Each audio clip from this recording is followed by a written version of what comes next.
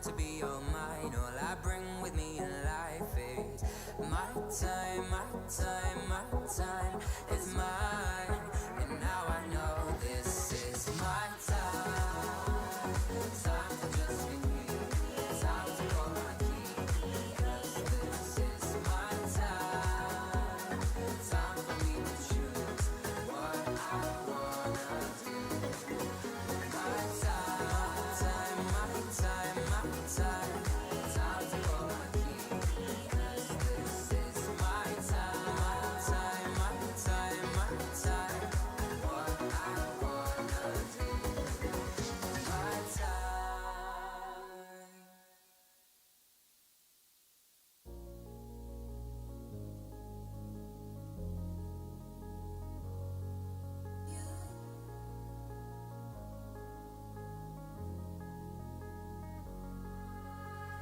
I wanna know you, I wanna show you, and I wanna give you everything you wanted, and I wanna see you, don't wanna leave you. I just wanna give you everything you dream, but hold on to me, 'cause I know I can make you believe in something that only we can see.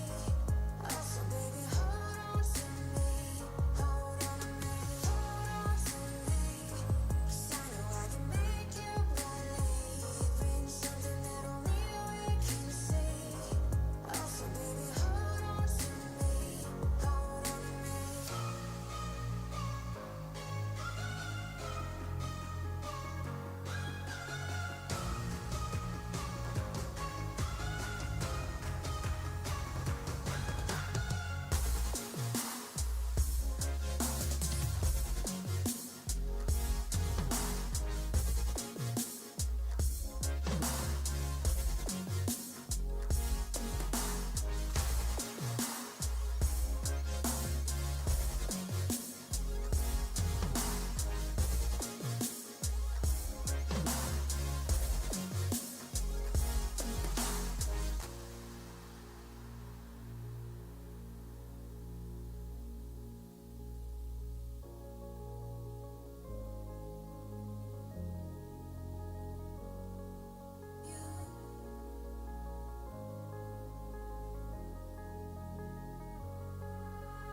Baby, wait, I know that you're afraid, but it'll be okay if you just stay with me, and we can run from here, and we can disappear, and they won't find us where we are going, dear. So baby, hold on to me, 'cause I know I can make you believe in something that only we can see. Oh, so baby, hold on to me, hold on to me, hold on to me. 'Cause I know I can make you believe in something that only we can see. Oh, so baby, hold on to me, hold on to me.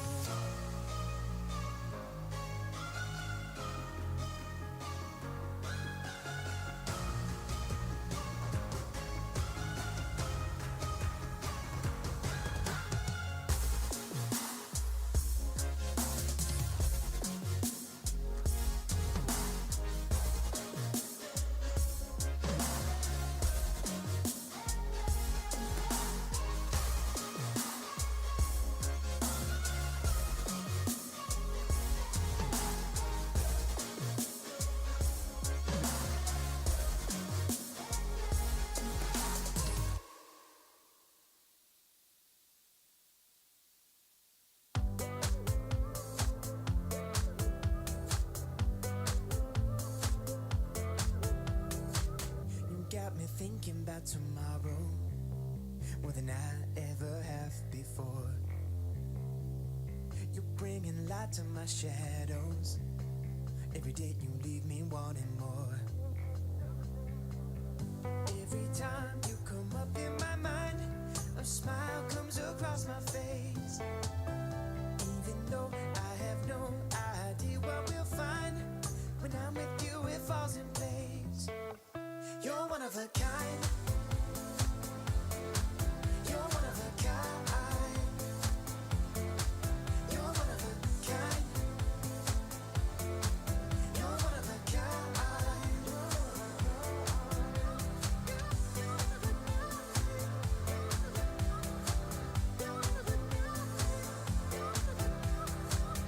show up first to every party, and you think tequila is your friend.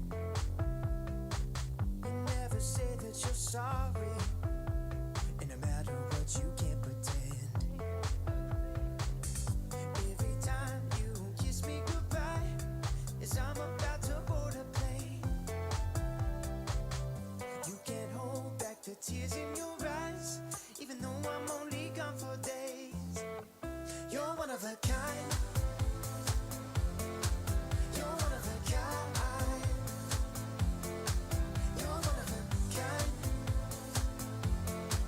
You're one of a kind.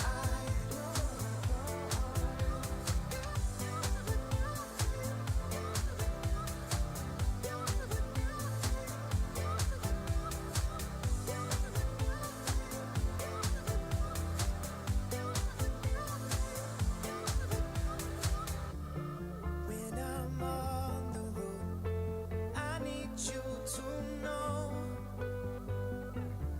there's lots of chances for love, but nothing's like our home. Every time you come up in my mind, a smile comes across my face. Even though I have no idea what we'll find, when I'm with you it falls in place. You're one of a kind. You're one of a kind. You're one of a kind. You're one of a kind.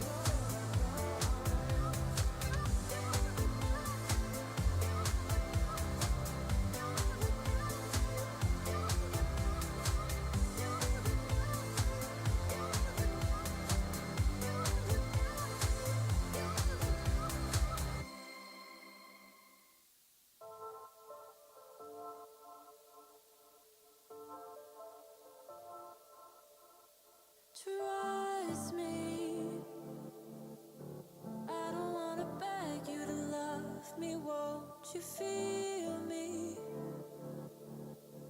I don't wanna force you to hold me. What if I keep you on your toes?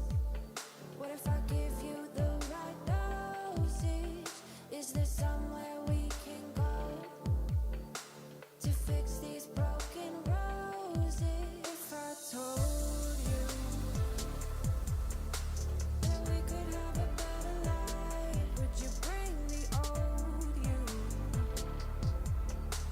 Or is that person still alive? If you took him off the shelf, would he even be himself? If I told you that we could have a better life, No sleep. You'll never find me dreaming these days. Lonely. I had to get another set of keys made.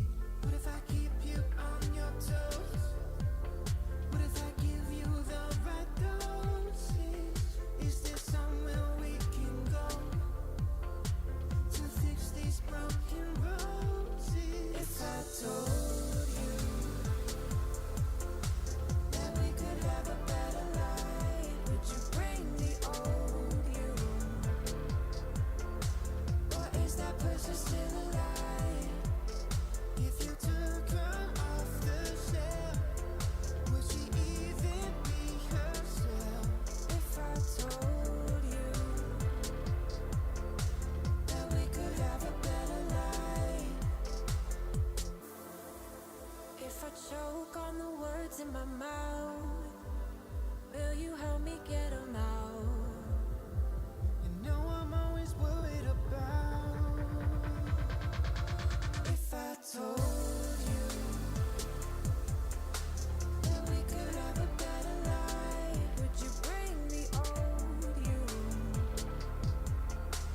Or is that person still alive? If you took him off the shelf, Would she even be herself? if I told you that we could have a better life,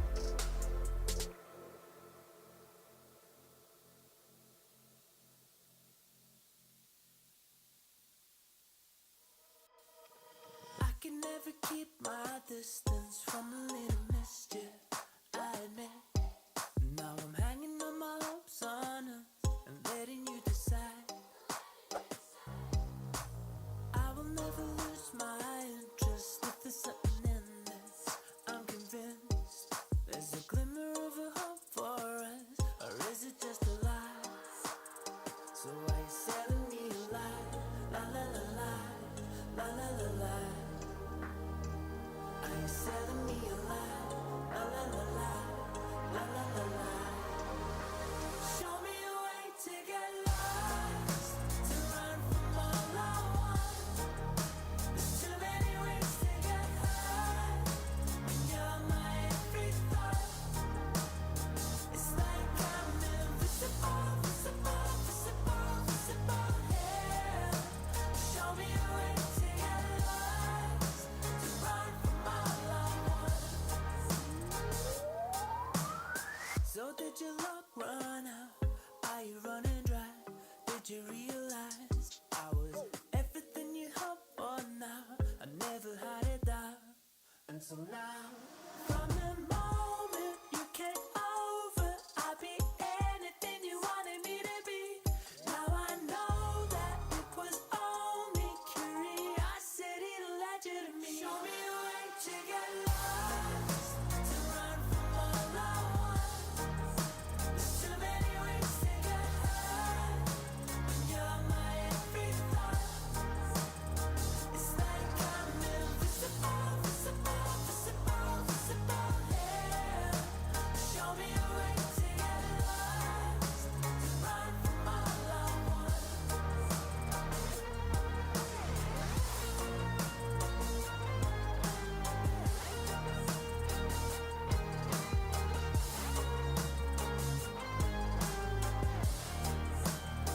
So are you selling me a lie?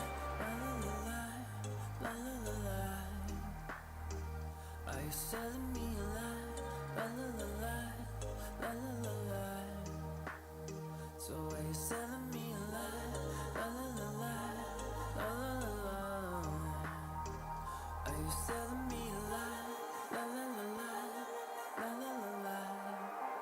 Show me a way to get lost, to run from all I want. There's too many ways to get high, when you're my every thought. It's like I'm invisible, visible, visible, visible,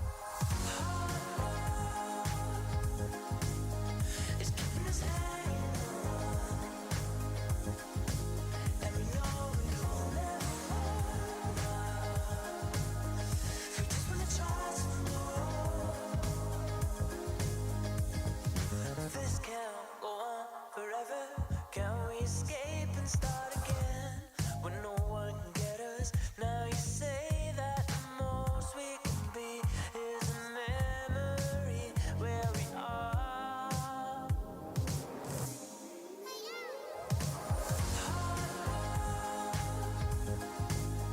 It's keeping us hanging on, and we know we will never work out. We just wanna try some more.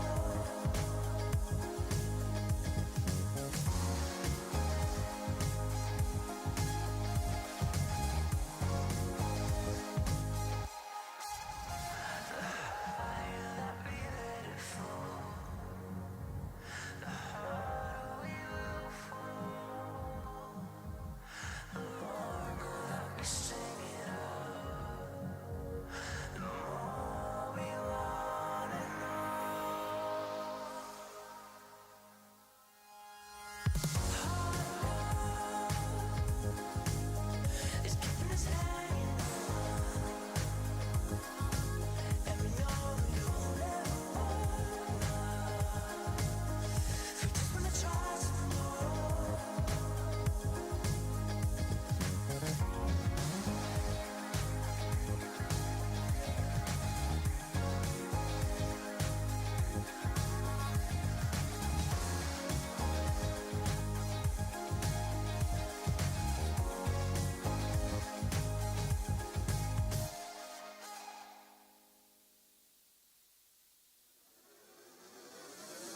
It's the small things that you do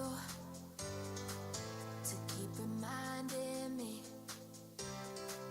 there's magic inside me and you. Dreams to reality. All of my worries and fears fade away with you.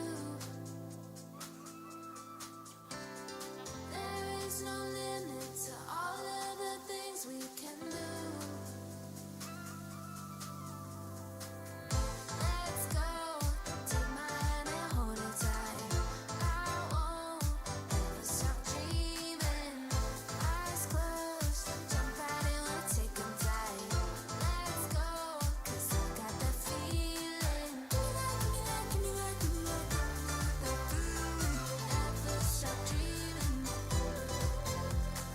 Give me that, give me that, give me that, give me that, give me that feeling. Never stop dreaming. You take me to a better place. Never wanna leave. Affection in a million ways. When you're next to me, all of my worries and fears fade away with you. There is no limit to all of the things we can do. Let's go, take my hand and hold it tight. I won't ever stop dreaming. Eyes closed, jump right in, we'll take 'em tight. Let's go, 'cause I got that feeling. Give me that, give me that, give me that, give me that, give me that, that feeling. Never stop dreaming. Give me that, give me that, give me that, give me that, give me that, that feeling. Never stop dreaming.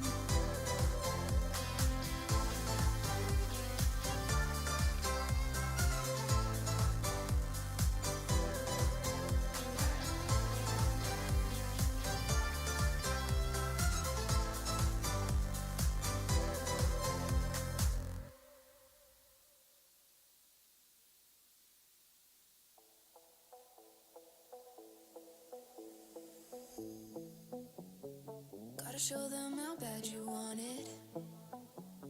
You don't always get them second chances. Don't start chasing till you got it. Do what I gotta do. I just break the rules like that. Maybe I'm just cool like that. Staying focused, don't sidetrack. Always when I don't come last. I'll never go less than 100%. I'll just keep waiting while you're catching your breath. I'm only living if it's close to the edge. So come and dive into the deep end, cause the best is yet to come. I'm like a song you can't get out of your head. You press rewind when you get close to the end. When I'm with you, I feel it in my bloodline. I just go with the go-to, but you the one shining bright. Pump it like woo, baby. Better get your thing ready. I'm better when I'm with you, so would you be mine tonight? Too bad we breaking whole pink. Better take it slow, back into the moment. Done the summer, had a summer glow. Body like somebody gon' be missing, ain't somebody. All I want is underneath the neon. Denim jacket you can lean on. In the drop we can be gone. Like a dream, I think I see one. I'm better when I'm with you. I feel it in my bloodline. I just go with the go-to, but you the one shining bright. I'm better when I'm with you. I feel it in my bloodline. I just go with the go-to, but you the one shining bright. Pump it like woo, baby. Better get your thing ready. I'm better when I'm with you, so would you be mine tonight? I'm better when I'm with you, so would you be mine tonight? I'm better when I'm with you, so would you be mine tonight? Body like somebody gon' be missing, ain't somebody. Twerk it like a Roddy, I'ma eat it like a zombie.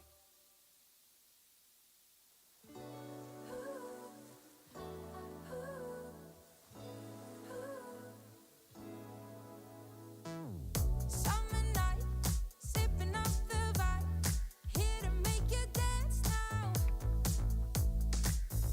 Feel the heat, taste of something sweet. Wanna take a chance now. We don't care if it's a weekday. We're getting on it like we've nothing to lose. Out out there soaking up the sun rays and feel the rhythm of our favorite tunes. Underneath the stars and neon lights, something in the water drives me wild. We got the game, cool champagne, light it up tonight. On fire, won't stop, don't stop. Give me the getting down, funky sound, cherry sugar high. Now raise your glass up, hands up. Give me the Best games ever played, featuring Magnus Carlsen, Alireza Firouzja and Fabiano Caruana. Freestyle chess is still in its early days. This is your chance to get ahead of the competition. Sign up now and let's take your freestyle game to the next level. Join my freestyle chess masterclass today and save 20% only during the Grand Slam. Welcome to Las Vegas and the 2025 Freestyle Chess Grand Slam Tour. We're here at the spectacular Wynn, and for the first time, the Freestyle Chess Grand Slam Tour comes to the United States. I'm your host, James Dash, and over the next 5 days, we're getting ready for a world-class competition with the best players, the best content creators, and of course, the best commentators the world has to offer. The stakes, sky high. The city, Sin City. This isn't just about chess. It is a showdown between the best players on the planet. And it's happening right here in Vegas. This is Chess Unfiltered, a spectacular test of courage, speed, and ultimately, raw skill. From rapid-fire moves to strategic brilliance, freestyle chess showcases every aspect of the game. The rules are exciting, the tension is real, and only one will rise as champion. Watching these elite grandmasters compete under pressure is truly unique in the world of chess. Freestyle chess isn't just a tournament. It's a revolution in the world of chess. And Las Vegas is the perfect stage for it. Ready for 5 days of drama, brilliance, and a prize pool of $750,000.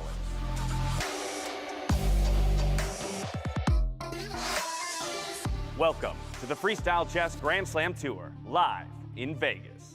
Baby.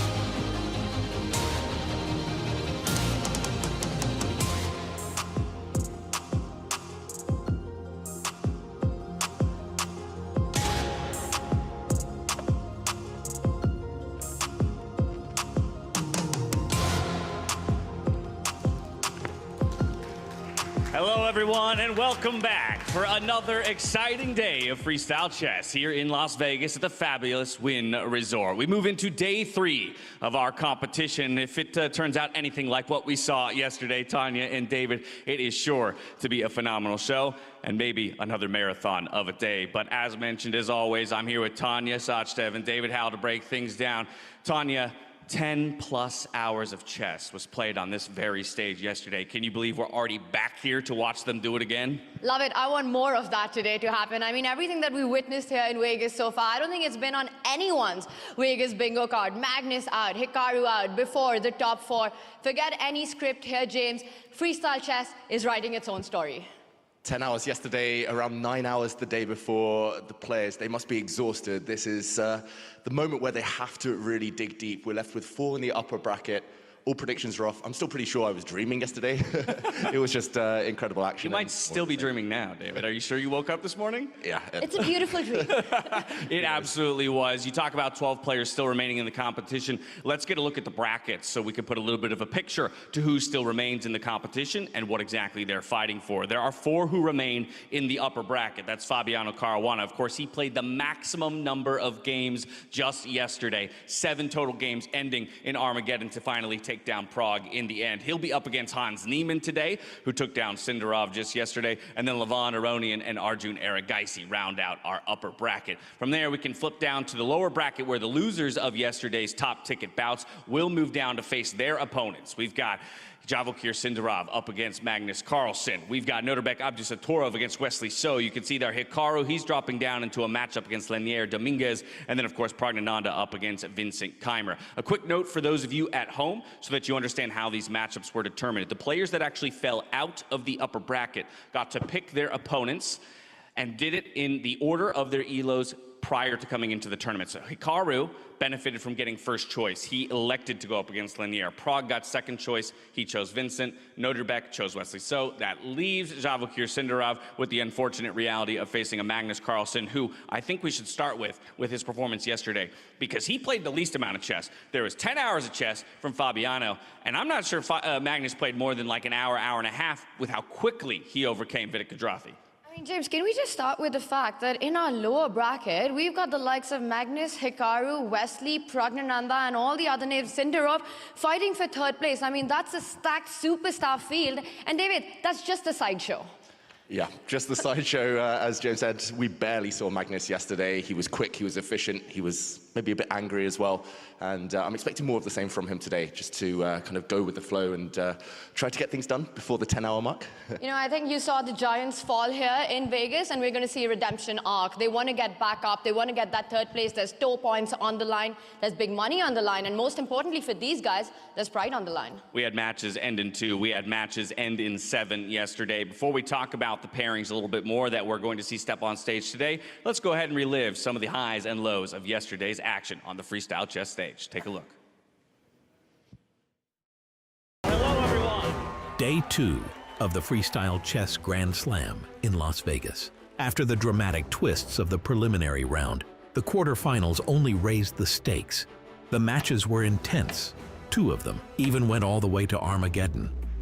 I mean, this is entertainment at its max at the entertainment capital of the world. It's a format so brutal that we call it the Armageddon. Problems on the board as well, big threats, and look at this. This is absolute chaos. This is great news for Fabiano. He actually brings his queen out. Watch out, Prague. There is a nasty check in the air. This is going to be Fabi's match. He's about to get the queens off the board. He does it.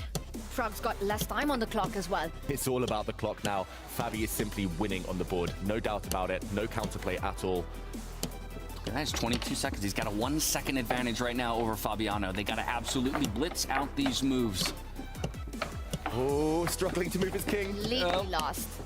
More pieces fall off the board. There goes a bishop. Now he's got a full rook like you talked about. He's going to check the king on the side of the board, repositioning towards the middle. The king on the chase as well. Just quick moves, blitzing out. Can't give away a single move blunder, but it's more important to look at the clock. Look at this, 17 seconds apiece, 19 seconds. It's too quick to follow in so many ways. He just has to hold on, and he does just that. Fabiano Caruana in a marathon of the day. He was pushed all the way to Armageddon. 7 total games of freestyle chess, and he does it once again. Mr. Consistency is going to the semifinals.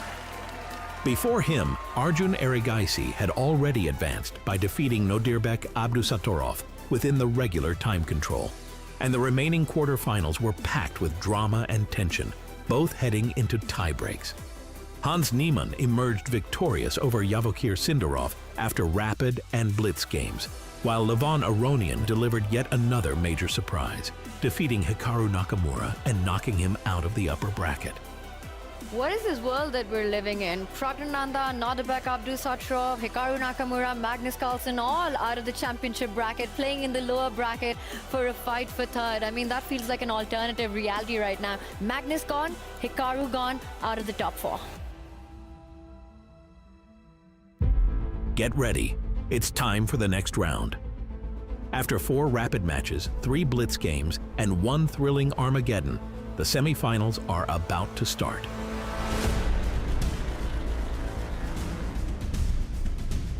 The quarterfinals delivered non-stop excitement, packed with tie breaks and intense pressure right down to the final seconds. Now the stage is set for the epic semifinals. Fabiano Caruana versus Hans Niemann and Levon Aronian versus Arjun Erigaisi.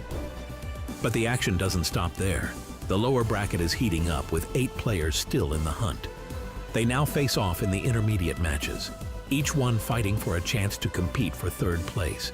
The tension remains high. This tournament is far from over.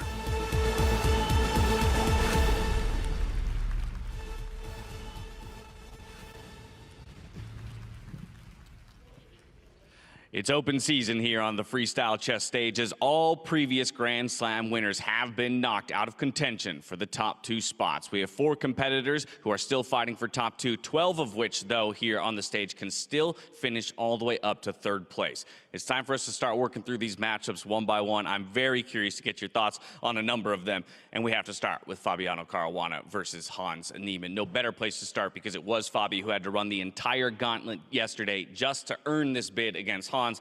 That said, Hans had almost the same length of day, just barely escaping in Armageddon himself to ultimately buy himself a semifinal. David, how do you evaluate this matchup? 2 very stylistically different players. I think it's going to be close. On paper, Fabiano might look like a favorite. He's been so consistent throughout the season. He's been runner-up once in Weissenhaus. He's come third in Paris. And I don't know, though, just the manner of the match yesterday, Hans Niemann was so in control. Despite the fact it went quite a distance, it felt like he was the one on the front foot, making the moves, never really in too much danger. For Fabiano, his nerves must be frayed. He's also a slightly older player. A day like yesterday takes a lot out of you, Tanya. Absolutely. I mean, it was such an epic duel between Fabi and Prug, 7 games, finally winning it in that Armageddon, but that's also got to get that adrenaline going. I think this battle is, there's youth versus experience, but also for Fabi, he's such a powerhouse of all these chess skills that are required, just the consistency that he's shown on the freestyle tour. He's got experience, he's got precision on his side. On the other side of the board is Hans Niemann. He's bold, brash. He's got all the Vegas vibes going for him. He's motivated, he's hungry, and so far, chess has spoken for itself. Yeah, and I think there's also maybe a secondary discussion when it comes to the possible result of this matchup, just where it would be determined if it were to go one way or the other, right? I think if Fabi were to win, I had more confidence that it happens perhaps in those 30-30 portions of the day, but as the time controls get quicker and quicker and quicker, if he's pushed to yet another 5-2 situation or an Armageddon, maybe I'm leaning a bit more in that Hans Niemann camp. We do want to get some big picture items up on the screen for you guys, of course. That is one of of our marquee matchups in Hans Niemann versus Fabiano Caruana, but we can't forget Levon Aronian versus Arjun Erigaisi. I mean, what a surprise Levon has been in the tournament so far. He's such a storied player, but it's been so up and down for him. You got Hikaru. This is a surprise as well, right? He was the absolute top performer out of the group stage, and yet he falls just in that first round of the upper bracket. Vincent Keimer, he's still keeping his hopes of a third place alive. Wesley So, this is a guy who we thought the format would favor, and he is still very much alive up for third place. Javakir Sindarov, oh, how much it must sting for him to not still be in contention for a top 2 spot, and then of all things, to be drawing into Magnus Carlsen in your lower round brackets. But reframing back towards the top of the table, Levon, Arjun. What are we thinking here? Arjun was the only one who was able to get away out of the first 2 games yesterday, and he might come in just a little bit more rested today, Tanya. A little bit? A lot more. I mean, that was an awesome display of performance by Arjun Erigaisi. Just needed 2 games to wrap up his match against Nodebek Abdusatrov. He cruised and then he chilled in the semifinals, watching all the other action unfold. And I think today he takes on Levon. Levon, you know, he's been up and up in this tournament after having a disappointing finish in the first leg of the tour in Weissenhaus. Coming here, the performance that he showed back-to-back, taking down the world number 1 and the world number 2, Magnus Carlsen and Hikaru Nakamura in high-pressure battles. I think for Levon, you know, he's writing his legacy here, and then you've got Arjun Erigaisi, who's forging a legacy right now in his chess career. This is going to be an epic duel, and a bit of a clash between 2 of the most creative players on the circuit. 2 super creative players. Levon is nearly double his opponent's age, which is incredible. Levon cannot be underestimated anymore. We thought he was the underdog against Magnus, proved us wrong. He ground down Nakamura in Nakamura style almost yesterday in lots of long endgames. It felt like he was turning back time back to his peak, Levon, and yeah, this one's going to be very close on paper. Taking a look at one of our matchup graphics, though, provided by David Howe here on the stage. These are scores given to the players as determined by their 2025 freestyle performances so far, and I think this makes perfect sense, at least when I'm looking at those numbers up top, the overall numbers. Arjun Erigaisi has absolutely surprised and delighted so many people from when he first stepped on stage in Paris up till this point. Levon left us wanting more in Weissenhaus, and I know he wanted more. Didn't get the opportunity to step on stage in Paris, and so this is the first time he's getting an argument to change that number. Yeah, he came at the bottom of the table simply in Weissenhaus, wasn't at his best, Levon Aronian, while Arjun was fiery on the board in Paris, has won several Freestyle Fridays online on chess.com. So yeah, I did think, at least on paper, Erigaisi should be the favorite, but taking into account the last couple of days, who knows, all bets are off.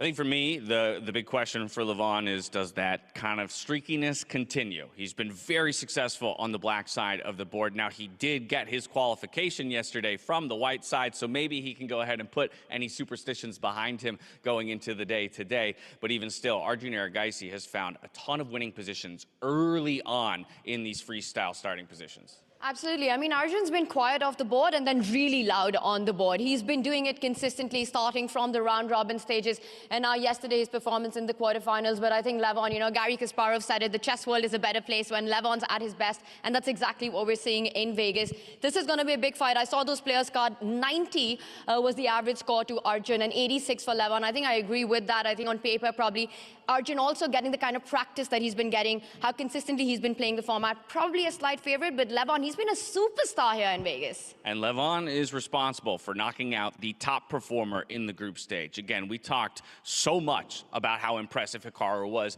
on that first day of play. 5 wins, 2 draws. I mean, really, through most of yesterday as well, he didn't even take a loss, right? So the fact that he ultimately gets knocked down is something we have to discuss here. But does he become now kind of the front runner within that lower bracket for third? Oh, it does look that way, maybe. It depends on recovery. It's always tough after taking a hit, kind of bearing that disappointment. And for Hikaru, I think it was just a bit of a shock yesterday. Nobody beats him in a 100-move grind. He's the best defender in the world. He's been known as that for a while, so a bit of a badge of honor. He will need to just reset and just try and shake off that disappointment. You know, I think in the Levon-Arjun matchup, for me, the big differentiator and probably a key factor, David, would be the time management. Arjun known to be super fast on the clock, and Levon, you know, he's been taking his time in the early stages of the game. I wonder how much that would come out to play in that matchup. Yeah, the clock is key. We've seen it so many times. So many scrambles, blunders, even losses on time. And yeah, who knows what today has in store. It's the 17th piece. Clock is key. The starting positions and your evaluation of them as well is key. One notable difference for me yesterday was whether or not it was, a wounded Magnus or a Magnus that just has, that doesn't have the weight of fighting for first place anymore. He went his own way, and he absolutely had the quickest and most decisive games of the day. Will he continue that trend? Will other people start to notice that? Are they going to start going their own way? How do you approach this as you get deeper and deeper into the tournament? Yeah, it's hard here. You don't have time to sit back and watch the other boards go on and try to copy. Today, Magnus, he's playing an equally quick player. Javukir Sindarov is super speedy, super instinctive. Those games, I think, are going to finish first. It's just about which way they go. And that's a rematch from their group stage. And that was not an easy match for Magnus Carlsen.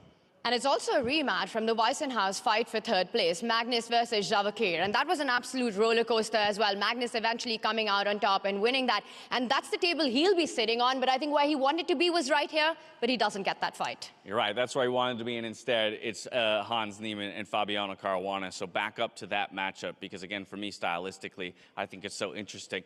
We had a discussion yesterday about picks to make it to the final table. And from my perspective, especially considering that a number of the other favorites have been knocked out, Fabiano should occupy that slot as maybe the pervasive favorite. Again, just speaking to the consistency of his performance and it being hard to bet against him.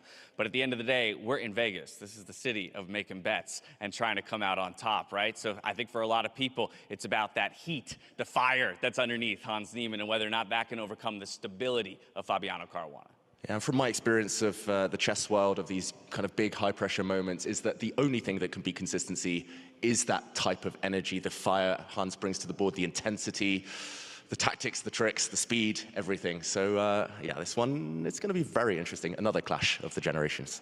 I mean, right here again, I think these numbers as an overall make sense to me, 91 to 85, giving the edge to Fabiano. This is our first time getting to see Hans on the actual stage playing live. When you evaluate Hans's numbers, though, is there anything that he's done here on this stage that you feel immediately would earn another bump up in points in one or two categories? Attacking, when he's on the front foot, he often gets a chance and takes the chance to put the ball in the back of the net and take the win.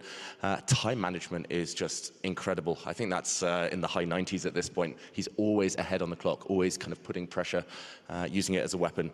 So yeah, those numbers going up as well for Hans. Let's go to Prague and Vincent. Prague and Vincent are two players that we haven't talked too much about. I think, again, it's been tough road for Vincent just because of those initial losses. He would have been a constant part of our conversation if he had kicked off his group stage in a slightly different way, but he barely missed out on the top four. He had a solid performance yesterday, did go into the tie breaks against Ray Robson, but ultimately came out on top in that first round of tiebreakers.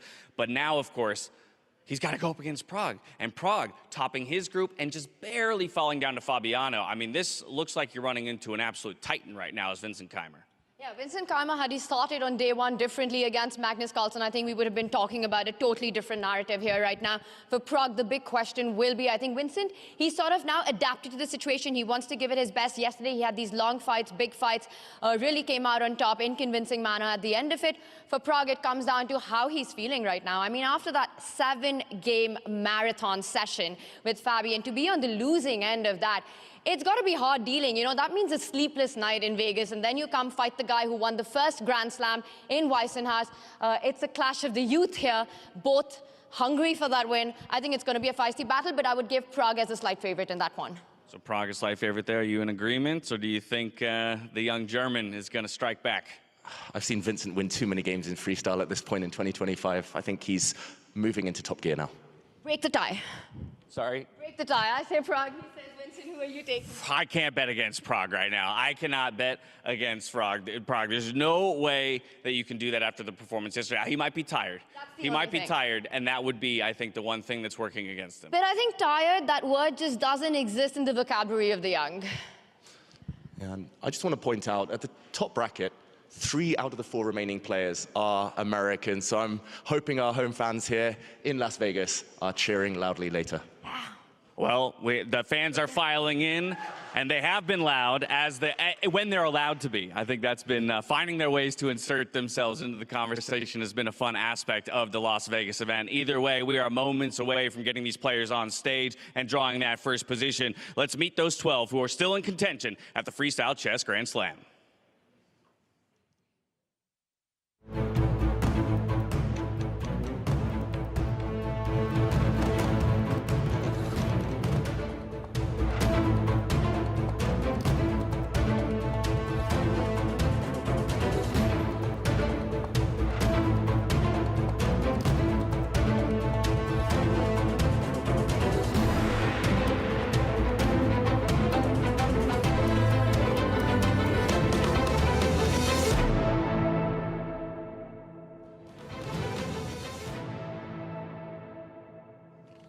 Well, there you have it. Those are the players doing battle here on the Las Vegas stage. But now we have to draw our position for the first bout of the day. In order to do that, I'd like to invite Alyssa Yokota on stage. She's an ambassador for freestyle chess in the Japanese region of the world. So, if we could get her up on the stage. Lovely.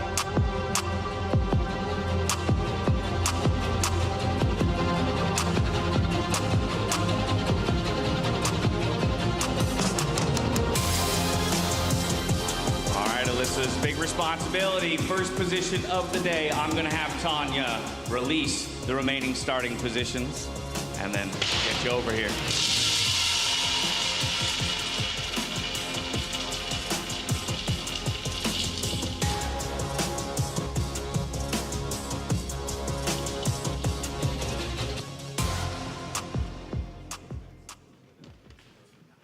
Five, five, five.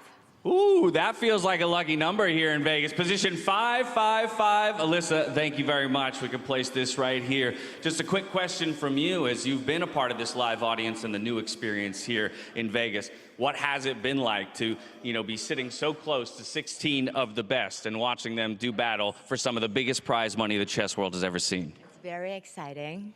Yes. Well, we appreciate you coming to join us. We appreciate you drawing this number. The players have their normal 10 minutes to discuss within their pods. Again, down to 6 players apiece. After those 10 minutes, they step on stage to do battle, and we'll catch you in the studio to break down all the action. We'll see you soon.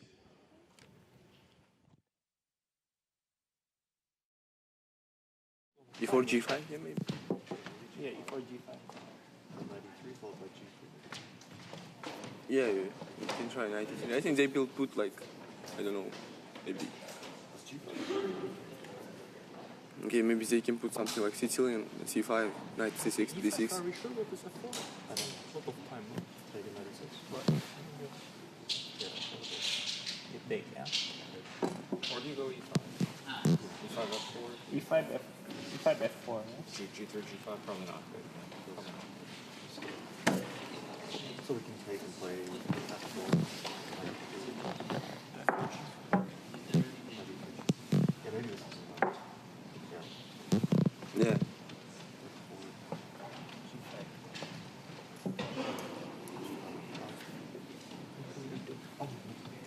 I could go here. Oh, G5, yeah. No, I don't like it. No, I don't like Where's that. the red? E4 is... Yeah. Wait, but by the way, 95, it's not like tactically.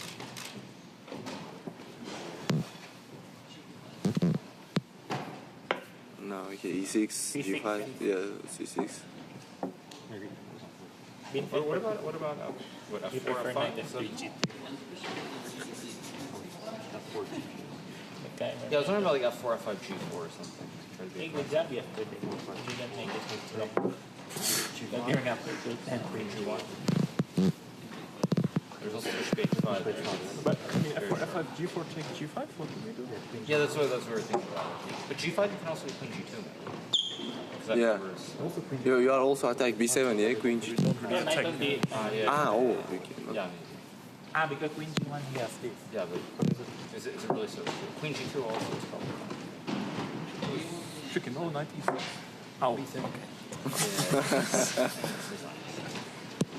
No, but this looks tricky. you're white you're fake this is too risky for black Well, I Yeah. mean, you just lose the pawn, no? I mean you can play knight C6 Rook G5, maybe, yeah. It's C6. No, you just lose pawn, maybe. No, it's the pawn. Yeah, just take on G5. Like H5. Yeah, maybe this the pawn for yeah. G3 But G3 is just very boring. no yeah What about G4, maybe, first move? Yeah, G4, G5 is the other question. I mean, G5 is forced. what about G6 G6, F5. Yeah, not forced. but G6 we can also play 93 stops at the 93, E6. I don't like the knight in pawn E2. I mean E6 is probably like 4 I'm not sure Maybe we should try something like F4, F5, G3, G6, I don't know, then knight C3. Knight C3. Okay, Then yeah, so E5. F4, F5, G3. Yeah, I kind of like this for white. If you go e5, yeah? Maybe we should try to build it up, yeah? Ourselves with c6. Yeah, e5? No, I mean later, This is yeah? also interesting. C6, like Fabi played. Fabi played, yeah. This was actually the best. Yeah? Yeah. And c6, e4? All this king c7 stuff. Take d5, queen h3, king c7. Right. Oh, but okay, here bishop is dead. Yeah, bishop is on the 8. Yeah.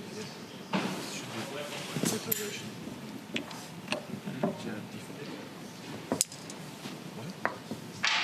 H7 is hanging. Yeah? Okay, this.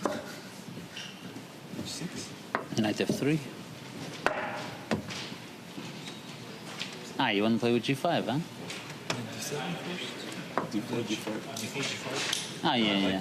Yeah, it's okay, yeah. Bishop comes to h5.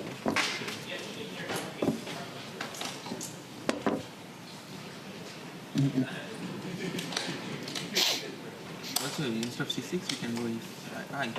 But c6 I like, kind of. C6, yeah, if you go D5, then slightly better, yeah? Yeah, black is okay, yeah. Knight D7. Uh-huh. So this is trapez. If you go 1d4 here? d4, yeah? Yeah, we should start considering the central openings, yeah?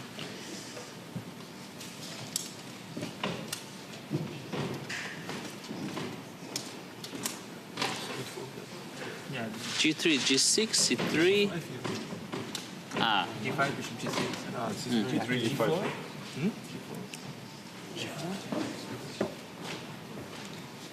But even taking g6, but what's the big deal if I just play g6? Fine, Okay, copy this. Yeah, right now he doesn't have bishop h5. Yeah, but Maybe. C6 is...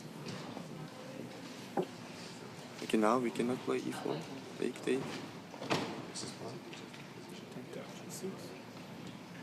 I don't know. I feel like it's going to transfer. The bishop. I want to take something like in game, but a little bit, yeah. You don't like it? But G4 is better version because now G doesn't have to take G5 or Queen D. Yeah, maybe. Makes. Queen d1. But let me go here. What do you Yeah. E3? E3. B4. I mean, Yeah, something like this. I don't know. with the knight on c6. Yeah? But also because it's E3, E6, should bishop H4. Maybe you can activate this bishop because the bishop on E8 doesn't get active now. Maybe. Yeah. And you can never cut off. Maybe, yeah. Like Maybe. just go for Yeah, I like this. FG, E5, knight E6, and... Different, like,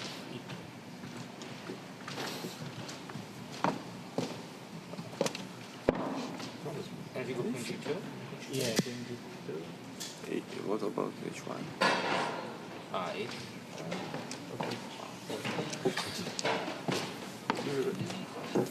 I don't know, but here you have bishop D5. Bishop D5, no? Knight e3. Maybe. Ah, you want to do this?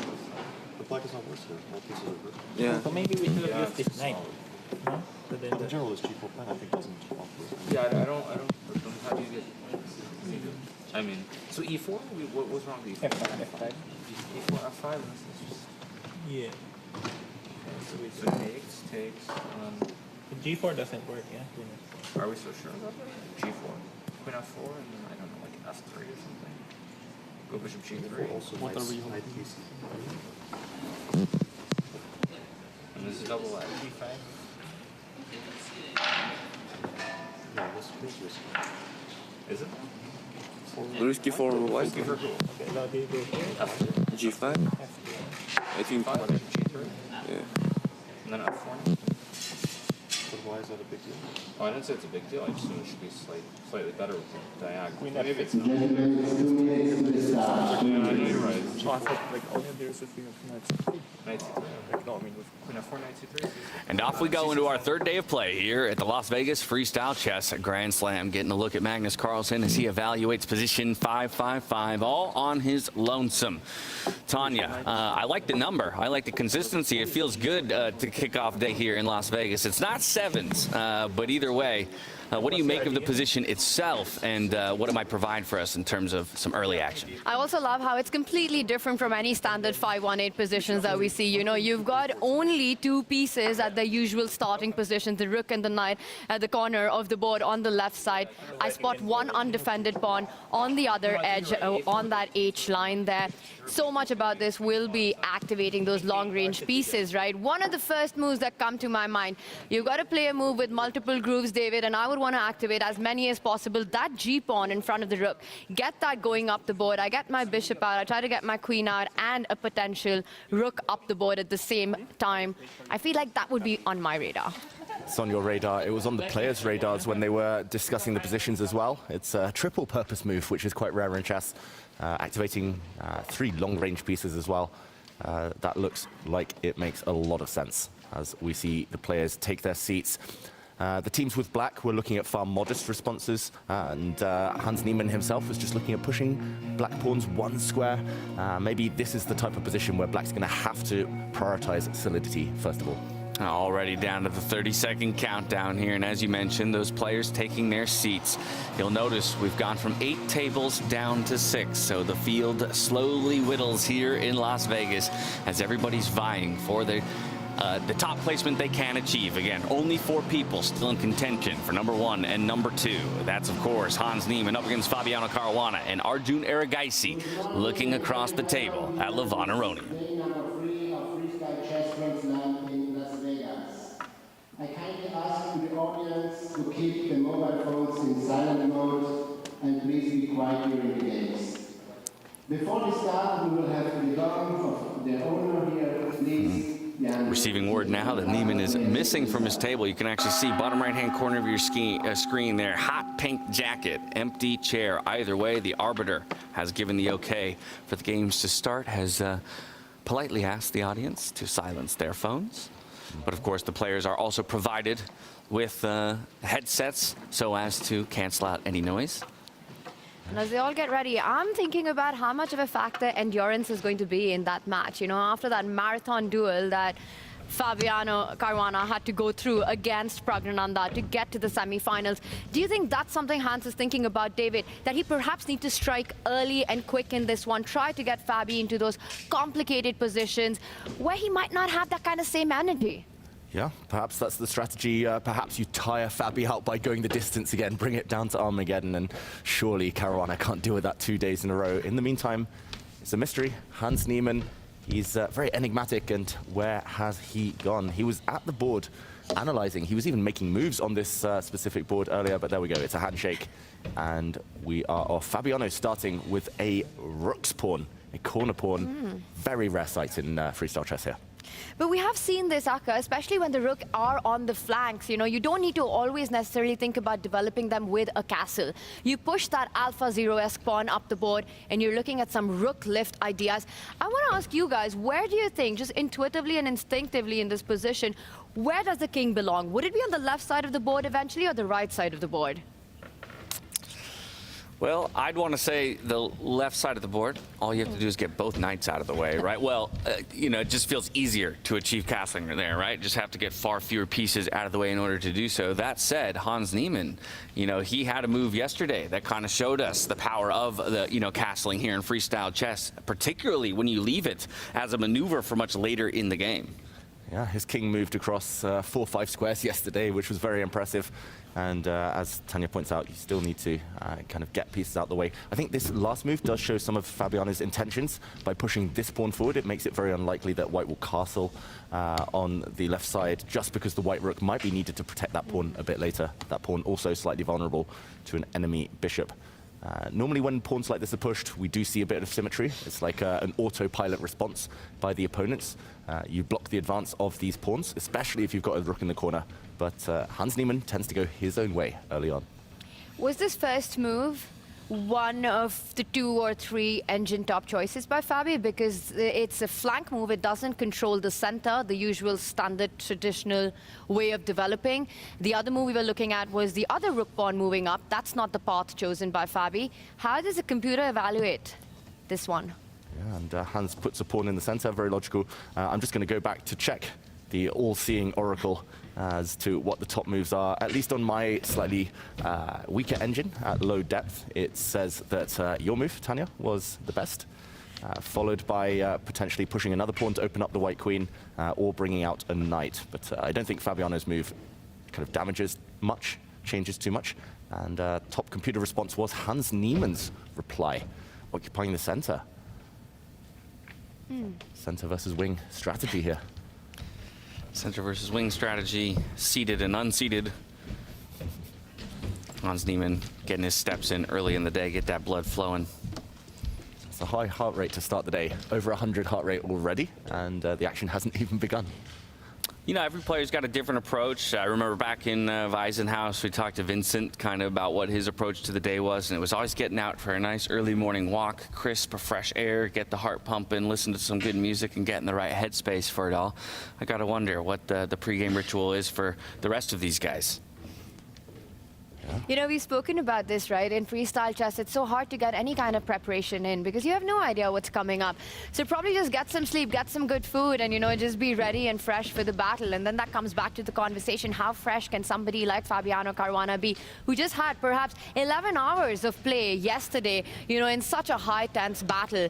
And Hans, you can see it on camera, also looks more relaxed. And I'm just wondering if now we'll see pawn moves on the other side of the board. He does eventually open up the bishop. And David, to your point, it's a more cautious pawn move rather than going 2 steps forward. I think Fabi has it on his mind that if he requires to castle, he will be going towards the right side of the board. Yeah, that's a big indicator, right? If you push pawns on both flanks, your options are reduced. But as Tanya says, watch out for the white king to run the whole way over to the right. First up, it's an attack on a central pawn, and Hans has to defend it. And a trap being set up. You can give a check with your queen, which is just opened up, and it's a double attack. You're checking the king and that undefended pawn on h7. Missed that one. I wonder whether Hans will miss that. And now we also know why Fabiano pushed the pawn just 1 square forward, not to block the queen's diagonal towards the black king. Okay, so Niemann has to find a way to refute that idea here right away. Could obviously slide that light squared bishop up 1 square, just target the landing spot of the queen. That's an option. I do want to pull out to just a wider view, both of our semifinal bouts, I should say, because Arjun Erigaisi, interestingly enough, spent 4 minutes of his clock time just to end up committing to the same first move as Fabiano Caruana.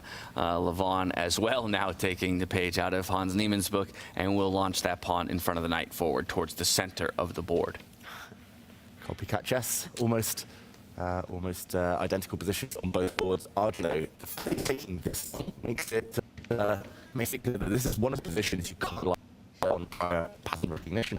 And the fact that Arjun and Fabi decided to go for the same first move makes me think we take the engine going out of the window. This is the kind of chess that I think works from a practical perspective. It's a difficult move to respond with something that your opponent was not expecting. Arjun playing his best. No single pawn step. That's a G pawn moving 2 steps forward. But that's intriguing considering the kind of tricks that you laid out just before, the threats that you had laid out just before, right? Because now we're occupying that light square. So the queen doesn't have the same opportunity to deliver a check and target a weak pawn. Well, there are ways that trap could have been countered, right? So I think Arjun just wants to play more aggressive. I think Fabi has a more strategic approach to his position. He knows that Hans will stop the ideas, the threats that he set up. That's the right side of our board here. You know, bishop attacking the central pawn, the queen check coming in. If black moves his central pawn, the one in front of the bishop, just 1 step forward. You block the check, you also defend your pawn. And Arjun just wants to get all the pawns rolling up. You know, you get them all on the 4th rank, A4, G4, F4, everything on the 4. He's going for the attack here. Yeah, going on the front foot. Arjun Erigaisi, very creative, but Levon Aronian, with black, he's been so effective. He's a counterpuncher. Just to, whether he gets a chance early, whether he gets a chance later in the endgame, he's shown he can do it all with the black pieces. Yeah, he has taken longer to make that first move than Fabiano. But now there's a game that's moving at a slightly faster clip. We can kind of zoom in just a bit more. That way David has the ability to draw some arrows for us as well as we start to talk through some of the ideas available to each player. Obviously, now Aronian with that little pawn push in front of the of his own, that same kind of triple effective move, the opportunity to the bishop. The queen now has a way out as well. But let me ask that same castling question on the other side of the board. Is it pretty much certain that everyone's going to the right side since we opened so many spaces in front of our king already? Yeah, for the white king, I think it's unlikely at this point. It just looks so airy. You never really want to get your king on a side where you don't have any pawn shelter. For the black king, far more viable, but still takes a while to get the pieces out the way. Yeah, I'd agree with that. And if I had to make a guess of which move David Howell would have liked to play, having known him for about 20 years now, I think it would have been the G-pawn 1 step forward and not 2 steps forward, David. A more controlled approach. And of course, everything is uncontrollable when you've got Arjun Aragaisi playing on the board. He doesn't stop at just 3 pawns moving forward. He gets that 4th pawn on the 4th rank, and this time it comes with a face-off in the center. David, this is starting to look very scary for black on move 4. Yeah, all the pawns. It's the 3-pawn attack on one side. It's a wing attack on the other side, potentially. I'm sure he will not stop there, Arjun. Given the opportunity, he would love to gain even more space, cramp the enemy army. And how could you not love this approach and this style of play here? He's just so quietly up for conflict at all points in the game. I absolutely love Arjun's approach to freestyle chess. Face of an angel, but the chess of a devil. Yeah. Float like a butterfly, sting like a bee. Trade of pawns. First piece is moved this game. The white bishop does actually feel a bit uncomfortable out in the open. Bishops never really like to lead armies, but the bishop will slide back at some point. And the key is that he's taken away black's kind of space there. The fact that he traded off black's front pawn means that black is struggling for central control now. And knowing Arjun, I think what he wants to do is he doesn't want to stop on the 4th rank. He's already thinking and planning of ideas. How does he get those pawns rolling further up the board? You know, the A-pawn can march up, defended by the rook. But also, more importantly, the one that you're pointing out right now, with the queen behind, asking some big questions. Are you going to open up further diagonals, further path towards the black king? That F5 push starts to look very dangerous and something that needs to be on Levon's radar. One thing I will say for Levon here, he's played fast, he's played quick. He hasn't been intimidated by Arjun's aggressive play right now. Well, he's playing from his comfort zone. He's playing on the black side of the board. He's just been putting up numbers from this position. So we'll see if he can do that in game 1 of the day. But I got to take us back over to the Hans Niemann-Fabi game, because we were wondering how would Hans respond to the threats that were on the board from this queen delivering checks on the light square diagonal, as well as that kind of soft pawn, let's say, towards the center of the board. He elects to move his light squared bishop out, protecting that central pawn, but giving, as far as I can tell, Fabi the opportunity to deliver this check and attack a weak pawn on the right side of the board. Yeah, he's sacrificing here, Tanya. It's amazing. I mean, I'm thinking about something that's very famously said in chess. You know, Patsa sees a check, Patsa takes a chess. Patsa sees a pawn hanging, Patsa takes the pawn. I mean, I would play that move in just an instant, but you're playing against Hans Niemann. We've seen him do this through the whole freestyle tour, right? Where he comes in, he sacrifices material for piece activity, for initiative in the position. But I'm going to admit, it's not so clear for me. I mean, it has to be around the ideas of getting your knight out into the game, trying to target that queen if it did get hungry on that H line. But maybe we dive a little deeper, David, because that's got to be the move on everyone's mind right now. Yeah, this is the acid test of what Hans Niemann has just done. This check, winning a pawn. Just to very quickly point out, Hans could have dodged this. I think something you mentioned earlier, Tanya, he could have just pushed his central pawn forward, defending its fellow here in the center, but also blocking the white queen from delivering a check. He decided not to solve this problem, instead to develop his bishop, which does look like it's on a clumsy square. You rarely see bishops here kind of locked in behind their own pawns, so very interesting idea here by Hans Niemann. A check, though, to put it on the board. This would be met probably by a pawn block or a knight block, as you mentioned. Maybe this knight block, maybe the other knight block. Let's say this one. Queen takes pawn. And where is the compensation? How does black try to get the energy going? The white queen does have an escape route. It's going to run away. It's cost a couple of moves already. It's going to cost a couple more with the white queen. So maybe just to push this pawn forward. And if the queen tries to flee here, black can establish a big pawn center. We might see the Arjun effect here with 3 pawns in the middle of the board. And yes, you're a pawn up, but the pawn count probably doesn't matter so much for white. Yeah, well, and interestingly, rather, if we return to the live position, you'll take note that Fabi doesn't take the bait. He's not going to go for it. I think much safer here, much more logical. And saying to Hans Niemann, okay, I'm not going to call your bluff here, but I'm also going to say that your bishop looks a bit silly on this square. I think that's a very pragmatic, very professional approach. I mean, the position that David had on the analysis, Black got everything going. White only had the queen out, right, which was being targeted and chased around the board. So that's playing with fire, something you don't want against a guy like Hans. Just look bad for White, honestly. I like this move. Not only does it open the diagonal of the bishop next to the White queen, but it also stops Hans from advancing his own pawn further up the board, offering the trade of a key fianchettoed bishop. You know, you're stopping the e-pawn moving forward, also the d-pawn stepping one step ahead, taking control of some squares that the knight could have landed on. And perhaps we can show that if we just put the d-pawn back, the move that Fabi just made. I mean, give one more move to Hans. E-pawn, D-pawn, everything coming forward, and then you're just very unhappy with no development with the white pieces. So a really nice approach by Fabi there. Yeah, nice clamping move there for Hans Niemann. If he had been given the opportunity, he wasn't, as Fabi now stepped forward. And very early days, of course, but I quite like the fact that Fabiano is playing nice and solid chess. I also like the fact that Hans is playing provocative chess. It feels like they're both being true to style, and it's only three moves in here. There's a lot behind the surface. Again, this check is on the table, but Black's response will be to block and another central pawn hit. And that's what you want to see in game one, right? Both guys coming in and playing their own, style of the game. I would have questions of confidence if either came in and felt like they had completely altered their approach from yesterday to today, but that does not seem to be the case. And I hear you guys, but my only concern in this position is this strange bishop that Hans has placed on that c6 square. It just feels like, what's the future of that bishop, you know? Now that the pawn's been stopped, I mean, what bishop am I even talking about? That's a big pawn on the board. How do you even get that going? And to me, that feels like a bit of a misplacement of piece, David. Yeah, it felt like he was just playing for that one trap. He's like, please go take my pawn, please waste 3 moves with your queen. But of course, Fabiano's not going to play into his opponent's hands, and right now, one bad piece often makes a position bad. So we'll see whether Hans Niemann can kind of break this bishop out somehow later by striking in the center, maybe here and now, or whether he has to play a bit of a quieter game. But just like yesterday, Hans Niemann spending a lot of time in these 30-minute games. Yeah, it's kind of peculiar. Yeah, he's normally Mr. Speedy.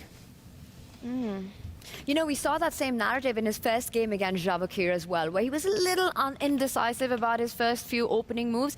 And I can understand why in this specific position as well, because it's not easy to decide where you're going to be placing, how you're going to be finishing your development here. Again, just pointing out that weird bishop on c6 for Hans. And also, I just realized that our entire top championship bracket feels like a fight where there's a clash of generations, right? You've got Fabi and Levon against Arjun and Hans Niemann. And I wonder in freestyle chess, will it be the experience of the youth that's going to prevail today? Well, it's our age-old question, event over event. First one of the year, it felt like maybe we got an answer with the performance of Vincent Keimer. Granted, it went kind of Vincent, then the rest of the old guard, and then the rest of the youngsters. Obviously, in Paris, Henrik Grenke, Magnus Carlsen had something to say about that, as well as Hikaru Nakamura going up to that final table, and Fabi taking a 3rd spot there in Paris. So ultimately, I think that question is still unanswered, right? There has been no definitive answers to whether or not one generation is particularly suited to this or not. To the point, though, about Hans Niemann taking longer in these, initial games, these 30-30 games, I think you could make the argument, and correct me if I'm wrong, it's rare that you would see Super GM games in standard classical chess end within the first couple moves. True. But in freestyle chess, that can absolutely happen. You can see an entire position be lost by a misplay within the first 5-10 moves. Yeah, and that's kind of #1 priority. 101 of freestyle chess. You just don't try, you don't blunder anything. You try to kind of stay solid if you can, or you go straight on the attack. Here it's tough as Black. It's a bit of a locked position now in the center to get too active.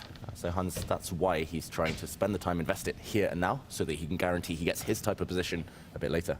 And Levon's investing a lot of time on his boards. It might be a good moment to check that out, because that's anything but solid or KG right now. We saw the opening approach that Arjun had, just throwing all his pawns up the board. And Levon in a bit of a deep think right now. Last time we checked in with that game, it was Arjun who was behind on the clock. But that narrative has completely shifted. Levon approaching that 20-minute mark. He hasn't made a move. We did have a trade of pieces at the center of the board there. That's how that bishop found its way there. A couple pawns leaving the table. Should we do a quick action replay? A slow-mo of this absolutely wild position as expected from Arjun and how it's arrived here. How slow can you click? Here we go.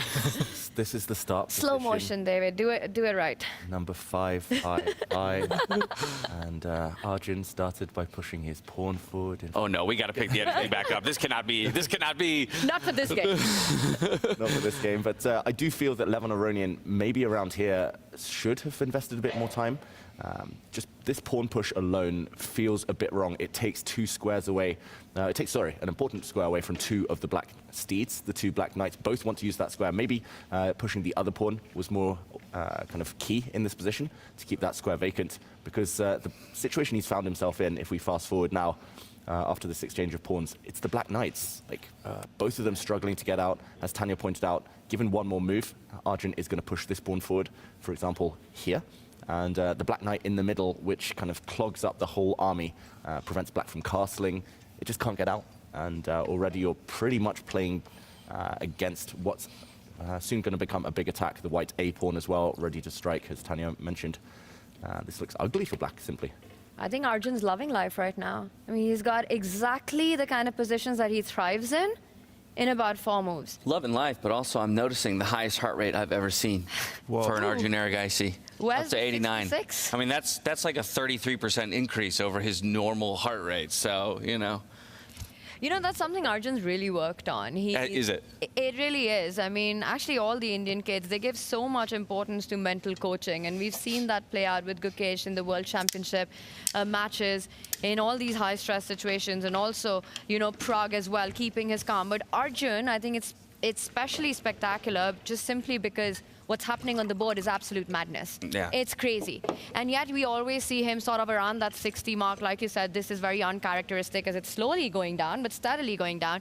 They do practice meditation a lot. They have a lot of these gurus that they go to understand how to keep your nerves under control. So it's a big part of their training. And speaking of high stress, it looks like things are about to get mighty stressful here for Levon Aronian. He does ultimately commit to a move, but even after spending all of that time, the computer is definitely not a fan. Call the ambulance, Arjun over 100.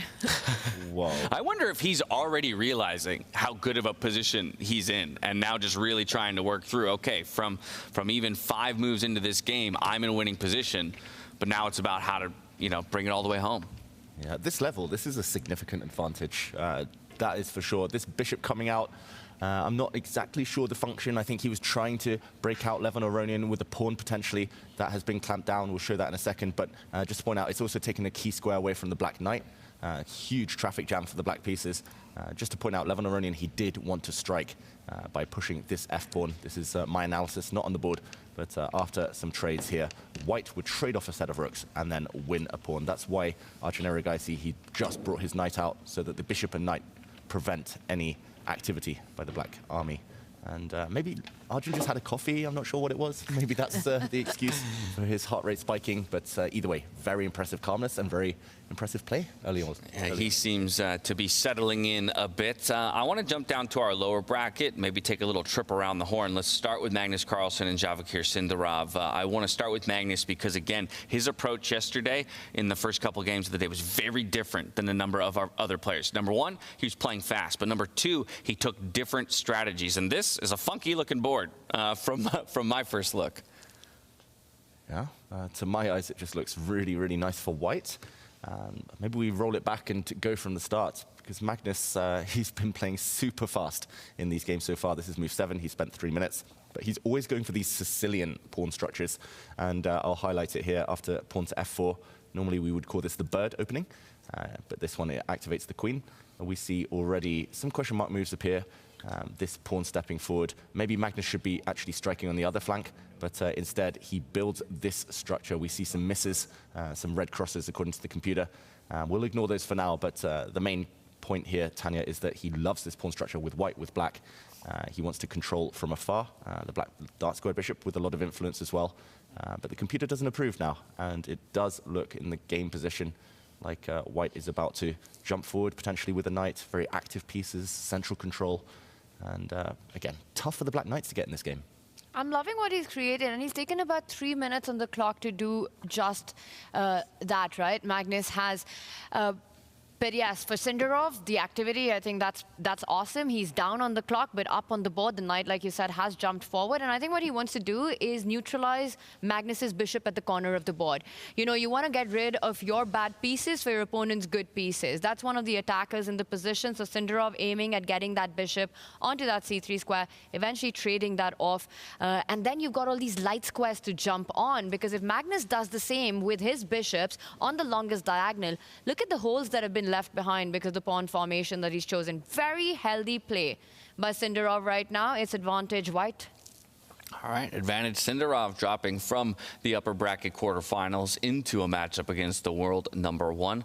But perhaps this is the wounded Magnus that Sindarov can manage to overcome. From here, let's hop over to Norbek Abdusatorov up against Wesley So. Continuing our trip around the horn here in the lower bracket, all 8 of the players down here fighting for a top placement of 3rd place in our Las Vegas Grand Slam. And look at this, we got bishops kissing each other on the side of the board. A lot of open space here on the right side, but very few pieces yet have been developed. And we'll dive into it, but in my head, I'm just thinking about it. And David, I want you to tell me on this. Talk to me about Magnus right now. I mean, how motivated is he going into that fight for 3rd place? You know, he's rushing his moves. He's barely taken 3 minutes on the clock, and he's got a worse position against Sindarov in the first game.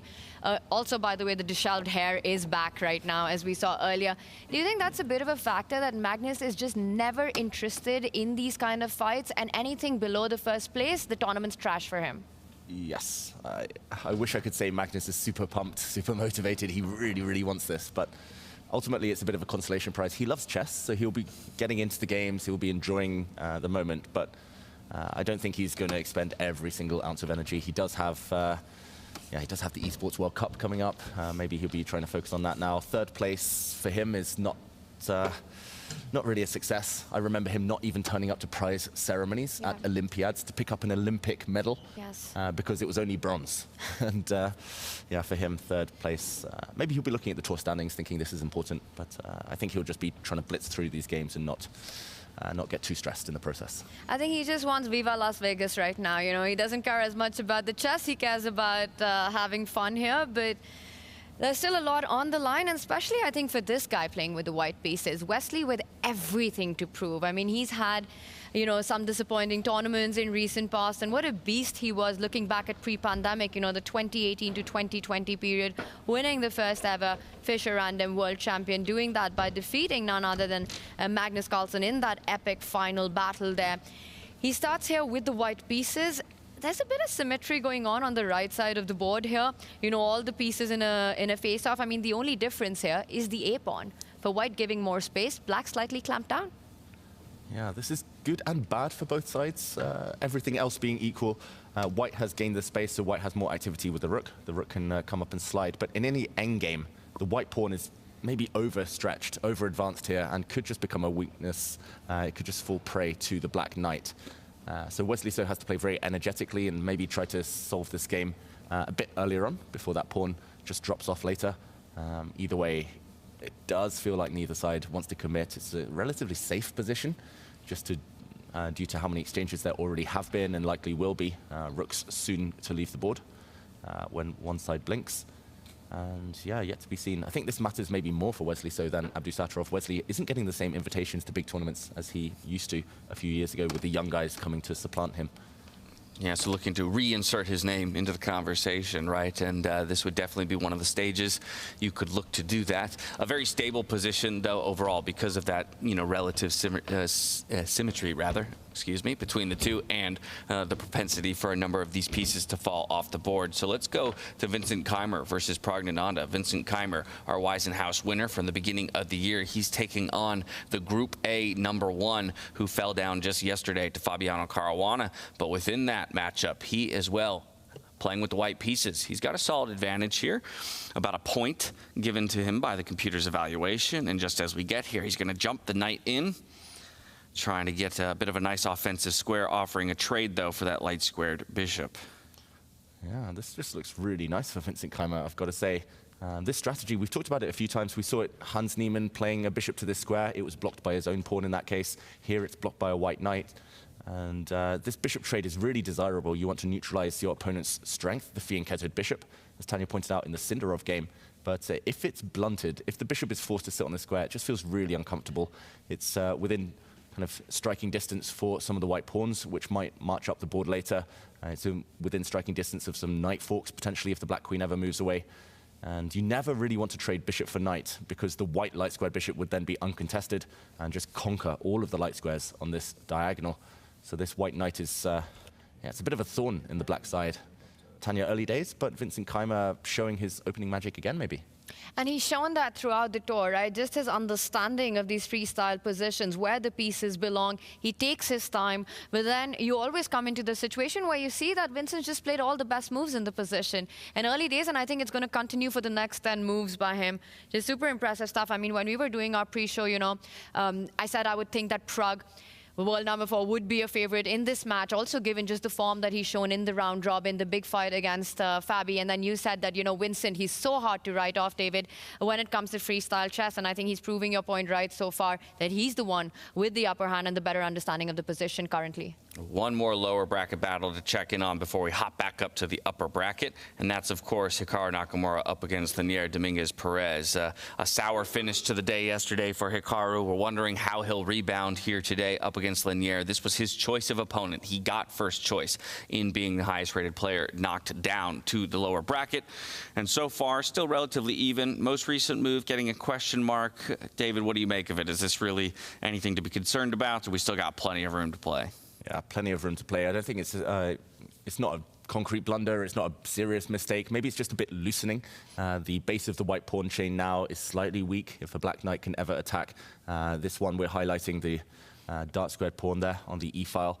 Again, it just feels like all the players, they're falling to temptation of trying to challenge their opponent's bishops on the long diagonals. But every time this happens, the computer says, it's not a good plan. But that's what Hikaru is going for either way, and it's going to become very slow, very strategic, this game. And actually, on paper, that favors both of their styles. All right, so this one's still with plenty of maneuvering to happen. We're going to be hopping over to Fabiano Caruana and Hans Niemann. But as we go, we want to toss to an interview, get a quick word from our competitors as they came off their grueling battles yesterday.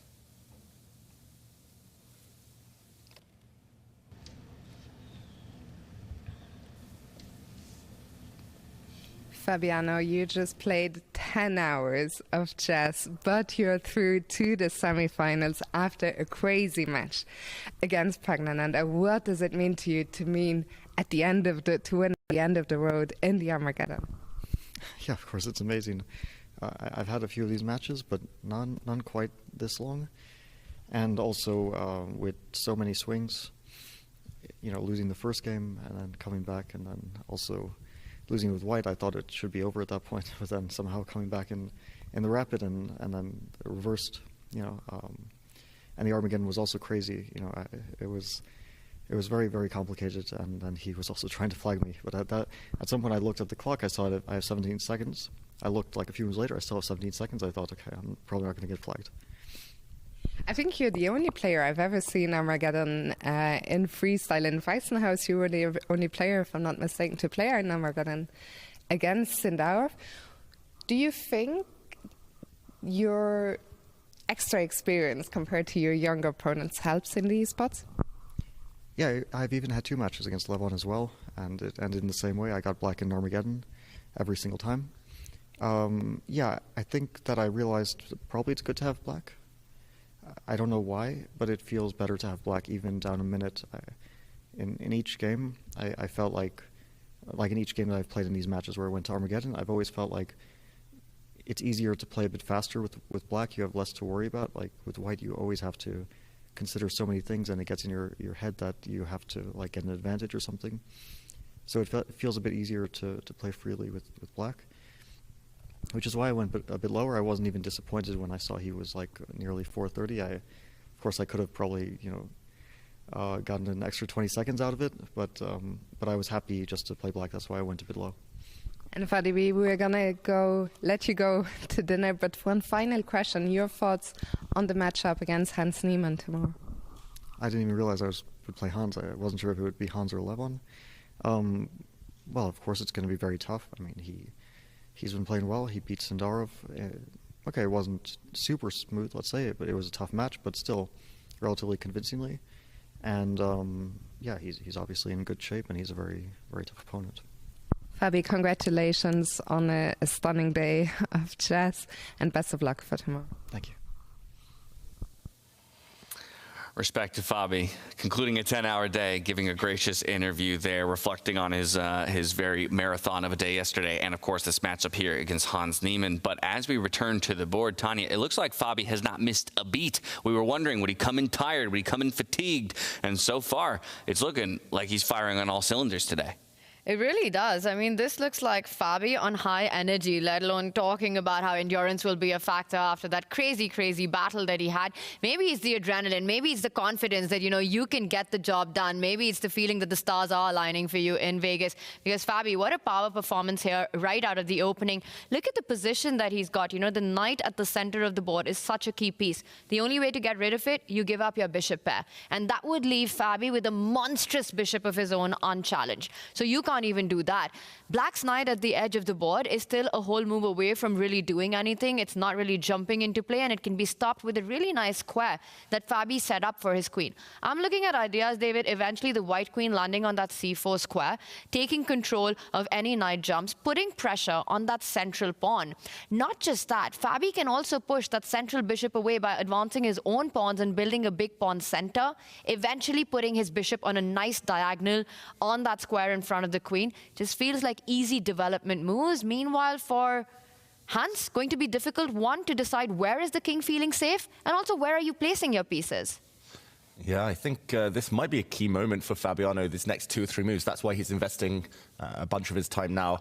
If he can prevent the black king from castling to safety, I'm not sure which flank, as you mentioned there, Tanya, but if he can prevent that, then Fabiano's just going to have a fantastic position and attacking chances down the road. But for now, he's just maybe mulling up whether to push the pawn first, whether to bring the queen out first, whether to trade off pawns first, a whole selection of tempting moves.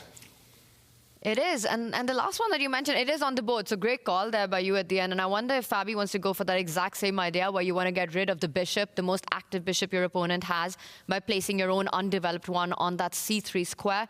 I will also point out that one of the tactics that we've been talking about from the start of this game, the queen check, pick up that pawn at the edge of the board. You know, earlier it was about it would give too much compensation. Now it would just be a massive blunder, David Howell. Yes. For white? For black? For white, I was saying, just simply because your queen gets trapped at the end of the board, at the edge of the board. Yeah, Fabiano brings his queen a better direction, but I'll just point out, put it on the board here, what Tanya was highlighting there. A queen check could be blocked, for example. Now, if you do get greedy, you do get trapped as well. The white queen with no escape. Disaster. We've seen queen traps before in Vegas, though. We have. Many. And queen coming out. I'm very surprised Fabiano did it in this fashion, I'm going to say, just because now Hans Niemann can challenge queens and try to trade off queens. If Fabiano, just to wind it back one move, if he'd done it before the pawn exchange, if he'd now brought out his queen, black is unable to challenge, unable to trade off this beautiful active piece here, because if he'd brought his queen out, we would see a trade and a devastating knight fork at the end, winning the black rook here.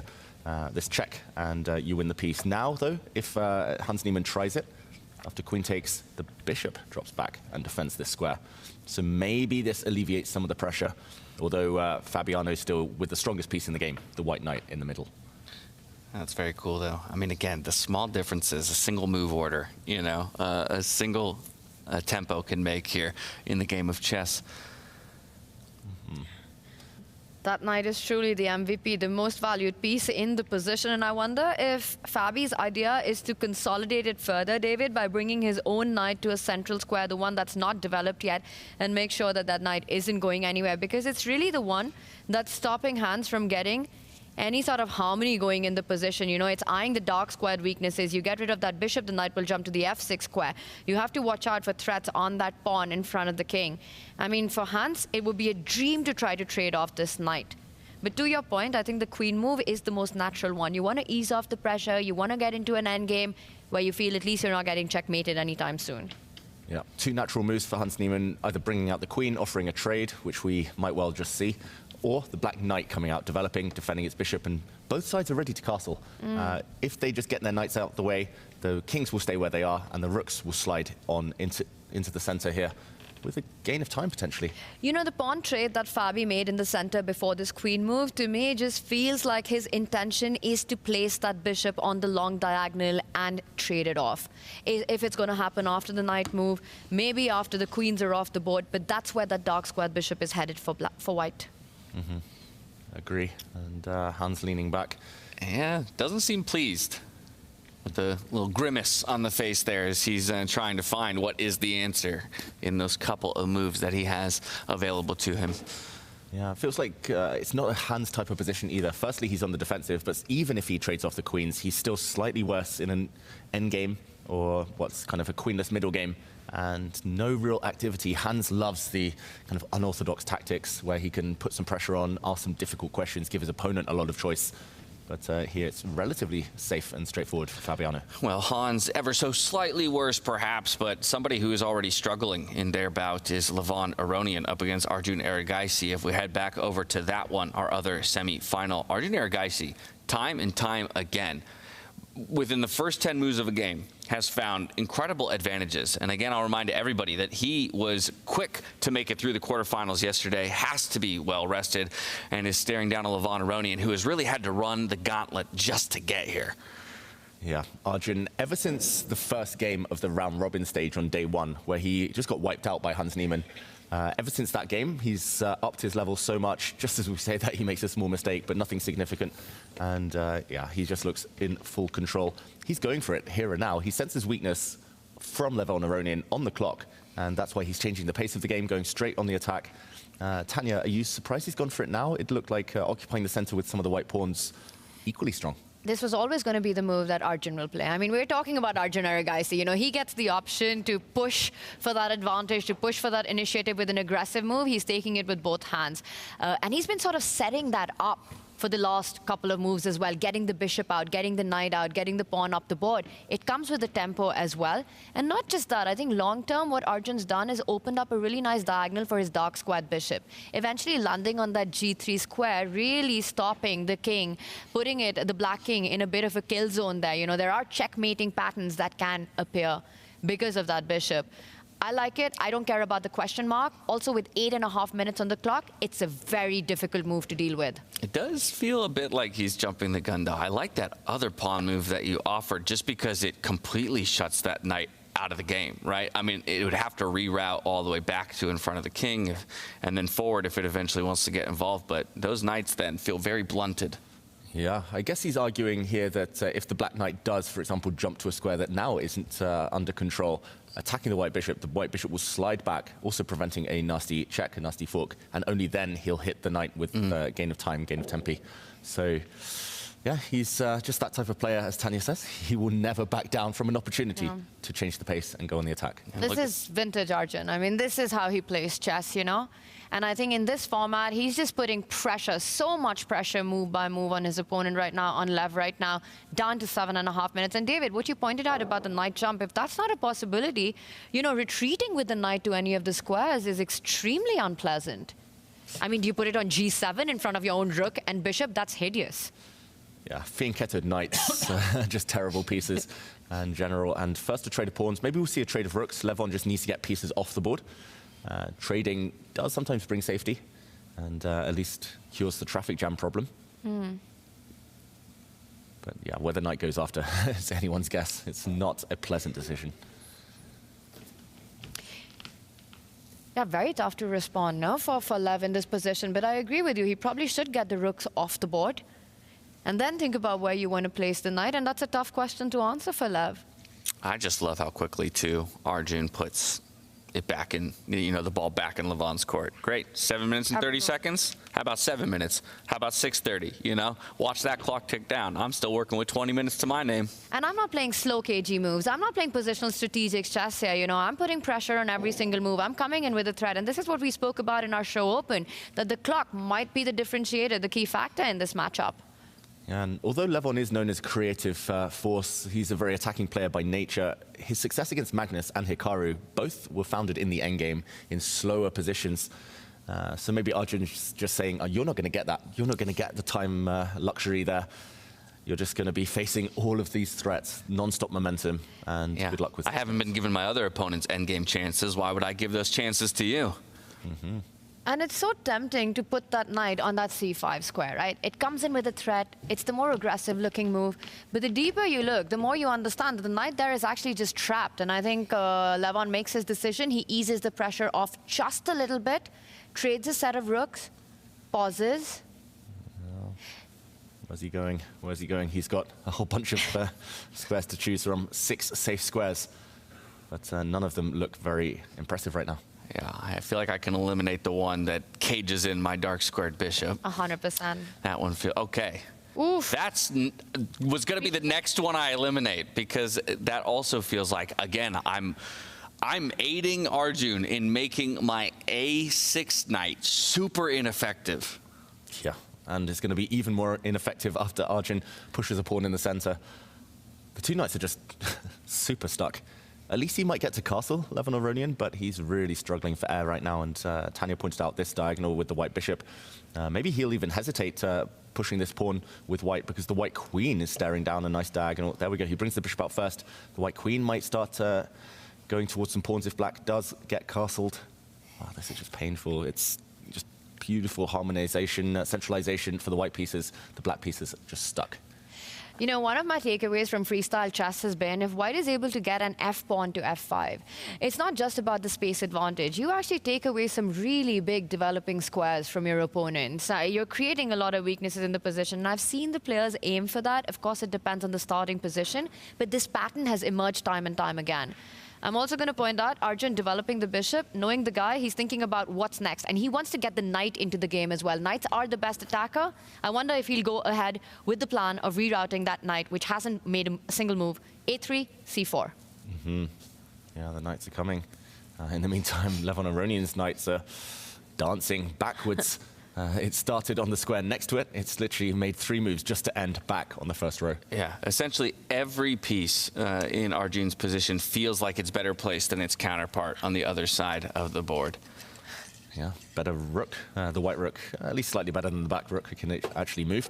The white knights are coming out to active squares. The white bishop's clearly superior, and the white queen a lot more potential than its counterpart, as you say. And in this position, David, the bar gives a huge advantage to Arjun, right? Do you think, from a human perspective, from a human evaluation, that is close to how Arjun looks at his chances as well? Probably. I think he's just busy calculating rather than saying, oh, I'm winning, or I'm better. Arjun, he's super focused and relentless.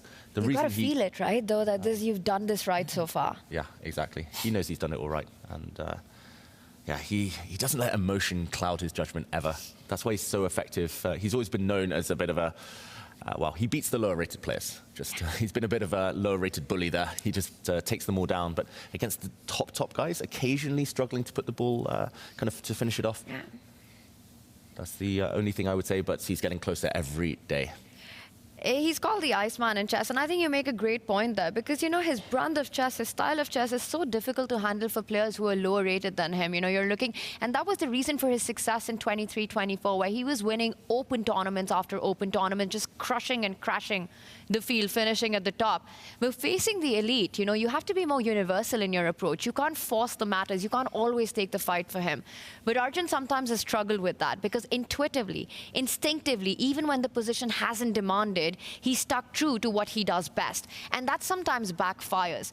But I wonder how much that has to do with experience. The more you're playing against these guys, the more you understand these things, and that universal approach develops further. For Arjun, every opportunity to play against the best in the world, something he's been missing out on, something he's been very vocal about in the chess world, just means everything to him. But also perhaps a characteristic that really suits him well in this format of freestyle chess, right? Where intuition seems like sometimes the best thing you can bet on in these positions. There just simply isn't enough known quantities, there aren't enough patterns established, and there isn't enough time to work through everything. And so this is a guy who, you know, might very much benefit from just having the feeling. Yeah, and I'm very proud of myself back in 2021. I got crushed by Arjun Erigaisi in a blitz match. He was around 2,500 level. Imagine, that was 4 years ago, and he was 300 points lower on the rankings. That's how fast his ascent has been. And I've never felt so powerless. I've played Magnus plenty of times. I've played Hikaru plenty of times. I always feel like I'm in the game. But against Arjun, it was just this power play, intuition, super speedy. And when he got a chance, he would kill me on the spot. And I literally said to him in the conversation afterwards, "You're going to be 2,800 in a couple of years." Lo and behold, he's here now, and it looks like he's here. Call him the Oracle, David Howe. I wasn't the first one. Probably many people predicted it.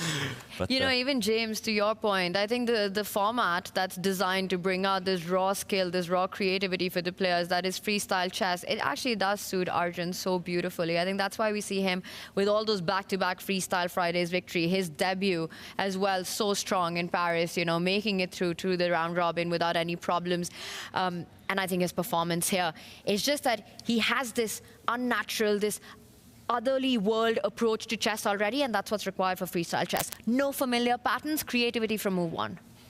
Well, it's been a minute since we've been over to Fabi and Hans's board, so let's hop back over there just to see how that one's developed. Fabi earlier having a solid advantage. We saw that slip away ever so briefly there a few moves ago, and now it seems like he's just slowly building that advantage up again. Yeah, it's step by step in chess. You can't always just knock out the opponent immediately, and he's doing it, kind of in stages here, I would say, Fabiano. Let's just backtrack to the last position we were at, because the moves we predicted did come to pass. We saw Fabiano last bring his queen out, and this is where Hans had a bit of a think, but ultimately he did decide to try and trade queens, which we thought was the most logical step. The black queen passive, the white queen active, logical to trade off. Queen takes queen. The bishop had to recapture to cover any checking squares for the white knight. Now the other white knight joined the party, stepping forward. There are threats of this white b-pawn kind of leaping forward with some targets in mind, and hitting a bishop, hitting a knight and bishop afterwards. So Hans Niemann decided this is the time to trade off. Bishop takes knight. He was hoping here for Fabiano Caruana to take back with the knight. When bishops would be traded, the bishop pair would disappear. But Fabiano actually happy to ruin his own pawn structure.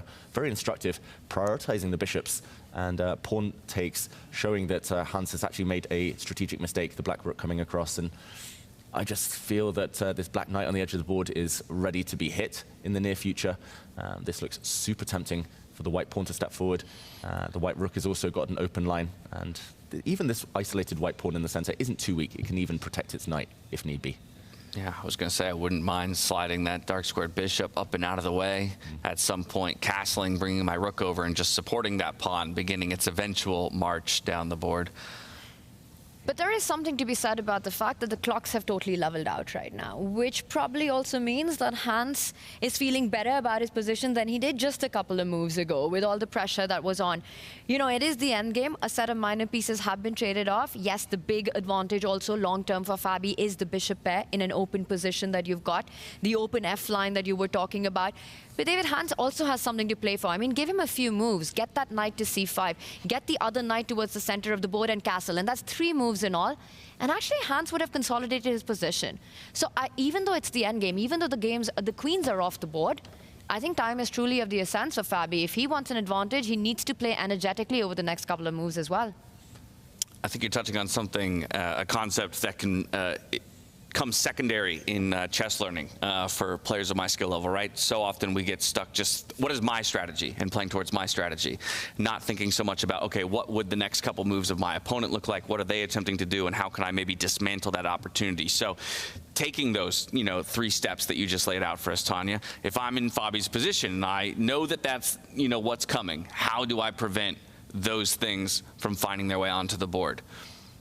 Yeah, I think that's why Fabi's investing his time. Chess is a race, as you say. It's like you always need to know what you want, but then you look at what the opponent wants, and if you feel you're quicker, you go for it. If you feel their ideas are quicker, you stop them. You prevent it before it arises, and then you later go for your plans. And Tanya, I think the key one, like you said, this knight is getting off the edge of the board, most likely, unless white now pushes a pawn. I think that's why I was very attracted to pushing this b-pawn forward.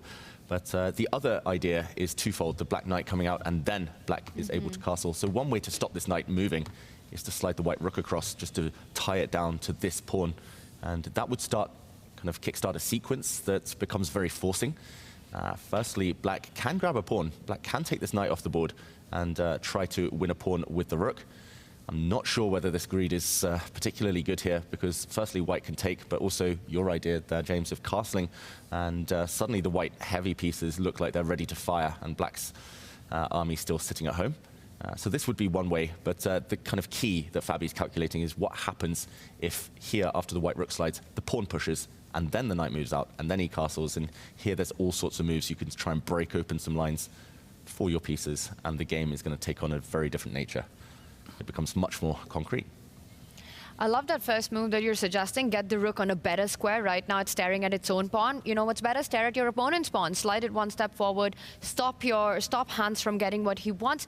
But David, the response to what you said after that f-pawn moving forward comes with a pawn sacrifice. You're actually gambiting a pawn, and that's a huge decision, right? It's only a best of two. You have to be sure about your initiative and compensation. And Fabi, as a player, likes more control on the board, I think. So it would be awesome to see sort of take him the fight to Hans with that. But in case he wants to play a more controlled game, do you think he does have the time to, let's say, defend? Because right now you can't go... he's about to make a decision. I was going to say you can't go castle because a4 is hanging. He first pushes his central pawn, consolidates the knight at the center of the board, stops that f-pawn from moving forward. A flurry of moves coming in. Yeah, so he lets the knight back into the game, but immediately attacks it here with his dark squared bishop. So the knight either has to be defended or moved out of the way. Could be an opportunity to develop that knight in defense of its brethren. Otherwise, you're, forced to push a pawn up and kind of soften again more spaces in front of the king. Yeah. There are some pawns under fire. I should mention, I think he will play one of these two moves, Hans Niemann, just because he doesn't have too much time on the clock and there's a lot of calculation involved. But black, if he's feeling brave, can grab this pawn in the center. I don't think you can grab the other pawn with the black knight, because Fabi's idea by developing the white bishop to this square is a check. The white knight will land a check, and when the king moves, knight takes bishop, and at the very end, the black knight on the edge of the board will fall. Rook takes knight here, and white is up some material. But yeah, taking the central pawn. He's gone for it. Tanya, he's gone for it. Wow. I was going to say, this one, I can't see a refutation. I can't see a reason not to, because when the dust settles, the black rook or the black bishop will always be defending this knight. This is a feisty endgame.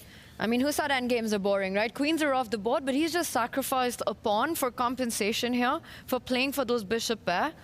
It's a big pawn. I mean, he's got to prove it. Oh, we can jump knight to f6, yes, hitting the rook and the h-pawn. Oh, he takes the check line instead. Yeah, the knight was covered in that square, but the oh, king's my coming bad. out now. Good call. And Hans was... Backwards knight moves.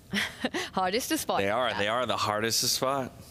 And Hans was ready with his response. Did you see the speed with which he played that king? But it was also the most natural move. You don't want to block your own rook at the edge of the board by sliding it over closer to that. He brings it to the center, gets a surprising question mark. I wonder if that means it's a bit exposed to certain checks that Fabi can give of his own on the D line. We can check him with a castle right here. Yeah, it looks super scary. The fact that Hans played this immediately shows how confident he is as a person, as a chess player. Fabiano first removes the knight. I think this one is even more accurate because the black knight could have come back to block any checks on that open file. The black knight was ready to drop back to the d6 square. Now look at this black king out in the open, in the firing line. Has Fabi calculated something here though, Tanya, because he is a pawn down and rook takes knight is a big threat to win material. Yeah, you give Hans one move, Fabi's lost. Rook takes knight, it's game over.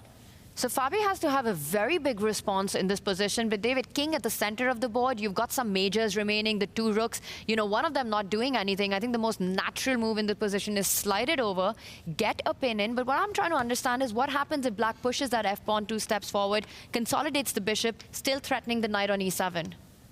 Yeah, that knight is going to jump. It's trapped, actually. It only has one safe square, so just to put your move on the board while Fabiano thinks, Tanya, the knight can come back to this square due to the pin along the e-file, and this knight is untouchable. It also has threats in the air. Fabi plays a move. Wow, he brings his knight back first. That is flashy from Fabiano. A for style. This is amazing. Yeah, gets the exclamation point. This black king is looking very shaky here on the 6th rank. But David, you got to show, right? It looks like you're hanging the knight there. The bishop can take it. What does Fabi have in mind? He's just switched up the move orders of what we were discussing. Yeah, Hans makes a move. He defends this pawn. Logical.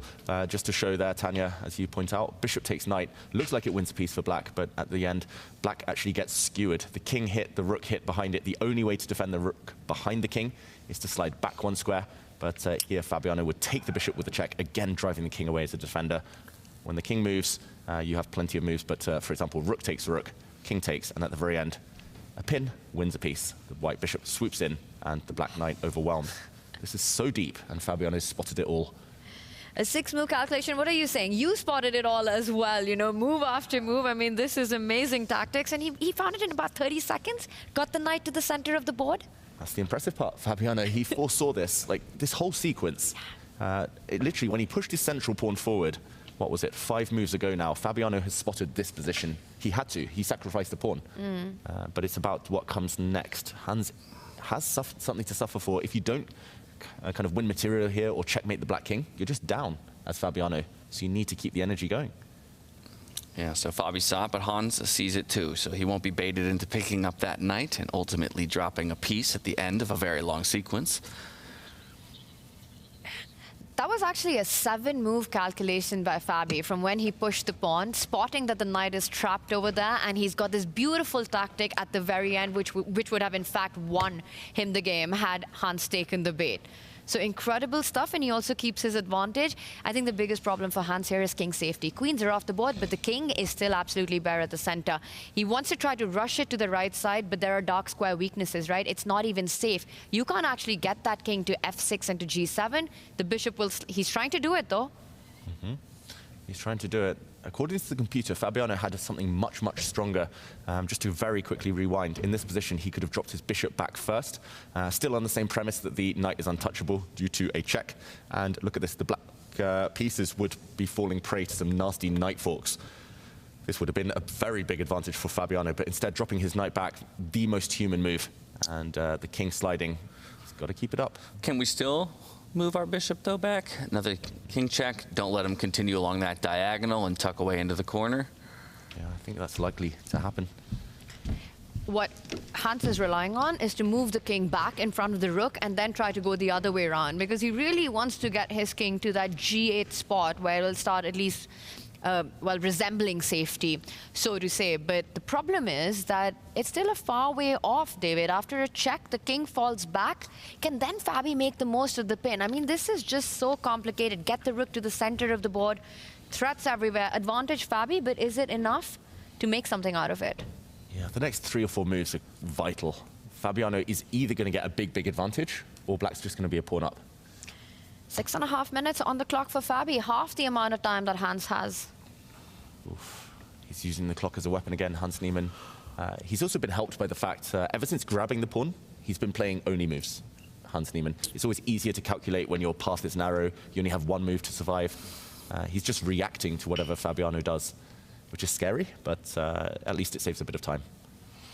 What about moving our D-Rook all the way down to the 7th rank right now? Just getting super aggressive. You talk about, you know, kind of the material that Fabi gave up and the need to kind of keep the pedal to the metal. That to me just feels like a complete unfettered aggression threatening the 7th rank right away. Yeah, I think we'll see it now or on the next few moves, definitely. I want to point out something that I completely forgot about in this position, that Hans still has an extra pawn, and it's an endgame. Fabi has to continue the attack. He can't let Hans's king get to safety, and that king will start feeling extremely safe once it gets to that g7 square. So for Fabi, very important, he first slides the rook over to the center of the board. Now he's threatening a big check on c3. It's time for Hans to get the king all the way to g7. And then to g8. Run away. Run away. Run away, flee. Black king has done a lot of legwork already this game, but it's still very vulnerable with the white rooks on the board, the white knight on the board, and all the dark squared weaknesses. I think there's only 2 logical moves here. You can't touch your bishop, you can't touch your rooks. You either have to bring the black knight out, or you have to run away with your king. But if you do bring the black knight out, it means your king is running forward. in response to any checks, which looks even more daredevil. Oof. Key moment. Key moment. But this is where I take a look at the clocks again and the story. The script is flipped from the beginning of the day, right? Hans Niemann investing a ton of time early on in those initial moves, but as we've moved through the middle game, he's really begun to sped up, and it's Fabiano who's had to eat into a bit of his time to try and figure out how to press his advantage. It's just Niemann on the defense. Yeah. Remember what he said in the studio with us? He was like, the first few moves don't even matter anyway. The games are decided later. The kind of nervous pressure moments. And he's hoping he has enough time when those come. I'm actually surprised by Hans's decision. I thought it was time for him to hide, run, escape with that king, but now he's allowed a check on the board. And suddenly you again start feeling that Hans's king cannot be safe. He has to march up the board. There are still majors hanging in there. I mean, you could end up in a bit of a kill zone with that king. And as Fabi makes a move, you mentioned having players in the studio, and that's a perfect transition for us to welcome one of our players, and Bibisara Asabayeva, who's joining us here in the studio today. First of all, thank you so much for joining us. Welcome to Vegas. Hello, thank you for the invitation. My first question to you is, what was the experience like stepping onto the freestyle stage? This was a big endeavor and a big commitment for you, especially considering the events that you forewent, to have this opportunity. Yeah, it was an amazing event and very good tournament, and it was maybe too strong for me, but I was very happy to play, and it was very interesting experience. Yeah. Well, it was very exciting to watch you out there putting up a fight. I'm curious, when you take a look at freestyle chess, what aspects of a professional chess player do you feel like it demands more of? What types and styles of players do you think maybe it suits as compared to standard or classical chess? Here a lot of positions are not standards, and actually it was much harder to play, for example, for me, because I don't have any plans in the beginning. And we discussed before the game, it was super interesting, but also we don't have a lot of time, and all players give some ideas, and I think the analysis wasn't very deep, and I think at some games we played, I don't know, very bad openings. For example, in the second games with Dominguez, I think a lot of players play some stupid plan with F4. Yeah, I think here you should be a very creative player. So of the remaining players in the top four, right, we have Fabiano Caruana, Hans Niemann, and then of course we've got Levon Aronian and Arjun Erigaisi. Is one of them, do you feel, the most creative, has a step up above the rest in that battle for first place? Levon and maybe Arjun, but probably I will rooting for Levon. I think he is playing very interesting here, and also he beat Magnus in the match. And yesterday he have a great comeback against Nakamura in the second game. So I think he deserves to play the final match. Well, speaking of Levon, why don't we flip over to his game and just check in, see how he's doing, because it's been a bit of a struggle start to the day. And Bibisara, I'll maybe turn it right back to you.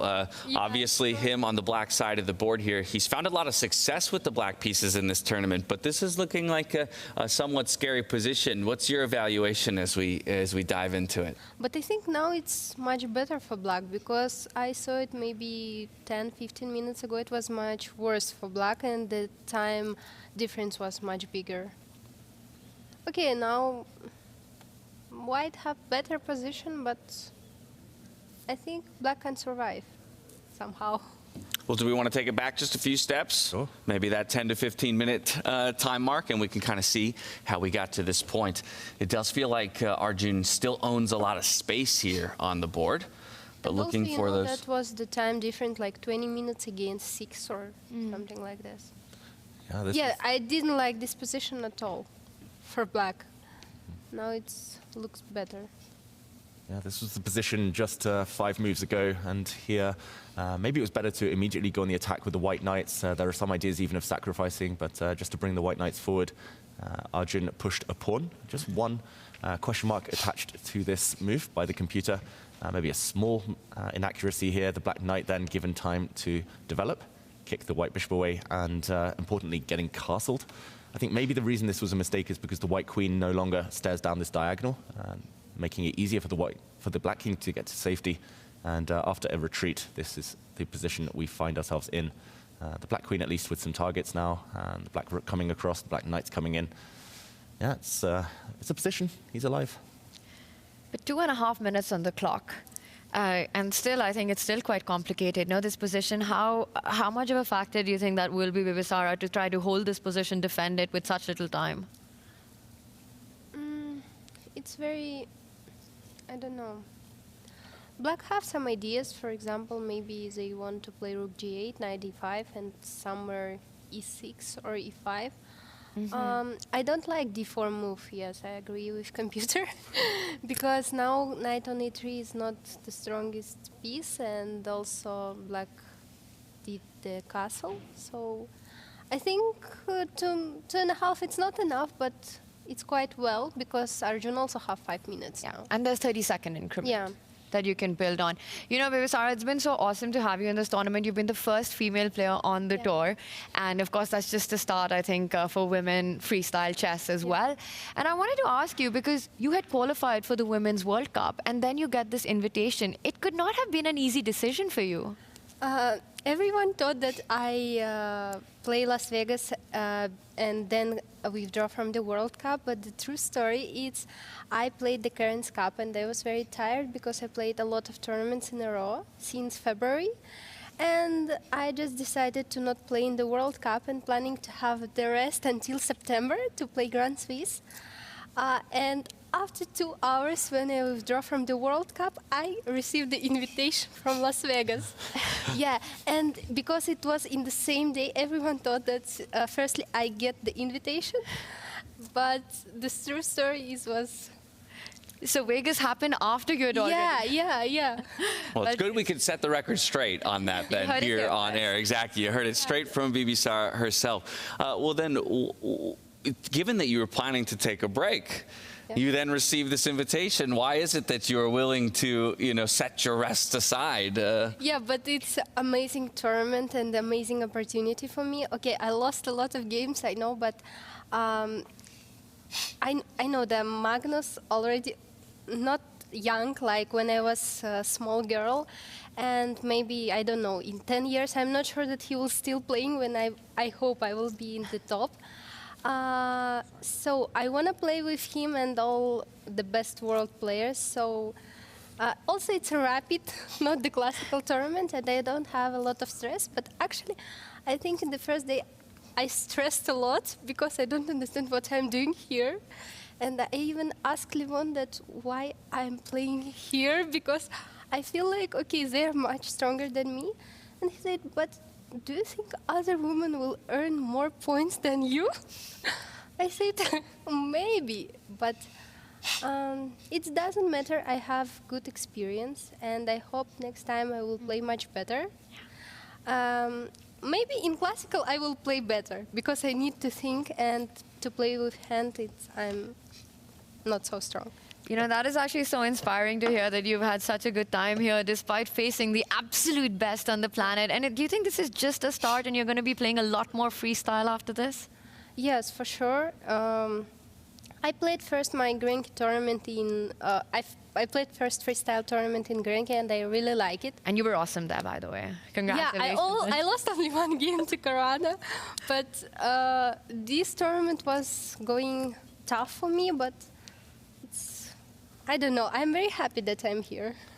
But I think you make an interesting point about the difference in time controls as well, and that was a very distinct difference coming into this event as opposed to the events that happened in Germany or in Paris, where the group stage, it happens on just one day, and it's 10-10 time control, so it's a very unforgiving and brutal format. Maybe you can even speak to kind of some of the fatigue that a number of these players must be feeling after that grueling group stage.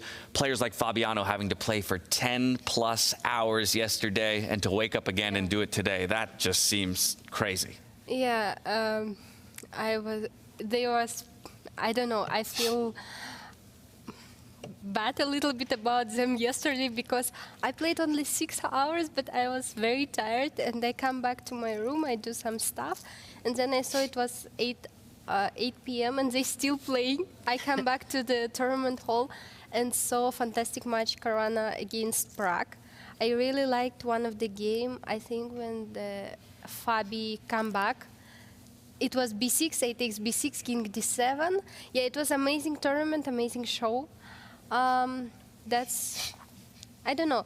I think classical chess, I mean with classical time control, it's a much stable game. And in rapid, a lot of blunders. Well, just a couple of minutes ago, you mentioned how you were starting to, like the position more and more for black, and it looks like the computer is starting to agree with you as well as the moves come out. White want to play knight b6, right? Oof. Big threat. Yeah, okay, but maybe black can play knight d5 now? Or, no, I'm not sure that after rook g8, maybe they still can play knight b6, yes? Yeah. And it's over. Very cool maybe. tactic. Just to put it on the board, if the black rook attacks the white queen, we would see the bar shoot up. Knight b6, it's over. Check. Giving up the knight, giving up the queen as well. But when the black It's rook very takes the beautiful, queen. actually. Whoa. That's a gorgeous sequence. Sacrifice the knight, sacrifice the queen to get to the opponent's king. A back rank checkmate. Okay, so we can't let that happen. So what do we do instead? Maybe knight d5, it's a good move. Maybe one of the only moves in this position. Taking advantage of the pin with the queen and the king lined up. Yeah, there's a pin here. But knight b6 idea is unpleasant because white maybe can play now king b1. Okay, here I can take AB, AB and knight b6. Yeah, just to show here. Yes, and now it's unpleasant because they still want to play, yeah, knight b6. Not queen e3 again. Not queen e3 again. But king b1, as you point out, and yeah, still ideas in the air after a knight trade. Unpleasant to play with black, actually. Yeah, he's going for it. Arjun Erigaisi, he's kind of giving away his long-term advantages to go for checkmate. And computer says it might not work, but hard to play like a computer with just 1 minute on the clock. And it's also his style, right? And we want to see him playing his style. I do want to make sure that we don't miss a thrilling conclusion to this game, but we should check in with Hans Niemann and Fabiano Caruana as well. Both of these guys have a little bit more time to work with on their clocks. You'll see 7 minutes to Fabiano's name and 6 minutes to Hans Niemann's name.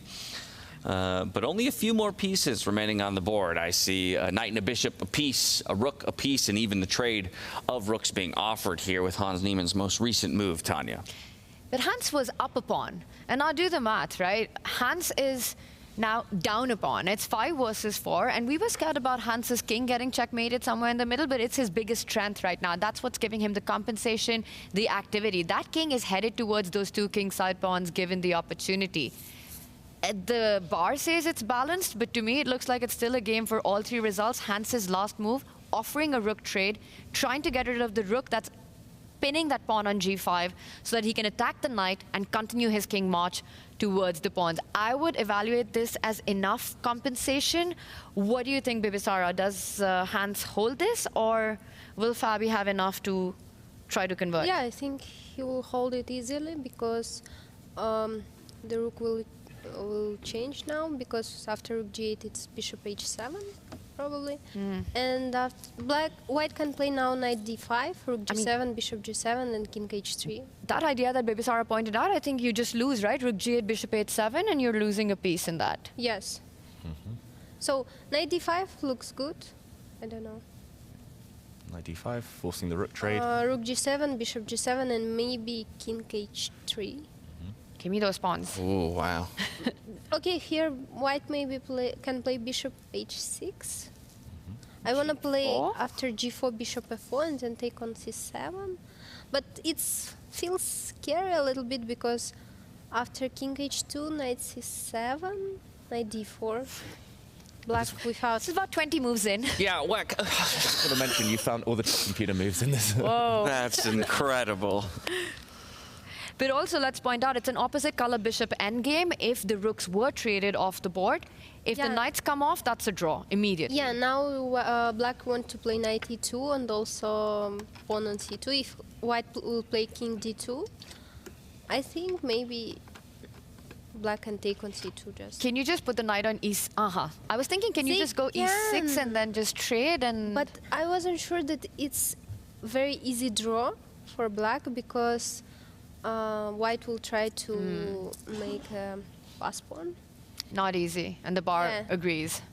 If you could put the black king somewhere back now. Yeah, here it's on the h2. I am not so sure. That's the next variant of chess. We put little teleportation holes all over the board and pieces start hopping.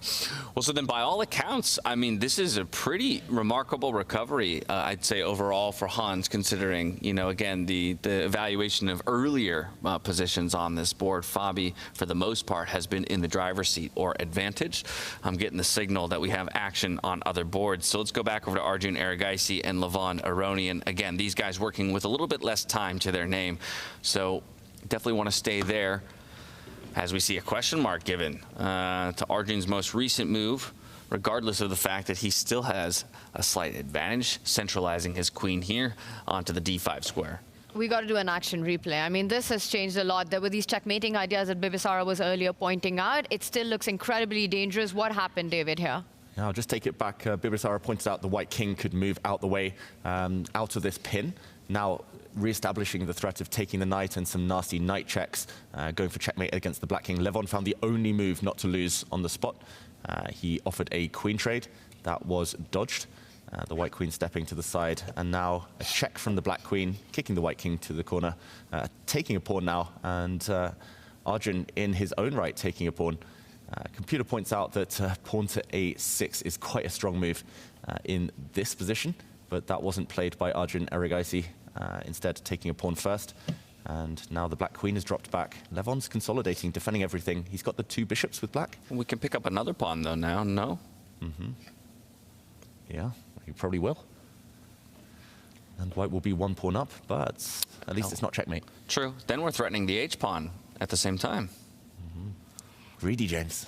Yeah, I've learned from you. I know. Mr. Materialistic over here. If I see a pawn, I take a pawn now. I've corrupted you. Yeah, you have. Hey, if I get corrupted into a grandmaster, I'd say it's worth it. It's worth selling my soul. You're welcome. Pawn grabbers in the building makes a lot of sense right now. I will say, though, so super impressive by Levon, the way he's managed to get his queen from the right side of the board, the maneuvering that he's done to actually get it to the rescue of his king on the other side. That queen had a little bit of a dance and a journey to take all the way back to c7, which is why now Levon feels extremely safe. He's got the bishop pair. The attack is not that clear. The clocks have completely leveled out. This is a brand new game now. It's reset, and if Arjun has to win, he has to do it all over again. Yeah, critical moment. It's getting level. Is a6 an idea that you'd be thinking about as white here, Bibisara, in this position, just trying to get some diagonals open? Now I'm not sure because black can play bishop c6 and then bishop d5. So it's unclear now. I also wondering white can take on f7 or not. Because after bishop we have a decision. He's gone for it, by the way. Queen takes pawn has been played. Yeah, bishop c6 and knight e3, right? Given a question mark, this is turning. Knight e3 I don't like, yes. Maybe he can take on h7 and after bishop d5, b3, but for him it's very hard to play like this. But would you also say knight e3 is such a human response? You don't want that bishop on that square, so you just do everything to stop it? Yeah, because, you know, if he will play, for example, I don't know which move was the correct, but if he will play queen h7, bishop d5, b3, I'm wondering if I can play there, for example, I don't know, immediately or not, maybe bishop d4 now, or firstly take on c4, then take on d4, queen a5, queen d2, maybe it's... No, it's not working. Whoa, look at what Levon's done. Whoa. Okay, similar idea to the one you just pointed out, Bibisara. Bishop takes d4. Yeah. Whoa. Sacrifice, double exclamation point for the first time today. That is genius. It's the idea you mentioned there, Bibisara. Yeah. I think Arjun blundered it, and now you have a very unpleasant position. Yeah. Just to point out the reason here, if you take this bishop, queen takes pawn, check, hits the king, hits the rook behind it, and if you drop back, now this diagonal has opened up thanks to the sacrifice of its bishop, and when the king moves again, queen takes knight, re-establishing the material balance Black actually has an extra pawn here. Not just that, another pawn is falling, and at the very end, bishop to d5 check. And also, Levon played with low time a lot of moves, and I think he managed how to do this. Arjun have time advantage, but now he's low on time. You know, it's what you said earlier, James, that you're sort of so entrapped in your own concepts and threats, trying to make them happen, that sometimes you forget about the counter chances that your opponent has. And this is completely turned around with this last move. I think it's Levon now who's probably going to try to push for the win in this one. And we've said it on previous days. He's been somewhat of a magician here on the Las Vegas stage, and it seems he's not run out of magic just yet, finding a brilliancy to keep himself and even find an advantage coming down the home stretch of this first game of the day. Yeah, this is the one thing that Arjun needs to cure in order to really be considered a kind of elite player. He's very rarely beaten the top guys in classical chess in longer formats because he's always going for these checkmates. Earlier he had a positional advantage. He could sit on it. He went straight for checkmate. It didn't work, and now it's full 360. He's turning around. He does find a good defense, though, protecting everything. Can Levon keep the momentum? Well, but can I pick up the knight? Gets traded back with the queen, and now we pick up the f-pawn? The f-pawn will be defended by the white bishop. Oh, excellent. But you can pick up the other pawn, the a-pawn. Ah, with the check as well. Okay, lots of choice here for Levon Aronian. The bishop pair, though, do you keep it? Do you trade it? Very tense moments. Well, that's a very good question. And while we wait for the answer to that question, I can reveal that somewhat out of nowhere, the other top bracket bout between Hans Niemann and Fabiano completely liquidated down to that opposite colored bishop game that we were talking about. And here you can see the replay of the final moments as the players will ultimately find their way to a draw. Half a point apiece here through game number one. They will flip sides of the board going into round number two. So it'll be Hans Niemann with the white pieces up against Fabi with the black pieces. If a decisive victory is found, that will be the end of that semifinal, and the winner will move on to our grand final. You know, Bibisara, you mentioned earlier between the Levon-Arjun matchup, just simply given Levon's run in the tournament, taking down Hikaru Magnus, you're hoping to see him in the final. What about in our other matchup, Fabi and Hans? Who do you think makes it through, and who are you rooting for? Can I say no one? You can say no one. Yeah, Why not? I don't know. Okay, Fabi plays well here, Hans also, but I don't have favorites in their match. Big moment in this game, by the way. We've repeated the position a couple of times. The bishop is attacking the queen, and there's a bit of a dance going on. And if Levon Aronian wants to draw, he can force it here and now by continuing this dance. Bishop to attack the queen, a check, bishop block, etc. Moment of truth, it's Levon Aronian with his fate in his hands. He actually has an advantage, though, if he does play on. That's a tough question to answer. If we were to plop you into Levon's position right now with a minute on the clock, Bibisara, would you be happy to come away with just a draw on this one, or do you feel like you would continue fighting for the win? No, I think Black should play and continue to play for a win. Levon agrees. He is playing for the win. No repetition here. He's about to go up a pawn. Not much risk, I would say, for Levon Aronian, at least in the near future. Yeah, he can take on a5, king b1, queen c5. It's look normal. Yeah. Pawn up, safer king. Small advantage. 3 minutes Yeah, versus 1 is the White danger. have chances, good chances for a draw, but it's not very easy. So if you're playing this position with White, you know, you've had this big turnaround, you were the one who was pushing for the win, and then suddenly, out of nowhere, it's Levon who's declining the draw. As White, where are you finding your chances in this game? How do you keep things under control down upon here? I don't know, I need to think, because it's very hard when you play rapid time control to switch. Yeah, that's the hardest thing, no? Yeah. In your mind as well to understand. Because you also think that I lose my advantage. Yeah. I think it's something we've all struggled with. Yeah.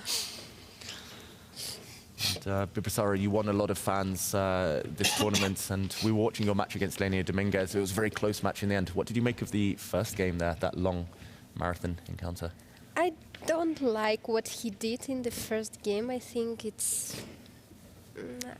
Okay, I don't understand him, because when I was 13 years old, I played in the World Rapid and Blitz for the first time, and my rating was 19 something something, and I take 10th place And I play with Katya Lagno, and we played the rook in game 3 against 2. I was 2, and I offered her a draw. And she said to me after the game that without material you can't offer a draw because I play for a win. I said, okay, no problem. And after this, I never offered a draw without a pawn, but here was absolutely equal position. And okay, he tried to win, but when we have one pawn against one pawn, I was shocked and I was upset on his behavior, but okay, it's not my mind. It's his decision, what I can do. But I do believe that that shock was shared by a number of people within the chess world that game kept going. I understand that I'm the girl and he wants to win me because he have 2700, but not in this position. I know how to play chess and okay. And you defended it perfectly. Yeah, and I played this. I checked the accuracy. It was 98 or something like this. Very high. So, okay, I will understand if I will have losing position and he blundered and he can't agree with this, but okay. Well, you talk about learning, some lessons or being taught some lessons by the older generation at the earlier stages of your career. But I mean, you've done and accomplished so much already at such a young age. The youngest person to win the women's, World Blitz Chess, title. Stepping onto the stage like this, we do kind of have a consistent discussion about the older generation and the younger generation, and whether or not this format suits.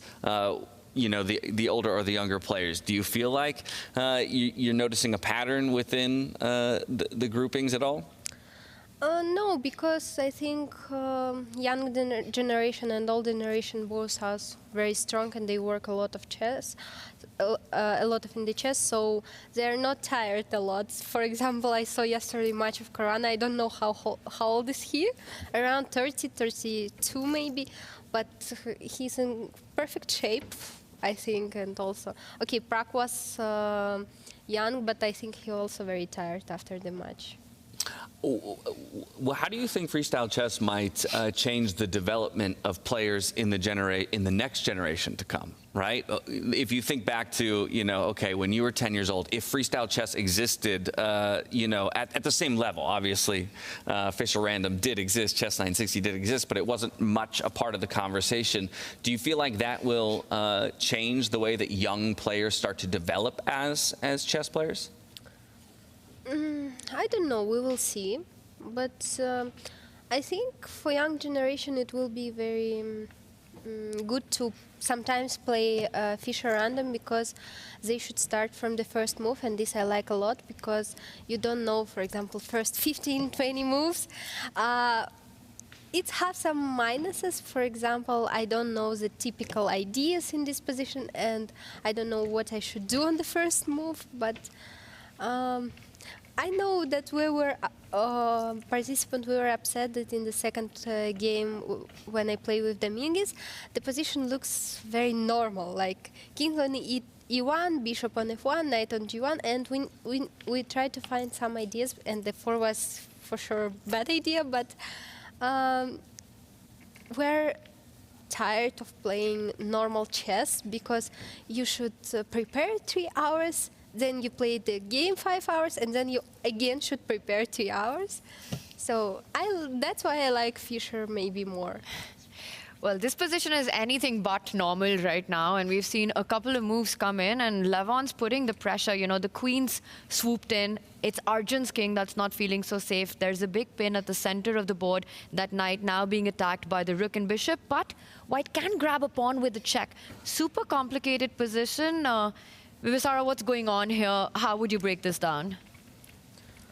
I don't know. I tried to find what will happen after knight e7, bishop e7, queen e7. Instead, he gives a check with the queen, David. Yeah, apparently he had to take that pawn. Suddenly things are turning, and Levon Aronian can block this check with his rook, saving that pawn that the white knight could capture, or he can just shuffle his king into the corner, which to my eyes looks equally healthy. The black king then would be super safe, and the white king, it's just a matter of time before it starts getting checked itself. Arjun here is playing with fire. Feels like the white king is really open. I think if, for example, king b8, knight f6, he takes f6, queen f6, maybe black can give a check, for example, and then somewhere take on d3. So, for example, But I'm not sure that it's here working b3. Queen d5, bishop c4, unfortunately, yes? yeah, and the game goes on, although black still has some kind of attack. Let's go back to the game. We did see the king move from Levon Aronian. Okay, given a question mark, I think that's harsh, a very natural move. He could have self-pinned, but that's very difficult. The black rook blocking was maybe the best move.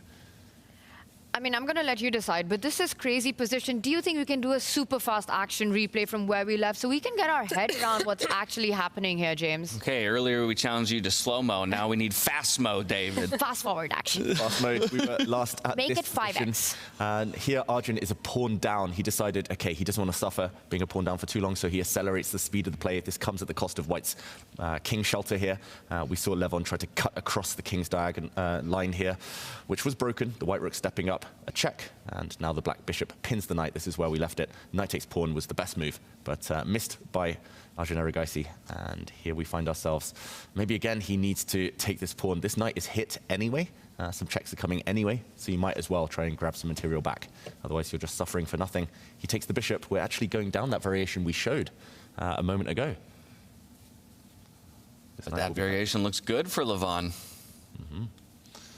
And look at the body language change from Levon. This is something I've noticed over the last couple days. If you remember maybe 10, 15 minutes ago, it was head in double hands. When he feels like he's in a rough position, like he's the one against the ropes, it's usually a bit of a face more of consternation. Now he's a little bit more upright, mirroring, in fact, the position of Arjun Erigaisi on the other side, the two of them. It feels like Levon's up for any kind of fight, right? He's got a difficult position. He gets those resources, defensive plans in, the creative queen maneuvers to defend his own king. When he's got the upper hand, when he's on the attack, it feels like he's finding the best way forward. He's finding those aggressive moves. And when you've taken down Hikaru, when you've taken down Magnus, you know, the inbuilt confidence, that just spikes through the roof.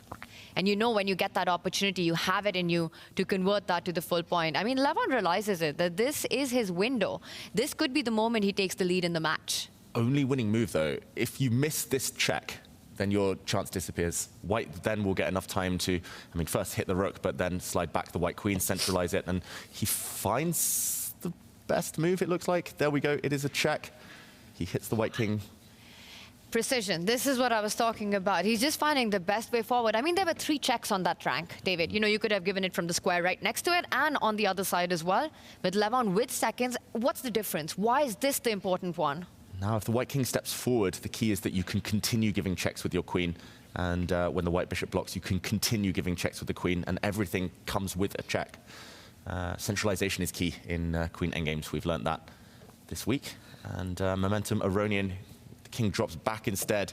But this looks like a mistake, apparently. I think Bibisara's idea is coming into play soon. Rook takes bishop is on the menu after a check now in the corner. Okay, so the queen is attacked, the black queen is attacked, the black rook is attacked. Let's just point that out. You can't just pick up the bishop yet. And for some reason, it was important to place the queen on a certain square before going for this idea, so that you could swoop back and give a check from the center of the board and pick the white rook. He does I think check. we're going to see this being played out. And queen d5, right? Yes, that's the point. Why you needed the queen on the h1 square. Queen d5, it's a double attack. We saw similar yesterday. Okay, it's over if you will find queen d5. He reaches out and he does it. Yeah, okay, I think he won the game. It's over. Wow, what a beautiful find. I mean, Levon Aronian, again, for the majority of this game, he was on the back foot, but all he needs is one moment to strike, and completely flips the script here in Las Vegas. Arjun Erigaisi, the most solid-looking player out of the quarterfinals, not having to go so deep into the tiebreak scenario to earn his bid into a semi, now comes up against the magician in Levon Aronian, working some more magic. I think Arjun's about to resign. He realizes this is over. This has been incredible. You know, we spoke about the difficult psychological situation coming out from the back foot there, being on the defense, getting that one opportunity, refusing the draw offer, refusing the repetition, going on to fight for a win in an unclear position and executing it flawlessly right now. This last sequence of move, again, absolute precision by Levon Aronian. He's on fire. It's black magic. He wins nearly all of his games with black. He's only dropped one game so far in the event with the black pieces. I think this is his 6th or 7th win. It's counter-punching chess. He was on the back foot the whole game and then suddenly turned it around, kind of took a risk, avoided the draw, and he's about to take this one. Yeah, lead. Minute and 20 seconds to Arjun's name. He's just making sure there's nothing he's missed before he likely extends the hand and offers the resignation. I think it's going to happen this move. There's absolutely no coordination, no move that can defend the two pieces. Not just that, you're probably going to end up in checkmate. You might be forced to sacrifice your queen right now to fight that threat, and that only delays the inevitable. Yeah, you can take the black rook, give up your queen, but that's the same as the resignation, which we see. Levon Aronian takes the lead. Wow, what a showing here from Levon. You called it out at the top of the day. The oldest player in the field, nearly double the age of his opponent here today. And after a marathon and grueling day yesterday, he's showing no lack of fight here on our semifinal stage.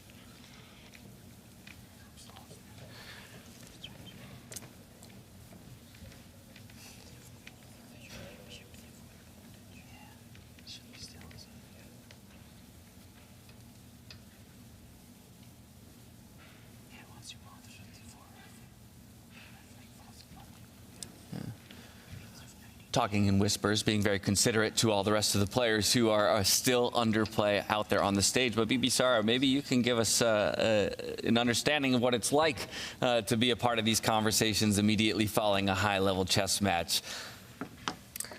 It's good when you won the game, you have good mood, but when you lost the good position, it's a little bit heartbreaking. I like to talk after the game, but unfortunately nothing changed in the results. The result doesn't change, but do you find that they're effective learning moments?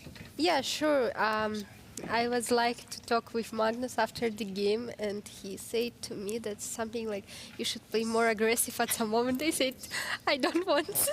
But I was upset that I played at some moment aggressive, like a3. I should stay, okay, he will win, but he should show how he will win. Yeah.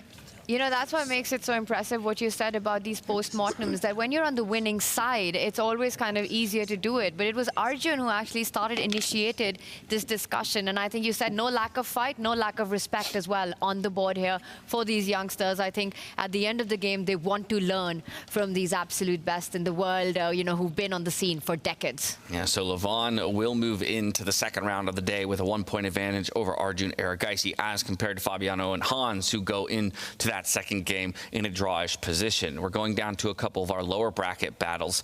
I think this is a surprise to a lot of people, BB Sara, that Hikaru is in the lower bracket already, considering how incredible he looked on the first day on the group stage. Yeah, but it's very strong tournament. Everyone can be in the lower bracket group, so even Magnus there, so it's not a big deal, I think. Who are you cheering for in this match, BB Sara? In this, for Hikaru. Just checking. A bit of history there. But also we played in the same team on the Global Chess League. So oh, yes. Yeah. How is he as a teammate? And I was shocked that he's a very nice person, because I thought he's like a superstar and will not talk with the team. But in London we have some meetings every evening, and I even learned him and the other team how to play Spy. And we play for a few hours, then we go to the room. But nothing changed for our team because we played not good. But it was very nice atmosphere. Well, there are some Avalon games going on here. I know that James and David, so in case you're ever up for a game night, it's a lot like Spy, I think Avalon is. Yeah, just anything to unwind after a long day of chess. Yeah, More like games. Mafia also. Exactly like that. I think the real question is, how long of a day does Fabiano have? Because usually we're relying on him to kickstart game night. You know, I think Levon like Avalon or something like this, because in 2021 in Riga, I don't know how it happened, but I was in Armenian group. I was only girl in whole Armenian guys, and we play Believe Not Believe, and also he wants to play Avalon. Maybe I also played, but I don't remember the rules. Levon is an absolute chaos agent in those kinds of games. He knows all games. Exactly. Chaos agent on the board and off the board. I mean, what chess he showed today was incredible. You know, coming from a position of defense there, such a difficult opening start, and then turning it around and getting a win. It's a best of two. Arjun Aragaisi is in a must-win. The other match ended in a draw, more peacefully. The game was anything but peaceful. But I think Levon, I mean, he just continues to be the superstar in Vegas. Yeah, these GMs, these game masters with their mastery of all these different games, and Levon Aronian taking the lead, very well deserved. In the meantime, this position, we should try and break it down. It's level material, but White's Queen and Knight super active. Nakamura with some potential threats. White Queen check, but the White Rook is pinned, immobilized for now. And Black's Rook is potentially quite active. It jumps in with a big threat to take a pawn. And given a question mark, Hikaru, sorry. Looks like he's got the advantage, but I'm going to say it's very hard to figure out exactly how to push it. I think it's Queen C5, King A8, D5, right? Let's Maybe it's work. Let's show this. A check, forcing the king in the corner, and now pawn to D5, blocking the Black Queen. And if the pawn is captured, I don't know.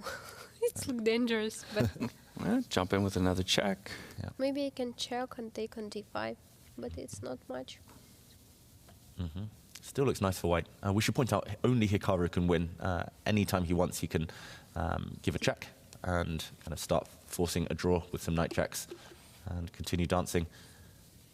Just to point out, the computer thinks that in this position, trading queens is the way forward. This is what Dominguez might have missed. A queen trade, a check, and it's not just any old queen trade. The white knight sneaks behind, and this pawn is indefensible.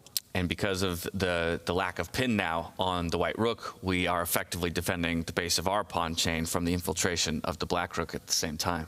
Yeah, and Hikaru loves a queen trade. He loves a kind of technical endgame these days. That looks like it's right up his alley. So is this a sequence that we would expect Hikaru to be able to find here with about, what is that, 2 minutes to his name? Yes, I think so. I think with 2 seconds to his name, he would... Okay. The first move is the most obvious one in the position. The second one is the tricky one, the queen trade, especially because White's queen is so active. That's the only thing that can stop him. He might think his queen is active, the enemy queen's passive, White trade, but it wins you a pawn.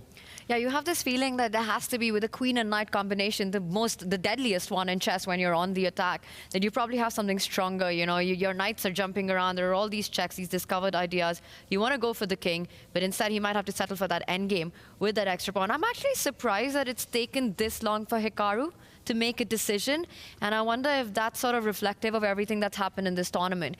Because it feels like these kind of positions he sort of converts or plays for the win, you know, for breakfast, lunch, and dinner.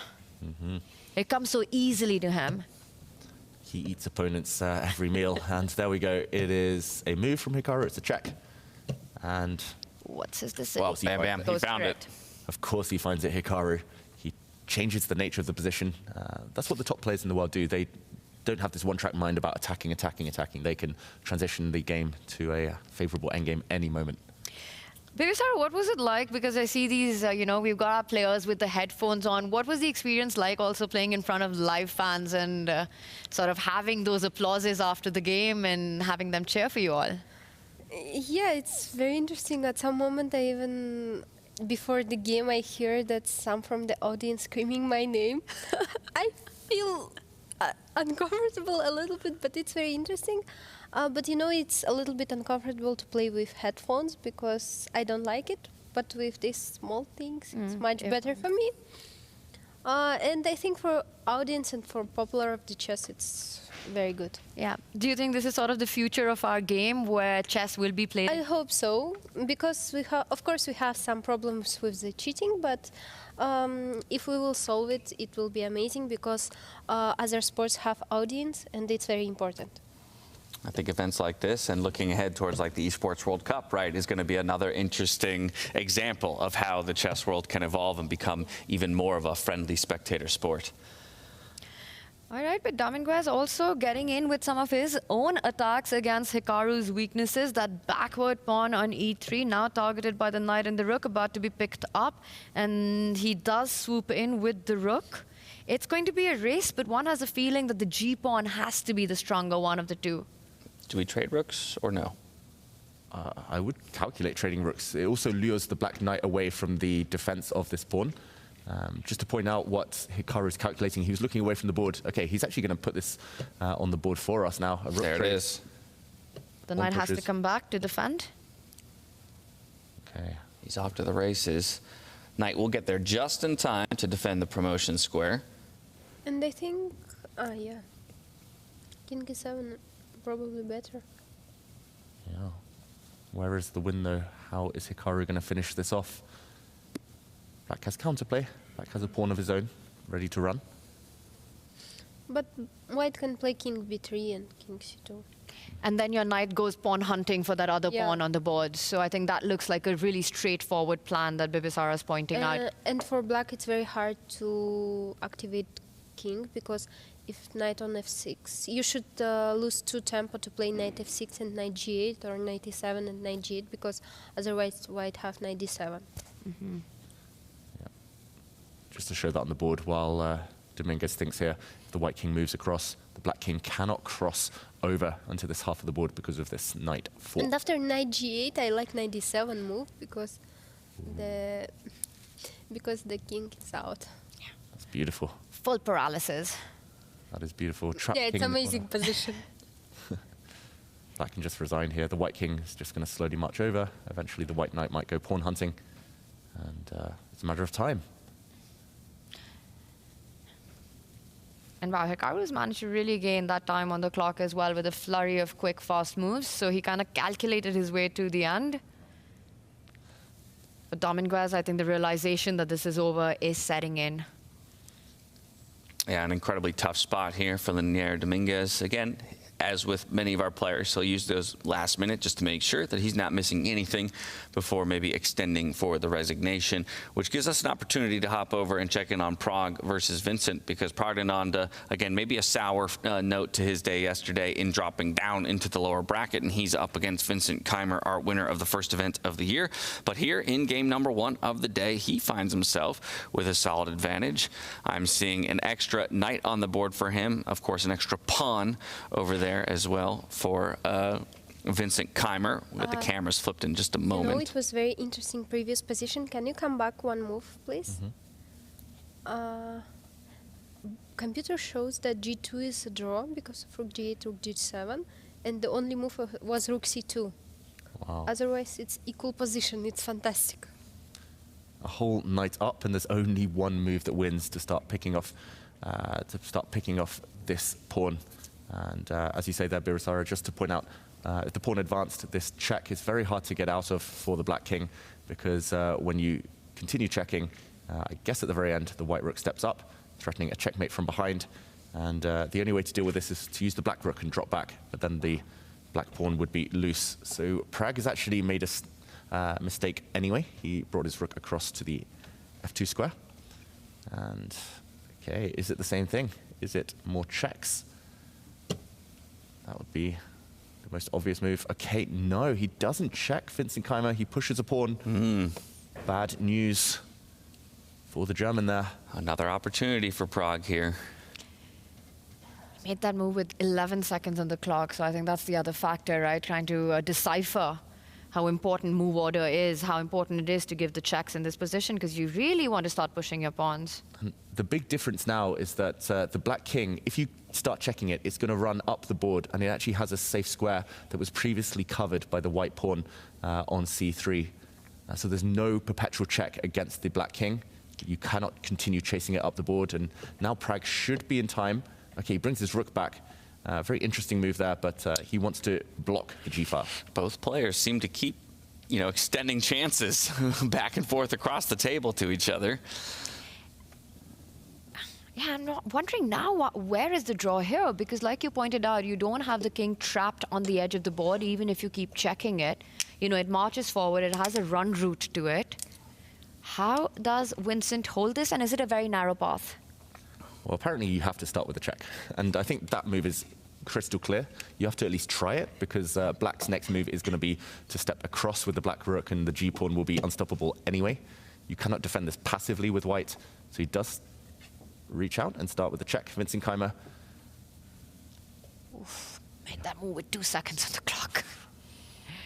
To keep checking, I guess. Peter Leko's heart rate must be through the roof right now. And that's the difficulty of Keimer's position, right? Is there are only moves for Prague off of things like those checks. So as quickly as he got 30 seconds back on his clock, it's starting to get chipped away at again. He does make a move back up to 40 seconds, but King is kind of pinned here to the side of the board. Still well on that journey to make the run down south, like you mentioned. I don't understand how this is a draw. It's unbelievable. I mean, black has a whole extra piece and a pawn that's 2 steps away from being a queen. Beautifully defended and a huge threat on the board to build a bridge and get that pawn to become a queen. All right, checkmate in one being threatened. Wait, maybe... I thought maybe... Yeah. So you get the king up. Yeah, it's very hard to understand. The whole idea I've realized is you're driving the black king away. So if the black king now moves up the board, then you drop back with the white rook, hit the black knight, and I'll just very quickly put this on the board. Now you have to step back with the rook. The black rook steps across. You have to take the black knight and give your rook up for the black pawn. And when the dust settles, you've driven the black king far enough away that the white pawn will save you and cost black his rook.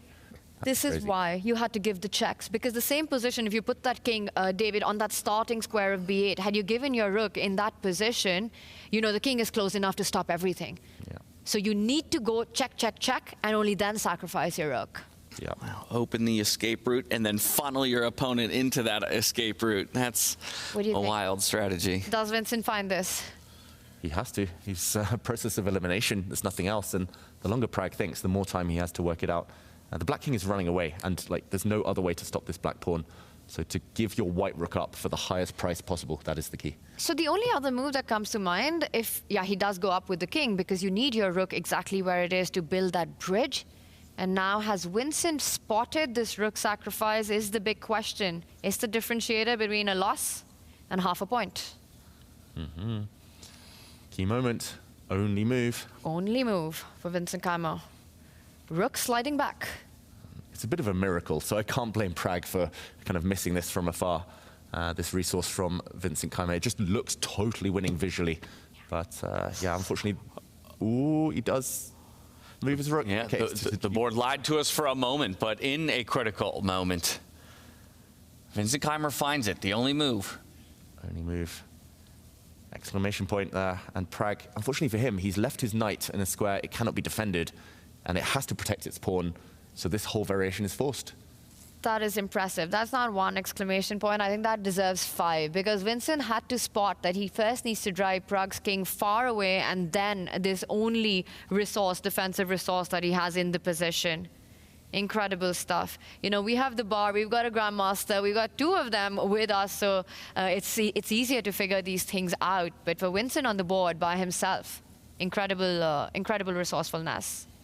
Yeah, just the clarity of mind when you've only got 40 seconds left to find such a narrow path. It's super narrow here. And it's not just been this last move, it's been 4 or only moves. And I guess you're kind of desperately trying to calculate at this point, but still impressive. And to do it against another young guy who's just had such an incredible year. Only 6 months in, 7 months in, and Prague has been racking up victories across the chess world. Mm-hmm. He has to go for it, though. There is no other option, because you can't move the knight. The pawn is hanging. Prague makes his decision. We're going to see this line being played out, where Keimer's going to give up his rook for the newly promoted queen and start pushing his own pawns. Yeah, this was so difficult. Luckily for Vincent, he had to find these moves. And the black king is so poorly placed on the edge of the board. Cannot cross over. It's what we call shouldering, when the white king is shouldering the black king away and cannot cross over to block. This one's going to be a draw. Vincent, his heart rate is high because he's so relieved right now. Yeah, maybe getting away with a little something here in game number 1, hoping to enter that next game on even footing. You can see on the top of your screens there, the big screen showing that we had a result in Hikaru's game after he had found that incredible sequence earlier with the queen trade. He ultimately does pilot that game to a victory over Linier Dominguez-Perez. Yeah, in the final position, the black knight paralyzed, the white king was eating up some pawns, and as we predicted, black just had no moves. This was the final position, the white king about to get greedy, and it's actually the white A pawn that would have won this game. The white knight protecting, blocking black's pawn in the center. Very convincing endgame technique. So beautiful display by Hikaru. Now just needs to get it done in the second game of the day to buy himself maybe a shorter experience here on the freestyle stage. But a good recovery from him. We had a lot of questions about where the headspace would be coming into the day. I think to many can sometimes appear to be one of the more emotionally driven players out there on the stage. Definitely feeling the highs and lows of his career. And Hikaru doing some calculating. That's face number 555 for Hikaru, as he tries to work out whether the Vincent Keimer against Pragnananda game is indeed a draw or not. And I think that's the hardest part to figure out, right? And Prag starts with a check. That's actually pretty instructive, you know. He's got this move, you can promote, but first you ask a question to your opponent, make things slightly difficult where you want to place your king. And I think Keimer takes the most logical decision. He moves forward, which would be an assist once the pawn starts marching up the board. And now Prag has an option. Does he keep checking? Does he want to bail out? Does he think it's too dangerous to actually go into that position where white's got those pawns? Or will he take his chance and promote? Yeah, both should lead to a draw. The black rook checking would see the white king retreat back where it came. I think we'll see it play out. I think we might see it end in king versus king. Could you actually get your king up the board? You know, now that the white king has sort of marched up, could Prag have a third alternative here instead of checking, instead of promotion, get the black king closer to the white pawns? Yeah, very interesting there, that option, Tanya. The black king could also step in here and now, or after another check. First we see the position start to repeat itself. Vincent Keimer, he's the king of the death stare. I played him recently. He was staring me down. He's staring Prag down now. Well, as we watch these two, our final table here in play, find their way, most likely to a draw. I do want to make sure we thank Bibisara Asabayeva for joining us here on the set. Thank you for being a trailblazer, both in the chess world and here on the freestyle stage. It was such a pleasure to have you, and we can't wait to see you at the next event. Thank you very much. That's awesome. Go have a good rest before your next event in September. Yeah, thank you. All right, as BB steps away, we are going to watch these two play it out to the expected draw. We already saw there the promotion and the rook traded off for the promoted queen. Now it's 2 pawns to a rook on the other side. The pawn march begins for Vincent Keimer. And Prag there goes hunting for 1 pawn, but he's just 1 move too short. He will grab a pawn with his rook with a check, but it is Delroy, the d pawn here, that is going to save the day from Vincent Keimer. Prag looking away, he knows this result is almost inevitable. Vincent just doing the last minute checks. Last minute calculation. Yeah, Keimer knows it. He knows that this is the path forward. He also places the king at the right spot. What you don't want to do is allow the black king closer to the pawn, so you don't want to go towards the right side of the board. I think it's going to be a bit of a back and forth, with Keimer coming back to the square from where the king just came, and then push, push, push. Takes, king's left, and that's how this will end. Yeah, the battle of the kings. Great shouldering there. Again, this is the diagonal opposition, where the kings only have 1 square between them on the diagonal. Shouldered off, the black king cannot get back. And we see a check. King driven away. Yeah. There we go. The black king trying to desperately get back, but the white pawn is 1 square away from now from promotion, and this is it. The rook gets traded off for the pawn, and that will be the draw, as only kings remain on the board. Half a point apiece, Vincent Keimer and Pragnananda to conclude our first round of the day here in Las Vegas. Yeah, no, rook c to c4, I can take and rook c7, no? No, you have to give a check first. Rook g8, rook g7. And look at that, even as the last two on the stage, diving straight into the analysis. Yeah, long game, but the players then hushed tones, discussing missed opportunities, especially for Pragnananda. Vincent Keimer actually got off to a great opening start, had a big advantage in the early middle game. Prag turned it around, was totally winning in the endgame, but a miracle save there. Endgame study-like for Vincent Keimer. No such thing as too much chess for these guys. I mean, they've got another rapid game coming up, another 30 plus 30 coming up, but the fight that they had just full of complications, ups and downs, and both trying to get to the truth of it.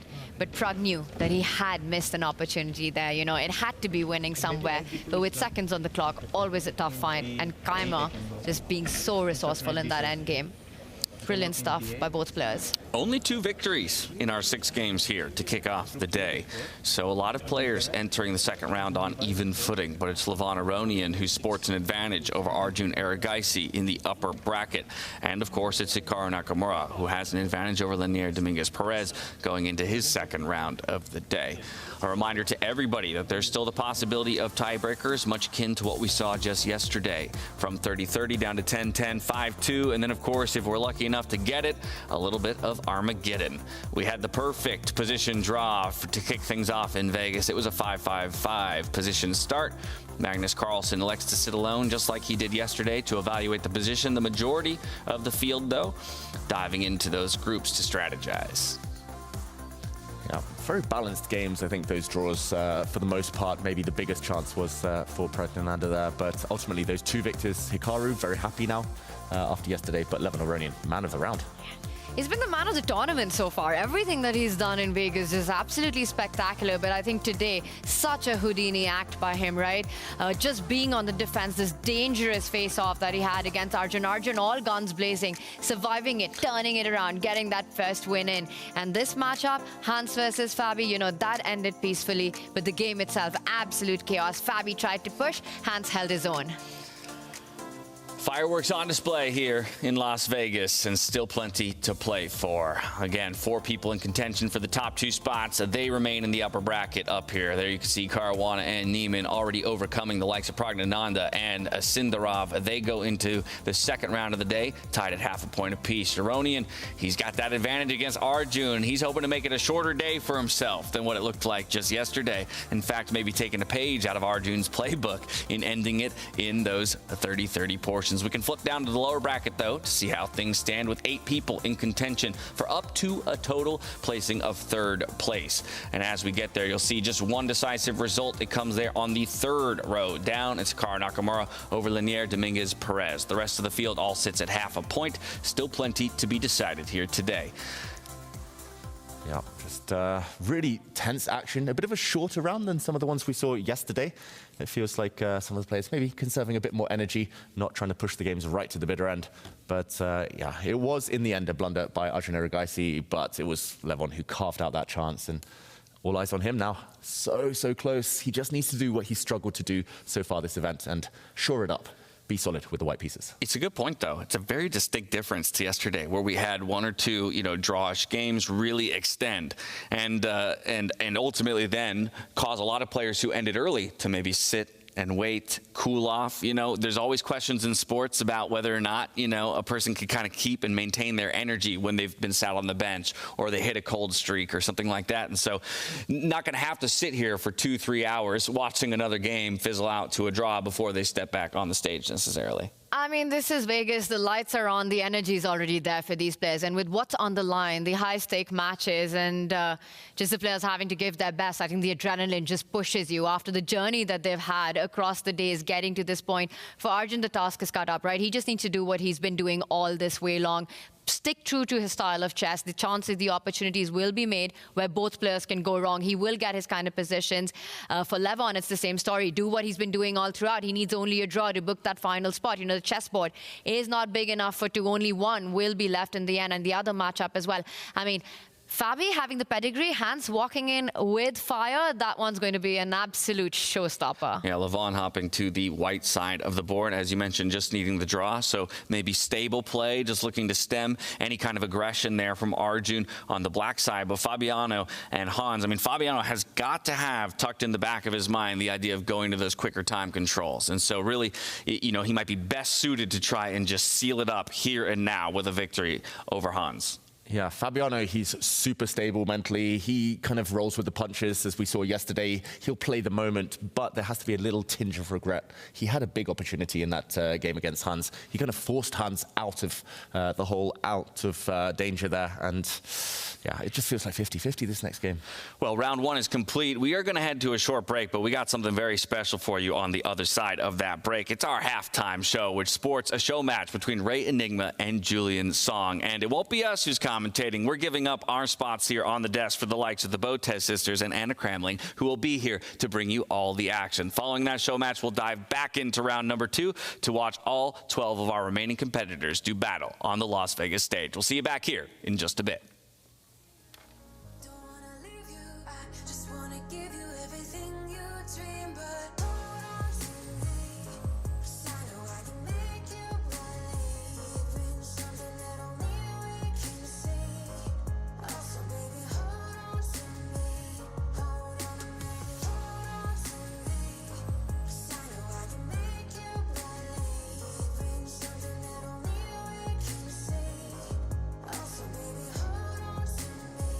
Hold on to me.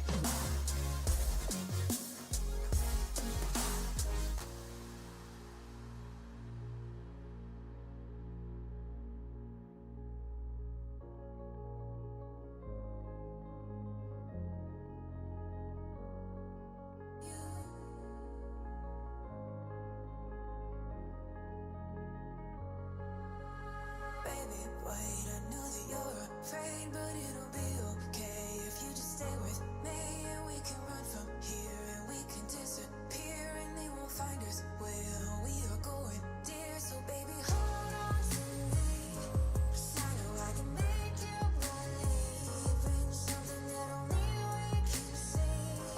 Also, baby, hold on to me. Hold on to me. Hold on to me. 'Cause I know I can make you believe in something that only we can see. Also, baby, hold on to me. Hold on to me.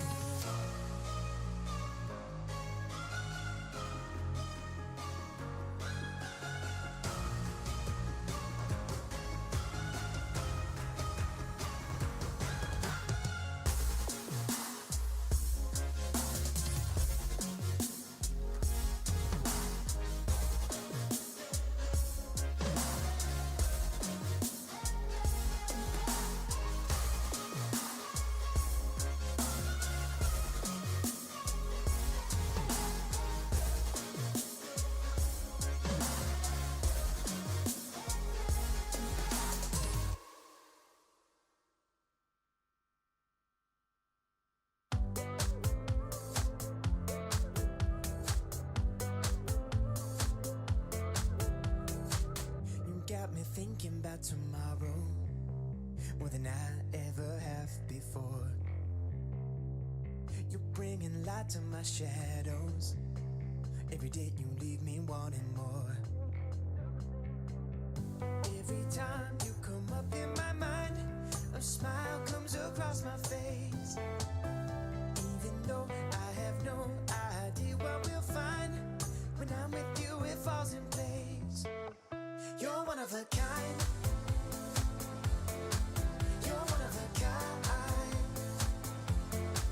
You're one of a kind. You're one of a kind.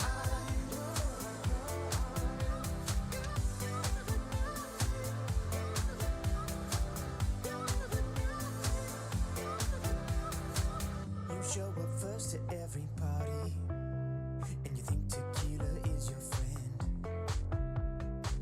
You never say that you're sorry, and no matter what you can't pretend. Every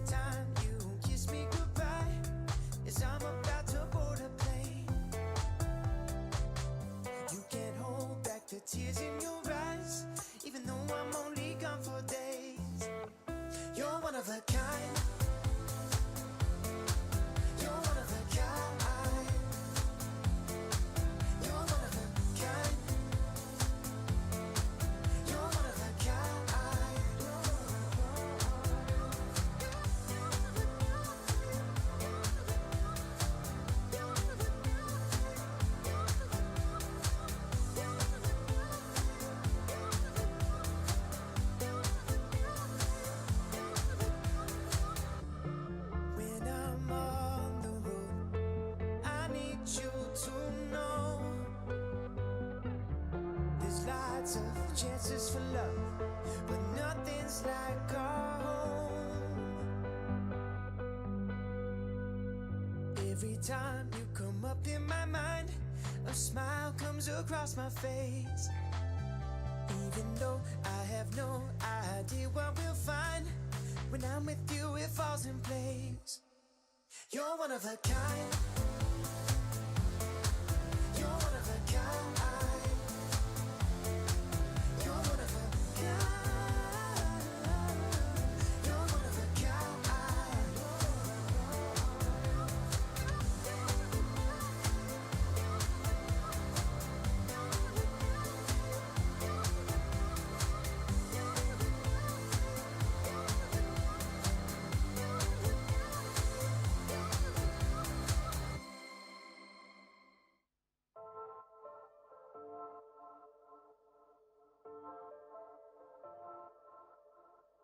Trust me, I don't wanna beg you to love me, won't you feel me? I don't wanna force you to hold me. What if I keep you on your toes? What if I give you the right dosage? Is there somewhere we can go to fix these broken roses? If I told you that we could have a better life, would you bring the old you? Or is that person still alive? If you took him off the shelf, would he even be himself? If I told you that we could have a better life, no sleep, you'll never find me dreaming these days. Lonely, I had to get another set of keys made. What if I keep you on your toes? What if I give you the right dosage? Is there somewhere we can go to fix these broken roses? If I told you that we could have a better life, would you bring the old you? Or is that person still alive? If you took her off the shelf, would she even be herself? If I told you that we could have a better life, if I choke on the words in my mouth, will you help me get them out? You know I'm always worried about. If I told you that we could have a better life, would you bring the old you? Or is that person still alive? If you took him off the shelf, would she even be herself? If I told you that we could have a better life,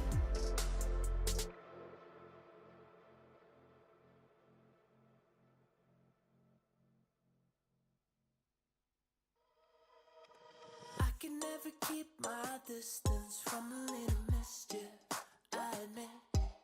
Now I'm hanging on my hopes on us and letting you decide. I will never lose my interest if there's something in this. I'm convinced there's a glimmer of a hope for us, or is it just a lie? So why you selling me a lie? La la la la, la la la la.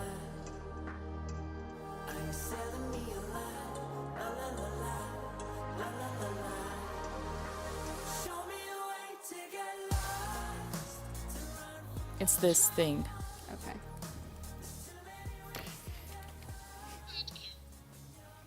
Hello and Welcome everybody to this beautiful, beautiful halftime show. I am Women's Grandmaster Dina Belinkaya, and together alongside me is the wonderful Emily Plays Chess, as well as Sabo Pasha, the Turkish superstar of content. And today we are here to host the match of the century. Julien Song, international master from France, the king of French content, versus the most suspicious of them all, Ray Enigma. Ladies, gentlemen, how are you feeling today? I mean, it's pretty exciting, and I can't even guess who is winning, so it's better. So maybe Emily can help us. What do you think? I think I'm going to be relying on you guys to handle that part. But I'm very excited to see these two legendary content creators. Yes, and they're going to be playing 2 games only, so there is absolutely no opportunity or chance for them to make any mistake. And as far as I know right now, Julien is actually losing. He is down 4-6, which means that he needs to stand up for his rights and fight back. So today you already play against Julien. How do you feel? How is his form? Yeah, I did prepare Julien this morning. We played freestyle chess, and I feel like he is now warmed up. So 11 games of Blitz were very good. So I believe in my man. I think he's gonna do well, and we should be seeing the board soon. So I'm excited. I'm excited too. We will be able to also see them, and the position is not... Oh wait, we have Fiona. I think we have Fiona who is ready from the playing hall. Please bring us the players. Thank you so much, Dina. Welcome everyone to our first ever halftime show. We had one scheduled yesterday, but the games went on a bit too long. So today we are going to see 2 Blitz games between Ray Enigma from Spain and Julien Song from France. And without too much further ado, I'm going to invite them to the stage. For the little audience we have in the room, give them a round of applause. Ray Enigma and Julien Song.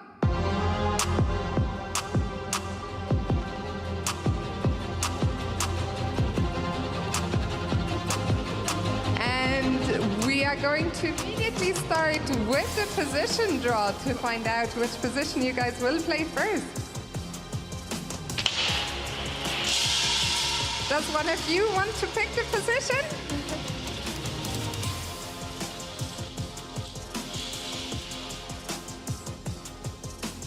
It's position 366. So position 366, gentlemen, maybe Ray Enigma, quick question. Are you excited for this match? Very excited. I am willing to play against Julien. That is a very strong opponent, so let's see how it goes. Not easy. Who's gonna win, Julien? I think Ray Enigma is stronger, and I want my revenge. So we're gonna find out. I'll let you take your seats. We have commentary by Dina, Emily, and Sabri. So, gentlemen, best of luck, and to our audience, have fun.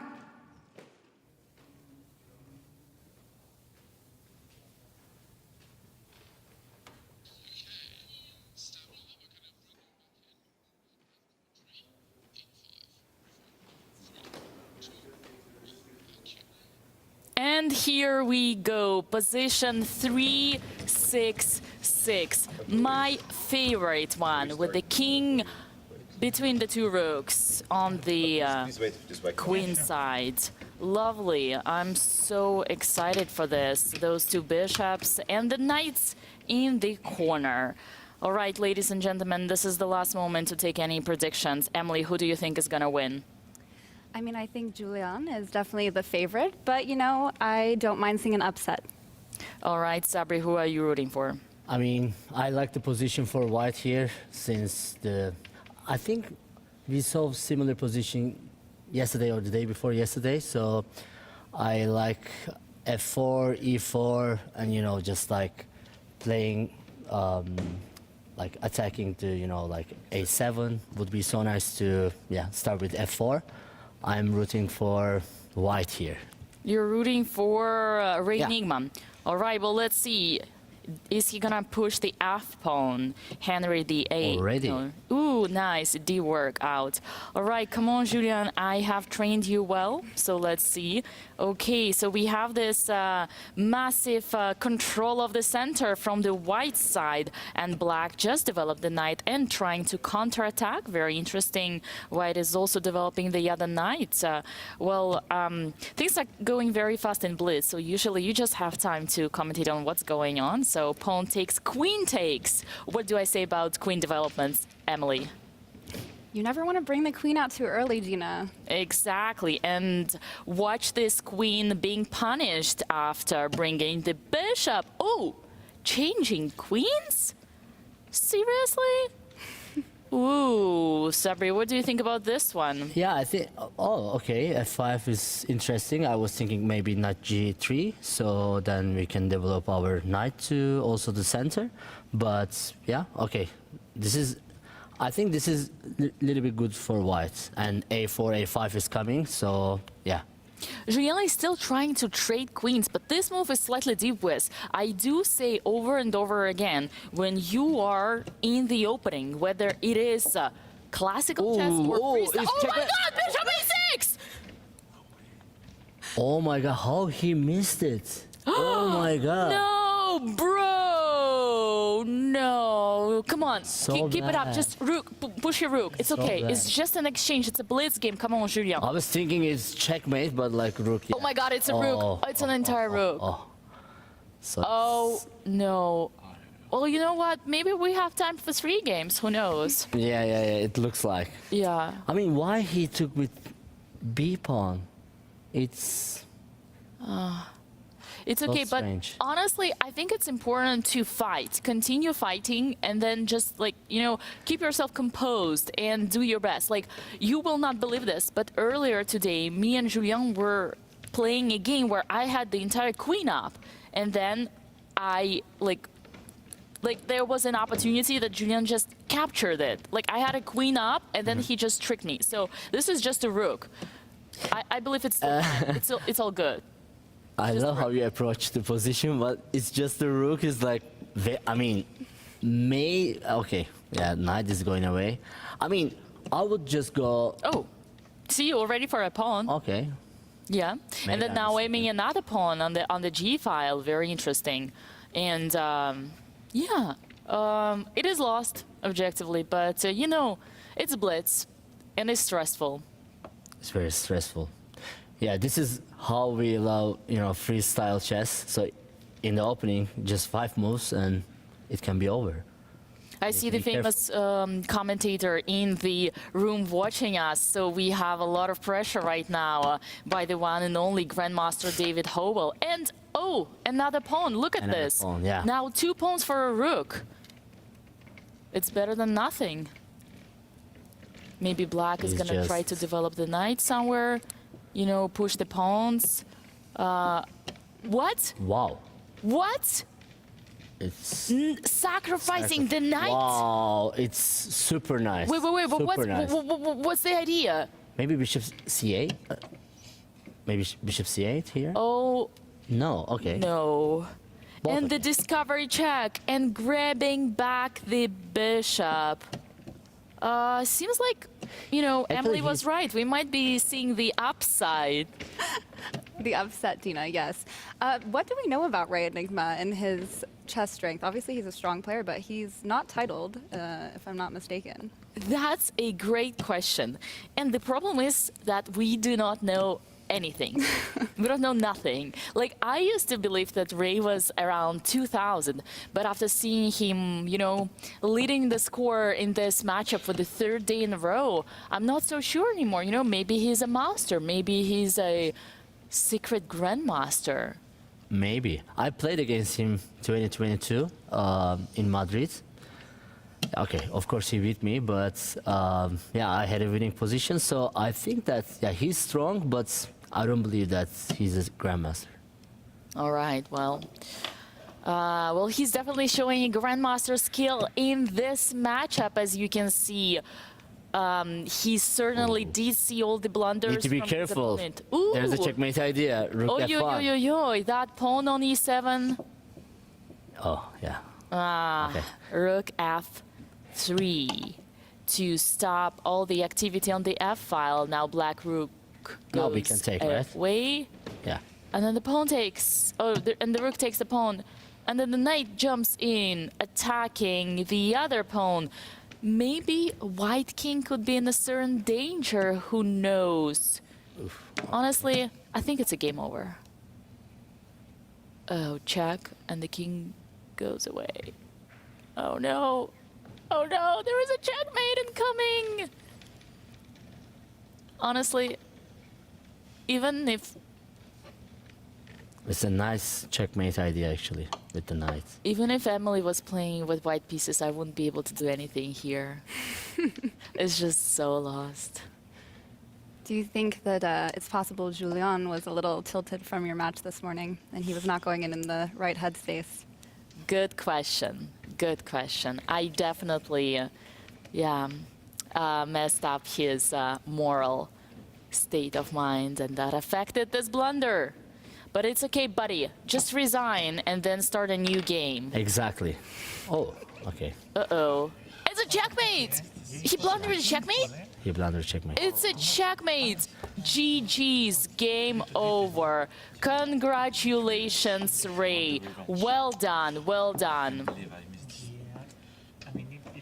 So, what do you want to say to Julian? If you would have a call, just like 30 seconds, what would you say? Wait, let's hear what they're saying. I think we can hear them discussing. Is it the same position for the next one? The game. Yeah, it's the same, huh? Oh, no, I don't know. They're already discussing the second one. So we do the same position? Lena is coming. You guys. Okay. Same position? Yeah, same position. So knight. Okay, knight. Rook. King. King. They're gonna play the same position. Queen. Perfect. Bishop. Knight. Yeah, this position is super nice for white, so I believe that Julian will come back, but need to focus the game. Yeah, I have to. Up. What happened was so Ready to start? just wait. Don't tilt, my friend. Don't tilt. Don't smile, don't laugh. Focus. So, second game. Let's All take right. some guesses. Let's go. Is it gonna be the same pawn? Here we are. Welcome back, everybody. Let me just... Allô? Julien? S'il te plaît, est-ce que tu peux être un peu plus focus? Parce que là, ça va pas. Tu as donné ta tour. Bon, c'est... bon courage, mon ami. Allez, ciao. Okay, it's good. He's set. He's right. He's set. I told him what to do exactly. You're gonna see the right moves here. Okay. Do you want to translate what that advice was, Dina, for us non-French speakers? Actually, no, because I'm afraid that Ray might actually, hear that and take something for him. But Emily, you know me as a coach. You know that I can give only good advice. Isn't that true? Yes. Dina's a very principled chess player. And so, however, with freestyle, the principles are maybe not as reliable as they are with your classical chess. I will tell you the secret. In freestyle, everything that matters is actually principles, because there are no openings. So, ladies and gentlemen, if you want to get better at freestyle chess, you need to study strategy. You need to study tactics, and you don't need openings. No fried liver, no cow, no nothing. Why are you laughing? The cow opening. A good one? I mean, I haven't played. Okay. Up here comes The same opening. the moves, and Julien repeats the same opening choice as his opponent.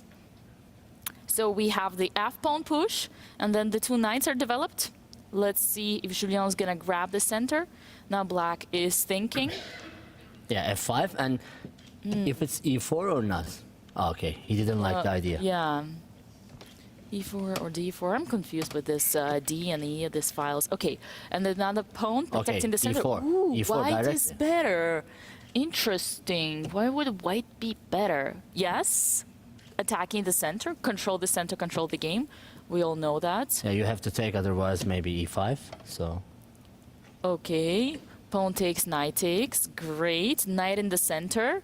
What do they say about the knights on the center? Emily? They're very good. They control lots of squares. So hopefully Julian can maintain. Yeah, I think That's d4 is right. a really nice idea, but computer didn't like it. Well, you know, it's different. It's I mean, it's different. It's complicated, right? Because you have the evaluation of the computer, and then you have the human assessment. Yeah. Okay, let me put Emily on spot. Oh, great. What color would you choose in this position? White or black? Probably white. Just like pretend you don't see the eval bar. Okay, well, white, I would say. Why? Why would you say so? Like, why would be that your choice? You have the nice knight in the center, as we addressed. The light squared bishop is fairly active. You have your rook on d1 that's getting a nice support of the pawn. That's correct. Yeah. Very good. Yeah. And the center is super nice, right? Yeah, that's true. And now bishop takes knight, and that is not great either. Queen because- a5, queen a5. Wait, what? Queen a5? Oh my god. Same idea with And then rook a1, right? I love that. Wasn't played. queen a5, and you cannot play a6 because you can basically take, right? Wait, what? What's your level? My level is 1900. Wow, you're Hit it. good. I'm impressed. This guy near me is calculating all the moves I had. No, but honestly, white is definitely better, as Emily said, by all those means. The rook is in the center, the pawns are in the center. Whoa! Oh, that was the that? idea. Knight d6. Yes, but what? And the checkmate. Queen c3. Whoa! Knight d6 and queen Knight d6 c3 again? checkmate! Oh my god, in 2 moves! No way! Julian, you is thinking, you should check. I know this body language. Look at his head. It's right Yeah, inside calculate. of the... Oh no! What? Still there, still there. Oh, The king is gone. no! The king is gone. The king is gone. Oof. Emily, how do This you is like the freestyle castling? chess. This is the freestyle chess. So exciting. You know that move? It's called castling. Impressive, isn't it? Yes, very much so. When the king can jump from one side to another. Believe it or not, but in my today's match, I actually messed up 3 times. Okay, good thing for white is that they still have an advantage. Probably because, how do you guys like the knight on h8? But the problem is, oh, okay. How do you guys like the knight? Well, he just heard me, but how do you Yeah. like the knight? That knight, it's a bad knight. Man, these people have no class. Look at their pieces. What, you disagree? No, I do agree. That knight is going to have a hard time developing, especially, you know, it's going at the cost of the activity of the rook. Yeah, and now the pawn on b7 is attacked, so things are going really weirdly. Yeah, after that checkmate idea, I'm not impressed by white here because like it was already, you know, like over. Yeah. And hopefully Julian will not lose that one. Yeah. Well, the rook of black is on the open file, but luckily there is no danger on this open file because none of other pieces can participate in the attack. And I think we can just take that pawn. Take that pawn, baby. It's free. Don't be shy, my honey. It's all good. You like my trash talk? Of course, of course. The computer likes white here. I mean, how do you think, from a human perspective, how easy is that to convert? Yes. Indeed, the good thing is like we didn't lose any of our advantage, right? Everything is developed, everything is cool. So yeah, taking the Okay. pawn is probably the right move.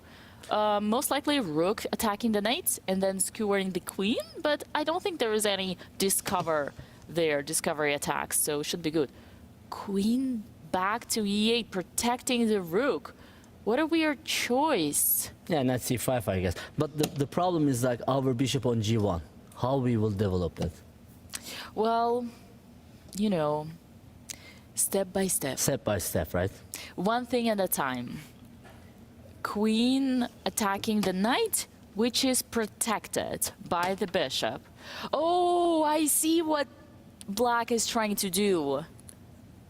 You see that little queen and the rook? Yeah, they are trying yeah? to double on the open file and cause a very scary checkmate.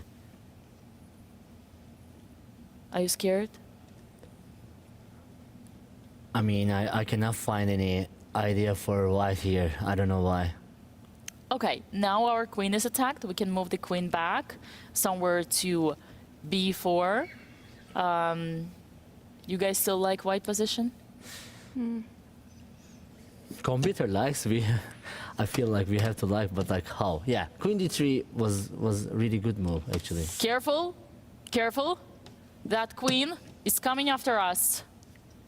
Knight a4, but wait, you didn't have to give away the pawn. Yeah, and that doesn't stop the idea. You have to play. That does not help you anyhow, bro. What are you doing? Okay, now we have to push the pawn on c3. See, guys, that's what I call tilt. Have you heard of this word? Tilt or letters? My God, And he gives away another pawn. it's incredible. No way. Incredible. So nice of Julian. He's so kind. He is such a sweet soul, but he might forget that chess is a sport. He needs to play so fast, like c3 is something. Like. Just try to intimidate your opponent, right? Just push pawns. And also there's, 50 seconds left. Okay. All right. c5 idea is strange. c5 and king c4 or what? C5. Yeah. At this point, the king moves. The good thing, as you guys know, black only needs a draw to win the match. Yeah, it is true. So that's tough. He wants to play with two bishops, so he didn't take. Yeah, two bishops. It's good when you can use them. Maybe there is an idea of a checkmate. Somehow. What do you think? What are you thinking? Nice, nice. Okay. White is pressing right now. d7. Okay, rook attacking pawn. Pawn push. Bishop takes. Great. Bishop takes, king takes. And then pawn push. No, we attack the pawn. King comes up, pawn push. Oh, Rook attacks the pawn. Oh my god, we're gonna lose. Oof. We're gonna lose again. Julian will be so upset when he see the idea. Checkmate idea. Yeah. Yeah, it's already... Yeah. We're losing all our pawns. And the c4 will... Actually... Okay, rook protects pawn. Okay, check, king moves. Okay, fast. Okay. Wow, Trade. things are going so fast. Check. okay. Oh no! And the other pawn is falling! Oh my god! And that's a change of pawns. Ah! It's a checkmate! Ooh. You were much better again. Wow. Much better. I didn't even realize. Yeah, I don't know. Incredible. Because my only trick was that fight. That was a wild turn of events from what he had a mate into, Julian. Yes. To Sacrifice the knight with a fork and I checkmate. was not supposed to allow this queen. Yeah, knight those MBA sacrifices 27. are tough to see though. So, but yeah, he's going to be disappointed to review that for sure. Very disappointed. Let's hear what players are saying. It's funny because first game you played this bishop a6, and second game I played this rook They a6. didn't talk about it. Centric. Yes, for sure. Oh, I they just saw it. When you played Rook A1, then I saw it. But Oh, again, no, if I you had to play like Rook A8 and taking on B6, and I didn't like it. Emily, now But you still, have to I take I to thought stand up this, for our counterplay, friend. But it was my only chance. You have to For be sure, like, afraid now. losing, but, You have to not challenge that easy him. with- Yeah, I'm not Yeah. super Revenge. encouraged. You're gonna just give him 20 seconds. Time odds. It's kind of stressful. Let's maybe show the idea. Can we show or? I'm not sure. On the stage, it's more. Because we cannot go back. Yeah, just before Rook A6, there was an idea. Ay, ay, ay, ay, ay, ay, ay. A rough day for Julian. Oh, they actually have a little bit more time. I didn't realize. There's gonna be another position. Oh. Oh, it's a final game. Now I see. Nice. All right, guys. Well, I'll have to torture you a little bit more here in the studio. Are you guys having a good time? I think it's super nice. We should do it every single day. Any imposter syndromes in this room? No. No? You guys That are was directed at me, Dina. No. How are you doing, Emily? I'm doing well, yeah. Is your first time commentating a chess game? Well, at this level, you know, more amateur players I have. My first time as well. Yeah. Is Really? in English. Really? English. Yeah. Wow. Ooh. So, thanks for that. It's special. Nice. I hear we're about to have a pairing, that the new position is being picked, I believe. So, oh, we can let chat pick the number of the new position. You want to just manipulate them, saying some numbers? That's interesting. All right, guys, let's decide together what is going to be the new position that is going to be played in the game number 3, the decider of the match that is already decided. Why is no one laughing? What? You want to say any number? All right, let's say 69 something. Like 900, no, 691. 691. 691. Let's do it. Bring it up. I want to see 691 on this screen right now. It's Why did you choose that number, Dina? Well, producer told me. It was pretty random, I can tell you. Okay, that's Pretty the random. position.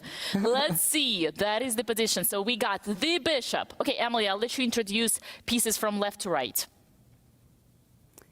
It's like, you know, the when you go to the eye doctor. Can you read the line like letters? Can you read the pieces, please? Yes, we have the bishop on A1, followed by the rook, queen, king, the 2 knights, rook and bishop. Wonderful. Is the position legal? In freestyle chess, yes. Correct. So as long as we have the king between the 2 rooks and the bishops are on the opposite colors, it means that the position is legal. Well, in any case, here this was meant to be legal because it's one of the positions, right? But just in case, guys, you were playing a freestyle game and you want to shuffle the pieces whatever you like, you got to make sure that the king is always in front of the 2 rooks. And then the 2 bishops are always on the opposite colors, okay? If the king is not in front of the, if the king is not in between of 2 rooks, then you do not have the legal opportunity to castle, which is super important. We'll talk about castle later, but... Do you think we're going to see Ray as white again here, I'm assuming? That's a great question. Logically so, I believe, but we don't know yet. Oh, Julian. Looks like Julian. Well, that might have not been yet up to date, so potentially. All right. Oh, yeah, this is not the correct position. Yeah, this is... Yeah. Emily, let's say you are a coach. What advice would you give to your student who just lost 2 games?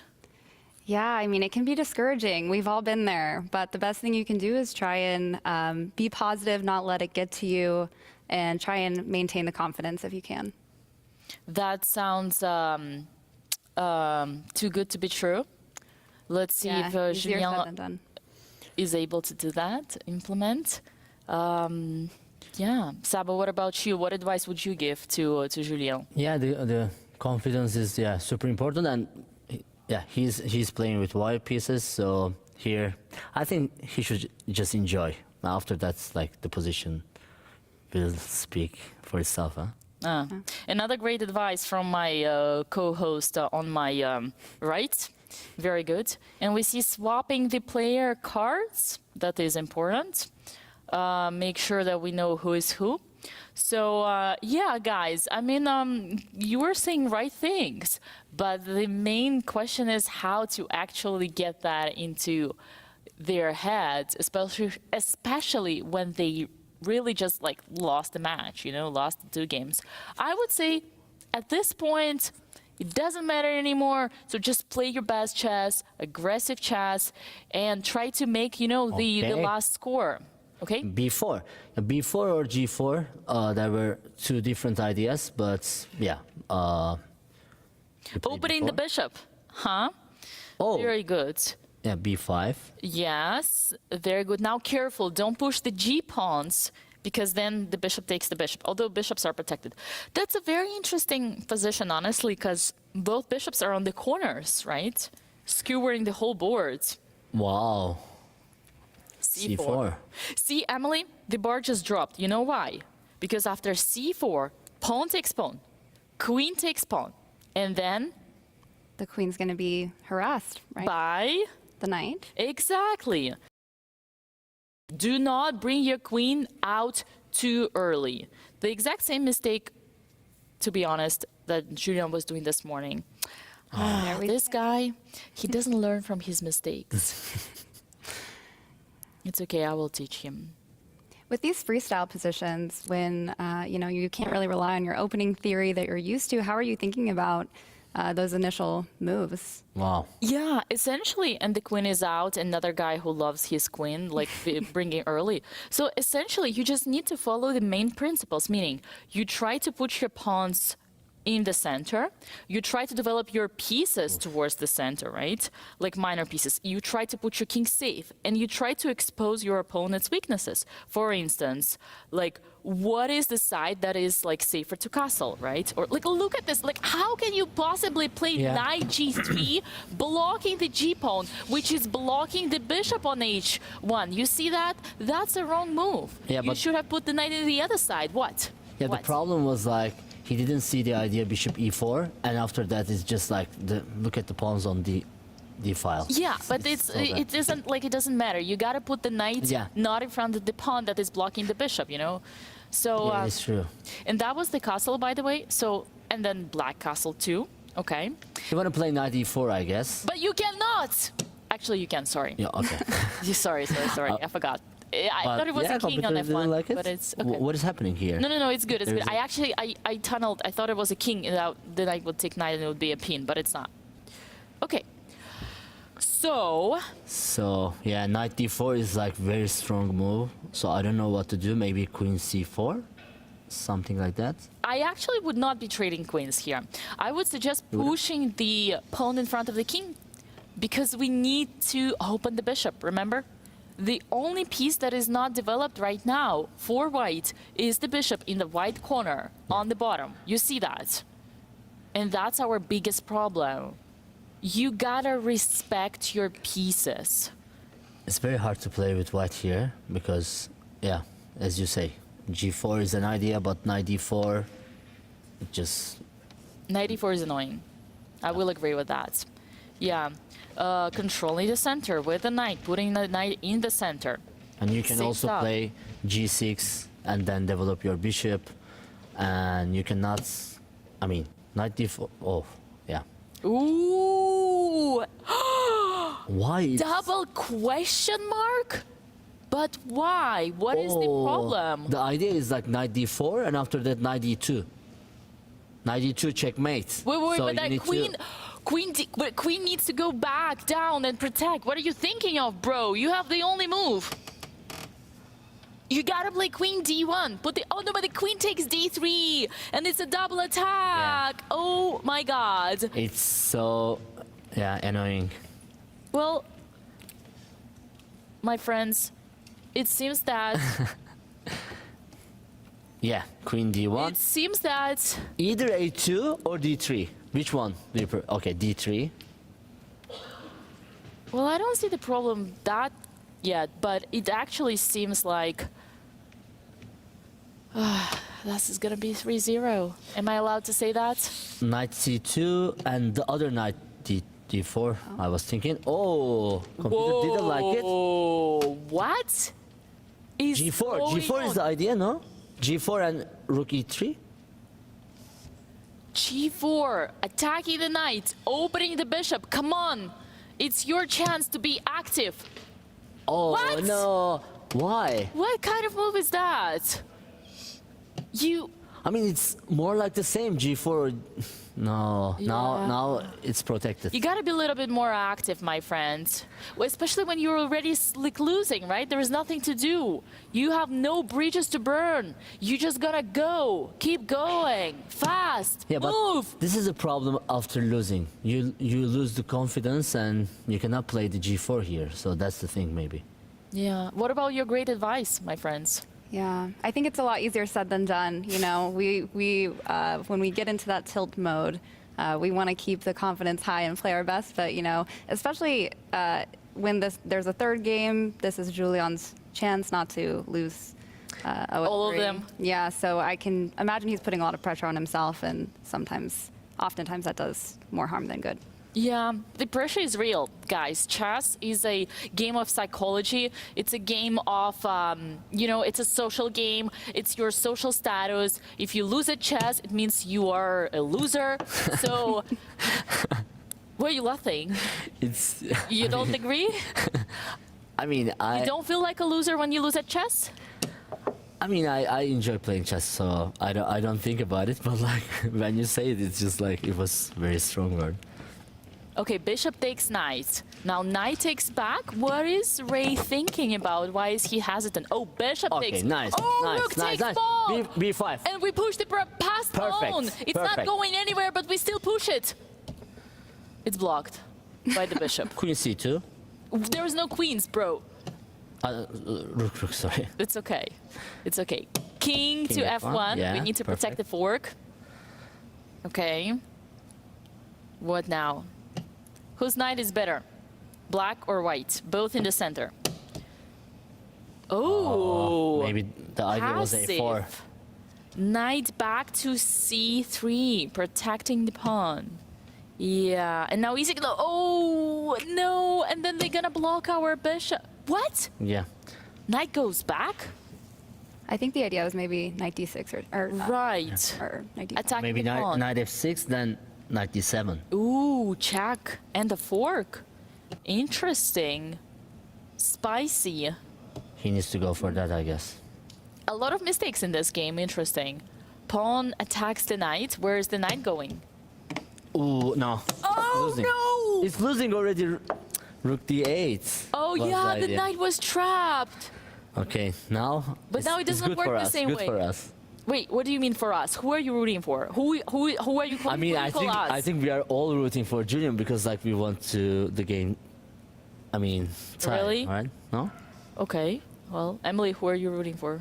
Yeah, I'd like to see Julian win after the past two games and also the match this morning. I think he could use some higher spirits, probably. Especially the match this morning. Yeah. Well, you guys are nice. It's good. You're good people. I did hear Julian talking about revenge. Do you know what he was talking about? He mentioned that a few times to Ray, it sounded like. Yes, because he just played 2 days of intense match with Ray, and the score was 6-4 to Ray. So Ray was winning. No. Losing. And that was supposed to be a revenge, but it's not anymore because Julian is about to lose the 3rd game in a row. Okay, rook on the 7th rank. How do we call the 7th rank for the rook? It's the stomach paradise. Remember that? What? Обжорный ряд. You guys don't I think know it's that? for you, not me. It's the end game marathon. Come on. It's all there. Okay, bishop takes, rook takes. And the pawn pushes. Okay. But the pawn is about to promote. Whoa. Okay, king B6, D2. B7 is nice idea. Can we make it? Okay, now we need to control the promotion square. Bishop F3, very good. Knight check. Nice. The king goes up. Active king. Now bishop D1, very good. King back. Yeah, F4 and either F4 or B6. White is better. Yeah. White is winning. No, the pawn. Why did you give away the pawn? No, he's so tilting. Oh my No. God, this was such a great position, and it's not anymore. No, take the A5 pawn. It's like 2 pawn ups. 2 pawns up. Okay. Oh, I think we can hear the players. I think he lost on time, huh? Oh, I know. That's Incredible. Like you pawn up, but like with my bishops. Yeah, and so on. you control the light square. Maybe not queen c2. Yeah, maybe because that was then you lose the the mistake. pawn on c7. That's it. No, yes, that completely missed the pawn on c7. Yes. Yeah, I should not allow this e6 d5. Yeah, maybe. Because then my bishop is so bad. It's locked. Yeah. But it was not easy because you had some trouble with the b5 pawn also, no?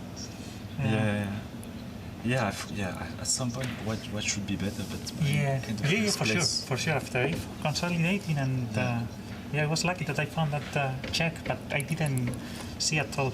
Like no check, no, like 93, no. Yeah, no. At the end, I just wanted to flag you. Yeah, that you were faster. Yeah, but I had the clock on the right side, and I know the tricks. Like check over here like, with the rook, no? Like rook, and the clock And over that here. was it. Very sad story. A most suspicious, or how do you say that, Emily? He's not suspicious. He's like, he's like unknown. The most mysterious. Mysterious. Yeah. Thank you. But possibly suspicious as well.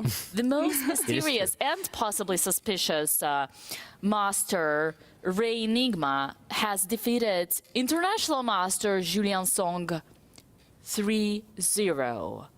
That was painful to watch, but you know what? It was an honor and a pleasure to commentate with you guys. I hope you had fun.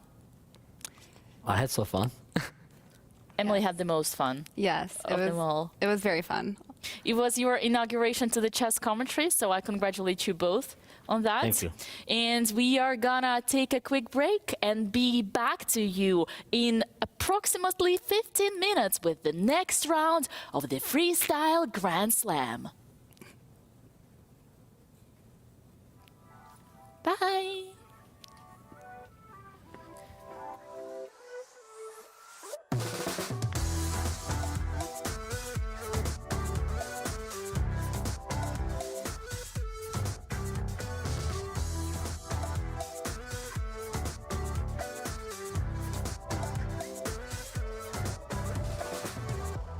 Show me how to make it real. I won't let you down. If this is how we're meant to feel, I never had a doubt. Through every test, I gave you my best. I am obsessed, believe me. So take the next step, we'll make up the rest. Try to let go. Just take me for a ride.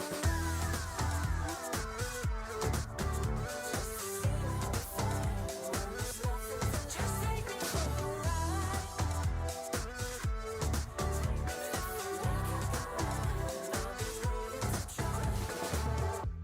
You wanted me to break the rules. I can read the signs. I can feel it burning through. You see it in my eyes. It's complicated, 'cause all along I've been waiting. Just take me for a ride.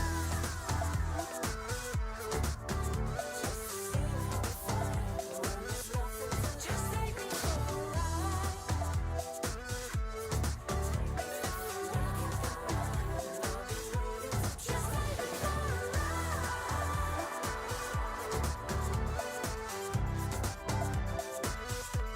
Just take me for a ride.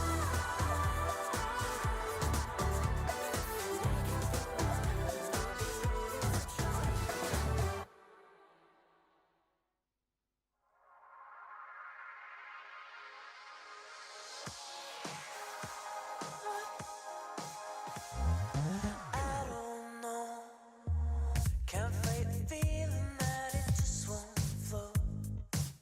We've been deceiving everyone we know. Do we let the secret out and take it slow? You say it's time to let it go, but I just don't believe it. Choosing if you take me or you make me disappear. Before the end begins, we lose ourselves and take control again.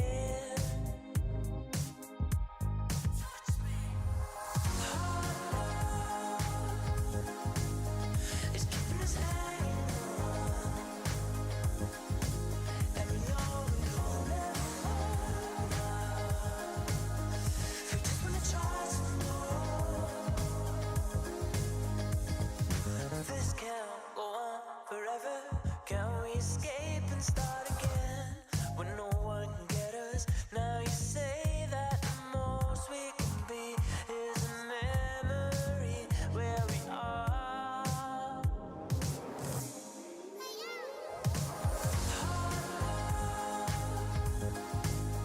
It's keeping us hanging on, and we know we will never hold up. We just wanna try some more.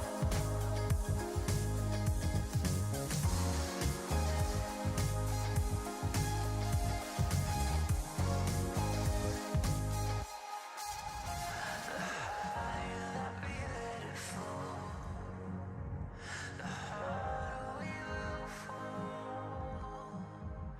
The longer that we sing it out, the more we wanna know.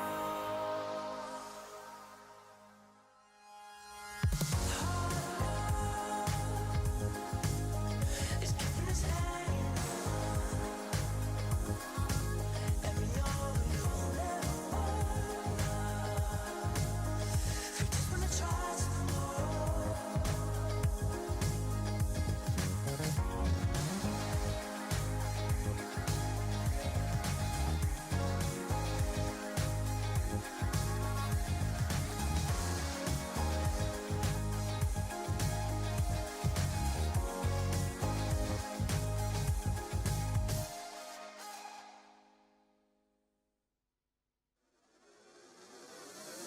It's the small things that you do to keep reminding me there's magic inside me and you. Dreams to reality.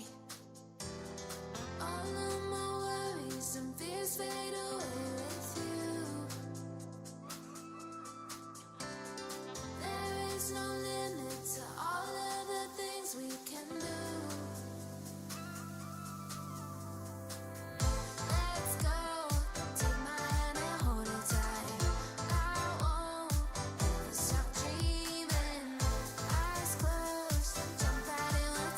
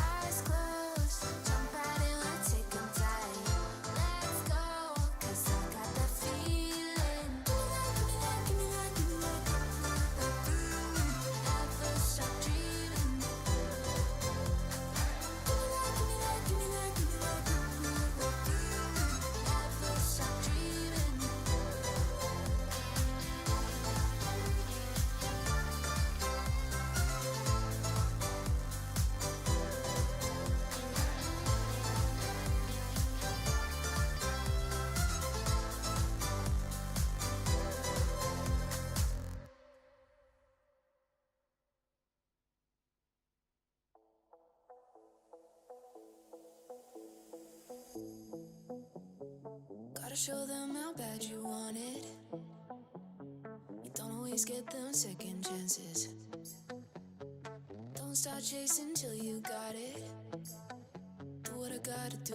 I just break the rules like that. Maybe I'm just cool like that. Staying focused, don't sidetrack. Always when I don't come last. I never go less than 100%. I'll just keep waiting while you're catching your breath. I'm only living if it's close to the edge. So come and dive into the deep end, cause the best is yet to come. I'm like a song you can't get out of your head. You press rewind when you get close to the end. Each time you leave, I know you'll come back again. So come and dive into the deep end.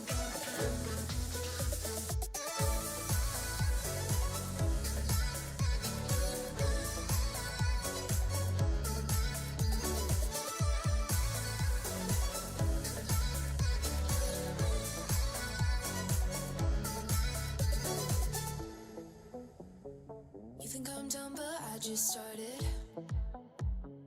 I'm the fire that lights the darkness.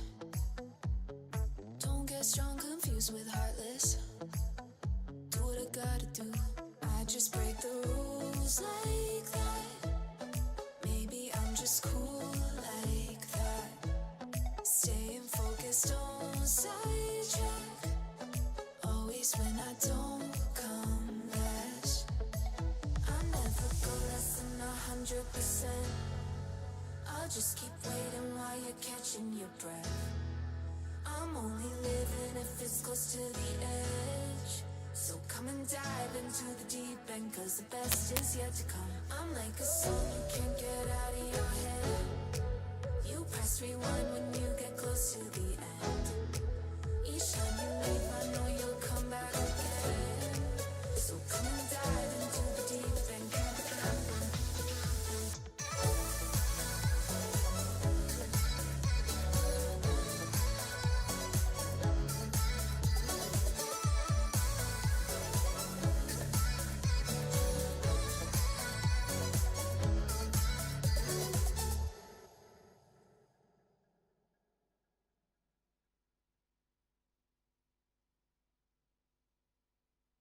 Underneath the neon, denim jacket you can lean on. In the drop we can be gone. Like a dream, I think I see one. On the rig, you know I need that. On my neck, your name is ink black. Got your hands up on your hip like a pin up in that fit. I be lying through my lips, say anything to see it dip. Drop it low, let it show. Do your thing out on the floor. I'ma count to 1, 2, 3, chorus on the phone. I'm better when I'm with you. I feel it in my blood.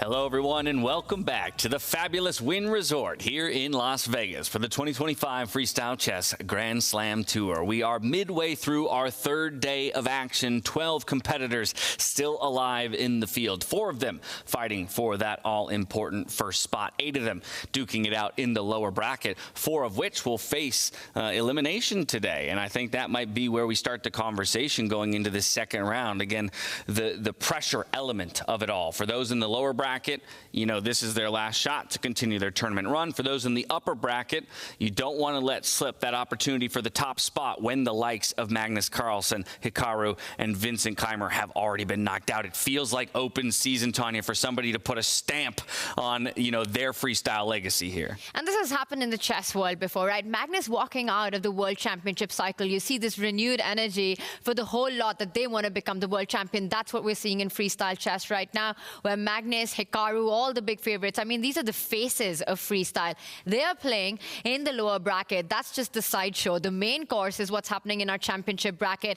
And I think for Fabi, this means more than anything right now, you know, finishing second in Weissenhaus, third in Paris. Is this the one where Mr. Consistent finally does it, David? It feels like it might be, but then again, it does feel like Levon Aronian's event. It feels like Hans Niemann's big moment, his big breakthrough. It's so tough to call from the top 4. The one against it, up against it now, is Arjun Erigaisi. I thought maybe this would be his event, but either way, those top 4, as you say, it's so important here and now, big breakthrough in their careers, let alone in the Grand Slam Tour. So often in sport, the conversation is about which player is in their peak form at just the right moment. And again, with that opportunity to strike for a number of our players, the question remains, can Levon take it in 2-0 fashion over Arjun Erigaisi? And who will break the tie between Fabiano and Hans Niemann? Back out to Fiona to find our position for the next round. Welcome back, everyone, to the second 30+30 game. My name is Fiona Steil-Antony. I'm delighted to be your host for the remainder of the day. So the next game will decide how many playoffs will we get today. Yesterday we went all the way to Armageddon. We'll have to find out what happens today. But for now, we're going to first of all find out which position the players will be playing. And in order to help me do the draw, I would like to welcome to the stage, all the way from Spain, Mr. Ray Enigma. Give him a warm round of applause.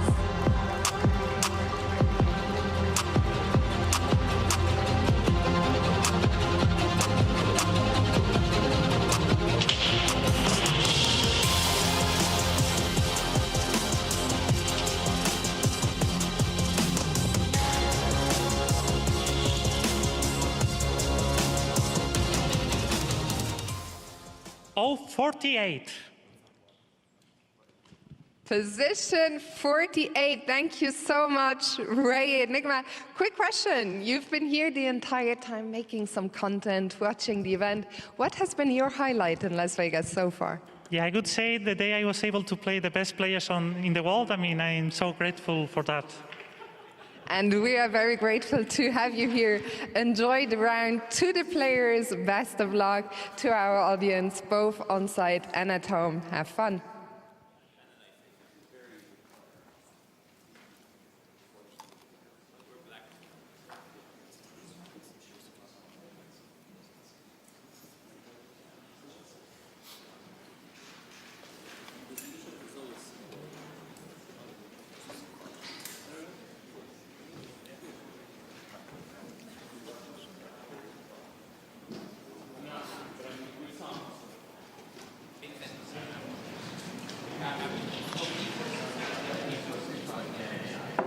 I can hear them speaking.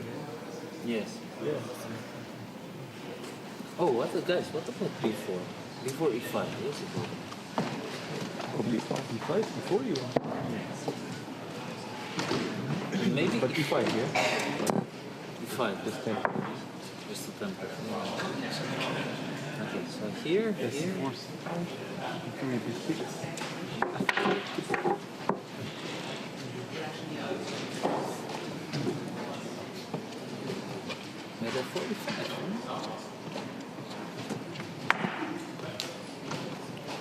Yeah, this looks great. 55. Good. One more.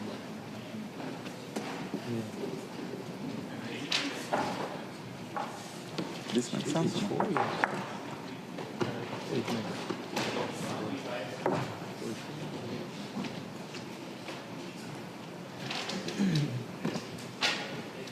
Unless you want to play with f3.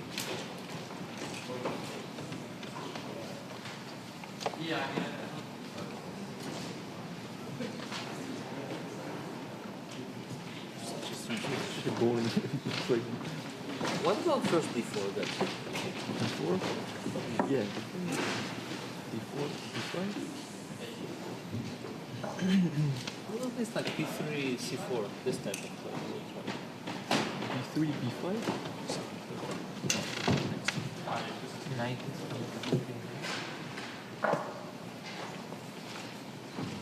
One B1. This one? Yeah, maybe knight d6. Knight d6. Knight d6. Should we consider c4? D4? Makes sense, yeah.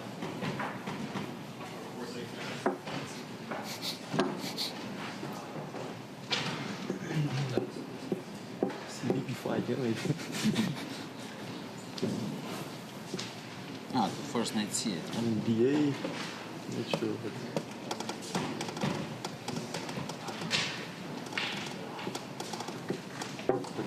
I like forward, I don't know. Yeah, CB, knight d3, I don't know.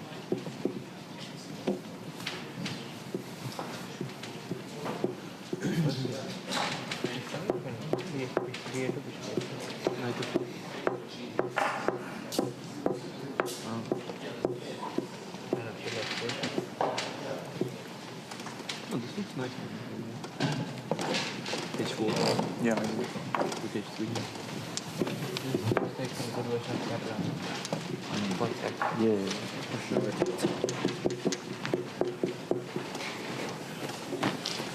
H5. That's terrible. No, it's too slow, yeah? I should play with b6, right? H5, H6.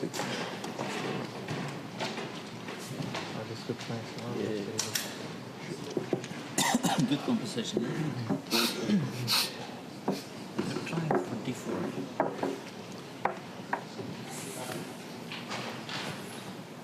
B5? Yeah, d4. Simple first. Like a must. Yeah, B3.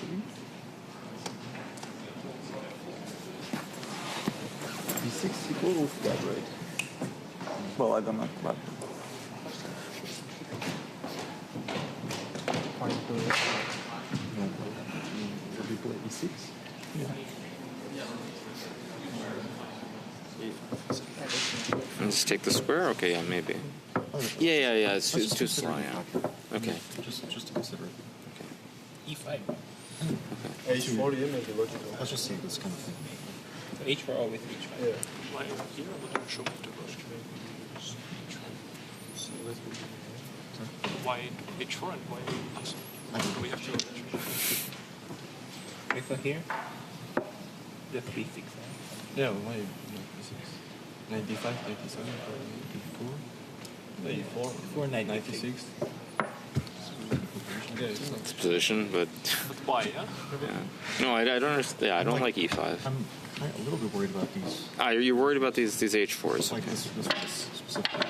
Okay. I just want to know how we respond to this. D5? Like 93. Yeah. We're not 93, sure. bishop b7? Yeah. Slightly concerned. I mean, what rook h3? Or what do you? I don't know. Be better with black. Yeah. But I don't know. There is knight c4 maybe. Knight c4 here with bishop a3 maybe. Maybe you should go here, yeah? What? So after b5, maybe. there's no... I mean, I can deal with this threat. I just move the queen. Oh, but bishop a3? Oh, we can't castle. I mean, I don't know if you want to castle, but it looks a little bit shaky. Knight on b4. Yeah. Knight d3, knight d3 a. Wait. I don't think so. Knight d3 a5 hangs b6 though. Oh. Ah, sorry. There's knight c. Yeah. Anyway. Well, then you go here. Shouldn't be. Why? What's the advantage? b5. I might throw b5. Ah, yeah. No, knight a5. Yeah. So, That's a bit weird, isn't it? You could have also done it here, no? Because I don't think we care about knight a5. Knight does absolutely nothing. You're not scared of knight.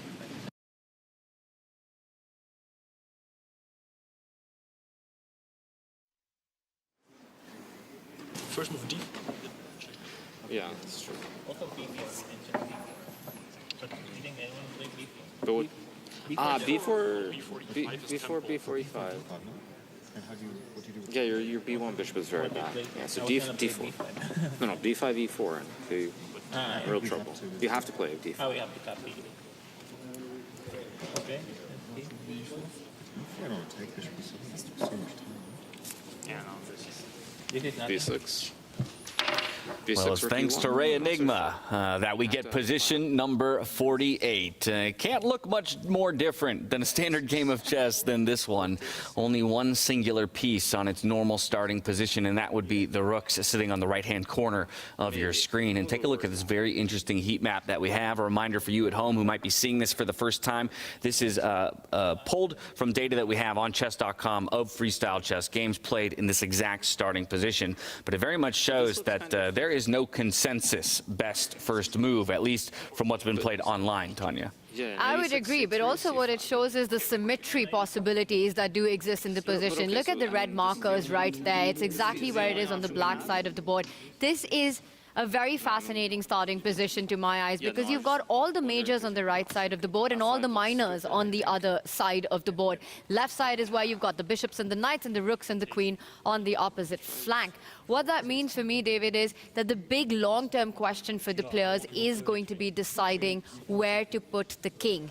Now, it might feel at first that it's doing absolutely fine on the right side. But look at the eye line of the two bishops, you know, peering to those diagonals. Does your king really feel safe on that end? The H-pawn with the potential of moving forward, something the players have been discussing as well. The rook beautifully placed to stop the attack.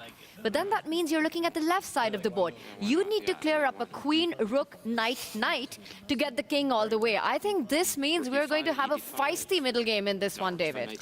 Yeah, and the players have been talking in very interesting ways here. Some have been trying to push the game towards solidity. Hikaru Nakamura, he's saying just try and neutralize it.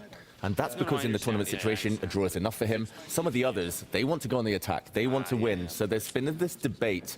It looks like Fabiano's in a very creative mood as well. As Tanya says, it's one of those positions, probably objectively, it's roughly level, but you can put such a spin on it.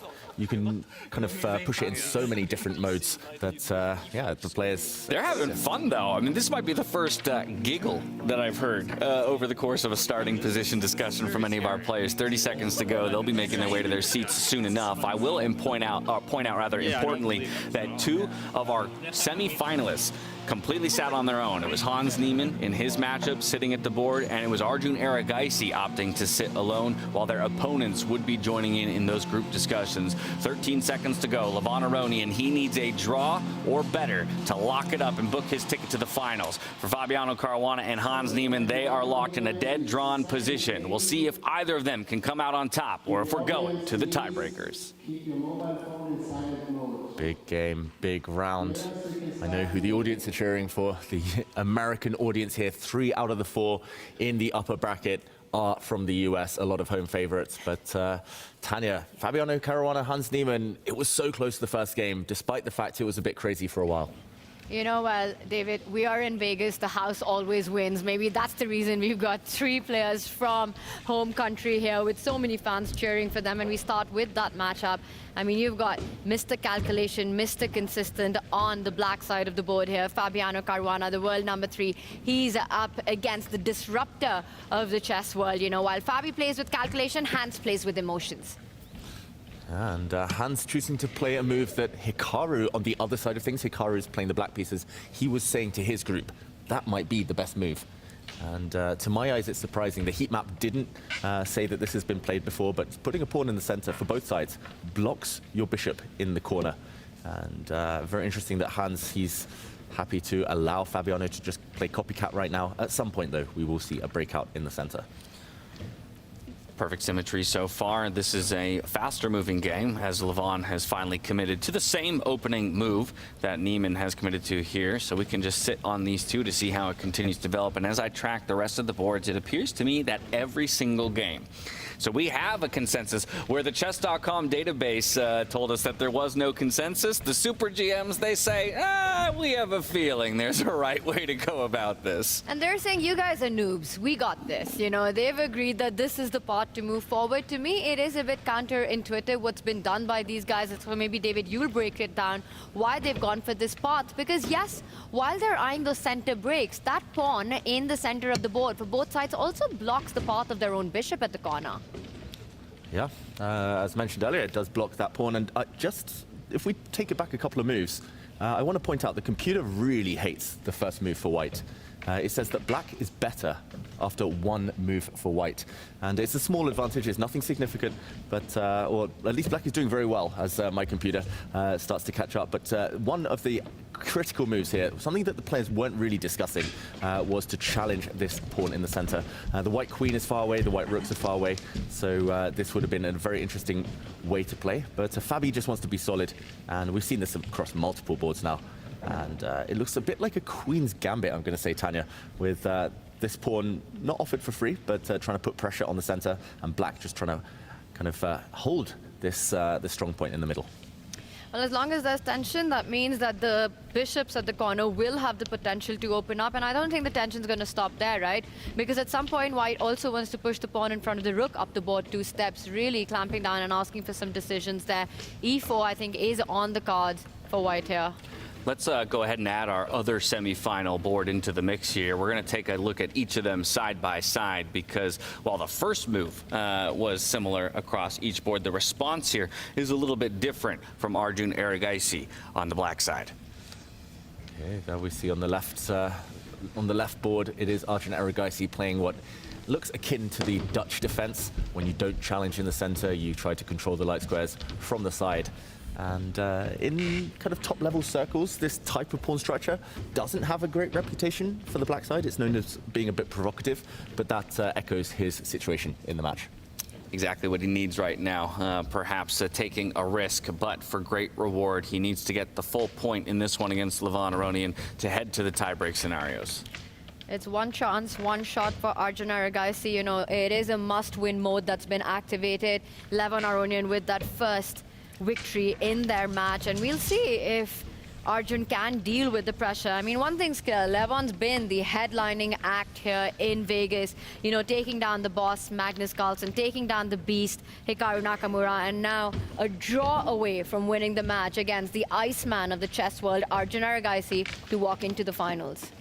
Yeah, big moment. Arjun will have to dig deep and show that he can take these top-level titles, yet to win one of these big super tournaments with all the best in the world present. And in the meantime, just a quick action replay. Levon pushing his queen's pawn forward, or I'm so used to saying queen's pawn. It's the knight's pawn in this case, pawn to d4.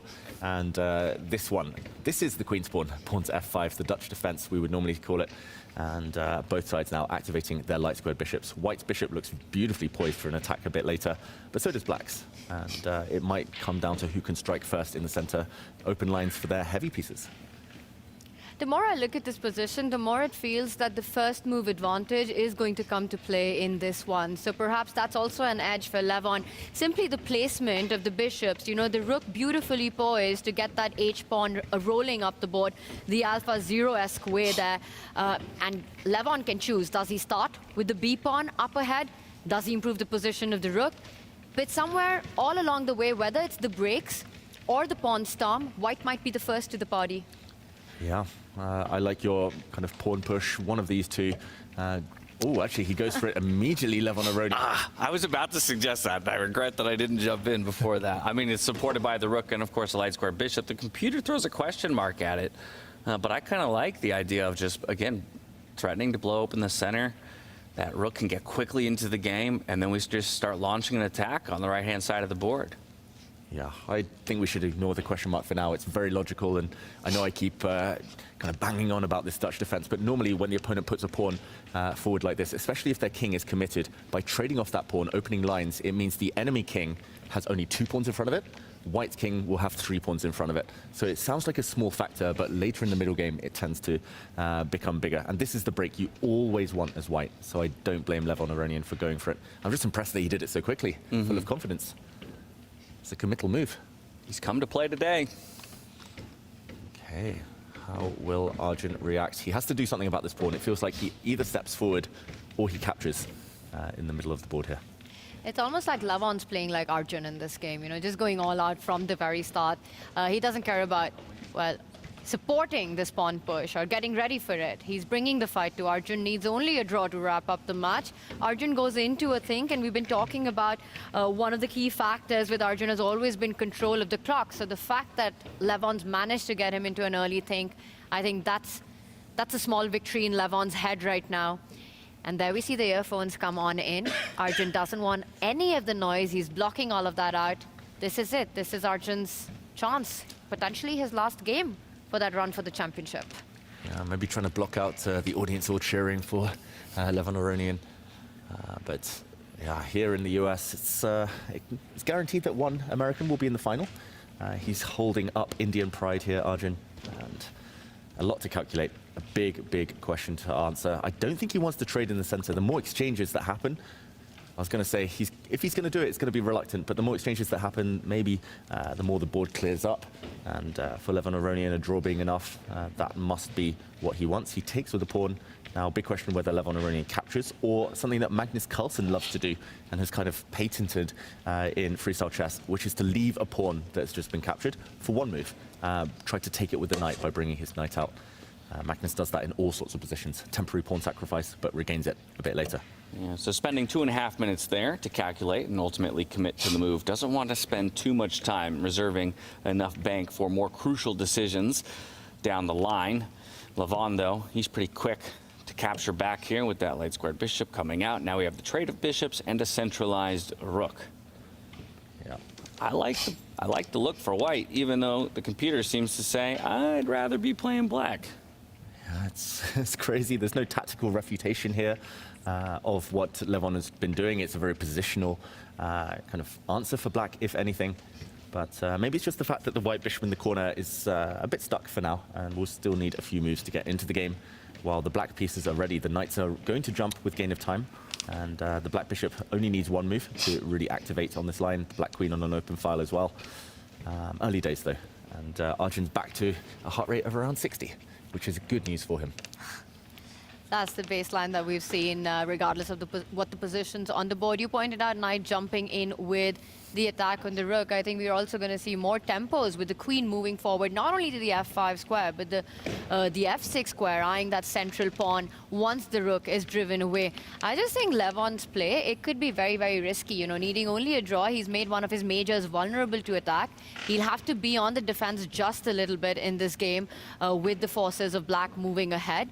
Arjun, he's taking his time right now, but I would say that he's pleased with the imbalances already. Too soon to call anything, but he knows that there's potential for fireworks here. Yeah, Levon sticking to his style here, even when all he needs is that draw. But yeah, perhaps delivering exactly what Arjun wants/needs in this second round to bring things to a tiebreak scenario. Let's go ahead and head back to Hans's game, because another triple pawn push towards the center of the board by the player with the white pieces. However, the makeup of the board before that or prior to that looks a little bit different. So maybe we can talk about some of the similarities and differences between his commitment of another pawn, that same exact pawn in front of the rook up towards e4. Yeah, Tanya, maybe you can break this down, because you were the one saying e4, it's coming, it's going to happen soon, and Hans does not hesitate.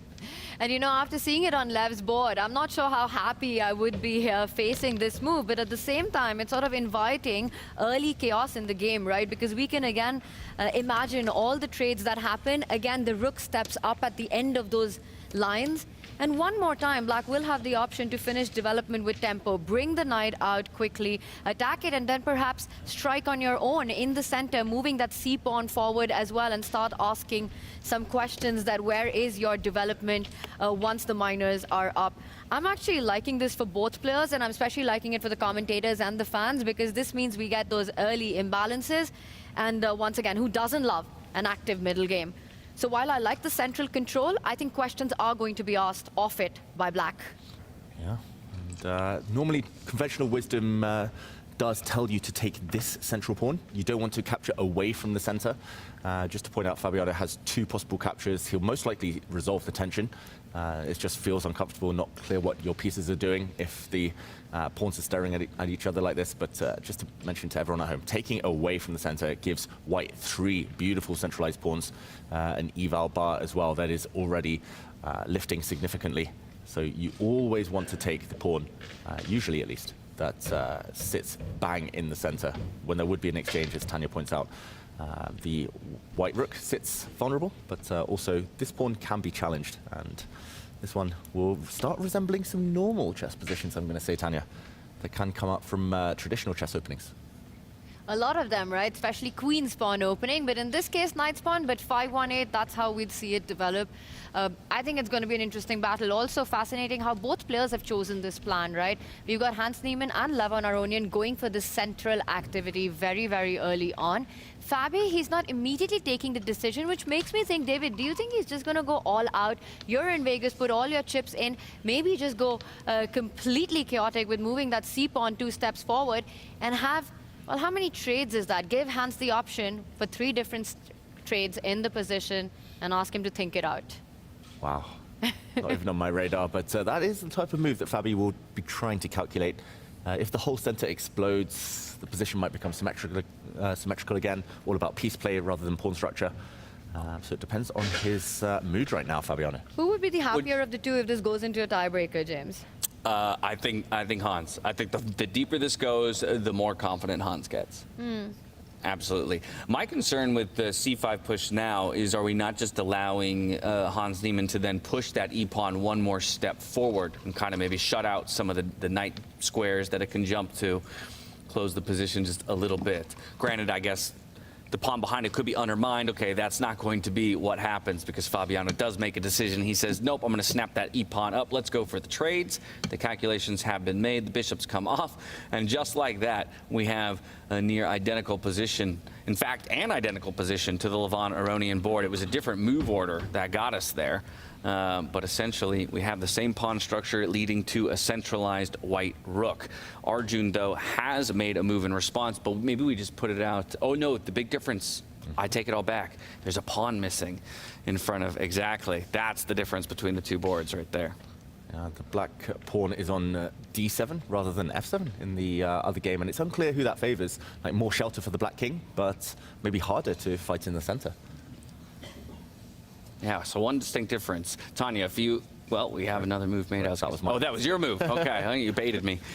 Tanya, if you could have either board situation, would you prefer the pawn in front of your queen or the pawn in front of your knight? I would prefer the pawn in front of the knight, just simply because you want your queen. You know, we've spoken about how it's the most important piece to get out early on. In standard 5-1-8, you want to really count your moves before you get the queen moving, right? But here, if you don't have that activity, it's come to bite many a players. So I like the idea that on the Arjun board, he can get it into play, and I believe that's exactly what he's done as well. Not only that, he's done it with tempo. I think in this one for Fabi, as we have, there are other pluses in the position. He's going to get that bishop. It's a more control pawn formation. I think it's more suited perhaps to Fabi's style of play. Yeah, quite possibly. And we'll find out as Fabiano strikes in the center. Again, good tip for everyone at home. If your opponent has that powerful pawn center, you have to strike at it. You have to fight for space, and that opens up the black dark square bishop too. But this is also a double-edged sword, right? I know this is an idea and a plan that we were earlier discussing, but it opens up a monstrous bishop on a1, directly targeting black's king side and a tender spot on g7. And not just that, the white rook can join the party from a g4 square, line it up against the king, you know, trade those pawns, and suddenly big threats. Yeah, you have to be really careful here. Just to point out, for example, this idea that you're calling Tanya, and black would be forced to block with a pawn. But for now, it's okay. You can blunt the bishop, but watch out for that one later. Well, and maybe could this be Fabi's idea of how to get the queen involved in the game, as opposed to capturing back with the pawn there in that line? Instead, now we can slide our queen out, since we didn't vacate that pawn earlier in front of the queen over there on the f-file. Queen out and ready to castle. The black rook in the corner jumping over. That solves one of the questions we asked ourselves earlier.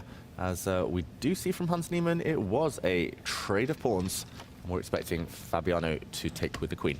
Yeah, Fabi out of his chair, though, so that's a good opportunity to hop back over to Arjun and Levon to see how that one's developing, because I do see a queen in play as we get to that one. It's Arjun Aragaisi who utilizes the openness of the F-file to slide the queen up. Castling has occurred as well. Top right corner of each screen, you can now see the queen and the rook working together there on the F-file quite brilliantly. Yeah, and Tanya earlier mentioned a different spot for the black queen. Yes, the black queen gained a tempo kicking away the white rook, but Levon Aronian is going to win back that tempo, win back a bit of time by hitting the black queen in the next move. The two white knights, I think, are going to be very well placed in the center here. But still early days, of course. This one just looks very balanced. And as soon as white castles a bit later, it feels like both sides are going to be really ready for the middle game, having completed development. Visually, though, it looks very pleasant for Lev, right? You've got more space in the center.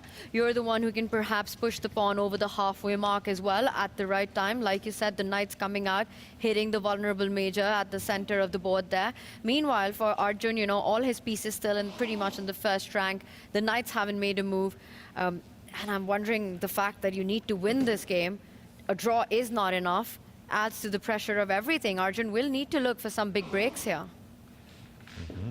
Where are they coming from?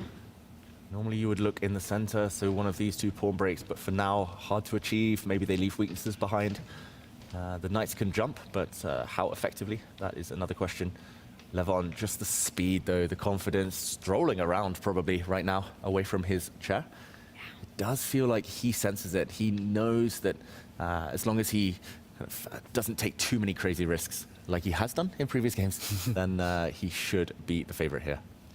And also the storyline of their first game, right? Arjun just being the aggressor in that one, getting a better position and advantage out of the opening, and almost looked like he was paralyzing Levon's army completely, not giving any play at all. But then that slight brashness, the slight rush to actually deliver checkmate, and a beautiful defensive resource and maneuvering around by Levon Aronian. Time scramble, a complete turnaround happens, and Levon on the top to grab that opportunity, getting that win. Even from a psychological perspective, you're dealing with that, right? That you let go of a big opportunity. That's the one thing I would say that Arjun could improve over the next 12 months, maybe a couple of years. He does play for tricks sometimes. He played for tricks in the previous game when he didn't need to. And the problem is the top guys, they see your tricks. And if the tricks don't work, you might have worsened your position in the process. So going for that checkmate against Levon in the previous game kind of rebounded. Here he's playing much more positionally so far, Arjun Aragaisi. By pushing this pawn forward, we talked about pawn breaks, he's fixed white's central pawn. And that pawn also blunts its own bishop in the corner. So a good strategic move. And Levon sits down to see that. Bit of a stretch, bit of a think. And we'll look for his response. It's a very complex position, right? Because you need to make so many decisions. Do you trade? Do you not trade? Do you keep the tension on the board? Do you push the pawn that has been offered for that trade right now? How do you handle this, knowing that the bishop that's in the corner, you know, you're looking for a future for that? Do you jump in with your knight, gaining some tempo? What's the follow-up? For Arjun, the same stuff, right? He needs to win. How is he placing his pieces? This kingside attack, that is the dream for Arjun after opening up the F line and the bishop on B8, eye-lining the H2 pawn. How does he develop on it? I see one plan for Black, David, which is you put that knight next to the rook in front of the e-pawn and then get it further on the square closer to the white king. So via e6 to f4 and try to maybe then create either some valuable exchanges, get rid of some key defenders, or either g2 square. Yeah, makes a lot of sense. That white knight could get traded on the way. I think even exchanges don't hurt Black so much because Black's bishop has so much more potential than its counterpart right now. Early days, of course, I think Arjun will mobilize the knights next. So Levon has a move or two to come up with his own plans here. Chat wants to know what's in that cup. I'd be surprised if it wasn't water. I don't think that's water, James. Really? Vodka? No? It is Vegas. You know what? If I had to take a guess, I think that's a virgin mojito is what it is. Oh, I could go for one of those. I like this move, right? As we mentioned, just for gaining the tempo, attacking the queen here while developing a piece. Arjun, though, quick to respond. He is going to defend that pawn because if he didn't keep the queen in a defensive posture around that central pawn, then Levon could have gone a pawn up after a trade. You know, speaking of plans for the player who's in a must-win mode right now and knowing Arjun, who might want to keep as many pieces as possible, I'm spotting another route for that knight, David, just trying to create chances. Maybe it comes in front of the other rook this time to avoid any trades on f4. So via f7, you bring it to g5 and eye a key central square on e4 as well, trying to create some pressure on the f line with your rook and the knight lined up against the f2 pawn. Yep, activation. Whichever knight it is, you need to get those pieces into the game sooner or later. So I wouldn't be surprised at all to see that move from Arjun. It's slightly frustrating you can't move the other knight right now because your central pawn would drop the black queen. Her eye line on that pawn, her protection of it would be broken. So yeah, Levon, he's just playing so quickly. He's playing these simple moves first. He knows the critical moments will be later. He's getting ready to castle, queen out, maybe even offering a queen trade later if he really feels the heat. And looks totally healthy for white right now. All right, so while Arjun takes a think, because it's early stages here, let's see if he creates chances. But I think we move back. We go back to Hans Niemann, because Hans is going pretty much all in his game, and he's playing a game that could easily backfire. He's put his rook on a very interesting spot, a plan that we had earlier discussed, lining it up with the bishop to build an attack. But this, David, you know, sort of makes your rook very vulnerable to knight jumps, to threats on the board, and there might be no way back home. Yeah, this is very, very ambitious play by Hans Niemann. He's essentially saying, I need to mate you, otherwise I'm going to be left with a really misplaced piece, a silly piece that's going to get hit by some pawns with gain of time. I don't like it for white, but yeah, maybe he'll find the energy to back it up. I was going to say, what feels so distinctly different between this game and Levon's situation with white is that just this feels rushed almost from the white position, right? I'll remind everybody that the king or the queen and the rook are already kind of out together in Levon's game, and she can more easily support any kind of attack that he wants to launch, as well as one of those knights being more developed as well in that game. Can we do an action replay on this one and see how Hans managed to get this for himself? Yeah, we joined it, or we last left it, sorry, just 2 moves ago. We saw Hans take a pawn, and this was met by the black queen coming out. So Fabiano here, he's ready to castle by just lifting his rook over. Other moves would include bringing the knight out to attack the rook, which preemptively moved with a huge, huge threat here. Attacking this pawn, there's only one healthy way to deal with this. You cannot, for example, push a pawn forward. You get captured by a bishop due to a pin here. You also cannot block with your own bishop due to a double attack. So Hans setting some traps. This knight would now hit the black queen, hit the bishop.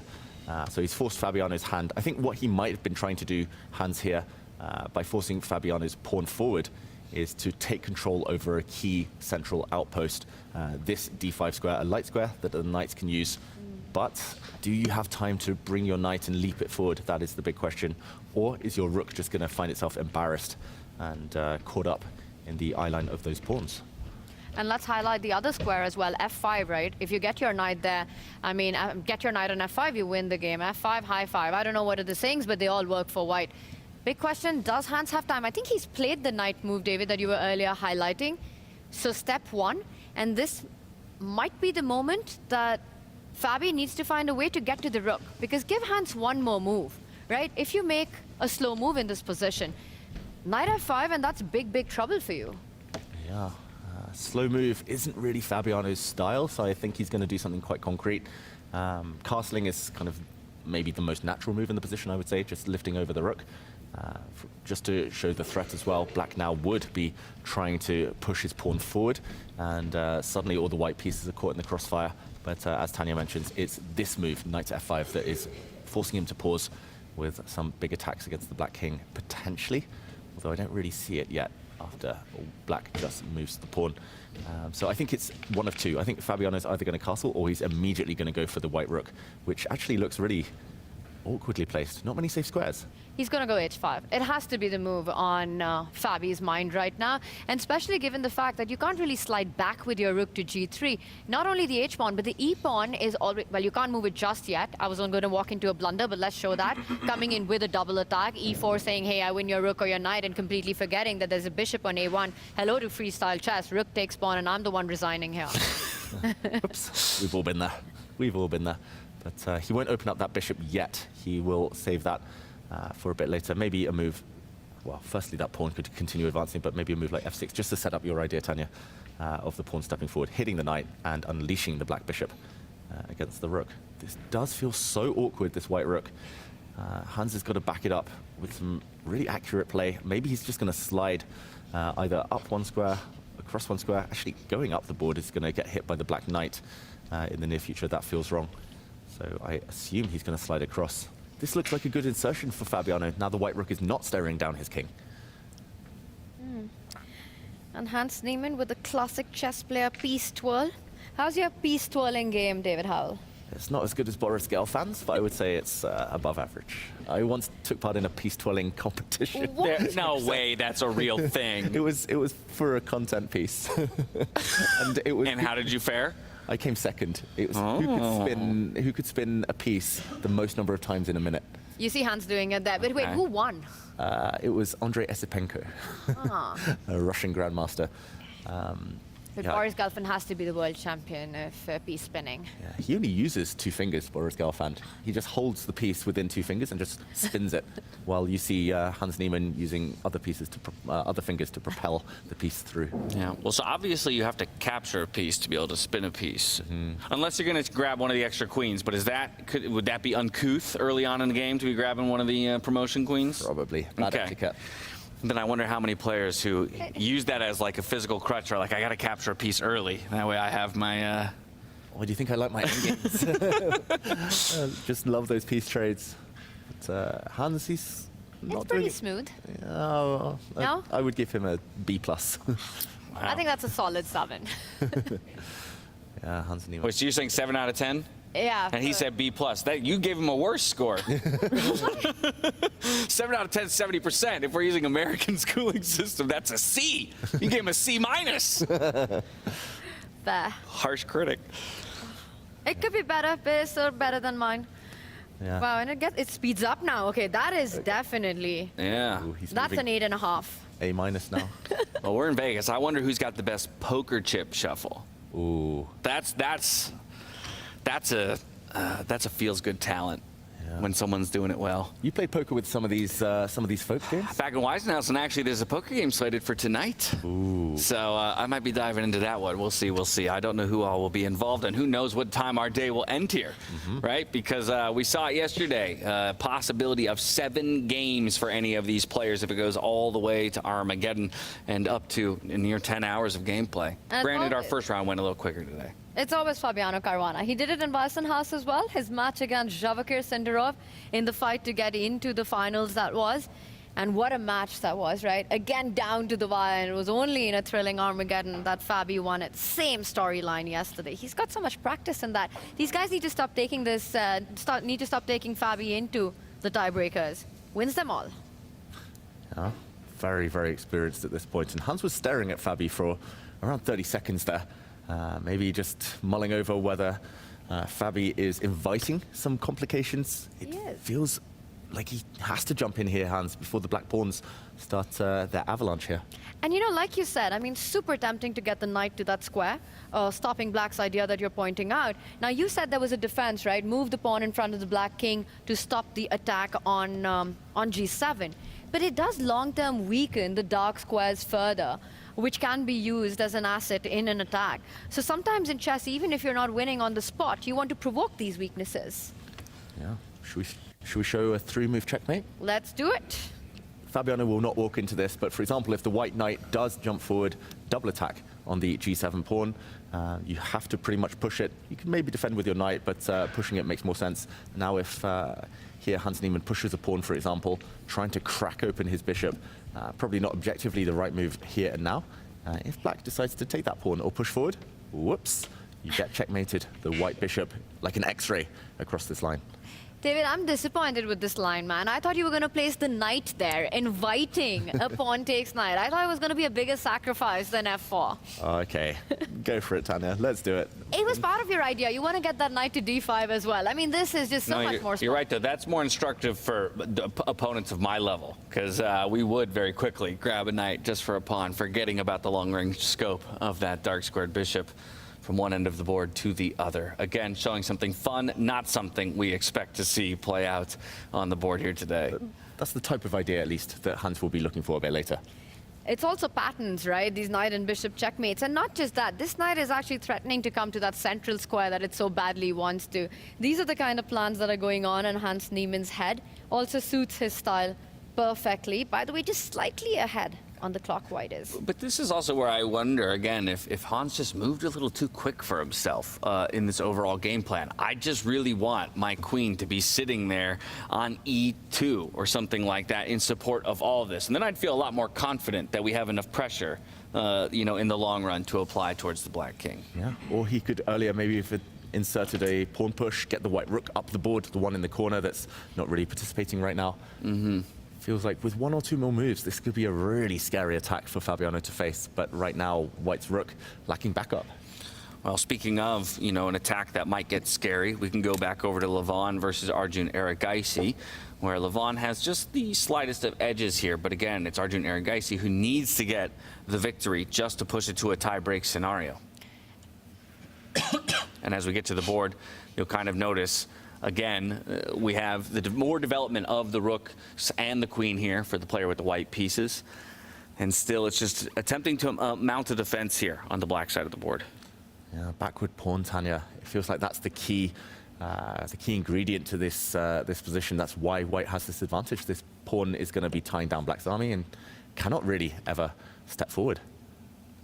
Strategically, it actually looks like a very difficult position for Black to handle. And I love this little move by Levon. It's so easy to forget that your bishop's in the corner. You're so focused on immediately trying to get to that pawn or the central square in front of it. But this is what classy top grandmasters do. They get all the toys into the nursery, right? So now the bishop is heading to a juicier diagonal. It could step up to the A3 square, eye-lining the black rook. It could also step down, David, in certain moments and get to the other diagonal on the right side of the board. So just slowly but steadily piling on more forces, more pressure on Arjun.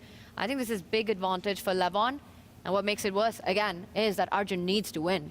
Another thing that looks fairly juicy to me in this setup is just beginning to march that f-pawn down the board, right? Already supported by the rook, moving towards that backwards pawn, as well as, forking that pawn, that knight that's sitting in defense of the king. Could be another long-term play here. Yeah, definitely one that Teal will be preparing over the next few moves. In the meantime, it's hard to know what to do with Arjun Erigaisi. You don't really want to open up the center yet. You're not ready. The other black knight might start mobilizing. But other than that, hard to know how to improve any pieces. No pawn breaks. I think Arjun just hates these kind of positions, where it's so difficult to get those open lines, open diagonals going, trying to play for those tricks and traps and those complicated lines. It just feels like a positional strategic battle, and you're trying to be on the defense for the next 20 moves. Arjun, I do like the idea of at least improving the position of the knight, which is still on the first rank, David. Maybe get it to another key central square. If you pick up that knight and land it on e4, then maybe you're at least feeling like you've made some progress. There is a path to it, like you're highlighting. Yeah, there is a path to it, but it does take 3 moves. So Levon Aronian, probably he's preparing to meet this knight jump by a bishop slide. That is why Arjun is about to shut down the diagonal. There we go. Black bishop prevents the white bishop from moving forward. But given a question mark, maybe just asking White to step forward with his pawns in the near future. Just feels congested for Black, still stuck in his first 3 rows here.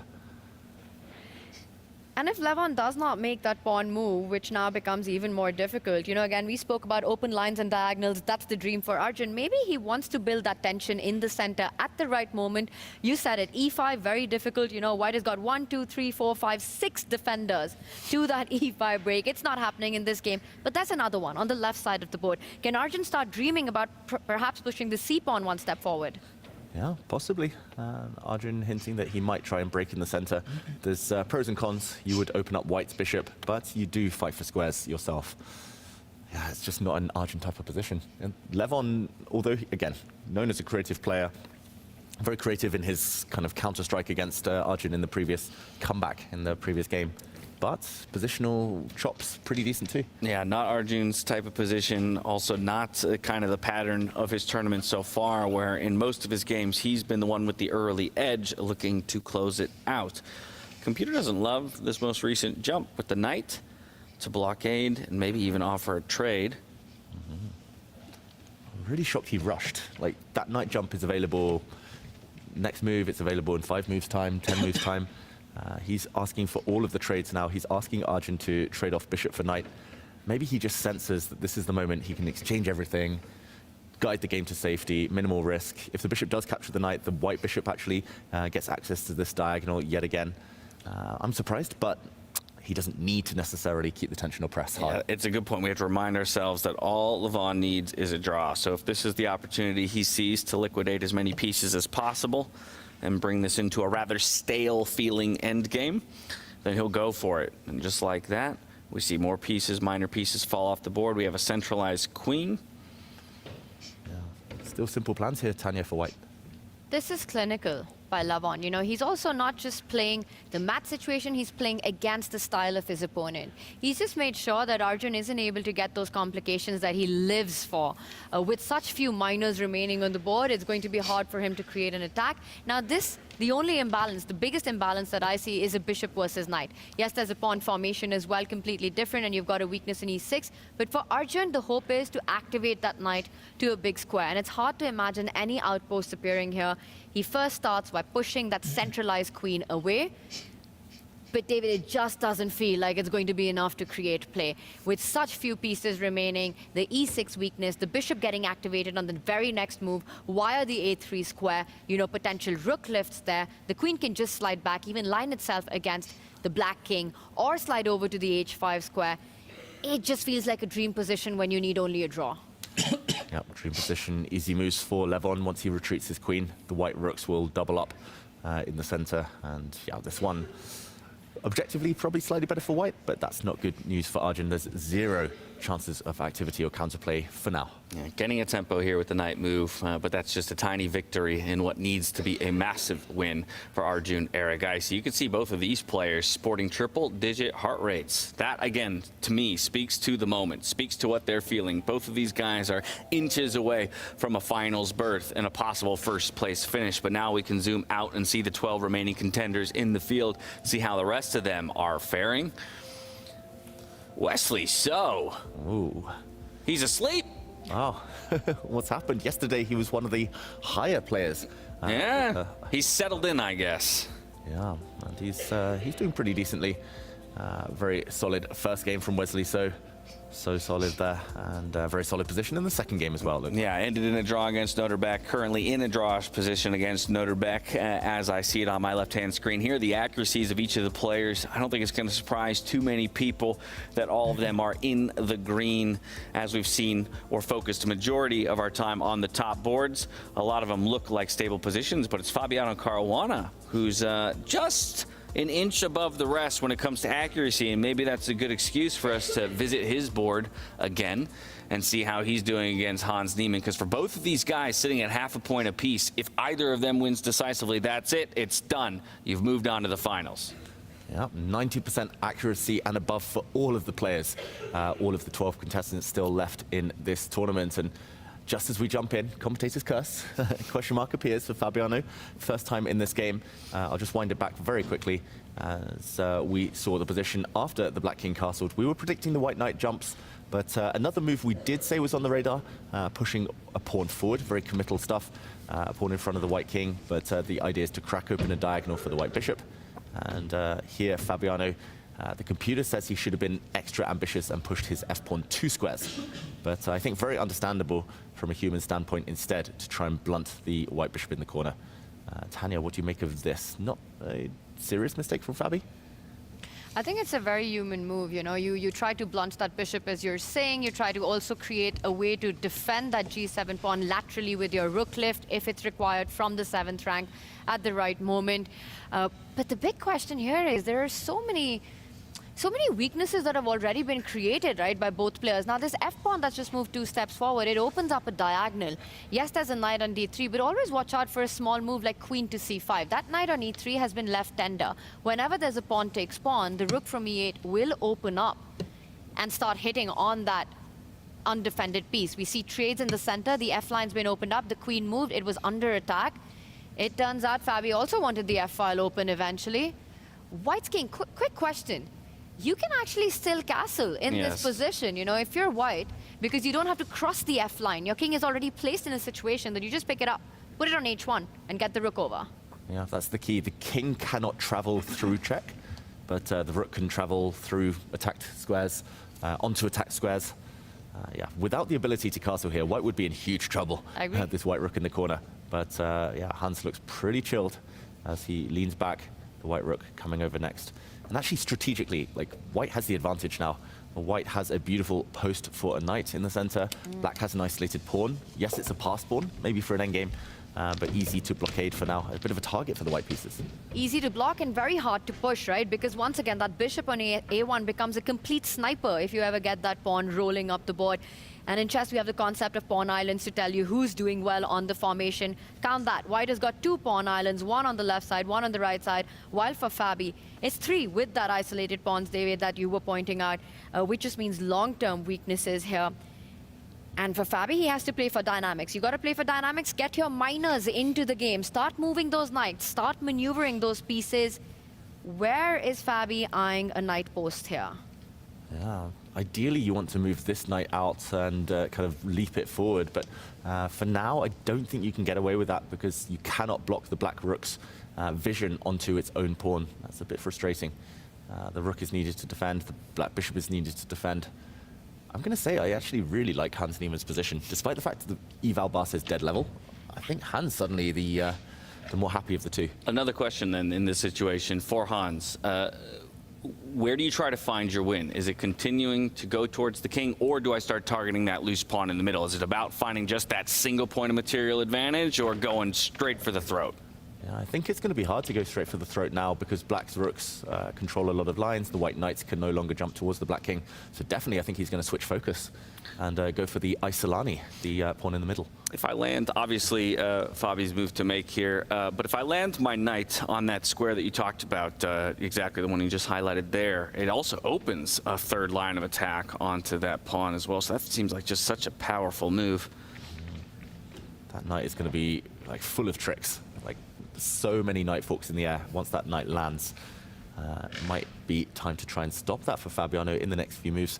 I guess once it lands, the black knight will challenge it, offer a trade. Exchanges might help black stay stable here, but I have a feeling Fabi's getting a bit nervous here, Tanya. Or at least he doesn't enjoy the position anymore. I would agree with you, and I mean, like, this is where it's at, right? They've drawn their first game. A decisive result means one is out, one is into the finals. So you want to keep things under control. If you're Hans, you know, I love the idea that James pointed out. You could also think about reinforcing it by bringing your own other knight to first hit the black queen and then planting it on that square. But then what you really want to do is immediately get castle going. I feel like that's almost a pre-move that Hans has in his head, that he picks up the king, gets the rook into the game, perhaps trades a set of rooks as well, and then reroutes the knight to greener pastures, whether it's d5 or e4. Just so much simpler to be white here. By the way, Fabi does decide to stop your idea, James. He puts his own knight, tries to improve the position of his pieces, but on the way stops the white knight jump. Yeah, this is a pawn sacrifice from Fabiano Caruana. I just want to investigate quickly. So we talked about how this square is covered now. That is the logic behind black's last move. But knight takes pawn.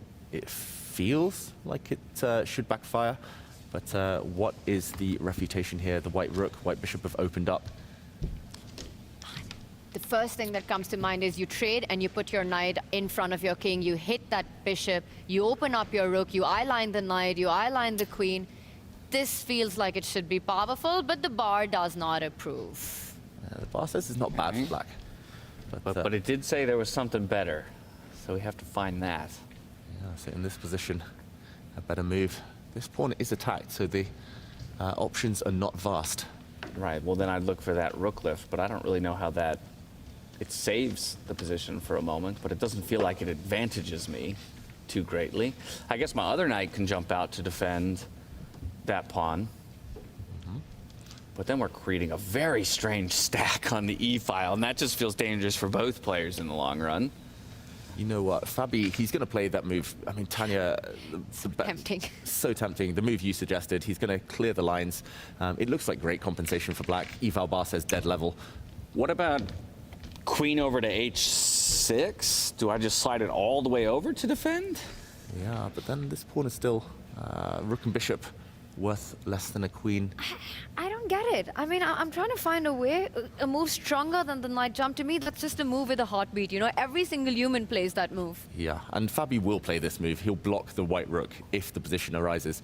I've cheated here. I've looked at the all-seeing engine, and it's just incredible. Black has a very powerful move here, but it involves almost superhuman calculation. You bring your knight forward to another square, defending the pawn.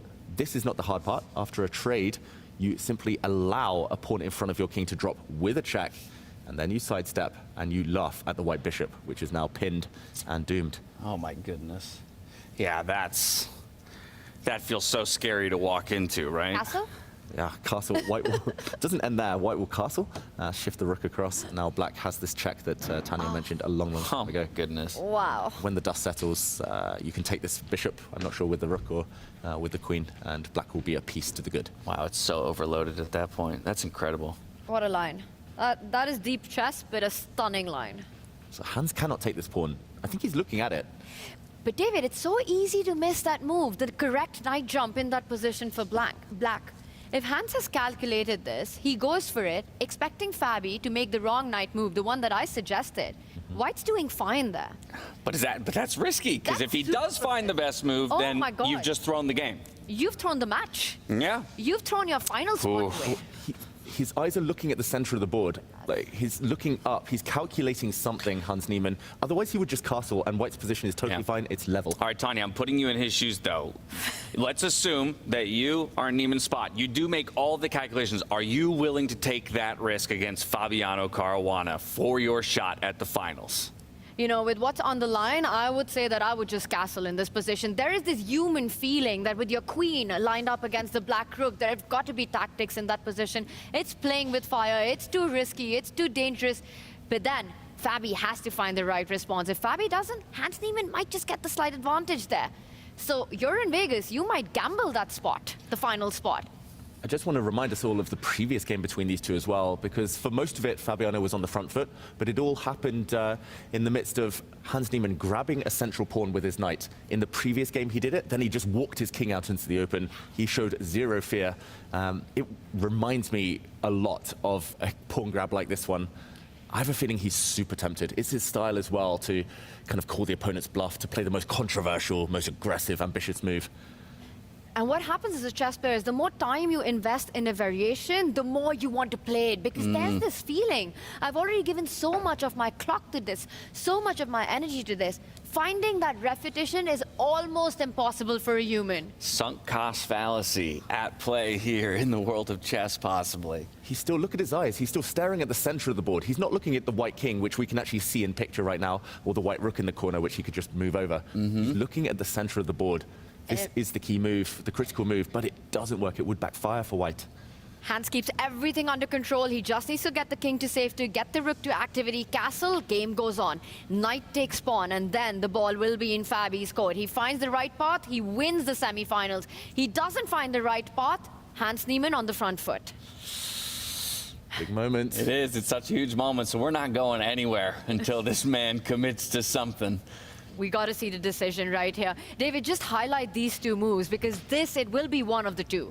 Yeah, knight takes pawn, or the white rook coming over. That is a castle. The white king sits where it is. And yeah, one move is much better than the other. The white rook should be moving over with a castle of the king. And that would lead to a totally level middle game. But Hans Niemann, camera blocked for now by another player, but he is looking at knight takes pawn, which is almost a losing mistake. Oh my goodness. He spent 5 minutes on it. It must be so tempting to play it. If you haven't seen why it's bad after 5 minutes, you're just going to do it, right? And Fabi's locked in as well. He is looking at this. He's trying to spot how does he handle it if Hans picks it up. They're mirroring each other right now. Full mirrored right now across the table. Head in hands, narrowing their focus towards the center of the board. I think he just reached for the rook. Yep. And he finds the right way forward. Hans Niemann does. Wow. So after all the calculations, he says it's not the time to gamble here in Vegas. We're going for the more steady approach, offering now a trade of rooks here on the F-file. Yeah, sometimes you have to hedge your bets. You can't go all in too early. And yeah, that 5 minute time investment, will that come back to haunt him later? That's the big question. That's a huge question. And so while Fabiano maybe escaped having to do even more calculations and now can reset to figure out what his next move will be, let's hop over to Magnus Carlsen. We've not touched the lower bracket yet here in the second round. We're going to do a quick trip around the horn, and then we'll end with our two quarterfinal or our semifinal matchups in the upper bracket. Magnus Carlsen up against Javokir Sindarov. These guys drew their first match of the day, so half a point apiece. And as we dive into it, I can see a nice little square of pieces tucked together at the center of the board. But wow, this is a completely different look from the board that we just came from. Yeah, a very different type of position. Magnus has not castled his king despite where it stands right now. He's gone for a rook lift. Both sides have very strong squares here, Tanya. Instinctively, who do you prefer? Who do you think's the more happy of the two? I do like White's position here, though I see the bar seems to prefer Black just a little bit. And the reason for that is there's one dynamic that creates an imbalance, right? Magnus hasn't castled yet. He's chosen the path of development, the Alpha Zero way, with the rook lift, which can then line up against the Black King from that G line, the H-pawn moving forward as well. And I just feel like that gives us more potential for attack. I do see the stronghold that Javokir has with the knight at the center of the board, but that can be challenged, right? With a knight retreat that Magnus can have on his cards. The knight coming to E2, try to get rid of it. I'm actually liking White's chances here. What about you, David? Yeah, just visually I like White as well. So the eval bar throwing us a bit off here. The reason I like White is because the White Knight, after a trade of light squared bishops, I'm just going to put a move on the board while Javokir thinks here, but the White Knight can sit in the center nice and pretty, while the Black Knight looks pretty, but can be traded off, and the White Knight is the only one that cannot really be challenged. It feels like Magnus, he has the luxury of choice of which pieces to trade. Yes, the Black Bishop will be strong in that scenario, but I like the outposted Knight, and also the clock situation, really on Magnus' side, double almost Sindarov's time. Seriously, once he got knocked down to the lower bracket, this guy has just been firing moves out. He barely spent time in his matchup against Vidit Gudrathi yesterday, ending both of his games with high teens still left in the minutes columns. But this one, again, it's within half a point of equal, and they already came into it with half a point apiece. So Sindarov is definitely still playing very solidly here against the world #1. From this board, we go to Norbek Abdusatorov up against Wesley So. Again, a very different look from this time around. I want to know how the Kings got to where they are when we arrive at this board, because each of them has taken a step out into the field. Yeah, and two phenomenal players, two very opposite players, I'm going to say, Tanya, as Abdusatorov much more aggressive, Wesley So super solid. We're about to see a draw here and now, though, with a dance between the Black King and the White Rook. It's going to be a handshake. Everything's level, very symmetrical. First match heading to tie breaks today. Okay, got there just in time to see it.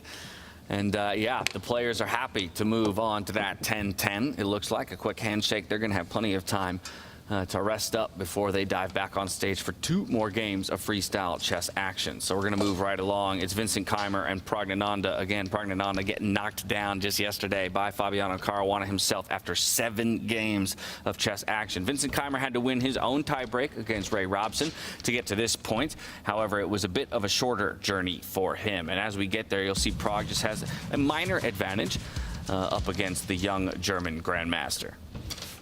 And this opening, up to a point, resembled identically Hans Niemann against Fabiano Caruana. The big difference is that Black actually earlier captured a pawn with his own pawn rather than the Black Queen, and no big attack for Pragnananda like there was for Hans Niemann for a moment. Tricks in the air here, Tanya, though. I sense some tension in the middle of the board. And I see exactly what you got on your mind right now. With that pawn pin, there are ideas of strong knight jumps to many, many squares. You know, I'm looking at the d5 square. The knight can land there, pick up the bishop. The other knight landing on e5 as well. The pawn formation has just left so many squares behind for Black. You know, the d5, b5, e5, all very juicy. A healthier pawn structure has Pragnananda in this game, and I just think it's a long-term advantage. Meanwhile, for Black, that knight on b7 is also a bit of a problem piece, right? It's going to be stuck defending that pawn on c5 for the rest of the game, so it just feels more forces, easier play for the white pieces here. Yeah, I can't say it enough. Fianchettoed knights are just the worst piece. There you have it. The knight jumps forward because of that pin on the pawn. You'd be tempted to take it, but then you'd lose your queen. Yeah. X-ray vision from the White Queen that time, so the Black Queen had to budge, had to move. Will we see a trade here? Or will we see the white knight go back? I'm slightly surprised. I thought the black bishop was quite ineffective. Just kind of staring at a strong white pawn there. But Pragg happily trades.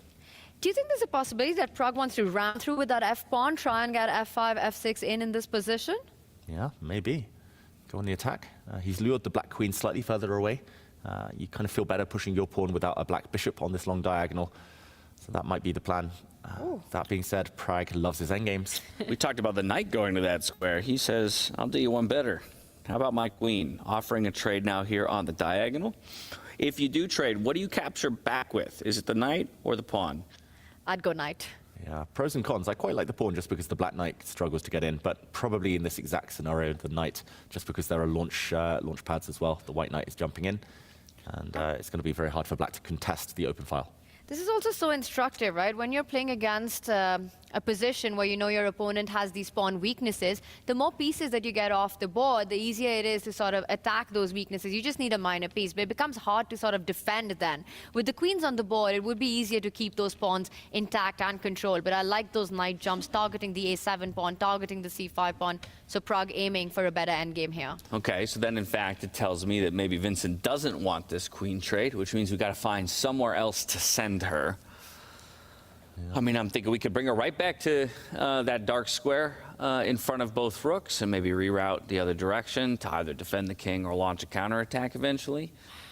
It's a tough spot when you're playing with these pawn weaknesses. I will point out that another player dealing with pawn weaknesses is Fabiano Caruana. With that isolated pawn in the center, at some moment, we should check in with it because Hans Niemann's getting all his forces to get to that pawn. Okay, your wish is my command. Off to Fabiano versus Hans Niemann we go to see how these two are faring in their matchup. The clock's essentially equal. Both people, both of these guys with 10 minutes to their name.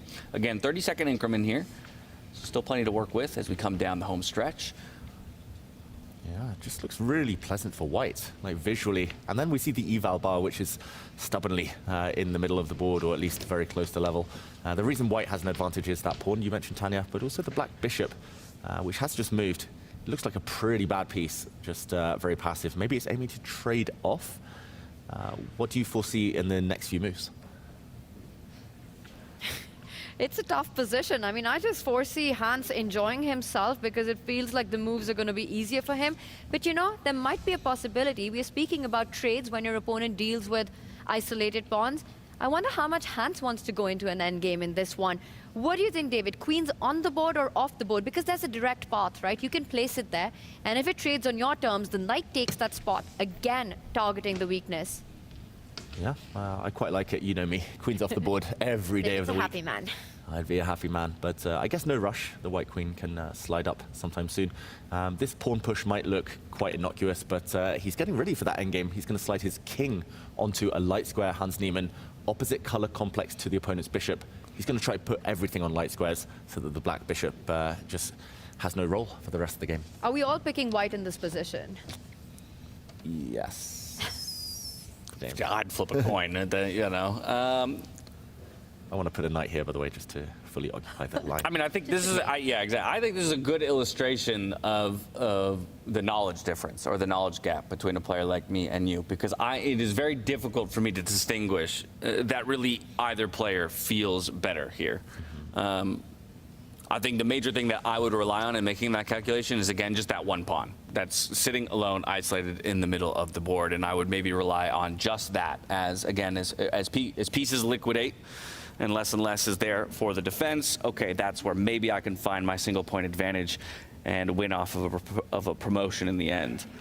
But I would really struggle in either position to know how to move towards victory. I just want to take that point forward. If we all visualize every single major and minor off the board, imagine this endgame with just king and pawns and king and pawns.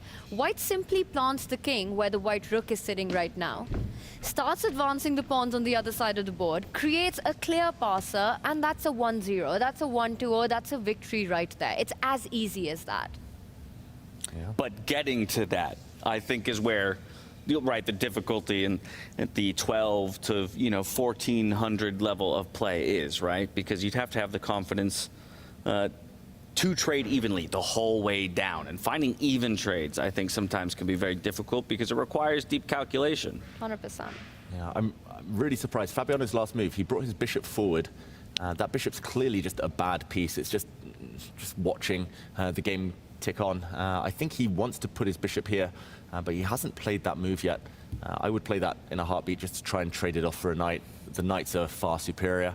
I guess he's calculating again, similar to earlier when we jumped in, what would happen if white goes and grabs a pawn. But that just looks clumsy. I think white's pieces are just too pinned on the open line in the middle there. But if you slide up like that, why don't I just take your bishop, and now you've got 3 pawn islands. True, isolated pawns, weaknesses, but at least one good square for the black knight to jump in on a bit later. So you kind of give something in order to get something. Fair enough. But, yeah, that's the only thing I can see. Otherwise, he's just sitting passively here, Tanya, it feels like. Yeah, and he's under 8 minutes. I think he just doesn't like his position, you know. It's sort of, you've got to be on the defense for the next many moves. Very different narrative from their game 1, where it was Fabi finding all these creative ideas, sacrificing a pawn to get that initiative in and getting the advantage. And now he's got this passive position. He's on the think, he's about to make a move. I think we're going to see that on the board. It has to be bishop c5. And he reaches out. It's not the bishop, it's the knight. Knight hopping to g6 here. That's a bad square on its own, since the white pawn that did just move kind of prevents the black knight from hopping further. But I think he's got a long-term plan in mind here, Fabiano Caruana. He's going to bring the knight the long way round. He's going to retreat it once more, bring it round, and then finally park it on this square. We're highlighting in red, where it will kick away the blockader, the white rook. Rooks are not great blockaders. So it's a long plan, but maybe he has that time. Maybe white can't create too much in the meantime. So slight advantage, a slight pull for Hans Niemann is how we can sum this position up in terms of evaluation if anyone's playing, pushing for a big one, and he's pushing a big pawn right now. Another sort of a piece almost into an attack because he's threatening to go h5, kick that knight out, and more pressure on e5. Whoa, we go. Fabi does it voluntarily. Well, so it's kind of a race, right? Can I get that knight rerouted and ultimately kick that rook out before your pawns infiltrate and start making a mess of the situation in front of my king? Yeah, the rook is trapped there, so it's a 2-move threat from Fabiano. And yeah, very logical play, actually. He identified some of the opponent's strong pieces, and now that rook will have to give way. Will have to budge. And you're highlighting 1 square for the knight. The knight from there can also head to the c5 square, David. Again, trying to get some trades in, but hitting that rook as well. So beautiful little maneuver, defensive maneuver there by Fabi, putting that knight first on g6, then falling back next to the king, and the next move will also be this knight. So you're telling me it's essentially forced, though, that this rook has to slide over to g4? I'm telling you that this goes into tie breaks. Oh, ooh. You're going that bold. Ooh. Okay, talking of going into tie breaks, Fabiano defending really well here, but according to the bar I can see, the eval bar, Arjun Erigaisi doing pretty decently now. For the first time in this game, he might be starting to feel a little bit more confident. Clock situation all on his side too. Levon Aronian has slowed right down. Yeah, so we can take a peek in there to see how he's doing. It's onus on Levon to make a move, and like you said, he's just dipping him under 7:30 on his clock. His opponent, Arjun Erigaisi, working with double the time. This is not as sterile as it meets the eye. You might think all the minors are off the board. Only with the majors, everything should be easy to defend. But that is not how these positions work. The dynamics are actually depending on who gets to the pawns first. And look at the ideas that exist for Arjun, while Lev will have to be on the defense. We spot this d4 pawn in the center for white, which is a weakness, easily attacked by the rook, and the queen at any point can join the party. Arjun has another plan. You put the queen there. You slowly advance your queen side pawn, the left side pawns, all the way up and clamp down another weakness on that side of the board. Eventually, there will be one break in the position which Arjun will aim at timing really well. It's that central pawn right now defended by the rook. Once that moves up, with all the rooks and the queen sort of playing actively, Levon will need to be very precise to hold this. And the problem with these positions is that you can become lazy. You can feel like, I can defend this easily. I have been on the receiving end and on the good end of these of this piece dynamic, and it's extremely difficult to handle. Head and hands. David, is it fair to say that there's still a lot of poison left, despite the eval bar saying this is absolutely even? Huge amount of poison. Levon Aronian, what he's done to his own position, just to try and trade off everything, it just feels wrong, smells wrong. It's kind of a badge of honor for Levon that he's a kind of a creative, energetic player, but he's gone so passive, and the White King not feeling entirely comfortable either. The Black Pawn is just going to sit like a bone in its throat nearby, and there's going to be all sorts of checkmating patterns later. This is very one-sided traffic, although Levon should still be able to hold if he can somehow dig deep. Yeah, the computer claims even, and you can see Levon is racking his brain for how it could be.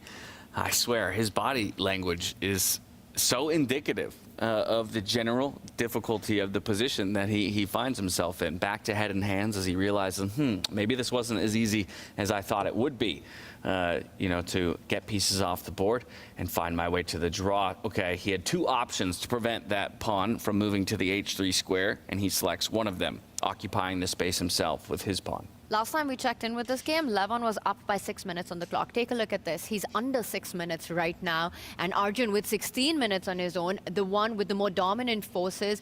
This is looking incredibly scary for White, despite even material. Compare each of Arjun's pieces to White's. And there it is. First attack on the d4 pawn. That is step one to paralyze Levon's majors right now to defending that pawn. Arjun will slowly and steadily improve the army on the left side of the board, and only at the right time strike with e5. That's the plan he's going to work towards, and Levon will have to defend every move of the way. Yeah, I'm shocked Levon is thinking, like, there's a pawn under fire. Did he just miss this move? Because there's only one way to defend it, right? You have to shift your rook from the center across. You cannot move your other rook now because you would drop this pawn next to the white queen. And once you move your rook away, maybe he doesn't have to wait. Maybe the black pawn is stepping forward here and now. Yeah, now it feels like every single one of our pieces is tied up. Yeah. Actually, I like it. You can go with the central break at this very moment. David, as Arjun thinks, can we just backtrack? Because last time we checked in, we were singing praises of how Levon has everything under control in this game. Yeah, Levon, I'll just backtrack a few moves. Levon, just, what was it, 7, 8 moves ago, was doing pretty decently in this position. He should just be stacking up his rooks, moving his rook up, lining them up, putting them across. Just sit on the position. White has a small advantage, but he touched pawns in front of his own king. That always comes with a hazard warning. And here, because his kind of made some pawns vulnerable now, he started to feel uncomfortable, and this challenge here on the white pawns forced him to step forward, creating an outpost for the black knight to come into. That's how those minor pieces got traded. The black knight has done a lot of legwork, but ultimately it does land. Exclamation point. We see a trade, and this is how we got to the current position. And will he maintain the status quo, Arjun Erigaisi, or will he break out? That is the big question. This is an opportunity he could have only dreamed about around 10 moves ago, of pushing that backward pawn. Normally pushing backward pawns, breaking out. Isolated pawns, backward pawns, if you get a chance to throw them forward, it totally changes the nature of the position. And maybe that's something Arjun wants. But then you have to calculate what happens to the other isolated pawn you're going to leave behind on the board, right? After all the trades that happen, black will recapture with the rook, the queen will move away. And Arjun's trying to assess, is this the moment, or does he wait Levon to go lower on the clock before striking in the center? He does choose the latter. He does capture the open line. Maybe it's the other plan. B5, get that pawn up, take control of a square where the rook can infiltrate and attack the queen and the pawns laterally. Yeah, equally tempting, equally challenging for Levon Aronian, who moves his king forward. Another thing that black wants to achieve long term is to somehow sneak in. If the black queen ever gets to the g3 square, then that is just game over. So later on, you're going to try and sneak behind enemy lines. But for now, maybe Levon is just about okay. Oof. Just about okay. It's a scary place to be, though, when you are so close. And again, his entire story in this tournament so far has just been up and down and up and down. Nobody has hit the extremes as hard as Levon Aronian has from day one to the middle of day 3, where we find ourselves now. Yeah, just crush with black, try to survive with white. It's a fascinating strategy, but it's working for him so far. This is the key moment. If he defends this, then he'll just feel invincible at this point, Levon Aronian. Just the way he's navigated this tournament, and yes, a bit kind of passive here against Arjun, but with the lead, it's understandable why Levon just wants to lock it down. Levon Aronian has had only one single draw this entire tournament. It was against Hikaru Nakamura. That's what I'm saying. Every other game has been decisive. This guy is on the most intense chess roller coaster that anyone has ever ridden. It is just straight up, straight down, straight up, straight down. But to me, that also speaks to his resilience. I think it'd be very hard as a player to endure results like that, right? And still be able to step out on stage and believe that you can do it. Yeah, this is game number 15 for him, and only one draw. I mean, statistically, that's an anomaly at the top level, a draw being the most likely result when two players of equal strength face each other. Meanwhile, your plan, Tanya, coming into effect. Arjun pushing this pawn forward, trying to carve out access to an outpost for the black rook. Looks very, very scary. I love it, right? Because he sort of made sure that Levon cannot actually challenge a rook on that file. He's tied down the queen and the rook to defend that d4 pawn, which means he gets the time. Yes, you can stop it once, but can you stop it twice? Because he's about to get the a pawn moving up the board and reinforce that plan. Yeah, and white can't really hold off on that one much longer. If the white pawn ever steps forward on this side to block, then the black rook only gets access to another outpost. And yeah, you don't really want to see both black rooks sitting in your half of the board, just paralyzing your entire army. I'm going to say this is suffering for Levon Aronian, despite what the eval bar says, despite the fact it's only slightly worse for white. I don't think he's going to be enjoying the rest of this game. And you know, after studying and commentating on so many of these top players' games, this is a strategy that I've seen them employ so many times, that they keep putting pressure slowly and steadily, but the big decisions, the big pawn breaks, they only get it on when their opponent is really low on the clock, because it becomes so much more harder, so much more difficult to counter that. So Aronian has to think on every single move right now. Arjun, about 14 minutes on the clock. By the way, the plan that we were talking about has been played already. And the computer barely gives any advantage, but I think Arjun's feeling ambitious here. I'm shocked the computer doesn't give any advantage, because this just looks huge. I don't even see any productive moves for white. You're so passive, you just have to sit and wait. Maybe there's no breakthrough. Maybe the white rooks just defend their pawns, and that's it. That's enough. But for Levon Aronian, staying passive, doing nothing, that is not going to be a pleasant task at all. Yeah, and I want to go back over to Hans and Fabi, where things are heating up just a little bit. Hans now down to just over 2 minutes on the clock against Fabiano's 6.5 minutes. Again, these guys, a very different situation to the Levon and Arjun game, because they are equal at half a point apiece. So decisive victory for either of them means they're through to the finals. A draw here means we force tiebreakers. But with this most recent move, Fabi's trying to kick that queen away and get a little bit more open space in front of his king, a room to breathe, and then maybe he can launch an attack. I'd still be very tempted to try to get the queens off the board. You know, an idea that we were talking about earlier, there's a nice juicy square on f5. You offer that trade. If taken, the knight jumps over, takes that spot. Love it. Knight on f5, high five. I'm not even sure what that means, but it looks good to me. I will say one thing, though. My heart wants this match to go to the tiebreakers. I want to see more of these two players in action in Vegas. I'm not ready to say goodbye to one of them. Well, if you want it to go to tiebreaks, that's really the move he has to make. Anything else, it swings a whole point or more in the other direction. Wow, whole point. That is huge at this level. I rounded up from 0.9, but yeah, and he finds it. The next best option was an e2, but then you're just kind of retreating and playing a lot more passively. Yeah, and the white queen did just come from e2. It stepped forward, got hit, and then steps forward again. So kind of logical is the consistent follow-up, and I'm expecting Fabiano to not trade on white's terms. As Tanya mentioned, the white knight wants to get to that beautiful kind of square on f5. So the black knight might continue its journey from earlier. The one we highlighted, you need to kick away that white rook. There we go. And Fabiano brings it forward. He's going to try and remove the defender. I figured out what it is. It's knight on f5 and we live. We live. We'll thrive. You won't survive. It's exactly. What a die. All of the above. Yeah. Okay, queens are off the board. The black knight's still coming, though. The white rook is currently trapped. So you either have to move your knight out the way. Well, you have to move your knight out the way. It's just a question of where. Do you go to that f5 square, knowing you might get kicked back later once the black bishop moves? No longer such a stable square for white. Black pawn will control it. Or do you jump forward to the center, this outpost, where you will get challenged by the Black Knight? We might see a trade there. Either way, suddenly the Black Bishop, if the White Rook is forced away, the Black Pawn in the center, isolated, is going to become much more powerful. It will step forward, the Black Bishop will be opened up. Hans Niemann, he's lost the thread of this a bit over the last few moves. He had an advantage. Suddenly he's fighting just to kind of maintain equality. I think Fabi is out of the woods here completely. That's a hit on the Black Bishop, which will step back in one of these two directions. Yeah, so both players at the moment finding all the right moves, but all the right moves just brings us to a draw in a tiebreak scenario. Love it. Take this down to the wire. One more of these two. Yeah, more chess as Fabiano, with a 5-minute time advantage. I think he'll be quite ambitious here.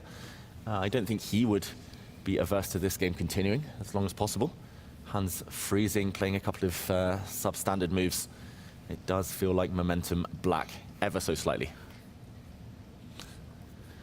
And yeah, tie breaks. Tanya, where do you think tie breaks are more likely, here or the other top bracket board? I mean, Arjun's in a must-win, right? The only guy in our championship bracket who's in that situation. He's managed to create chances, but still too soon to write Levon off just yet. I think this one, to me, looks like perhaps more likely to get that draw. Arjun, but he's made a lot of progress here. That B-pawn up the board, rooks coming in, queen targeting the dark square weaknesses on the right side, a plan that, David, you mentioned earlier, you know, switch up the diagonals. Well, as we swap to this board, it's a perfect time for us to be welcoming our most recent guest to the studio. It's none other than Vidit Gujarathy. Vidit, perfect time to bring you in here because Arjun, your countryman, he needs a decisive victory here in this one. If we were to plop you down in his position on the board right now, would you be confident that there are even chances for that win? No, it looks really tough, in my opinion, because there's no clear way to progress. Like, there are no obvious pawn breaks. There is this G3 square weakness where you can potentially try to, you know, put your queen on the dark diagonal and like somehow, but it's like a lot of fantasy, nothing concrete. I don't see anything concrete, so I think Levon should hold this, in my opinion. Although it's chess and anything can happen, that's why we watch it. It's freestyle chess. It's even more crazy.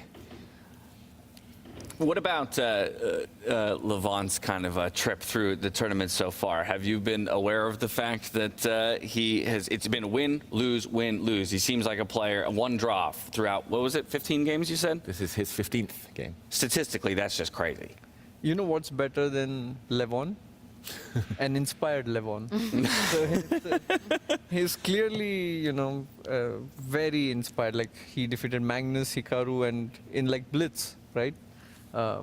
Especially against Hikaru, it is really admirable because he was like, Hikaru just needed a draw and he had the white pieces to clutch from there. It's just very cool. I'm impressed by him, and especially today also, he was worse, like almost, I would say, lost.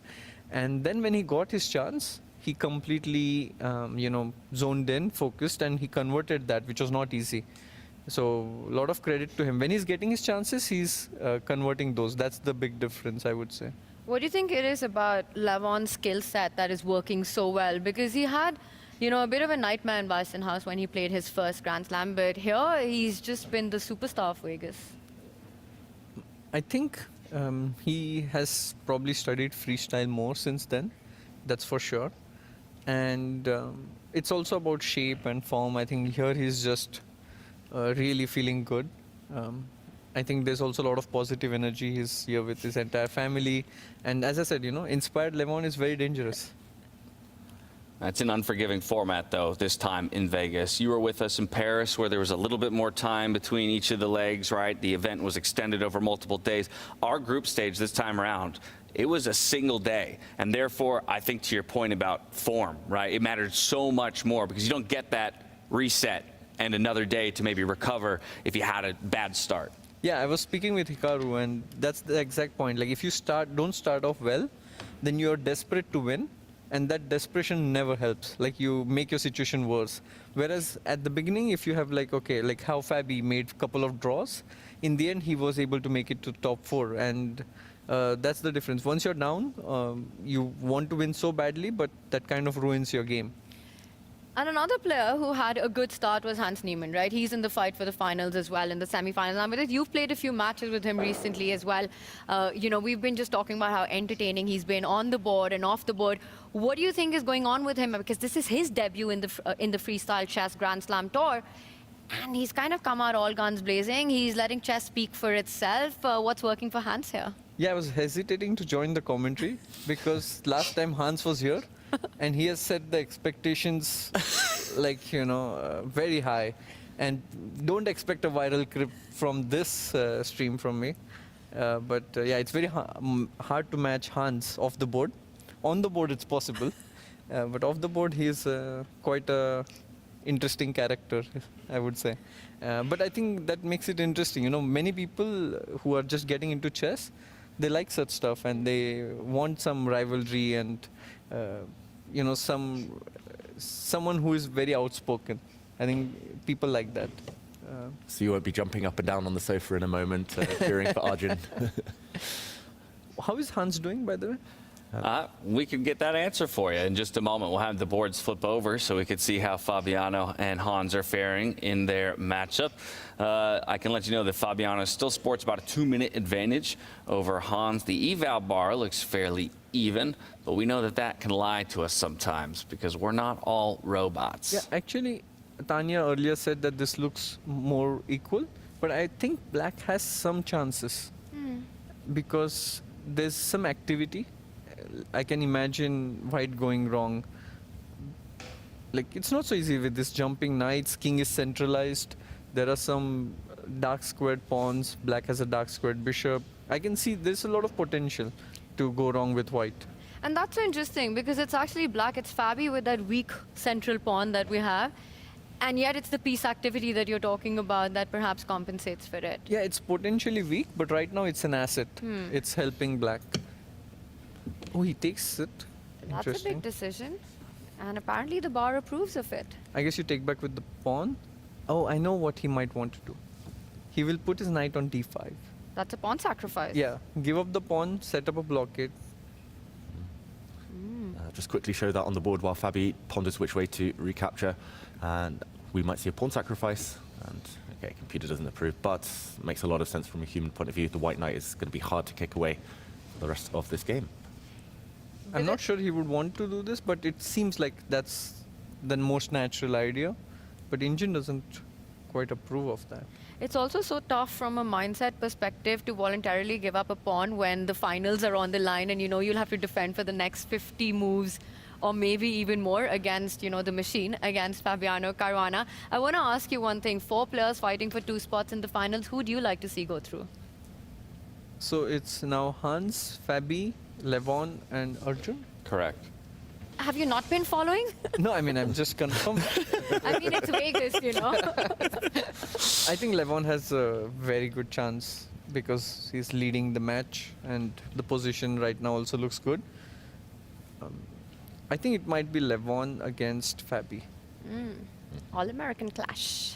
Well, if Levon gets through, it's all American either way. So local fans will be happy. I think Fabi is generally a better player. He has a better understanding of the game than Hans right now. But I think Hans is very tricky when it comes to the openings. He has probably practiced a lot of freestyle. I see him playing all the time for this Freestyle Friday. And even if he has not practiced, when he speaks, it feels like he has done a lot. It sounds very convincing, right? The computer doesn't always approve, but it sounds very convincing. No, his voice is very convincing. When we are analyzing, he would come and say, okay, of course you put the knight there, you put the bishop there, and okay, queen. Of course, I played this training game. I mean, I've seen this 10 times. And What's that like, being in the midst of, a group of 8 players who are all at the absolute top of the field, with ideas throwing around? I mean, 1, how do you choose when to insert yourself into the conversation? 2, how do you evaluate which ideas to trust and not trust when so many are being offered up? I think basically you should not trust anything. And I realized that a bit too late. But it's interesting. I think that's what gives it a unique flavor, this tournament. And there are certain people who are very convincing. And there are some people who are like, oh, maybe I can do this, maybe I can do that. Who are the convincing ones? Oh, Hans for sure. He's like convinced that this move is the best. And not only this move is the best, your move is bad. Like he manages to convince that. I saw this with Levon. Levon was leading in the group stage, like he was in top 4. And then before the game, Hans of course joins in because he had already qualified. Now he had no pressure. He comes in and he tells Levon that, oh no, this move, that move. And then Levon goes and he loses the match. And I told, this could be the jinx, you know. Before all the games, Hans was sitting there by himself.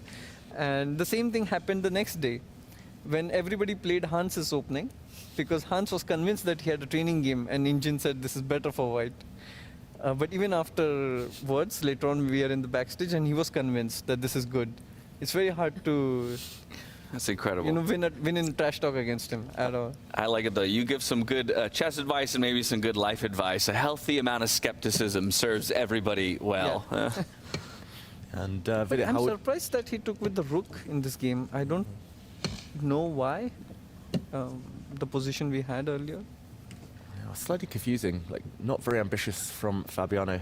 A bit risky as well because now the white knight is so strong, right? We're getting the tie breaks. I told you guys. It's going to happen. Maybe. And who do you think that favors more with it if it was to go down to that tiebreaker? I would still say 60% Fabi. Even more because I feel even in the first game he was the one dictating the play. He had good chances to win. He misplayed, but Hans never really was in the game. So I see even now he's pushing. So I mean, now it almost feels like, David, a good knight versus bad bishop dynamic that's developing here, right? And we were talking about something completely different in the earlier options that we were discussing for Fabi here. Yeah, if the white pawns weren't fixed on dart squares on the king side here, on the right side, then I would be very optimistic with white, I've got to say, but still should be roughly level. Checkmate in one incoming. Ooh, you might spot that, Fabiano, maybe. I mean, he's a decent player. He's okay. The move he might look at first is to push the black pawn in the center forward to create a square for the king. The safer move might be to offer a trade of rooks, but good knight versus bad bishop, you have to evaluate that one accurately as well. Vidit, have you been having fun in Vegas? no, I don't drink. I don't gamble. I mean, this Just putting it out there. He just wants the world to know. No, this place is not for me. You asked the question. I don't know what to do here. I just went shopping. I mean, that's the only thing I could do right now. And that was my, rebound for bad play. Like, I didn't know what else to do. Nothing wrong with a good shopping spree. Yeah, I mean, there is an Apple store right next. Okay, go for it. And Do you guys get... Sorry, David. Oh no, I was just going to ask, how do you evaluate your play here in Vegas compared to Paris? It felt like you were, again, unlucky in a few games, unable to finish off those winning positions. We saw heartbreak on the clock in one game. No, I think it's just I've not been training for last 6 months at all. Like, I've forgotten a bit of chess, is what I would say. And honestly, it feels a little bad because I know sometimes I can have bad tonight, but not this bad. So it just feels like something is off, and I know why, because I've not been training, and that rustiness, that sharpness is missing. So, and I just felt a bit more rusty, and in time pressure, it matters a lot. So yeah, that was it. It's an easy conclusion to draw. Yeah, rustiness is the worst thing. It's so hard to shake off, especially against these top guys. How did it feel as well? The kind of misfortune to end up playing Magnus in the bottom bracket in the end. Yeah, I was already a bit bummed out with the play, and with this format, the opponent gets to pick you, and they have a couple of options and they pick you because they think that you're the weakest among the list, and that makes you feel like somewhere deep down. Hurts. Oh, yeah, it hurts somewhere. So yeah, but it is what it is. You mentioned an Apple store where you've been doing some retail therapy. Do you guys get to keep the Apple headphones as well? I wish. Need to speak to Jan about this. Yeah, I was just looking for Jan now. Soon be Freestyle branded headphones, so just wait for those. Well, this might go on for a while. Shall we check Arjun's game? I'm very curious. I like it. He's more on top of our jobs than we are. Yeah. Man, Vidit. Wow. Yeah, we should definitely jump to that one. Yeah, now it's going to get very interesting, like last few minutes. So we should keep a close watch. I heard some applause as well. In the meantime, Hikaru Nakamura took his match against Lenio Dominguez. Yeah, so after a long day yesterday that landed him in the lower bracket, with that victory there, he'll move right along in our lower bracket. Still 4 more boards in play. This looks equal, like not much has happened. I think this will stay on, like they'll keep shuffling pieces. One question though, what's their heart rate? Oh, Levon is more nervous. Arjun is almost all, would even be considered high for Arjun, by the way. The majority of the tournament, he sits between 65 and 70.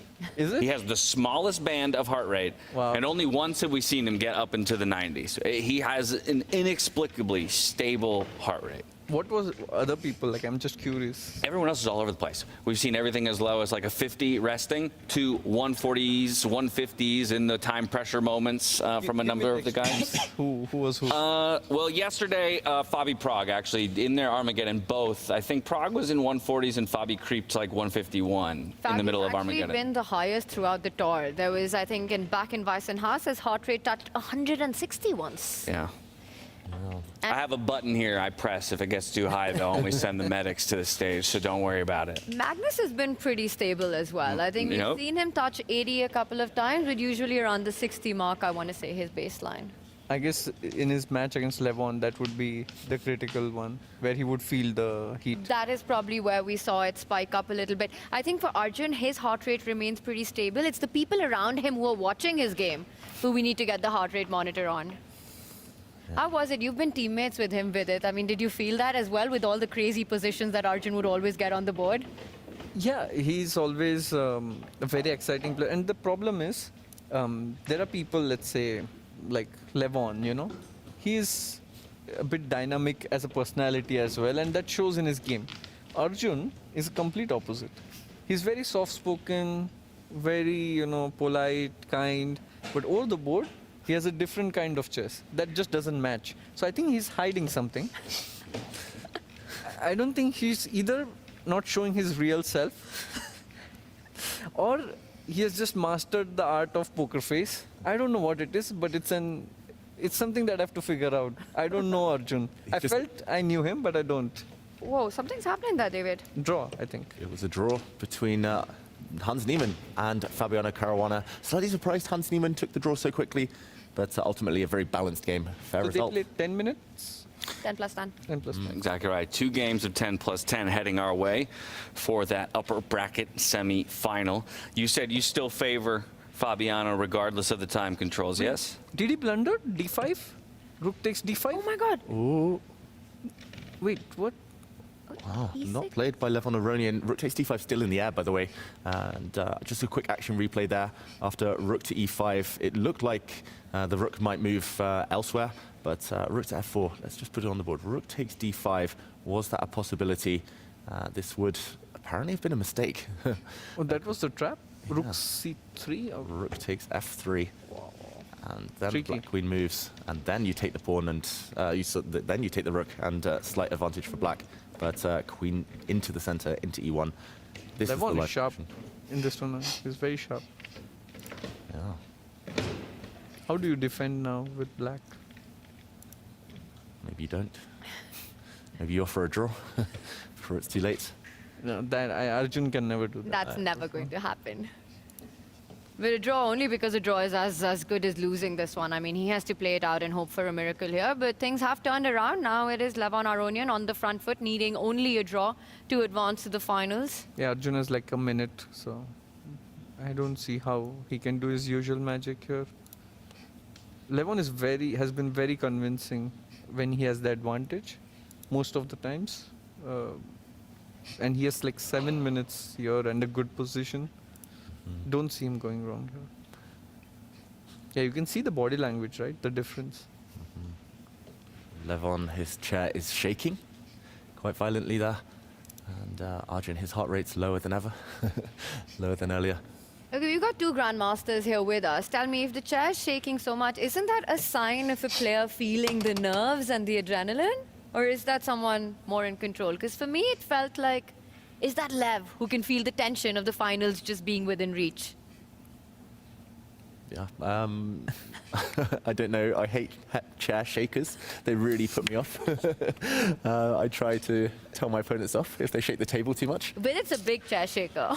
Yeah. I mean, there are people who, like, it's so involuntary, you don't even realize you're moving your leg. Like, it's just, you're tapping your leg or something. You just don't even realize it. I mean, asking people to stay, to sit in one place with such intensity for so long is a big ask, in my opinion. I think I'd be right there with you, leg just moving a million miles a minute underneath the table. Absolutely, you got to let that energy out somehow. And I'd rather it, dissipate through, the movement of my leg than a blunder on the board, Do you take on d5 here with as Levon? Sorry, I just got distracted by the position. It's okay to be distracted by the chess. Yeah, that's going on. That's the one. That's the one good excuse here. What chess? Rook takes d5. Let's put it on the board. We see the live board on the bottom right of the screen. So when the moves tick in, that will. Play queen f6. I don't know. It's too messy. Queen to f6, hitting this pawn. No, but then just check and d5. Yeah, the white rook will give a check and pawn to d5. Oh wow. White is blowing open the center. After rook takes d5. But wait, he does not take it. Because he's repeating. He's asking Arjun to come back with the king to stop the queen from getting to that 8-7 square. Maybe this would have given some counterplay on the f3 pawn if he had taken. He's going back, as you pointed out there. Big I'm threat. not sure this is ideal. I mean, if the only way to counter that, to stop that, is to get the king to go back, then maybe that's what Lev needs. You can put your queen on f6 now to keep the game going. Yeah, queen check. And just goes preparing back. Block. King goes back. And then rook a2. And just that's wow. how you do it. That is full board awareness. Yeah, looks very strong for white. And a tough spot here for Arjun. Played though. He is going to go for queen f6, but does that just mean he's going to be forced to trade the queens off if Levon goes for this check? He did go for it, right? Yeah. He hasn't gone for the check yet, Levon. But queen trade feels like it's just going to fizzle out towards a draw. And that works in favor of Levon. There he reaches for it across the board. No, he cannot put queen on g7. Can you? The pawn's hanging, no, at the end of that line with a check. Pawn is hanging, but white's central pawn also hanging. So Probably it's the best move to trade queens and hope that there are some chances in the endgame. apparently everything else loses on the spot. He has to take the risk though. Arjun Erigaisi, a draw is the same as a loss. It's a blunder. A big blunder. I think rook goes to a2. Yeah, Levon has to find it. Vidit found it instantly. That's a checkmate. I don't know if that's the best move, but it's a very good one. And it's very tempting. Once you see it, you can't unsee it. The queen's in, get the rook in on the other side. Well, at this point, if I were to put you in Levon's position, you got 5 minutes and 45 seconds to the 54 on the other side. I know it's 30-second increment, but if you feel good enough about that move, do you just make it quick to keep putting the time pressure back on Arjun? Sometimes, not just because of that, but when you think for too long, you kind of complicate things in your own head unnecessarily. Like, you would complicate and think, oh, maybe this doesn't work, that doesn't work. I'll just bring back my queen, and you make a couple of such moves, and you end up losing. But of course, this position is too good to make a move like queen d3. I think rook will go to a2. But what about sliding the queen to a more active square? Now that Levon's taking his time, and this is the one I wanted to point out, the bar doesn't love it, but also equally attractive, right? You hit the rook. Can you take on f3? That was his plan, I think, Arjun Erigaisi, but the white queen could have taken the black rook, and there was no checkmate there. Oh, he's threatening rook takes g4. If you take rook takes pawn, rook takes g4. That's how you blunder. Levon has to be careful here now, suddenly. Okay, can you explain this a bit more to me? It's not obvious why that works. Yeah, if I just, if we can get full board up and maybe a small board as well, rook takes pawn here would be a losing blunder for white. The most natural move in the world. White is one move away from checkmate, but the black rook would take this pawn, getting out of the way of the black queen. And as Vidit points out here, the black queen comes in with a check, and this would end in a checkmate in the near future. With the black rook coming across now, and he's surely going to see this Levon Aronian. This is the threat in the position. Rook takes pawn, as we see another result tick in. Yeah, we just had one of the results on our lower boards. That's Pragnananda, who got knocked down yesterday, taking the victory over Vincent Keimer. So 1.5 to half a point. They will not be going to tie breaks. Pragg moves on and keeps his hopes for third place alive. And it's so easy to miss this move, right? This is how I would definitely lose this game. I mean, rook takes pawn is a big threat right now. So Levon needs to be just a bit careful. How does he defend it? He'll just keep giving checks. I'm not. Oh, you mean yes, the d6 square. Completely forgot about that one. This is the only check, so maybe process of elimination. He'll have to find it here. Levon Aronian. Good thing is he has a lot of time, so. Can the black king hide on 8-6? Probably not. Then you take. Rook takes pawn. And then you pin the queen. Yeah. You pin and you win. I'll just put that variation on the board. A check. The black king can move. Another check. And unless you're trading queens, then the king would want to move forward. But at the very end, this pin means that no counterattacks are possible. I think it happened, right? Yeah, played. Check. You know, if the situation in the tournament would have been different, Levon would never even consider giving perpetual. Like, it seems that white has a very good chance somewhere. But in the current tournament situation, you don't even look for it. He's playing the moment, right? I think I sees what could be the idea. So if the black king moves? Check? No, instead of check. But Levon will go for it. I mean, he needs only a draw, right? Why take the risk of continuing the game unless you see a defense? Because black can exchange queens and then you still have to make the draw. It's not like done yet. Like queen goes back, you block it with the queen. Yeah. Of course, it's equal, but game goes on. Levon, he's not going for the draw. He wants to win this one. This is exactly what I wanted. Rook takes pawn now. Will happen without a doubt. And he will just slide the king. Yeah. Is that his idea? And the difference is that the queen, it defends a key checking square. The white queen, after giving the check on the dark squares. No, he'll capture the rook. He'll have to capture the rook. No, you mean rook takes pawn here? Yeah. I mean, after queen f3 check, the white queen placed on d6 is beautifully placed as a defender. Yeah. Rook c1 and rook e1. Yeah. Wow. Over. It's over. Levon, he's seen it all. Yeah, it's done. He blocks the check. I think he'll resign now. Man, he only needed a draw to get it, but he'll do you one better. The full-point victory here for Levon Aronian, up to 2-0 over Arjun Erigaisi. The magic continues here for Levon Aronian. Off to the finals he goes. Levon has been very sharp. And what a path he's had, right? Taking down the world #1 Magnus Carlsen, taking down the world #2 Hikaru Nakamura, and a win against the world #5, the Iceman of the chess world. And he didn't even need tie breaks. Gets the first win in a completely controlled performance in Game 2. Levon Aronian is our first finalist in Vegas. Yeah, and still only one draw so far in the first 3 days of this event. And for Arjun, it was all about the first game. The second one there, he could have taken a draw anytime he wanted, just not enough. But it was just the first game, the turnaround, that he will regret a bit later. But in the meantime, yeah, many congratulations to Levon Aronian, finalist. Absolutely spectacular showing from him today. To book his ticket to the grand final, he awaits the winner of Fabiano Caruana versus Hans Niemann. I was not worried about before. I was worried about Levon is assured second, right? Correct. Before looks much more natural. C4.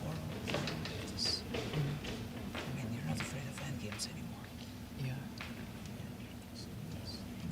F4 is a better chance.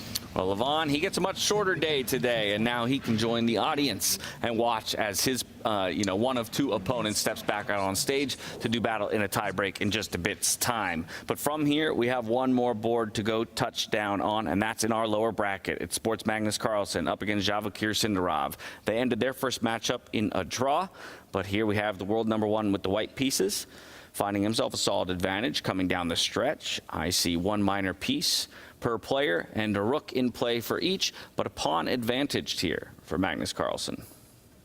Yeah, Magnus at his best would win this, I think, 90-something% of the time. But Javokir, how's he going to try and defend?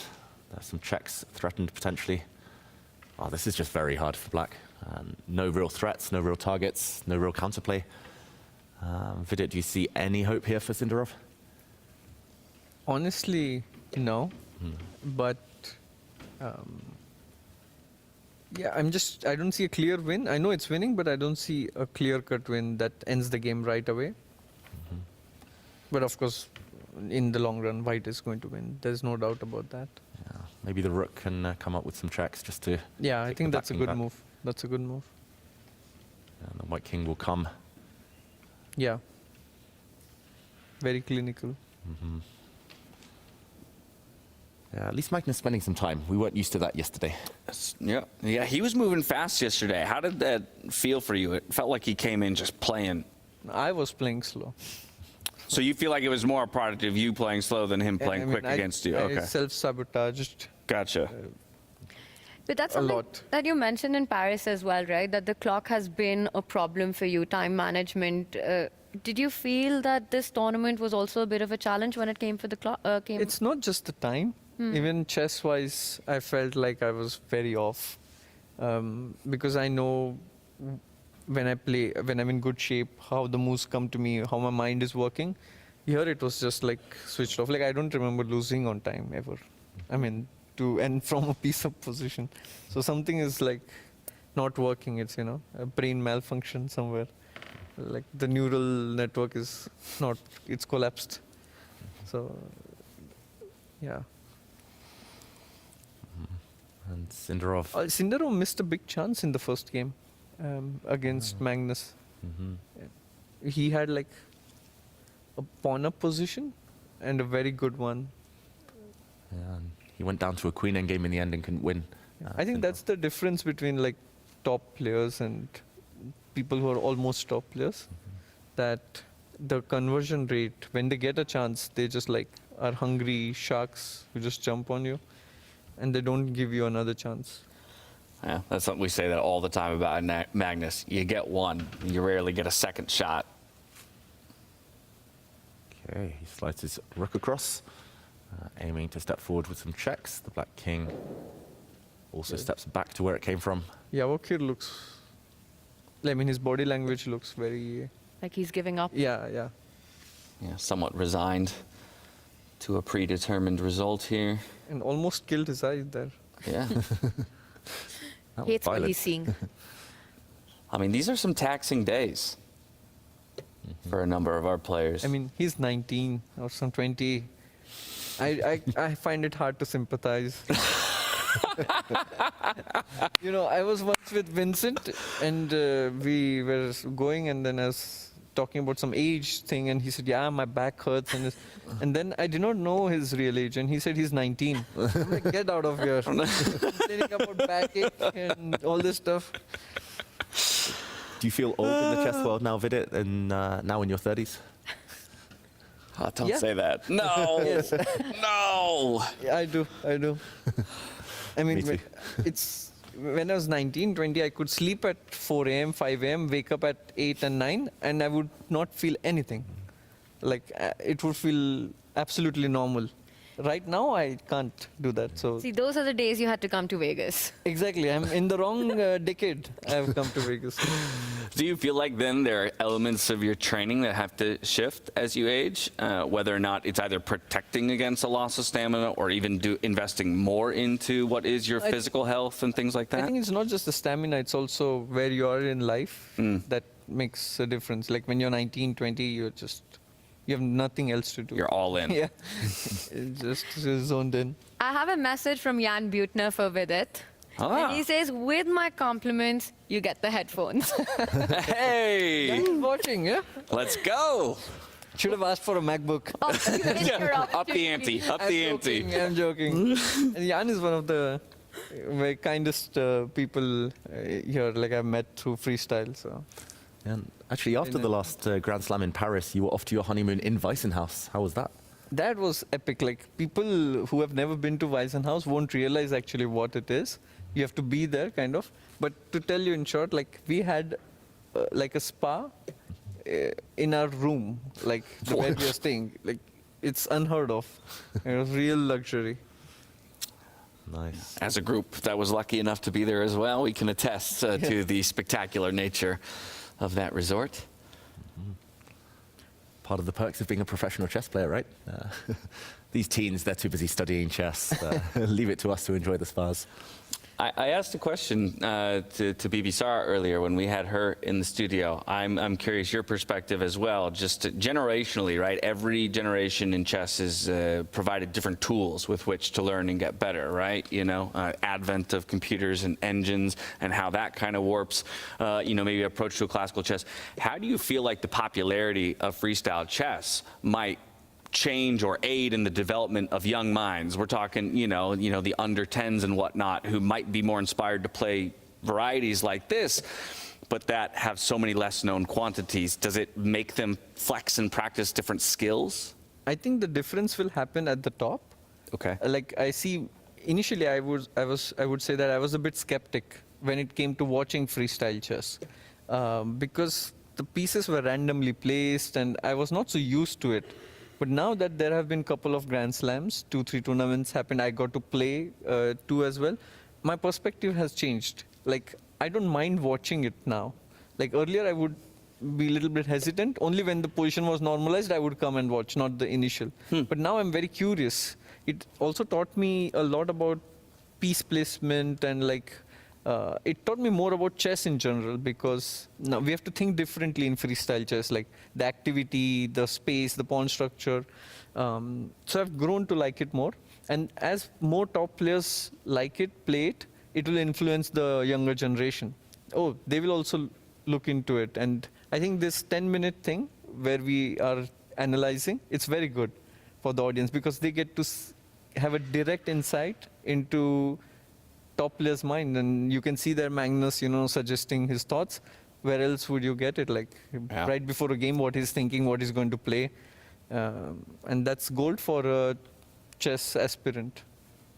Yeah, things like freestyle chess. I mean, I'll give a nod to, you know, a number of players who, like Hikaru, right? You know, my rediscovery of chess came at the advent of Twitch and seeing it, you know, put back on a platform. But that level of access that you're talking about, all of a sudden that, you know, people have towards the top minds is just incredible. Yeah, he resigned, yeah. There's the resignation from Javakir Sindarov. Magnus Carlsen, after being knocked down to the lower bracket by one of our finalists in Levon Aronian, he'll get it done once again. He keeps his hopes alive for a third-place finish. Yeah, very smooth performance in the second game, at least, by Magnus Carlsen. Always slightly better and grinding out the end game. Using a nice tactic there, hanging his knight, but the rook could not take it. And yeah, the first game, that's where Sindarov maybe had some regrets. But that means that this round is done and some tiebreaks ahead to look forward to. A big one, right? We've got one finalist, one more spot up for grabs, and Hans versus Fabi goes down to 10+10. Yeah, it's very scary. I'm disappointed that this game ended in draw, because I wanted to see a tiebreak. Which one? Like for Magnus and Sindarov. And like other games, you know, like yesterday was such a great day, yeah? I mean, not for you guys, you had to We work. loved it. What are you talking about? It was 11 hours amazing. is nothing. Yeah, David, that's like another chess day for him, you know? He used to play 11 hours, now he just commentates. Y'all were built to play chess. We were built to talk about it for 10 hours straight. What's been your longest game ever? I think it was against Magnus in How many moves? Vikenzi. I don't remember the moves, but the duration, it was so long that all the dinner places were closed. I went home, I went to bed hungry, I remember, but very satisfied with the draw because I was worse. 236 for David Howell. 236 moves. I've missed many dinners. You know, he enjoys it. It's his thing, you know. He's a glutton for pain. Like he will just like frame it and put it in his living room, and like everybody who comes, like, you know, I played this 236 game, you know? No, he does. It's a point of pride for him, and he's sad that he no longer has the title of longest game to be played in professional And you know, chess. he can't even say anything. He knows it. Deep down inside, he loves this thing to torture his opponent. It's my kink. What can he I has say? like small advantage. He'll keep playing forever and ever. That's his thing. Yeah, well, David will play forever and forever if he has the opportunity. Levon Aronian doesn't have to play forever and ever today, as he's already booked his ticket to that grand final. As you can see there, he awaits his opponent. It will be decided in our tiebreakers to come between Fabiano Caruana and Hans Niemann here in the upper bracket. Let's go ahead and flip the screen down to the lower side to see how things shook out, because we do have a tiebreaker or two in play as we get down there. I'll note that Wesley So and Nodirbek Abdusattorov moved into that tie very early on in this round, so they've been waiting in the wings and hungry to get back there on the stage. But we did have three victors come out on top. It's Magnus Carlsen, it's Hikaru Nakamura, and it's Praggnanandhaa who will move on. Each of the losers of those matchups, unfortunately, this is the moment where we say goodbye to them, exiting in 9th through 12th place. From here, we are going to go to a quick break while we rest and retool for those tiebreakers. Before we go, we've got to thank Vidik Gujarati for joining us here to break down all of the action as we came down the stretch and we determine who will be the finalists for the remainder of our Las Vegas event. We'll be back in just a few minutes to bring you through all the action, and we hope to see you there. I'm joined now by Anna Kramling and her mother, Grandmaster Pia Kramling. So nice to have you both. First of all, you've been in Las Vegas for a few days now. What are your first impressions of this event? Well, first impression of Las Vegas is that it's way hotter than I thought it was going to be. But no, this event is incredible. I've been to the Wynn Hotel before, and never in my wildest dreams did I ever think that there would be a chess tournament here. So it's really nice to see that we're taking chess to completely new arenas, completely new venues, and this is just such an incredible place to host a chess event. So I hope it's not the last time we see chess tournaments in places like this. Yes, I absolutely agree. I'm so happy to see the freestyle chess here in the hotel. It's so amazing. It's very well organized, and I've been sitting there watching the games, and I enjoy it so much. They're doing it very, very well. So what can I say? It's just have been taken to another level, and I'm just very, very happy for it. My mom actually said that this was like Christmas for her. It was like waking up on Christmas Day and opening up gifts, because she gets to sit there and watch the best chess players in the world play chess. That's so nice to hear. Pia, do you have a favorite game that you've seen so far? No, I couldn't say that. I've seen lots of good games, lots of drama, of course. And yeah, it's just so incredible to be here to watch the best players in the world and to see this. You know, I'm not so used to freestyle chess, but it's getting easier and easier, a little bit easier. Will we see you play freestyle chess in the future? I will absolutely start playing it at home. So slowly by slowly. I think that will be done. With me, hopefully. I feel like I might have a bigger chance to beat her when she doesn't know 25 moves of opening theory. So I'm hoping. That's a fun match in the making, I think. And Las Vegas, for both of you, is the final stop because you have been on a little tour. Tell us about that. We've been on a whole U.S. chess tour. So we started in New York, and for the past 3 weeks, we've been traveled all across the country.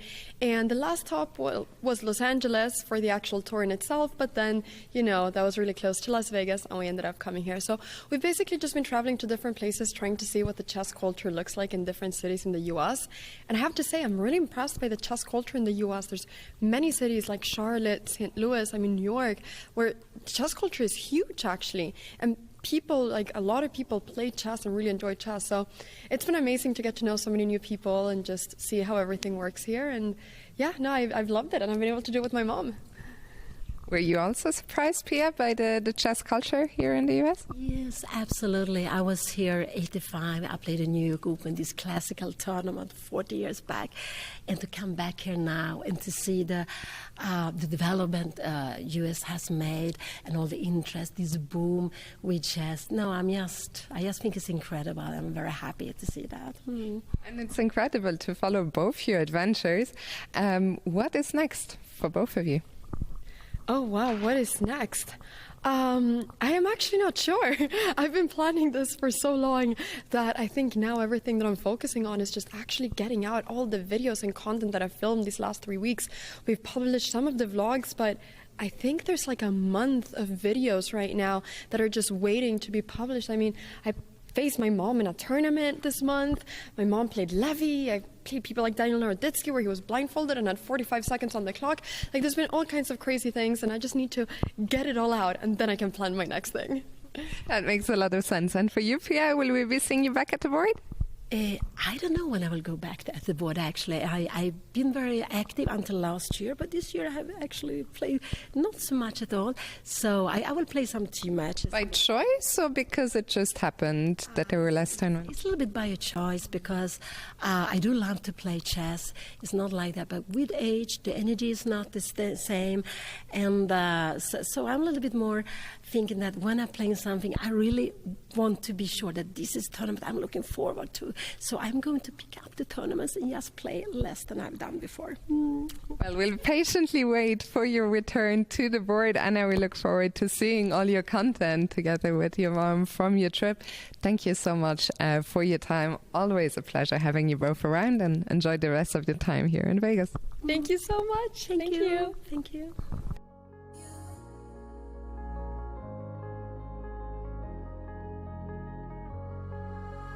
Baby, wait, I know that you're afraid, but it'll be okay if you just stay with me. And we can run from here, and we can disappear, and they won't find us where we are going, dear. So baby, hold on to me, 'cause I know I can make you believe in something that only we can see. Oh, so baby, hold on to me, hold on to me, hold on to me, 'cause I know I can make you believe in something that only we can see. Oh, so baby, hold on to me, hold on to me.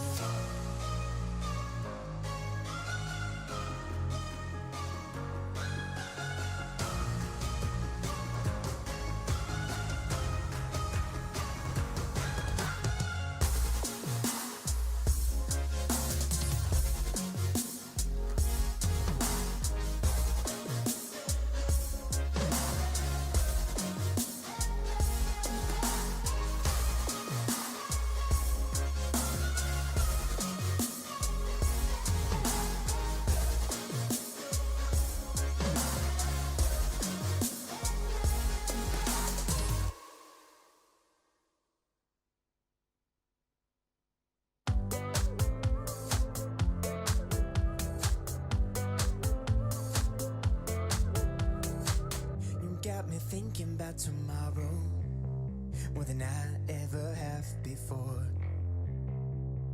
You're bringing light to my shadows. Every day you leave me wanting more.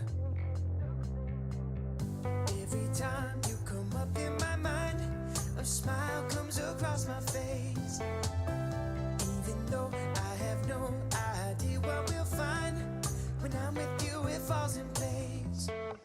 You're one of a kind. You're one of a kind. You're one of a kind. You're one of a kind.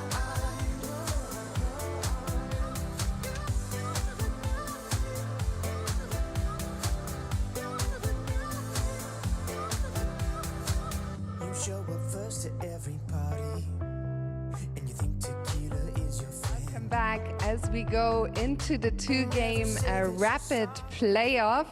One finalist is known already, that is Levon Aronian, and the second finalist will be found on this board in the match between Hans Niemann and Fabiano Caruana. That means we will get an all-American final no matter what. And then there is one more match that continues, that is Wesley So against Nordivik Abdusattorov. We're ready now to draw the next position, and I would like to welcome to the stage Women International Master Carolina Blanco. Give her a round of applause.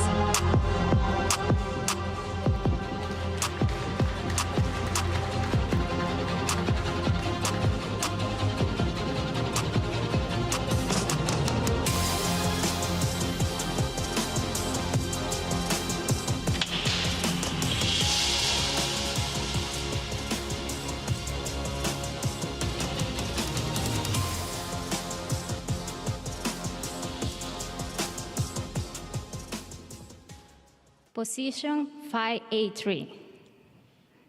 Position 583, thank you so much. The players will get 10 minutes to prepare. So to the players, good luck, and to our audience, have fun.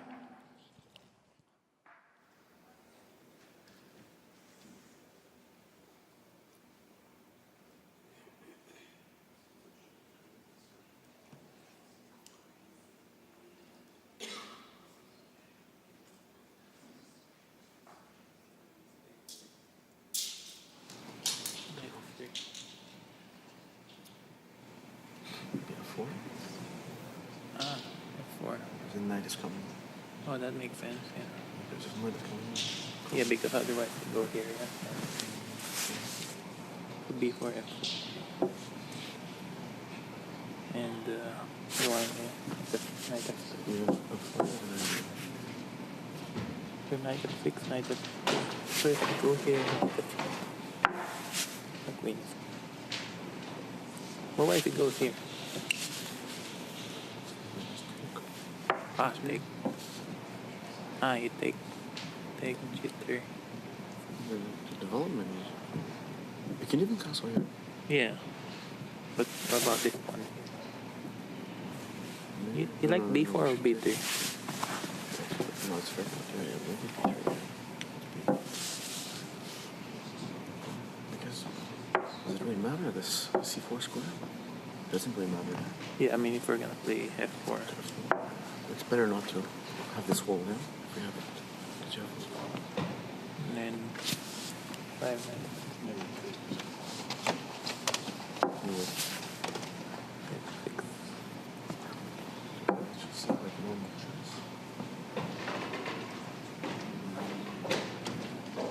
I think we should be faster at the same time. We should be faster at the same time. B4.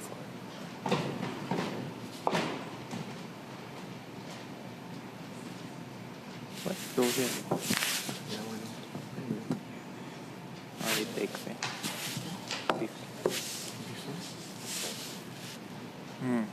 Yeah, then we can just play knight. Always when the queen's on the corner. Queen plays B4, yeah? Yeah, B4. But can't play G3. Okay, G3 is possible too. And then we just play against the queen like because A5, E4. What about C3?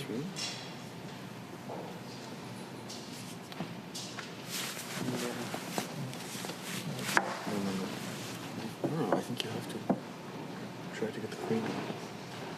But you can play E4, For D4. example, C5, B4. C5, B4. A5. Good enough. Now we take space. Yeah, I like this. Yeah. D4, E4. That's the bishop. This B4 is script, I think.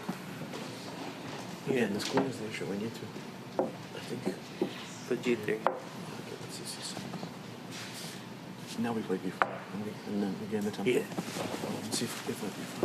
Then you play C6. And then you play B6. C4. And we just take space like this. It's queen, so how do you... I mean, here you can even go here. Yeah, but we're not... A4 we're not worried about. Yeah. Because also, knight is bishop h6, so how do you develop it? Take one extra time. You castle immediately. Yeah, I like this. But the thing is, like, once we take... Okay, if they have... A5, D4. No, they can't get this much space. You're not worried about this. Yeah. The queen... No, I'm not even... Just play that. Well, I guess you can B4, yeah. And you're not risking it, so... Okay, G3, G6, so P5, maybe they'll play B4. No, yeah. No. It's bigger than this, but... With B5. Even B5. Yeah, it's all against it. That's the bishop. So this is good for white, yeah. Not necessarily. Yeah, rook B1. B6. Yeah, and then... No, bishop comes to A3, knight E3. Yeah, knight F3. D4 doesn't take against this bishop. Yeah. We're playing once we get the structure, the bishop's very bad. Then you have to waste time, yeah. Bishop G7. Exactly. Knight E3. Even D4 here. Yeah. I just... Or D3. I just know just... Oh, this queen... What? Just... Do we move our knight? How do we move our knight into it?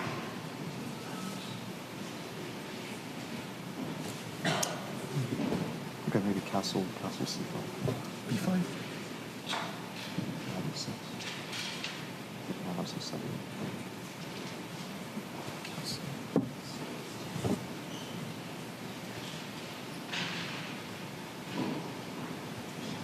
Okay. Okay, take knight f2, next is 6. Okay. Bishop g7, we at least don't lose.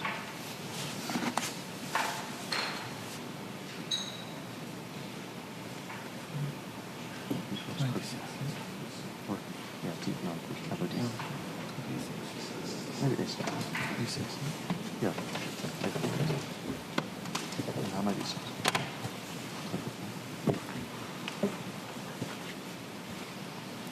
First trade queen's rook a8. Trade everything rook a8. Yeah, should be fine. This is fine.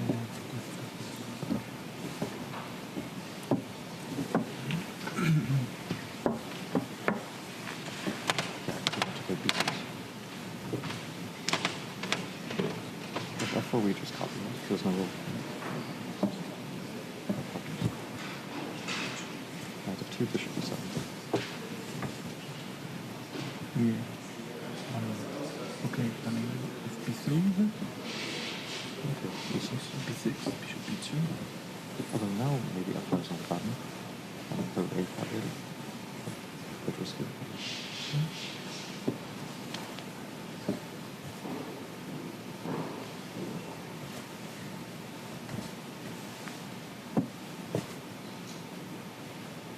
Also, knight f3 and rook e6.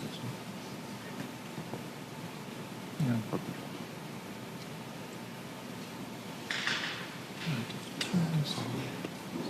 Rook e4 has always dangerous. Okay, this is dangerous. e4.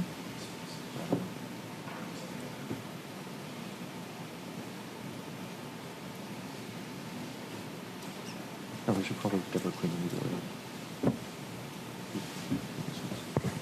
Bishop e2. Knight f6.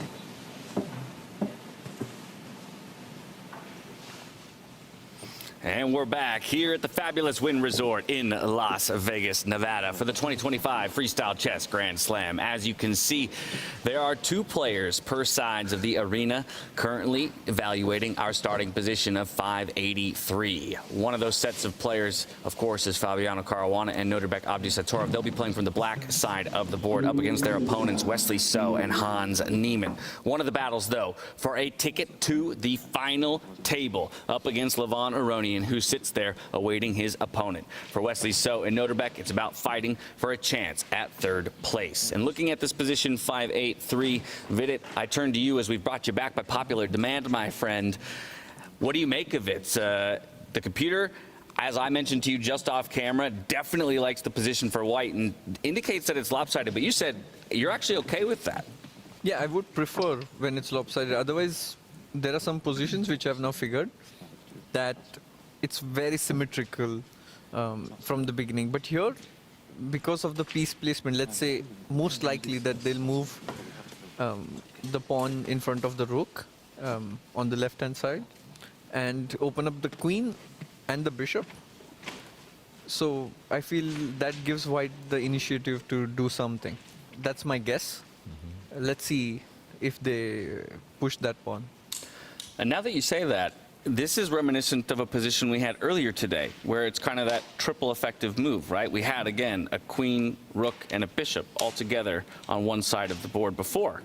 Yeah, and a bit of a mirror image. And this time it's even more powerful because that queen starts in the corner and on the long diagonal here, hitting a bishop. There were actually some cool tactics that Fabiano and Nodibek were pointing out that would win material for white very quickly if black is careless.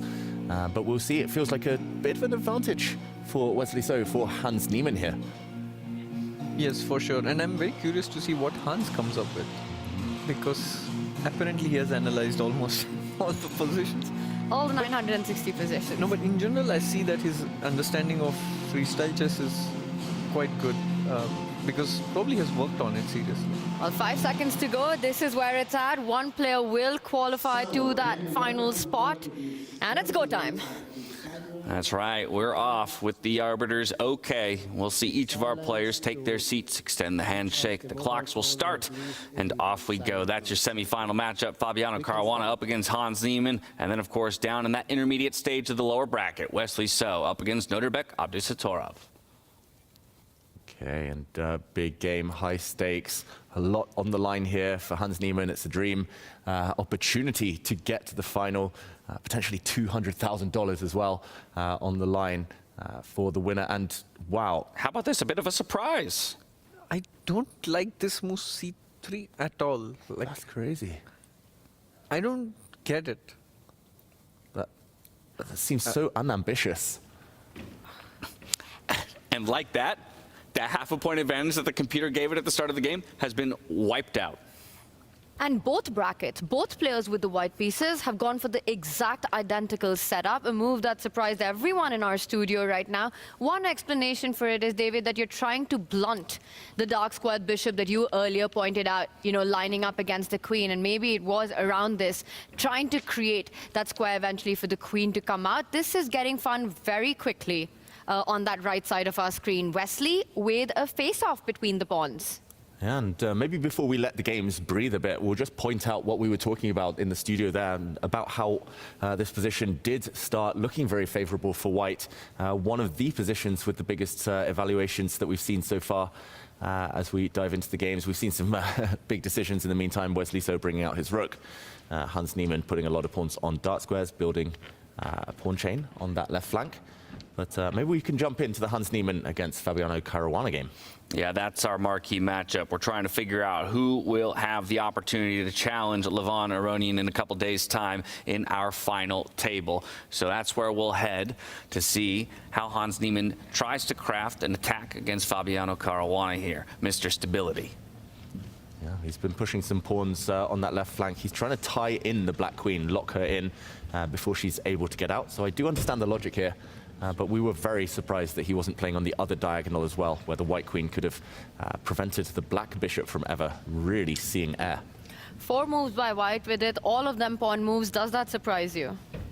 Not really, because in freestyle it's quite common to try to gain space. But the move order was very surprising for me, how they started. I expected to have the space for queen initially, but they played this move C3 and then yeah, it was a bit of a mystery for me. But yes, otherwise it's not very surprising how they're playing. Well, this is a good opportunity for me to bring in yet another brilliant mind. We are joined by the man himself, Levon Aronian, the first guy to book a ticket to the final table, my friend. First of all, thank you for joining us. Thank you for raising the collective elo of the group, because I'm the one dragging it down. But as you sit down to evaluate or to take a look at what could be one of your two opponents, this position is quite interesting, and it felt a little imbalanced from the beginning in favor of white. But both of the players with white pieces didn't go the way that we expected them to with the initial moves. What about you? It's absolutely fascinating what is happening. You know, I don't think I've ever seen this type of structure where white and black doesn't really get to fight in the center, and they just push the pawns. And it's all because of this white squared bishop trying to trap the queen. But generally, I think the queen is not going to be such a big problem. I think maybe this whole push, you know, of the pawns is not going to lead anywhere. Yeah. I guess black will manage to build up a center, you know, with E65. Now, each of these guys are right now duking it out for the opportunity to challenge you. But I just want to ask you about your experience so far here in Vegas. Through 15-plus games now, it's been wins and losses, very few draws. What do you make of the ups and downs of it all, but the fact that when everything seems to come down to a singular moment, so far you've been the one to rise above it and come out on top? It's all the prep I did with my friend Andranik, and I have an IM friend who lives here, and we've prepared. You know, we got ourselves in difficult positions, and that's what he told me. You know, you're in a difficult position, you need to fight back, and it's working out so far. I think, Levon, you also have to give a little bit of credit to our Catan game where I let you win. It was your first win in the tournament. And I think that inspired you to start winning. Yeah, you're right. You don't sound very convinced. Well, it was also my first game ever. Ooh. Yeah. One player who was really rooting for you throughout this tournament, he's on our screen, Hans Niemann, currently playing this tiebreaker. In this final, how do you judge the chances of Fabi, Hans? Who do you think is a favorite? Who do you think makes it to that challenge for the finals against you? I think whenever Fabiano plays, for me, he's a favorite because he's a, for me, he's the #2 player in the world. Something's going on there. So. Hans, that wasn't a wave for us. No, definitely Or to not. Levon. Oh, they're talking about the light above. Oh. It looks like to me. Oh yeah, it's super bright. Yeah.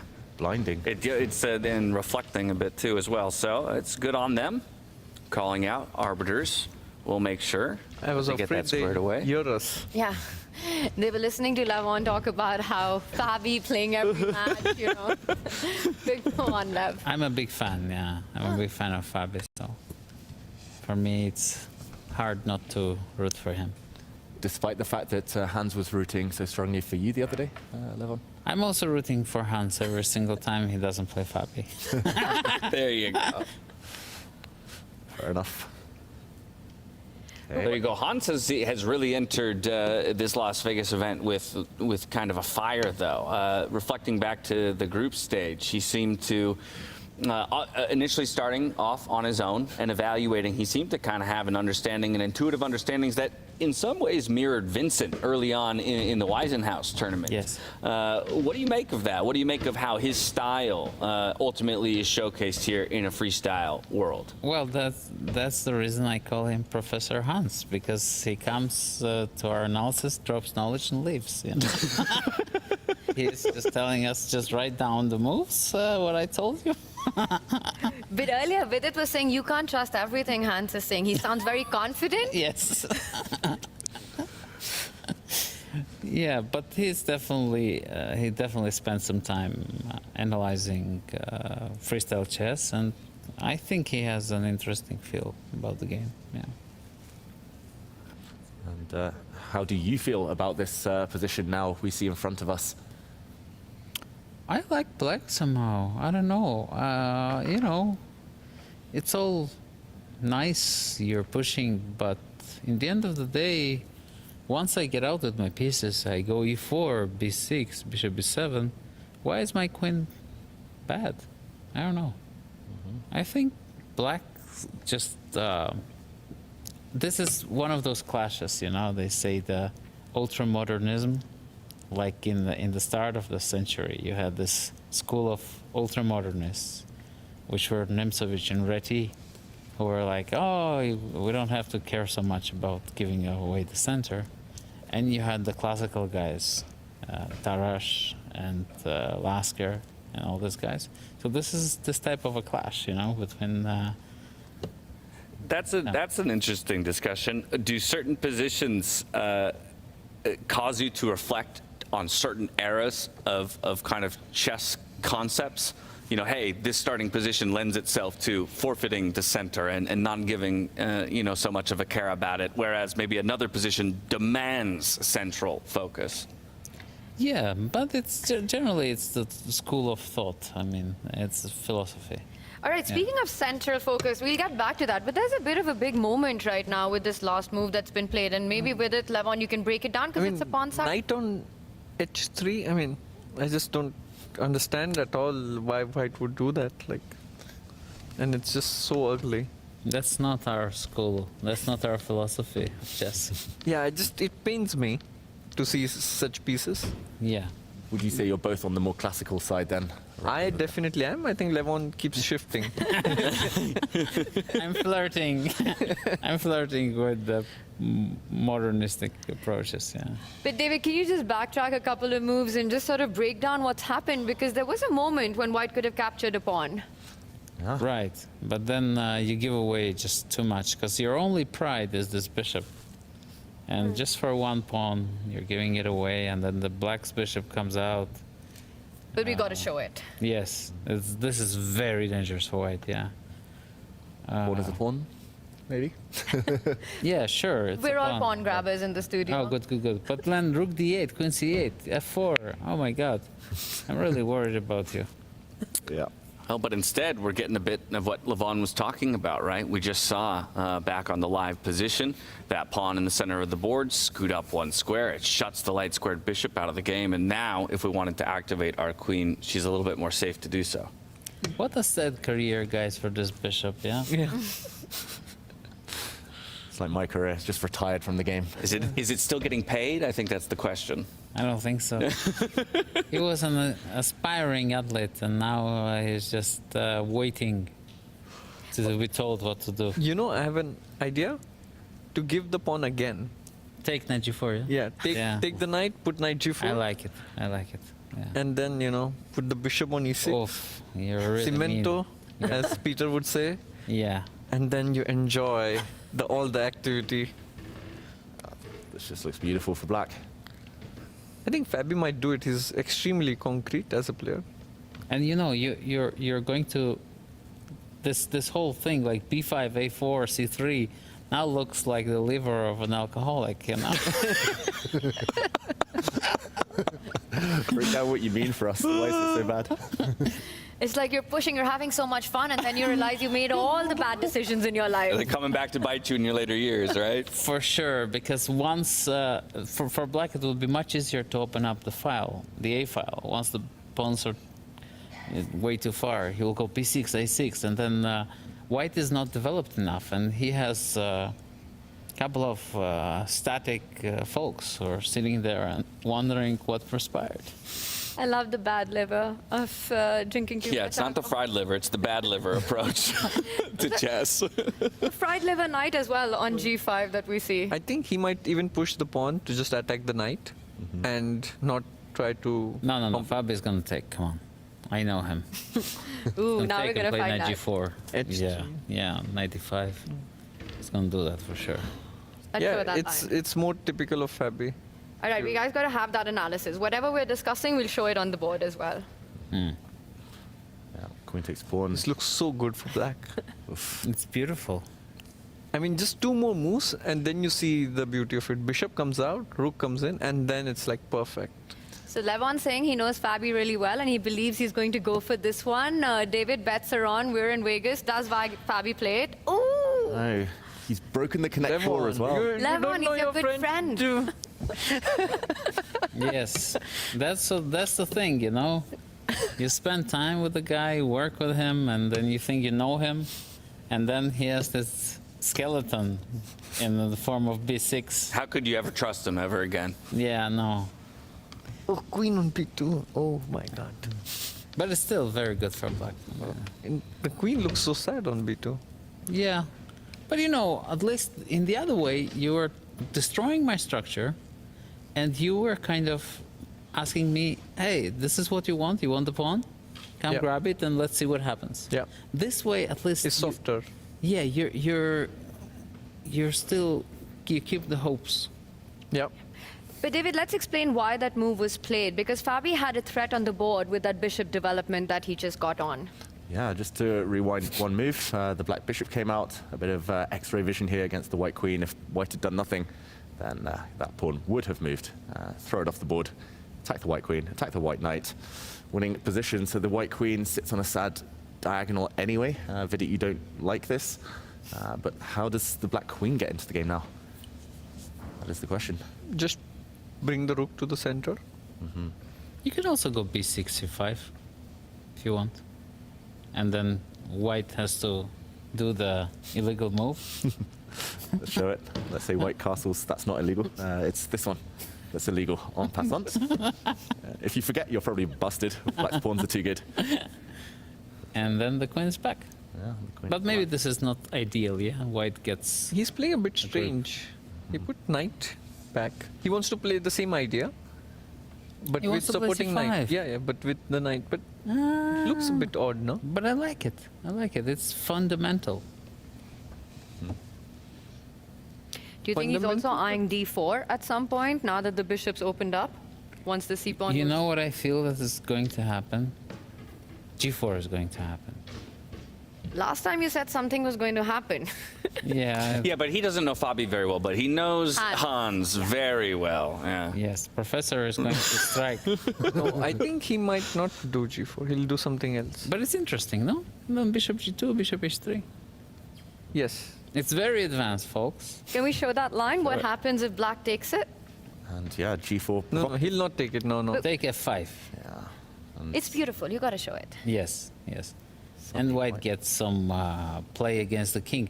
It's all about the time, folks. I mean, if black manages to bring the queen into the game, it's game over. But that's why I think g4 is interesting. Strike while the iron's hot before it's too late. Hard to find another move, actually, for white. Hard to find anything productive other than that. And there's also this feeling if you don't do anything as white, black's just steamrolling, right? With c5, d4. He can push the pawn in the center as well, like d3 or d4, and try to break in the center. That's also an option. Look at this. There we Hans go. Niemann. You clearly know Hans more than you know Yeah. Fabi. Yeah. This has been established on this broadcast. The professor. The professor strikes. Now c5 comes, yeah? Yeah, without a doubt. Without hesitation. he's gonna This play. he can bet money on. Yeah. That would be the consistent follow-up to what Fabi did on the last move. Just ignoring the tension on the other flank. But then c5, gf, gf. Now white has to find a move. Otherwise, d4 is going to devastate everything, yeah? No, white will play d4. Right now. Takes either you include capturing on f5. I think I would rather include it. Take, and you think white needs to block the advance of the black pawns? What a wonderful structure, guys. What a mess. Oh, and takes long castle, yeah? That's your point. Oh. Yeah, guys, this is the point. No, you don't even need to long castle. No? Just capture on d5. I just captured. Just take with the knight on d5. Ah. I'm just, No fear, no fear. no fear, huh? Wow. When it's not your game, at least, no fear. Wow, this is very interesting, folks. This is probably the most interesting game of the tournament. Really? No, I've never seen structure like this. Look at this. Probably you didn't see enough games in this tournament. You need No, to do a it's hand. totally insane. But d4, b6, you know, with it, I think, yeah, still, once black gets the center, it's, But what else to do? yeah, I know. White's queen is also kind of missing. Maybe you can put on d3 Doesn't really help. b6. and then I take on e4. And then I at least have the file, open file, to put my rooks on. That's actually bad news. Look at your bishops. He does trade. Moves are coming in. And now the big question, does he go with Levon's suggestion of pushing the d pawn one step or two steps?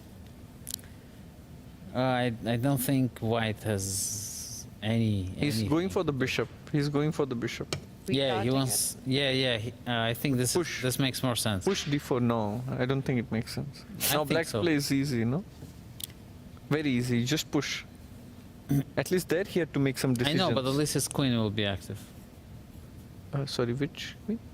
No, I mean the b2 queen at least. But d4, wait, if I take on d4? I take back. Knight c2?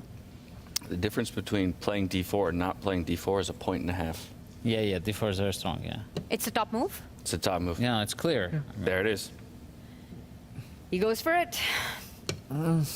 Fabiano Caruana. Oh, he went knight driver's c2? seat. Yeah, Wow. directly. This is huge advantage for But black. now you David. can play knight b6 and bring the knight to c4. Oh, yours. But wait, bishop c5, dc, like this. Yeah, no, there are too many good moves for black. Knight on c4 looks so nice. But you know, guys, even if you take and play b6, I mean, look at these two bishops. Very sad clowns. If you had to point one moment where it all went wrong for Hans, you know, Fabi having this much advantage, what would Putting the knight on h3 in the beginning, on the side, like... But I think it was already, like bishop a3, this is all too Yeah. weird. Too weird, yeah. But that just was the final thing which forced the desperate measures afterwards. the nail on the coffin there? And Fabi's been just attacking with his pawns at the center of the board. David, do you see any hope for Hans here? Wow, he's gambling now. Wait, He's just what? Given up the pawn. Creative. creative play. I think the next 2 or 3 moves, if Fabi doesn't get the queen in, then maybe some chances. If not, then should just be a win for black. Pawn up now. And So he's kind of protecting his knight b6, or what is the point of this? Not just like hoping that you take on d2, you have some activity, but I think you don't capture on. You know, I also want to get our chat You bring involved the in rook this fetch. match, James. Let's bring a poll up for them and let's see who's rooting for Hans Niemann, who's rooting for Fabi. We've got our players here in the studio, you know, with their hopes on who makes it to the finals. You got to open the chat at some point and tell me what they're saying. Yeah, first let me turn my volume down. And Vidit, I saw you grimace after Hans Niemann just castled his king. It just feels all wrong. Just everything feels wrong. I feel like you've had that expression for every single move by White in this game. Yeah, I just cannot. I don't like ugliness. No. The position of white pieces are too ugly for my I have to liking. introduce you to the concept of ugly beauty. Don't be shallow. You got to appreciate beneath the surface. No, I mean ugliness of pieces. I'm not like the bishop on g2 and just bad pieces. Like they're suffocated here. Rook g8, b6. I mean, this x-ray is You just gonna play come. by hand, yeah? No. Yeah, this x-ray is gonna. I'm live tracking the poll that just went up in chat. 62%, still votes coming in, but 62% right now believe Fabi goes to the finals, to the 36% believing Hans. Of course, they have the benefit of seeing the evaluation of this game. I'm sure that's playing into it to a slight degree. Oh, a lot of support for Hans coming in there. But to Absolutely. your point of finding beauty in ugliness, there is this concept of wabi-sabi that exists, Yes. Yes. right? It's perfection in In imperfection. That's like wasabi. Wabi-sabi. This position's a bit of a wasabi, right? Very spicy and But what to do when Nieman's feeling the your burn. position is too imperfect? Queen h3 is gonna follow, but yeah. What is the clock situation, guys? 3-minute 40 for Hans Niemann, 2-minute 19. No, this is the game's just starting, folks. Oh, Queen h3, 93. I mean, there's lots of. Where do you get optimism, Levon? What's the secret of your optimism? Also, you boys are very fickle because you said this looks like it's almost over for Hans, and now you said the game's just starting. I didn't see the clock. Huh. The 17th piece. Do you think your optimistic nature is a strength when you're over the chessboard? No, when I'm winning, it is. When I'm losing, it's not. Yeah. Ooh, But definitely, I mean, maybe it's not great to be optimist in your career, but it's good for like particular games. Okay. Yeah. Like generally to have the optimistic outlook is good. No, I think in general, it's also there was a study that people who are, let's say, more optimistic or more overconfident, it's always better to be more overconfident than underconfident. It helps you. Like underconfident has no upside. Overconfident at least has the upside that you feel good. I think Magnus said it right. In chess, the sweet spot is between optimistic and delusional. Somewhere in between that. Uh-huh. Well, I've been delusional forever. So. And in the meantime, Fabiano Caruana has gone 2 pawns up. He grabbed a pawn with his rook. There was a rook trade. And this is the current position. White's pieces are probably better than they've ever been, but 2 pawns is a big deficit. This is a big fight, guys. Yeah, it's still good, but white, I don't like what Fabi did last few moves. Practically. Objectively, of course, is better, but... Bishop b2 and then... Yeah, bishop b2, it and then feels like you give them hope. Game is on. Predictions now. Is the clock going to play a big role? Caruana now down 2 minutes. What do we think? Is he still going to keep control and win this one? Convert his 2-pawn advantage. In 10-second increment, you were one of the ones who had to go through a 5-2 matchup against Magnus Carlsen just to get your top spot and make it to the quarterfinals. How is that a kind of change of pace within a singular day to have to keep speeding up, you know, and staying on top of those changes in time controls? I think it's, you know, I like it because you get to enjoy at some point, you know, you get to get the blitz. We love to play blitz. Well, right now, black's threatening a pawn, but can't Hans just grab the 8-6 pawn and on the way defend his own pawn? Yeah, he probably should. Probably has to. But queen takes pawn, right? Yeah. With queen takes pawn, bishop g7. No, I meant if you take on f5, then queen takes pawn. Yeah, so he had to take this pawn instead. Oh, he took it? No, this cannot be good. Bishop g7. What else to do? Queen on g5? I thought queen h4. Queen on g5? What's wrong? It's getting tricky, right? Rook will slide over, line up against the white queen and king. And then you move the king. Too calm. With it, you're too calm. I wish, but when you force me in a box, I have to fight. Yeah, what to do? We I might don't see think him it's like so David. clear. Bishop f8. Queen moves. I mean, I know it's bad, but Just for the bishop yeah. on the board. Guys, we might see this line being played out. Yeah, probably. I think Fabi practically has gone wrong. Yeah, there are some chances creeping back here. I don't like what he did in the last couple of moves at all. And Hans up on the clock as well.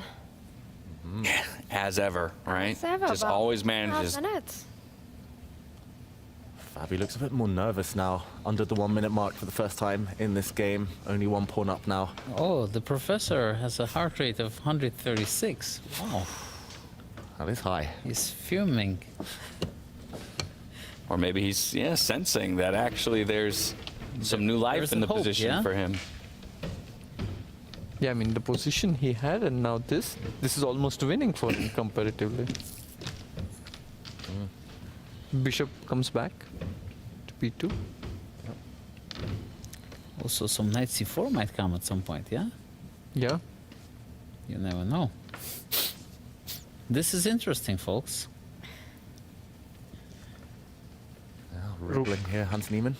I mean, he's brought it back from a near 4-point disadvantage to within a point. We love seeing disaster, you know, which we are not a part of. Do you take some sort of sick pleasure in standing on the sidelines while positions fall apart? I'm not sure about that.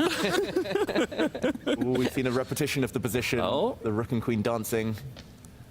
Will Fabi bail out with a draw Oh my here? god. He cannot. He cannot make himself do it. No chance. Yeah, but he doesn't have any time. He's got 40 seconds on the clock and it's a very unclear position. No, he'll play. He reaches for the rook, he does it again. Second time we've seen this position. No, knight goes back to h7. No, what? And there He we did. go. Repeats? He's offering it. And Hans Oh Niemann my claims. God. He says it's a third repetition. Oh my god. It's about to be a draw. I think and hand tricks. There it is. Even Fabi's a little surprised, that he ended up in that situation. But there it is. His hand feels forced. He extends the draw. It's 1.5 to 1.5 here. We have one more game of 10-10 between these two to maybe decide who gets the privilege of playing Levon Aronian in our grand Oh my final. god, this was so surprising. I mean, I'm just shocked. I'm completely shocked. So what are you doing in this moment when you're leaving the stage after a game like this? Cursing myself. But you got another one to play. Are you spending that time I cursing don't yourself? Care. I'm disappointed. The position was so good. And White had zero counterplay. Yeah, I mean, you had a clear chance. Yeah, this was very surprising. The outcome, I mean. But it's got to be Fabiano Caruana David, who's the more disappointed one out of the result of this one. Just from the start, such a dominating position. And that would have put 1 foot into the finals in this best of two. A huge save by Hans Niemann.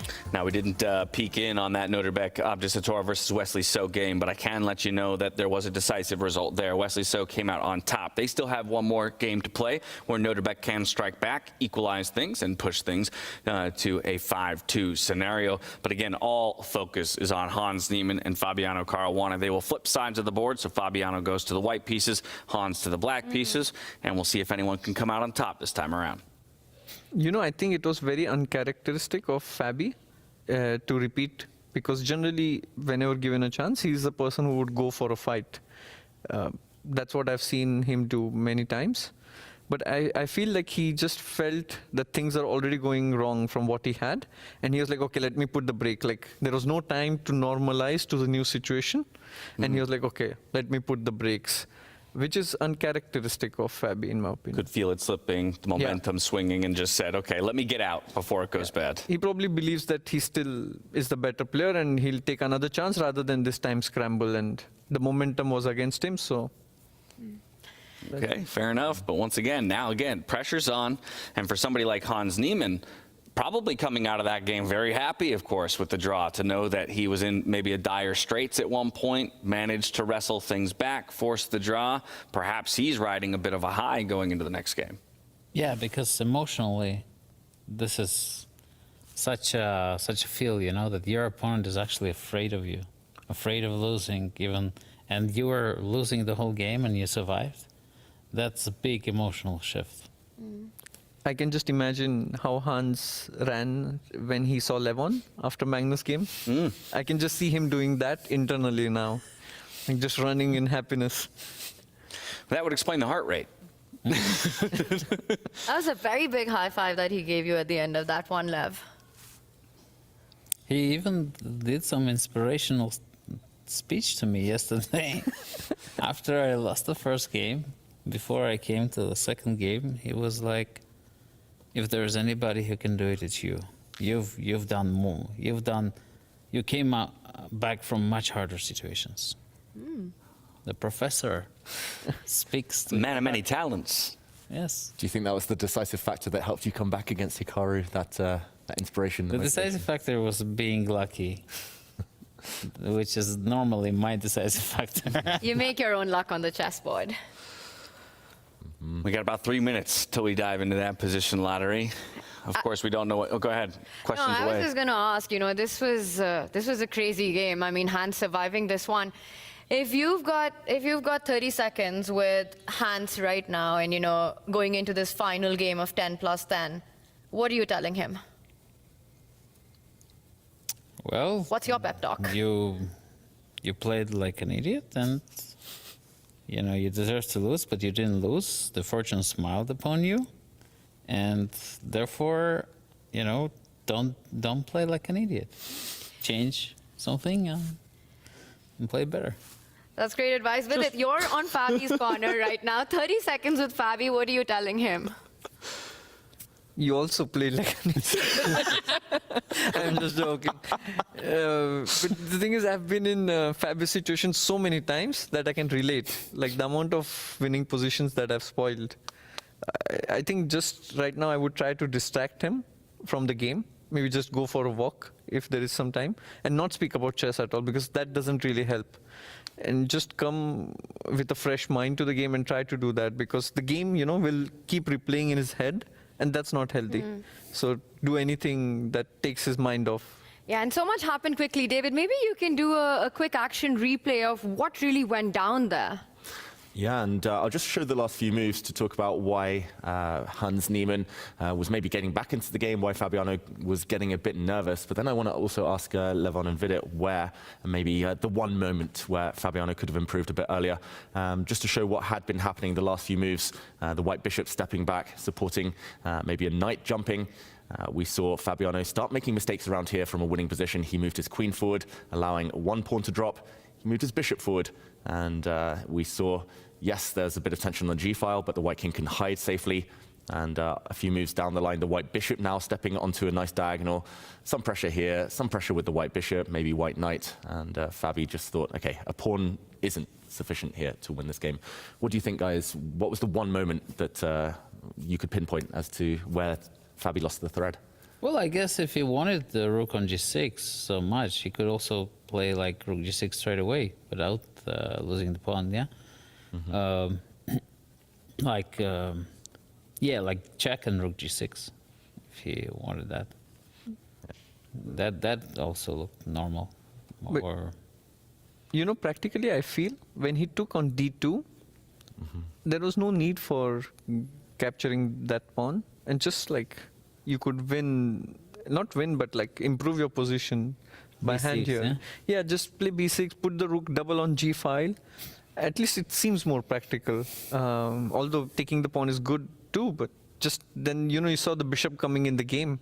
which would have never happened if you don't allow this. But of course, in hindsight, it's easy to say. But And this is the benefit of our position. We get to analyze. We're hoping that Fabi isn't spending too much time thinking about this as he has to step back on stage for another bout. Over to Fiona, for the position lottery.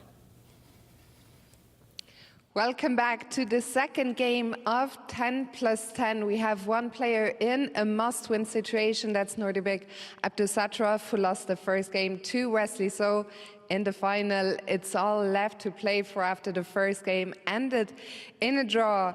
And in order to draw the next position, I'm delighted to welcome a real legend of the game. Back in 1992, she became the 5th woman only to earn the Grandmaster title. Please give it up for Pia Kramling.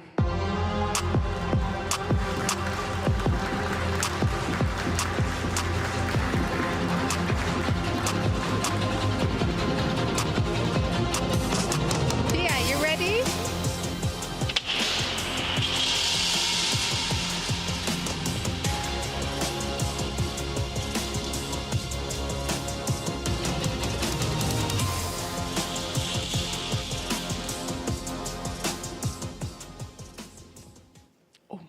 You know, I didn't bring my glasses.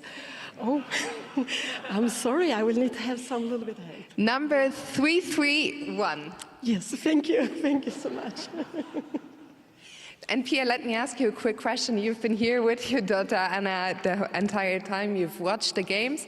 What have your impressions been of these freestyle games here? It's amazing. I am enjoying so much to be here. Really happy to be a spectator, to see this world best player playing freestyle. I don't know so much about freestyle myself, but I will absolutely start playing much more. And, you know, this setup is just wonderful. Things I have been dreaming about when I was young, to see chess or to be developed like this, to be able to watch like this. So it's wonderful. Pia, it's always a pleasure having you. We look forward to seeing your own freestyle games in the future. Shout out also, of course, to Anna. For now, to the players, best of luck. They are preparing already, and to the audience, have fun.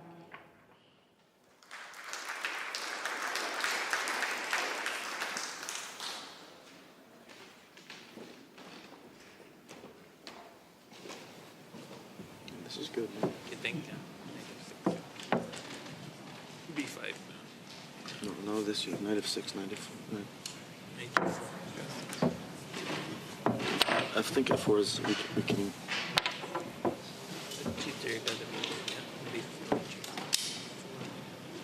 Okay. E4. What if he tries to like go d4? G6.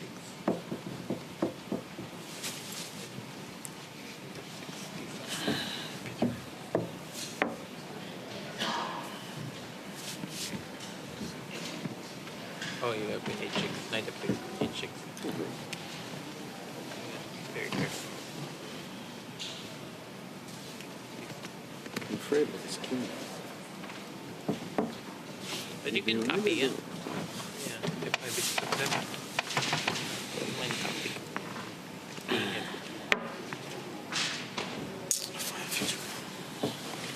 Well, then just copy it.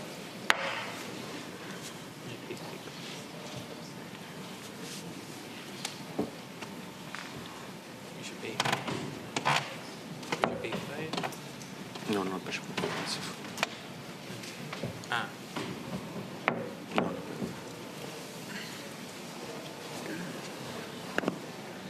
Queen. I don't think so. Really? I think you give too many power. Oh, so he's just gonna castle now. So. Yeah. Rook g1. You don't believe in h. Well, then bishop. Yeah. No, this makes sense. H. Yeah, I think just got. But they play e4. E4, yeah. But no. Well, maybe this and g6.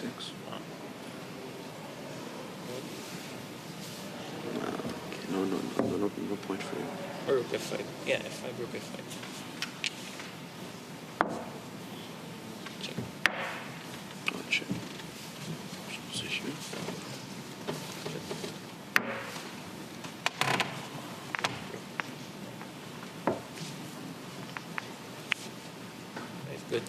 been forever. No, you just take G6 even. Okay. Yeah. Also, you can develop that queen. E4. E4 doesn't make sense. Maybe just copy it.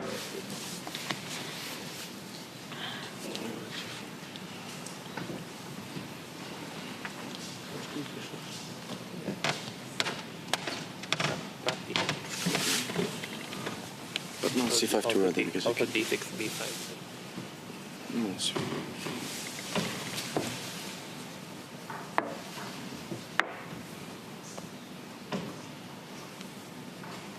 Maybe he'll go D4 first. I think... Maybe.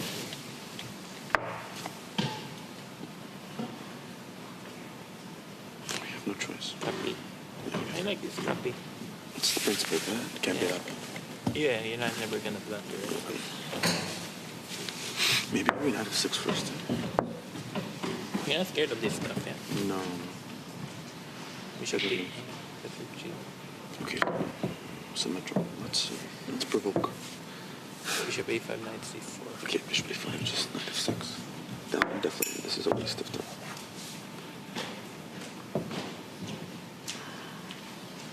Yeah, maybe. Queen H6 counts. And then knight C4. We just have to stop the pawn breaks. You're never scared of this stuff, yeah? I don't think there's reason to be scared. Bishop B4. So C4. Say knight B3. Of D6. Yeah, knight D6. Yeah. Bishop A4. Yeah. FD4, Bishop A4, E3, B5, C5, B4. Also D4, Bishop A4, knight F3. Also you can go C5, yeah? Like here. And C5. Yeah. Yes, before. Queen takes. Yeah.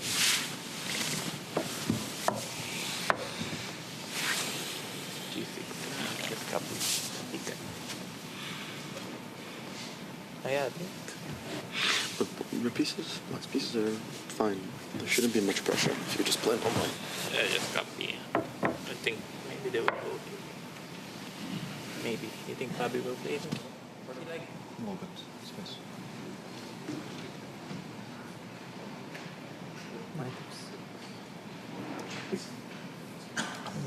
G4 maybe.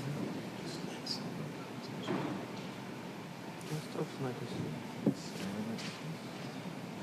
G1. Bishop D1. Yeah, bishop C4. Yeah.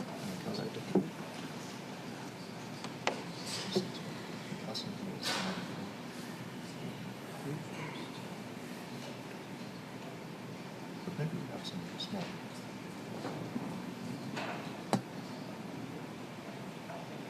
Yeah, I think. You can also just put bishop on D4. Yeah. Yeah, this is just...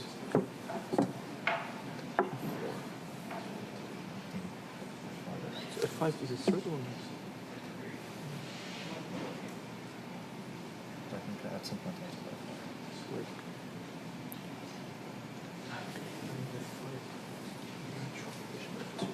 Like, so B6, B4 is interesting. What if C4? C4? Yeah, C4. Looks nice. More possible. Yeah, 3. C5, B4. B4. F7.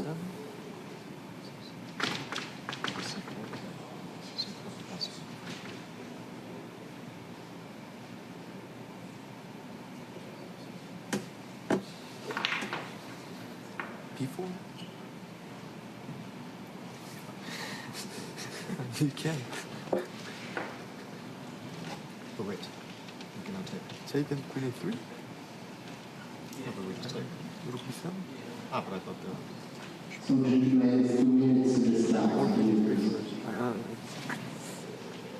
But you can take and Queen A3, right? Yeah, that's a position.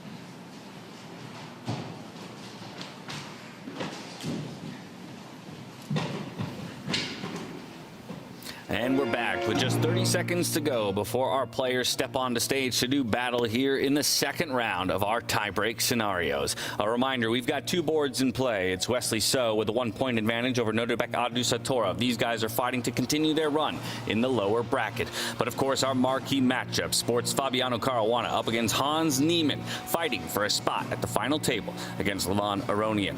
For those of you who might have missed that action-packed last game, it was Fabiano Caruana who had a solid advantage for the majority of it. Fighting back, though, as ever, is Hans Niemann, and in the end, Fabiano decides to go to a draw, cutting any opportunity for Hans to ultimately flip the momentum in his favor. So we enter into this matchup on equal footing.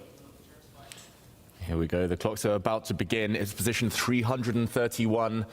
We have two experts in the studio with us. Levon, Vidit, what do you make of this starting position? Who's it going to favor early off? I don't understand the position at all. I don't even understand what's the first move to make.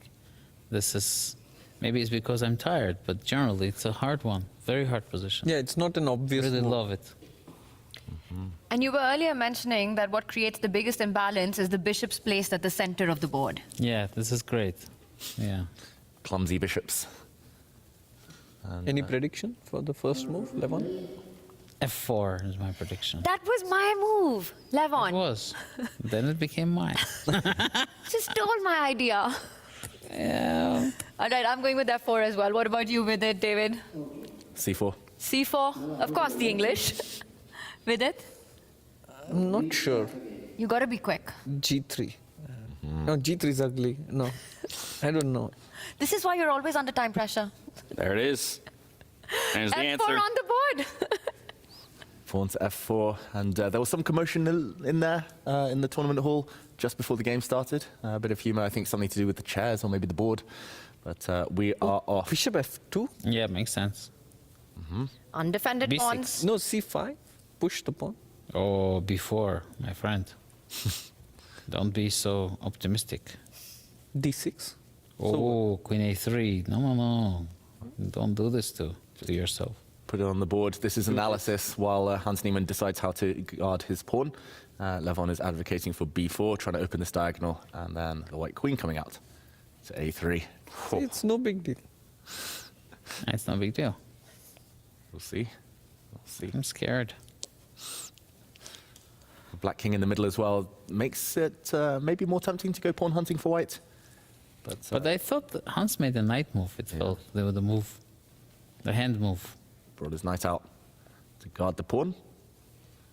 But there are not many pastures for this horsey. So C4, B3. I'm going to restrict your. Yeah, I like knight. C4. Should have played it on move 1. C4. There we go. It happens now. And now B3 looks good. Knight C2. Yep. Tiny bit better for white. Which side are you putting your king to safety? But you know, there's this threat of knight F6, knight G4. Taking the bishop. No, I have to make sure I play knight F. Oh! Aha, okay, okay. I was worried that you can play some bishop D7 now to stop me from castling. But that's too risky for black, yeah? But it's interesting, like bishop D7, then knight F6. Creating. Actually, I don't know why you think white is so much better. Like, I also don't know. Just to let you know, the computer thinks black is significantly better. That's what I thought. What's the move? Knight F6 or bishop E5 or something? Yeah, both were good. Knight comes out. Big threat.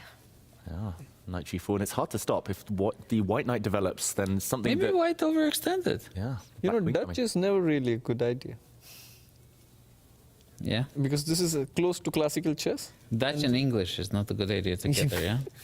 But also, let's point out, there wasn't just one undefended pawn in this position. The H2 pawn was also hanging, and I think the knight is headed there to either win the bishop pair or extra material.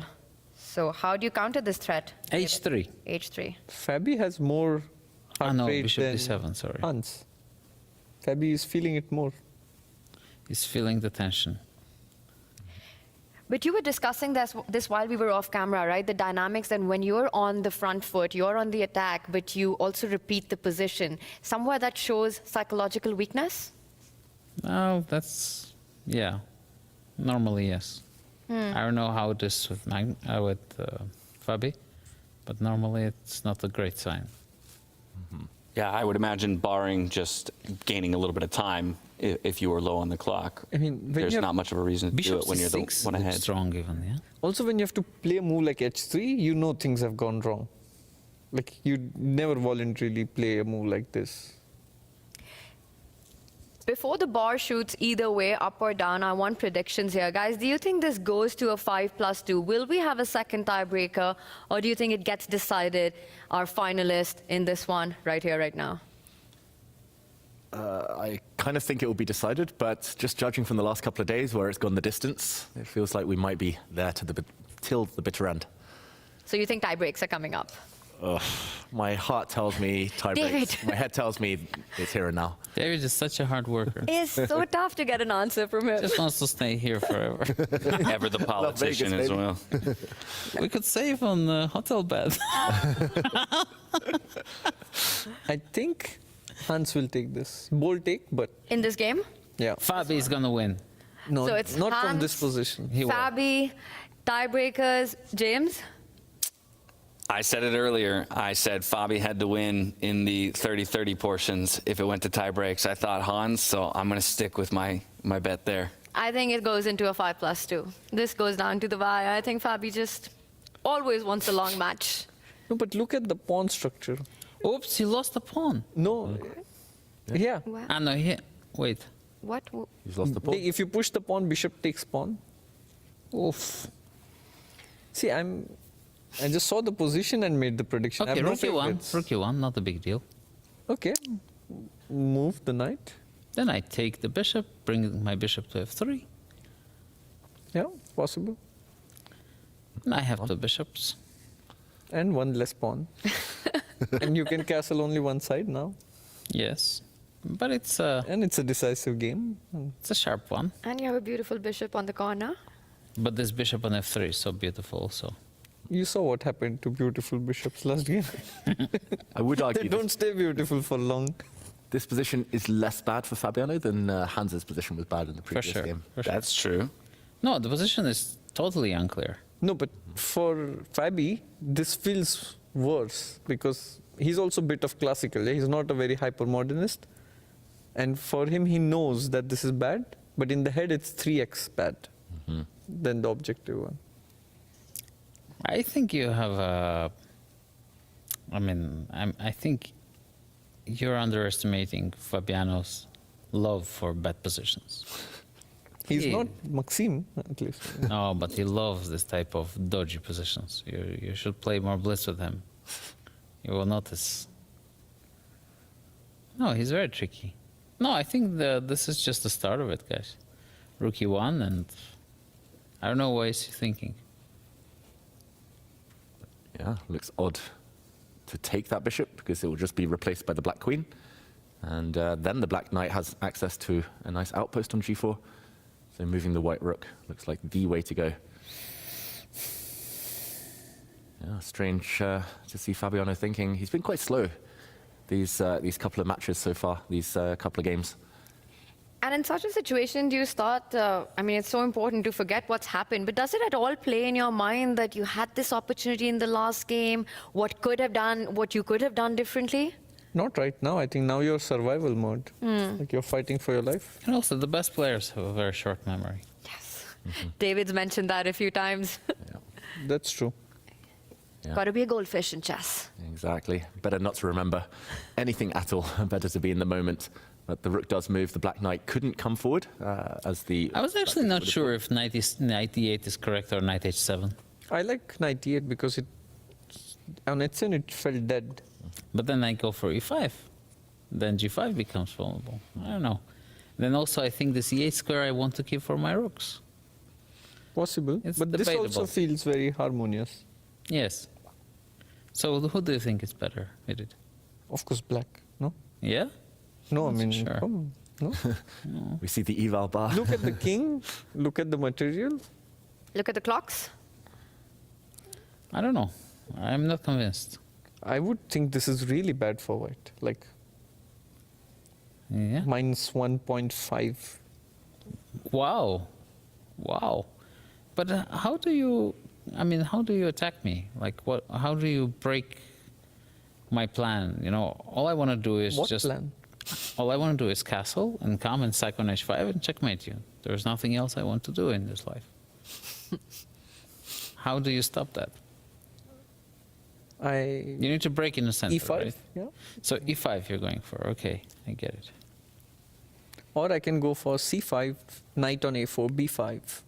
All right, let's just have some arrows to describe these plans that the super I know. grandmasters are discussing right now. They do happen to be rattling off Yeah. the top engine moves, but for us mere mortals, We gotta show it, right, maybe all we these can ideas. break it down a little bit more elementary David. style. No, Yeah. we are having a philosophical fight here. Like Levon thinks practically white is having great chances. I feel black is considerably better. That's why we are like trying to have this debate. Which we love. We do enjoy that. And in the meantime, there were two plans Levon mentioned. One is sacrificing on h5. That would mean the white bishop stepping forward. Vidit, you wanted to put a knight on the edge of the board. And maybe when the black queen gets driven back, pawn to b5 is coming. The white king. Yeah, if I manage to activate the queen, you know. I mean, you don't have enough pieces to even attack, yeah? Actually, how are you getting the queen to the right side of the board to finish that attack See, off? Levon is optimistic. That's what is clear in this stream. Now that you mentioned it. I'm telling you, portal chess is the next variant of chess. You disappear in a tube and then come out. And appear on another side of the board. Love that. Love that. I lie somewhere between realism and pessimism. Oh, that's the other end of the spectrum. Then. Yeah, in between that. And I'm a dreamer. Believer. You're Not the only one. I'm a believer. And Levon, in the break, we found out that you hadn't realized you were in the top two now, that you didn't realize there was a day off tomorrow, that that was the grand final you're just waiting for now. That you have 100K guaranteed right now. Yeah, no, I really didn't realize it, actually. I wish we caught it on camera. No, because I really try to keep away these thoughts of like reward, because it can change the way you play. So now, yeah, I thought actually I guaranteed top 4 finish, but now I realized I'm in a final. Wow. You'll be in a final with one of these two. Do you have a preference, Lev, who you'd rather play against? I like them both. Hans was rooting for me, so, you know, I like him for that. But I know him a little. I know my boy Fabi for much longer. So, of course, my heart is with my old friend Fabi. But then do you want to fight him in that final? Yes. What are friends for? Yes, of course. Fight your friends. You heard it here first. And the best of friends will push you to your limits. They'll test you. How about the plan of the white knight coming into the center? It's too slow. Too slow. Yeah. Yeah, knight a4 is a very nasty idea, actually. Yeah, just put the knight there, you can't even castle. Fabi lines it up. He puts his rook on the edge. Yeah, Maybe he is trying to retreat with his king to g2. Run away. But then... And then he's safe at last. Takes so long, though. Step by step. So for black, for Hans being up a pawn right now, David, is it fair to say that knight, by the way, both the plans that these guys have been discussing are on the board. Is the b pawn moving up next to open the line? Yes. Yes. Simple as that. Black rook needs It's to open up. like a dream Benko. You don't even give up a pawn. You're up a pawn. Yes. This is like Peter Lekos type of Benko. It's a gambit where you don't sacrifice. Yeah, for those who might be new in our audience, the Benko Gambit opening, where black has similar ideas but has sacrificed material to get these open lines, to get this play along the b file. But here, the script is flipped. Hans Niemann is up a pawn and playing for the initiative as well. It's actually stellar, though. I mean, top two moves are basically the same evaluation, but the computer just wants that king to start running. Wow. King e1, king f1, yeah? Yeah, that's... much. See? So, Levon, do you change your evaluation of the position now that we analyzed a bit? Yes. And the current evaluation stands? Black is better. but the white is in the game. There's always a but, huh?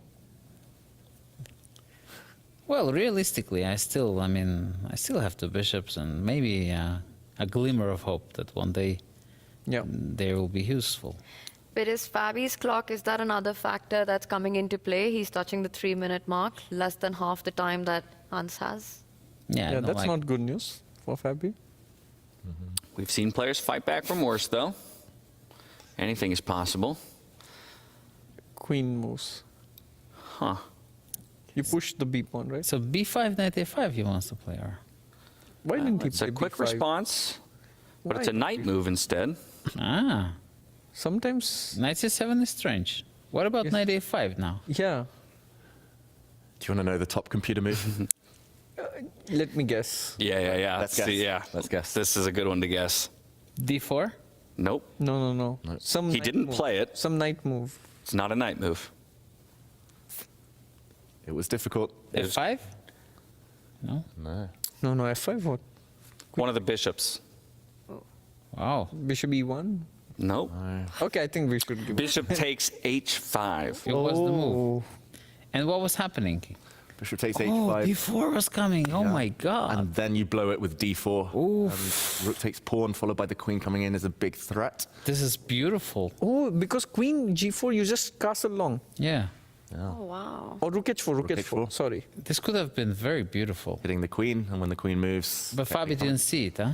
Oh, yeah, it was He hard. did not. It was really hard. Yeah. Very difficult. Especially with no time on the clock. He brought his knight to the edge He of the played board. the most natural move, actually. But this doesn't do anything. 96. e3. No, but a good example of the difficulty of finding that top engine move, even with us notifying you guys of it, and with a couple chances, still couldn't be found, right? Yeah. That's- But it's Now in the rook air, like- fc8 is coming in b5, yeah? I like rook f8. It's a good move. Just to point out, black cannot play b5 immediately, or maybe should not play b5 immediately, because white can jump in with the bishop. No, this queen moves, actually, and the a5 knight is attacked. Yeah, I realized as I said that. It's not so easy. I was thinking of knight c6. Knight c6. Either way, the c6 square. I don't care, actually. I would take the pawn. Hans goes No, with your idea, a4 by the way. The rook does slide over to the c file. Getting ready to push the b pawn. Now Fabi needs to find something, and he needs to find it quick. But what? Bishop e1, yeah, I guess. Yeah, he was given a small opening a few moves ago. Didn't find the right answer. King's going to tuck up onto that second rank. Yeah, you push b5 now. But then b5 isn't it devastating? Yeah. Black rook is opening up, the black knight, bishop, all staring down at the same pawn, which cannot move. He's trying to run away and be safe at last. Running. I'm repeating this because my daughter's she's watching this cartoon where it's about sharks who have to run away and stay safe at last. Yeah. Oh. So Fabi needs to take inspiration. yes, from baby sharks. Baby shark. This looks... Here we go. The pawn. King f1. Vamos. Actually, that might be a best option, but... No, but you take on c4 and... Have to take with the knight back to try and defend that b2 push pawn. the pawn d5. just There's to show nothing happening. So black's idea is clear. You want to trade this pawn and pick up the b2 pawn, like David's highlighting, but the knight can recapture and defend. The problem is black's moves are also very simple. Like, very hard if this to go wrong. happens, this you cannot come back from this. Yeah, this is it. Is this the board? So he's taken on b5. Yes, This he's very taken moment. pawn takes pawn. Queen takes... You could take with the rook as well. Yeah, indirectly rook takes... defend. Yeah. It's better, actually. Rook takes is better move. Why do you say it's better? Because when the knight comes to c4, my queen is kind of misplaced on b5. But let's show the tactic, because it looks like you're hanging a knight, but there are tricks in the position, David. Yeah. Okay, this has actually happened very quickly, so we will just very quickly show it. Queen takes knight would be a huge blunder because after the rook jumps out the way with a check, all importantly, the white queen drops off next move. So instead, the white knight has hopped back and challenged by Hans Niemann. B3 is the response. Yep. D5, yeah? Yeah, push d5, yeah. Yeah, D5 is extremely annoying because C4 is coming, you know? D4 is coming. The bishops are good, but once the structure becomes wobbly, then the knight becomes very strong. Hans is also feeling it, yeah? He's playing fast. Yeah, he is. And it was James and you who picked Hans for the win in this one. Mm-hmm. Looking good, your bets. He's feeling confident. Levon has a lot of money now to pass on to losing the bet. Hans told me, like, we have to meet in the final. It's written in the stars. Oh, wow. Before today. It's destiny. Yes. How could we bet against the guy? He said that to you today? Yeah. Wow. Well, right now he's delivering on his promise then. You gotta love his confidence though, right? How could you not? How could you not? Okay, of course, you get the confidence after surviving the previous game. Mm-hmm. Yeah. So that was it. It was a big shift. This reminds me of Fabi's candidates, where he had like completely winning position against Nepo. And same thing in the last game, like so winning that you just need a miracle to go wrong. And it did. The miracle happened. Yeah, and there were quite a few conversations with Magnus and Hikaru, falling out, as well as Vincent Keimer, our first event winner, that, open season for players like yourself and Fabiano. Fabiano finishing in second and third place at previous Grand Slams. Maybe he too felt like this was his chance, but as things start to go wrong down the stretch and you feel it slipping away, that can be a really hard thing to mentally recover from.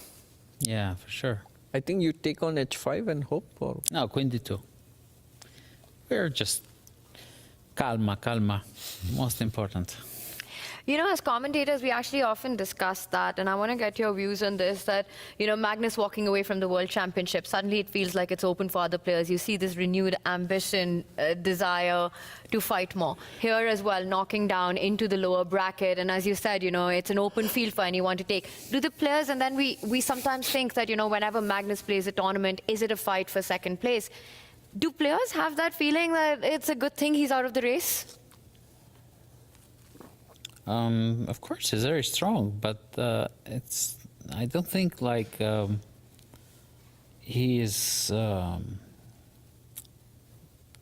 He's at his best in a starter tournament. That's, I think, normally when is a chance to beat him very early on. Because once the locomotion is going, it's very hard to stop. Yeah, Magnus is like that, so he needs some time. But what do you think? To quote great people, I don't really care. Literally, you forgot to put it literally in that. Because honestly, it doesn't make a difference to me if Magnus is playing World Championship or not. It doesn't change a thing for me. In the meantime, Fabiano has lost a couple of moves. He's run away with his king. The Black Knight has improved. Hans Niemann's blowing open the center. This is lost, no? Yeah, this is hopeless, yeah. What? There's just no chance. Just over. The White King is so open. White's a pawn down. The White Knight's not connected. 30 seconds on the clock and counting here for Fabiano. And it looks like he's frozen. He needs to make a move. 20 now. Is this more over than what it was for Hans in the previous game? For sure. Yeah. For sure. There's no single piece that White has. By the numbers, it's just matched the peak of the last game, but from your perspective, it feels so much more dire. The other one had some imbalances, even though it was looking weird for White, and Hans was kind of struggling to get his pieces in. Here, there's barely any pieces left, and Hans is playing so fast too, yeah? I don't like this d4 though. Yeah, I was wondering, is it genius or is it... I don't like it. Yeah, but he's playing quick. He's just he keeps tossing the ball back into his opponent's court, right? I'm not going to give you any more time to think than what you've got on your clock in that 10-second increment. Oh, this is just horrible that it's so painful. C4 is annoying, yeah? Yeah, C4. Oh, C4 was a classy move, I think. That was the top move. That was a very classy move. I think that would have sealed the game. Yes. He's still getting there. Hans is getting nervous. Yes, that's what I felt. Like he's playing too fast suddenly, yeah? Although the position is completely winning still, but he's playing way too fast. Still looks very good now. Just White struggling to move any pieces. He's not thinking. Yeah, blitzing out moves here. He's double threat on pawn and the queen. Queen moves out of the way. He'll slide. H6, and then the rook joins in. Oof. White is paralyzed. White can Disaster. barely move a piece. Yeah. Another pawn dropping. Black Knight. Yeah, coming. Hans is actually playing so well throughout this tournament. Except, I mean, his game, in the previous game, I mean, he's really impressed me with his play. I agree. Fabi running away with that king, but maybe running too late. F6. Pawn dropping. I like F6 the best. I like knight e6 and bring the knight to g5. No, but why not F6 and then G5, G4, G3? Yeah, also good. G2, G1, G0. Yeah, he played knight, yeah. Yes. Oh, bishop on f1. Oof. That's the worst bishop pair I've ever seen. Yeah, now that's c4. brutal. Exactly right. He won't play it though. He's just going to bring the rook over. He's just seeing the king. No. He sees the blood But in the he's playing water. so fast, He's like going for it. Why? Now he's going to go for H4. But why is he playing so fast? When you've never been here before, I mean, this is new for Hans. This is the biggest moment. Like, you want to get the tension out, right? So playing super speedy makes sense when you know you're winning. I'm curious to see his heart rate monitor now. Yeah, we could maybe get those heart rates up.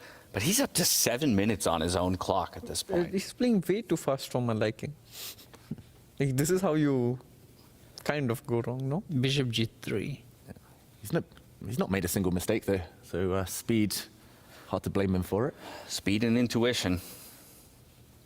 Yeah, bishop. He's going to get a speeding ticket for all this from Dr. Vidit. The professor is getting a I'm the speeding last ticket person from the doctor.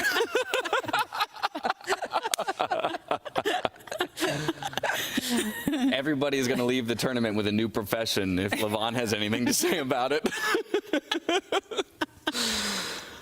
Here we go. Hans offers a trade of dark squared bishops. White's dark square bishop is the only thing really holding things together. He can't contain his excitement. It's so visible. Yeah, it's been just about a master class. And look at that. If anything, the heart rate's settling a little bit, right? He's dipped back below that. Yeah. He's waiting to jump, like, yes. He knows he's about to reach the final here in Hans Las in Vegas. the finals. No? Oof. 18 seconds for Fabi. Yeah. Could be the last few moves, the last few moments of this game. Tactics. Of the semifinals. He missed out on the Paris event, his first freestyle event being Grenke, but this is his first time on the live stage. Beauty Look prize. how happy Hans is. Oh my god. I think we might have another table smash. Wow, it's going to be This time in checkmate. celebration. Checkmate coming in a few moves now. Knight G1. Oof. No, rook e3. Knight What two. knight do? Oh, sorry. Queen's hanging there, Sorry. rooks coming in, huge threats. I just missed it. All roads lead to that final, it seems. Yeah, Queen G5 was a bit of a knockout blow there. Knight G5. I'm telling you, he's playing too fast. Yeah, Knight G5, again, still well advantaged, but that gave a small opening. Do you go in with the rook? Do you win the queen? I guess. You can even take on E4. First you stop and think. There you go. Well, he's got 6 minutes plus to do it, so. Ooh, big threat. Knight coming in with a check, a fork. You sacrificed the exchange earlier like it was nothing, like 1 second, boom. Yeah, this is a good move. so winning. This is a guys. good This move, is no? too winning. Yeah, knight You e6 cannot is- spoil this. Oh, look at that crowd. I mean, and for good reason. Rook f4. Attack the queen. And then Rook H4, yeah? Oof. Saw the dark squares around that white king collapsing. There we see Jan-Henrik Butner. Oof. This one, it's just And, yeah. one final tactic that awaits. Yeah, rook and then queen f6 after queen h3. Yes. I mean, this is everything Jan-Henrik wanted in creating an event like this, right? An opportunity for young players like Hans Niemann to show us their stuff in the format of freestyle chess. That's a Hans. beautiful move by Hans right there. Hits the queen, lines up a battery on the F line next. Hans knows it. He's got this in the bag. And that power move that, David, you talk about. Leaning back, taking a sip of water. Normally the top players, that is a sign of confidence. They know the game is about to end. And It's just about putting the finishing touches on it here. Yeah, Rook H4 just settles it. This is clutch performance by Hans. Yes, 4 attacking pieces. The black queen, black rook, black bishop, black knight. They're all corralling the king. He has played excellent this game, we must say. Yeah. Like, when he got the chance, he just played really well. A near masterclass, especially considering the speed. He was better on move 5, and never let up. And for Fabi, he has to know this, right? This is the end of the road. He absolutely does. He's taking a look at the board with 5 seconds left to make a decision. He is going to look to fight on. There's no move to make. Oof. Made it with 1 second left on his clock. Fabiano giving up his rook for a bishop. It might not even be captured. He's offering pieces. Trying to find any out available to him, and you've got to appreciate that. The tenacity, the fight of a guy who's been so close to that #1 spot so many times. But right now, it's Hans Niemann who's looking to steal that opportunity away from him. Putting the finishing touches, the last few moves of the semifinals. And Hans knows it as he leans closer. Fabiano Caruana knows it, making that move with just a second on the clock. It's got to be heartbreaking for Fabi after that big win against Prague. In an epic duel, Hans, he's about to reach out. As he does, the knight comes in with a check. Yep. Has to be taken. It's opposite color bishops, but with queens and rooks on the board, that does not mean safety. No fortresses here. The white king's so open. This is just over. It's a desperate situation. Fabi continues to offer pieces, but now the queen slides over for a check. I think this is the last move. There's a mate and 9 on the board. Yeah, the rooks are disappearing. The black queen is coming in. Yeah, I think it's lost. Yeah. He's about to resign. No. Fabiano Caruana. Takes and queen g3. That's it. You hit the bishop. You're coming in with a checkmating idea, and Hans has seen it all the way through. And that's it, handshakes. There it is. Hans Niemann on his first time here live on the stage. He's been calling his shots the entire way through from the group stage, surprising so many. And then, of course, to fight through the upper bracket time and time again, he takes down top opponents. And Fabiano Caruana, as strong as he may be, could not take down the likes of Hans Niemann. Just incredible stuff. Hans Niemann beat the world #3 on the biggest stage of his life. He's bold, he's fearless, and he's through to the finals. Sets up an epic Vegas showdown. It's going to be Levon Aronian versus Hans Niemann. And you will see that on Sunday. In the meantime, 1 game still ongoing. It looks like Wesley So about to wrap up his match against Nodibek Abdusattorov with a big advantage and with the win in the first game too. We see the black bishop, black queen, rook. Yeah, it's just a material, well, it feels like a material advantage for black, although it looks like there was a winning move a moment ago. Okay, this one's turned slightly. The bar was lying to me. You're playing against Hans. How are you looking forward to this final? What are your reactions to what we just saw? Oh, they play so well. I mean, it's an opportunity for me to learn, and, you know, I love to play against young players, so it's wonderful. I couldn't dream of anything better. You know, you said if you were in his corner, you'd tell Hans, don't play like an idiot, like you did in that game 1. Did he impress you with that performance in game 2? Yes, it was a really beautiful way he played. Yeah, very classy, very composed, very, you know, it looked easy. It absolutely did, and for Fabi, unfortunate not to get that so desired top position or shot at it, at the very least. Of course, as we arrive at this lower bracket bout here, it was looking good for Wesley So, and just like that, all of a sudden, Nodibek has some winning chances in this one. This looks winning for white, yeah. Yeah, it could be looking to extend the day. I think takes on c5 and queen then a5. queen comes back, yeah. Queen a5, queen d2. Yeah. Just finding a way back for the white queen onto any square that checks the black king should be decisive. Yeah, this one, Wesley was in full control just a few moves ago, but he's let it slip. Dropping some pawns on the way, and now this check. And this idea of getting the white queen back should be deadly. Nodibek with 30 seconds, though. Must-win situation. Yeah, takes on c5 is... Yeah, it looks deadly. I think he'll find it. And you can even...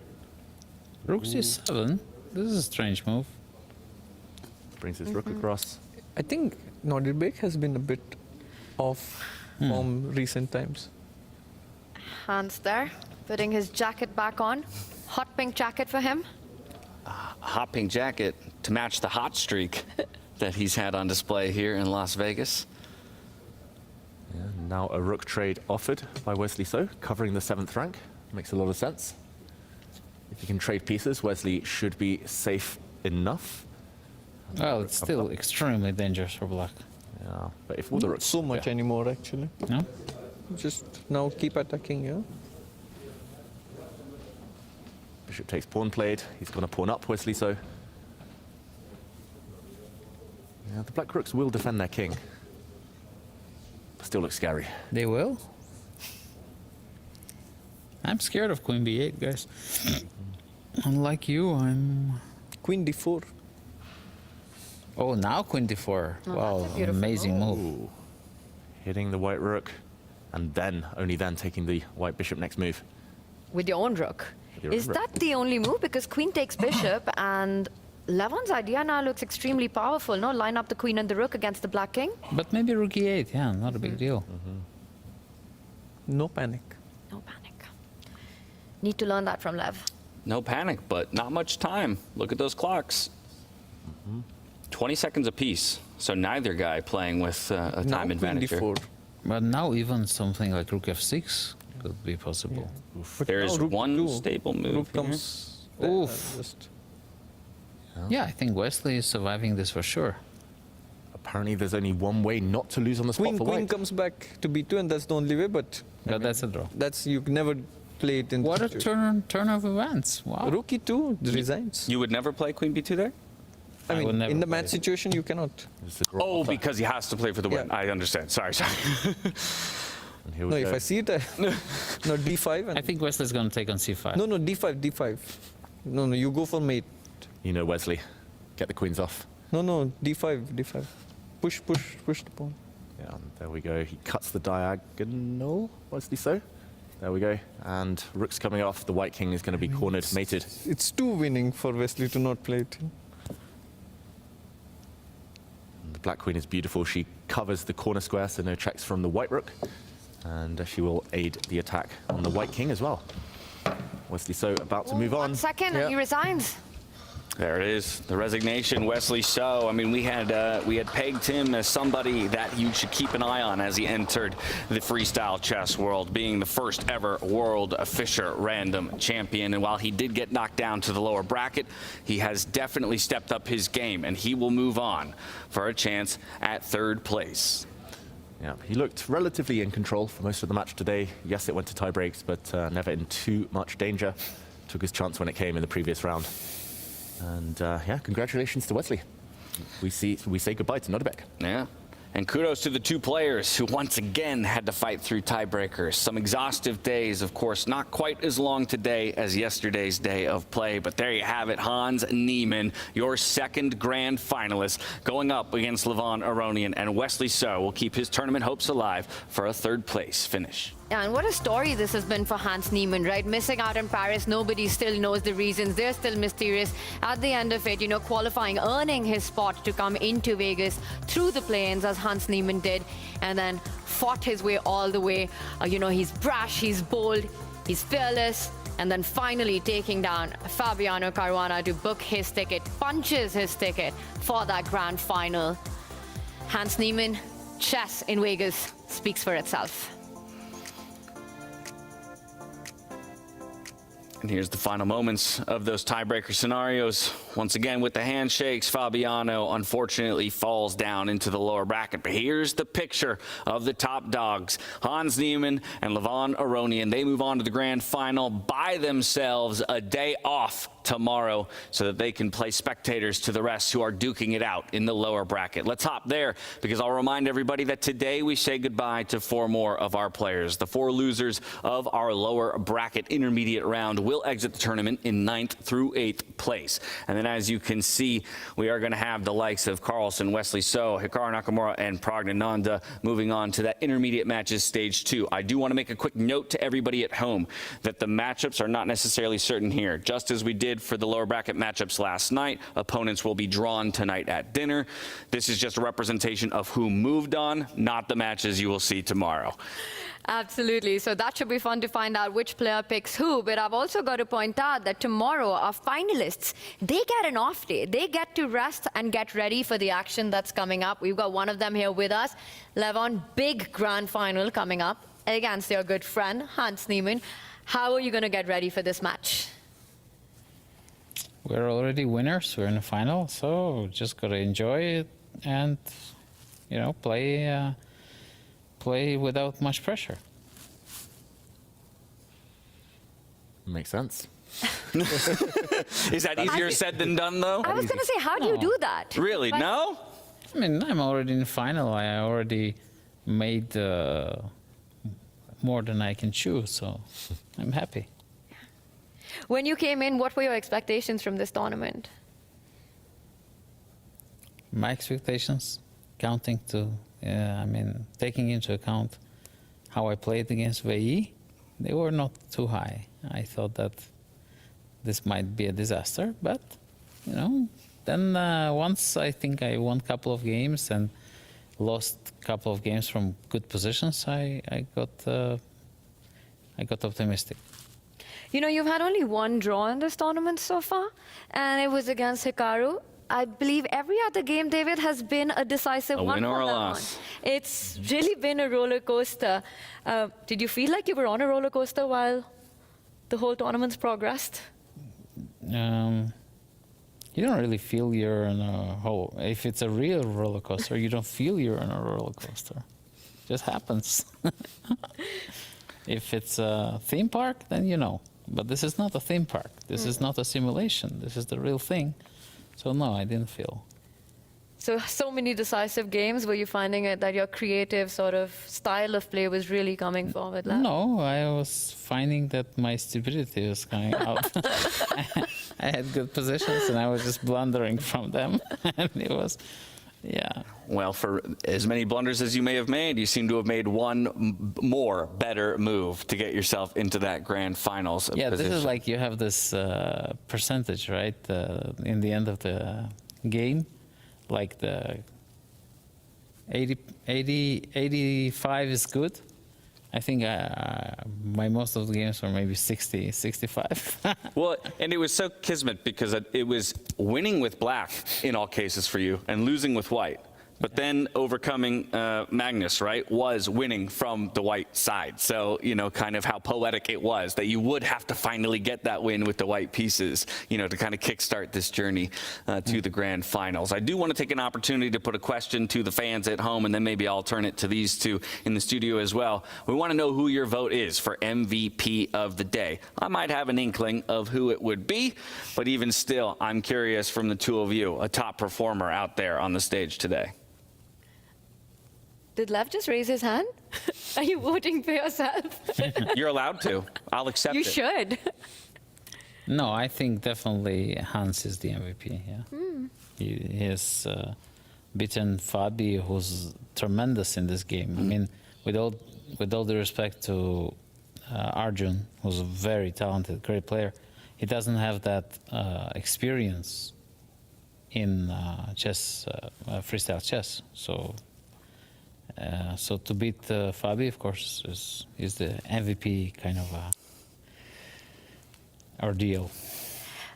Well, I'm going to say Hans might be the MVP of the day, but for our chat, and we've been talking about this in the studio, so far you've been the MVP of the tournament because getting to the finals, you know, having a win in your tiebreaker against Magnus, then the match against Hikaru, and then how you played today with Arjun, especially in that second game, that was amazing to watch. Thank you. Thank you. I agree with you. And I'm just going to give a separate MVP award, and it goes to the two of you for tag teaming and help us out here on the commentary desk. Again, I know that the chat has been absolutely popping off at the idea that the two of you have been here for as long as you have, providing your insights and us plenty of laughs. MVC, most valued commentator. There you go. There you go. See, I've never won that. You come in and win it on your first. I just received word that it will be Hans Niemann who gets MVP of the day. So congrats to him. A very much deserved title as he moves in to that grand final. Now I'm putting the screws to you, my friend. Move of the day. David Howe, what do you got for us? Yeah, it was a tough pick today. It felt like games were quite cohesive. It wasn't necessarily about one specific move, standout moments, but since you're here in the studio with us, Levon, I'm going to give it to you. And it was for finding the winning sequence against Arjun Erigaisi.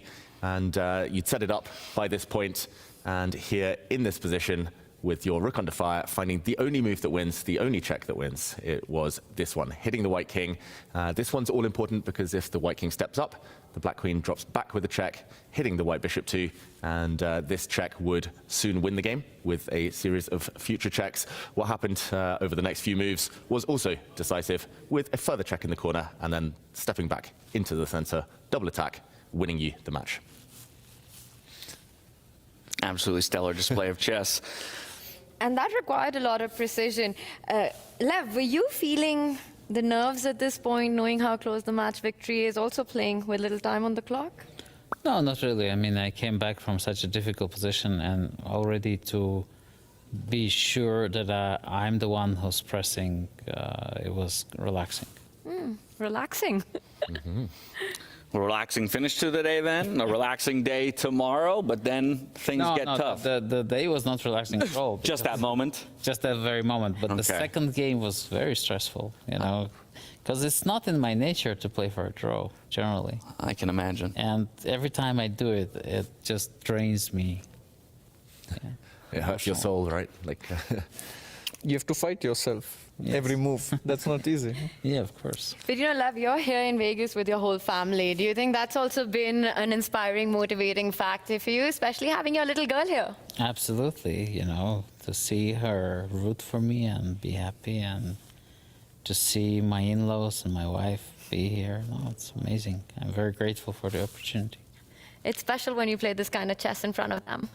Yeah, absolutely. Well, doing it in front of the home crowd. Man of the hour, just off camera. Come on in here, Hans. Join us on the couch. Congratulations on qualifying to the grand final, my friend. Beautiful display of chess today. There's your opponent in Levon Aronian. As you sit down, I mean, Tanya should be in between us. I thought you guys are best friends. Before you go lunging at him. For now. No, I'm just... I mean, how about that, right? This was, in some ways, the man, you know, that had to get something done to put you, to put you in a position.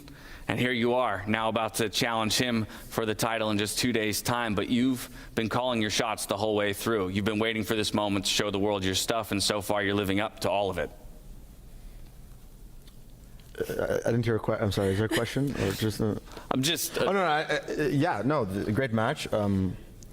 Levon's been playing really well, so he made it through without tiebreaks, so he's probably a bit more rested than me, but I'm looking forward to it. I'm really enjoying this experience. I think I've just secured more prize money than I've won in the last 3 years. Guaranteed 100K? Yeah, I suppose, or whatever second is. You have more money to play blitz matches. Exactly, exactly. Yeah, no, it's more so that, you know, sometimes, you know, I've been waiting for this opportunity for so long, and, you know, I'm just very, very happy that I made the most of it. Because before the tournament, I want to have no regrets with how I prepared, with how I played, and although things have been sort of up and down, I'm very, very pleased. Hans, big final coming up against Lev, but do you think with your performance so far, especially your match today, you know, beating Fabiano Caruana today on this stage, do you think you've proved a point? Yes, the chess proves many things, but you need to be able to play to prove it. So hopefully I can play more chess, and that this is a message to the chess mafia. Exactly, which is ironic, but should, although it can be taken in jest, the damage should not be. So I feel like I've been capable of this for a very long time. I'm just glad that it materialized, and I don't think that there is anything that can stop me now. And unfortunately, once escape velocity is reached, it's quite difficult to destroy someone's life. And Hans, specifically your match against Fabiano today, what do you feel the kind of key turning points were? I think the first 2 games, obviously, a bit of nerves in the first game, struggling to. Bishop c6 was a bit too creative. Should have been a bit more practical in the opening, but I think I defended well. The main thing was that I maintained a lot of pressure on the clock in all the games, and perhaps his nerves weren't up to the task of converting or let's say, capitalizing off of some advantages that he had. And then I think in the last game, it was just a culmination of all that pressure of me getting a good opening position and then just dominating on the clock and the board, and probably some fatigue helped. So, yeah.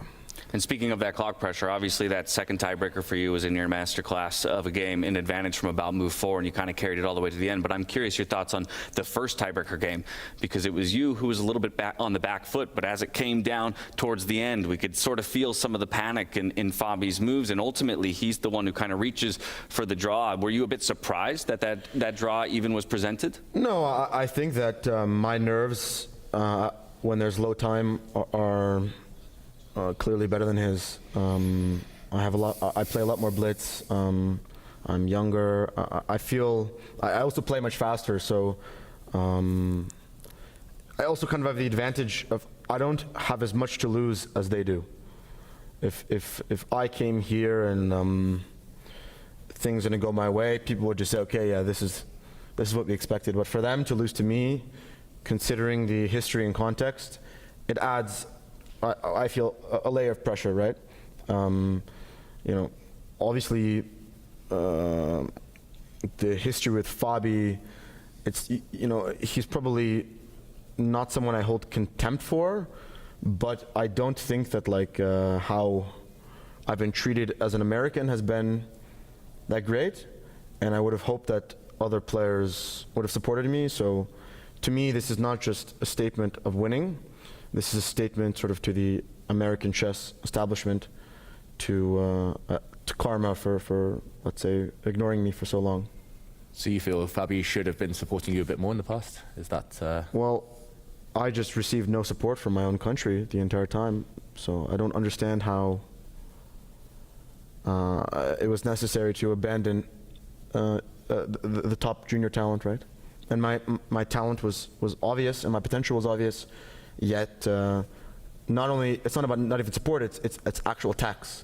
So for me, it's quite a travesty, and in comparison to how much other countries support their players, it's also you would never see something like that happen in India or Uzbekistan or Armenia. But I never attacked you, Hans. You know that. Yes, but you don't think that 3 years of invitations is no invitations? Like I'm beating the best players in the world. I've been capable of this for a long time. So anyways, I don't want to make such a positive moment negative, but to me, it is an absolute statement that if you want to, there's nothing that can be done to me.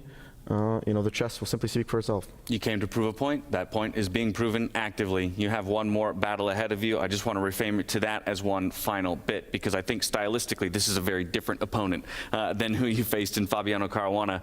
Levon, we were talking earlier about how sometimes fighting your own urge to make things messy. Is this the exact kind of opponent you think makes for the most exciting grand final between the two of you?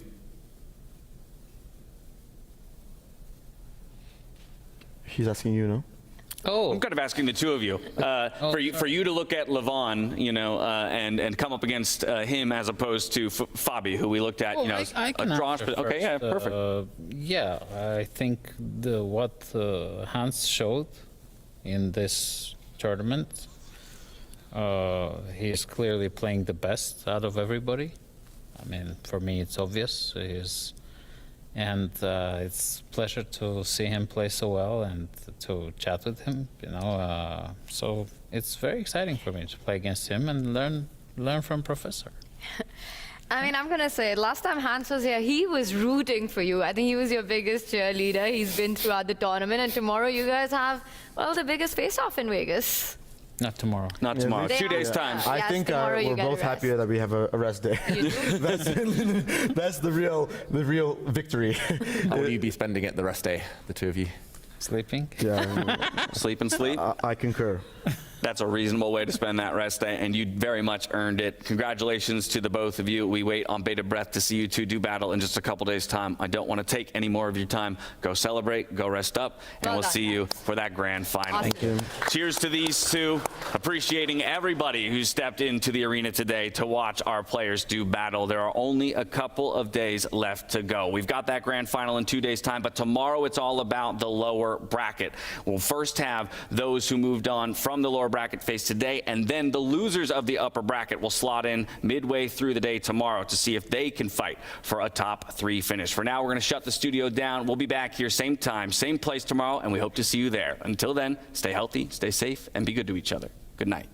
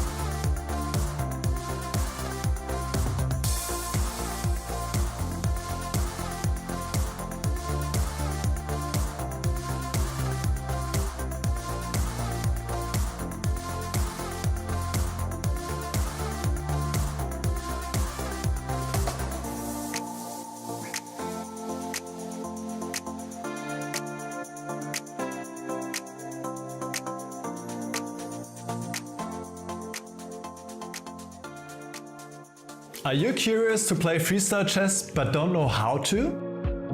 No opening theory, no memorized moves, just pure strategic creativity. But how do you navigate 960 possible starting positions with confidence? That's exactly what I'll teach you in my Freestyle Chess Masterclass. You'll learn how to develop your pieces effectively, recognize key positional patterns, and avoid early disasters. I'll break down some of the best freestyle chess games ever played, featuring Magnus Carlsen, Alireza Firouzja, and Fabiano Caruana. Freestyle chess is still in its early days. This is your chance to get ahead of the competition. Sign up now and let's take your freestyle game to the next level. Join my Freestyle Chess Masterclass today and save 20% only during the Grand Slam.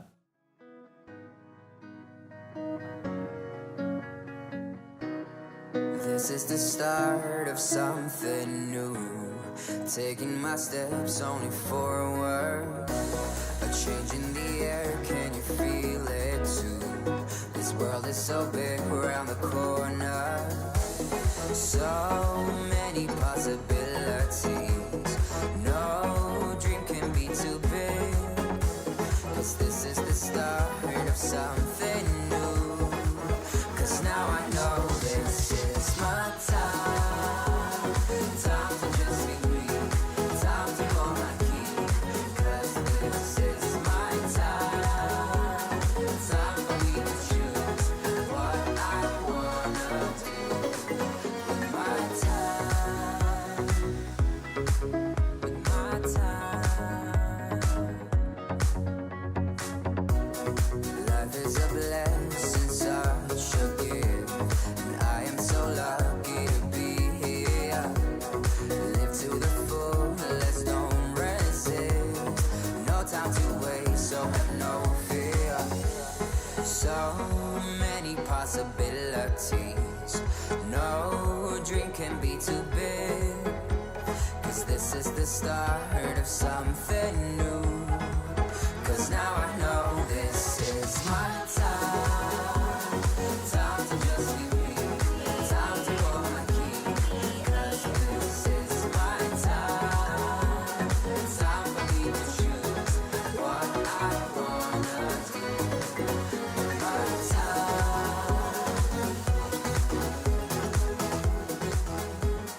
'Cause this is my time. What I wanna do with my time. My time, my time, my my time is meant to be all mine. All I bring with me in life is my time, my time, my time is mine. And now I know this is my time. Time to just be me. Time to call my key. 'Cause this is my time. Time for me to choose what I wanna do. My time, my time, my time. Time to call my key. 'Cause this is my time, my time, my time, my time. What I wanna do. My time.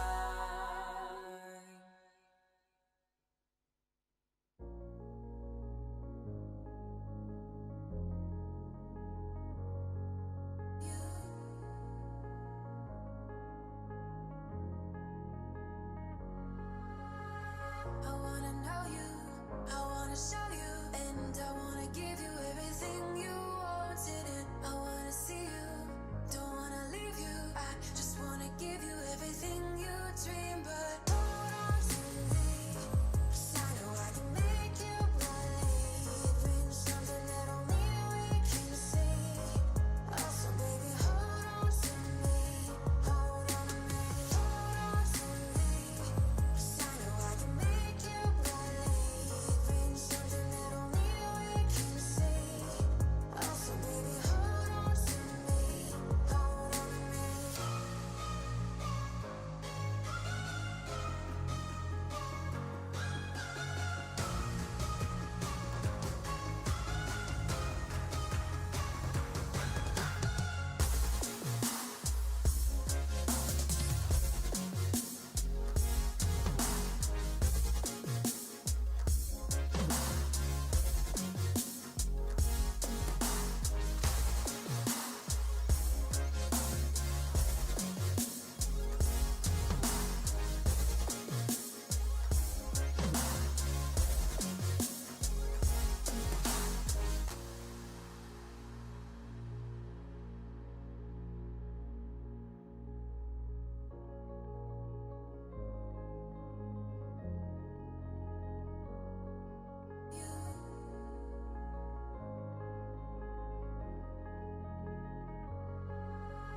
Baby, wait, I know that you're afraid, but it'll be okay if you just stay with me, and we can run from here, and we can disappear, and they won't find us where we are going, dear. So baby, hold on to me, 'cause I know I can make you believe in something that only we can see. Also, baby, hold on to me, hold on to me, hold on to me. 'Cause I know I can make you believe in something that only we can see. Also, baby, hold on to me, hold on to me.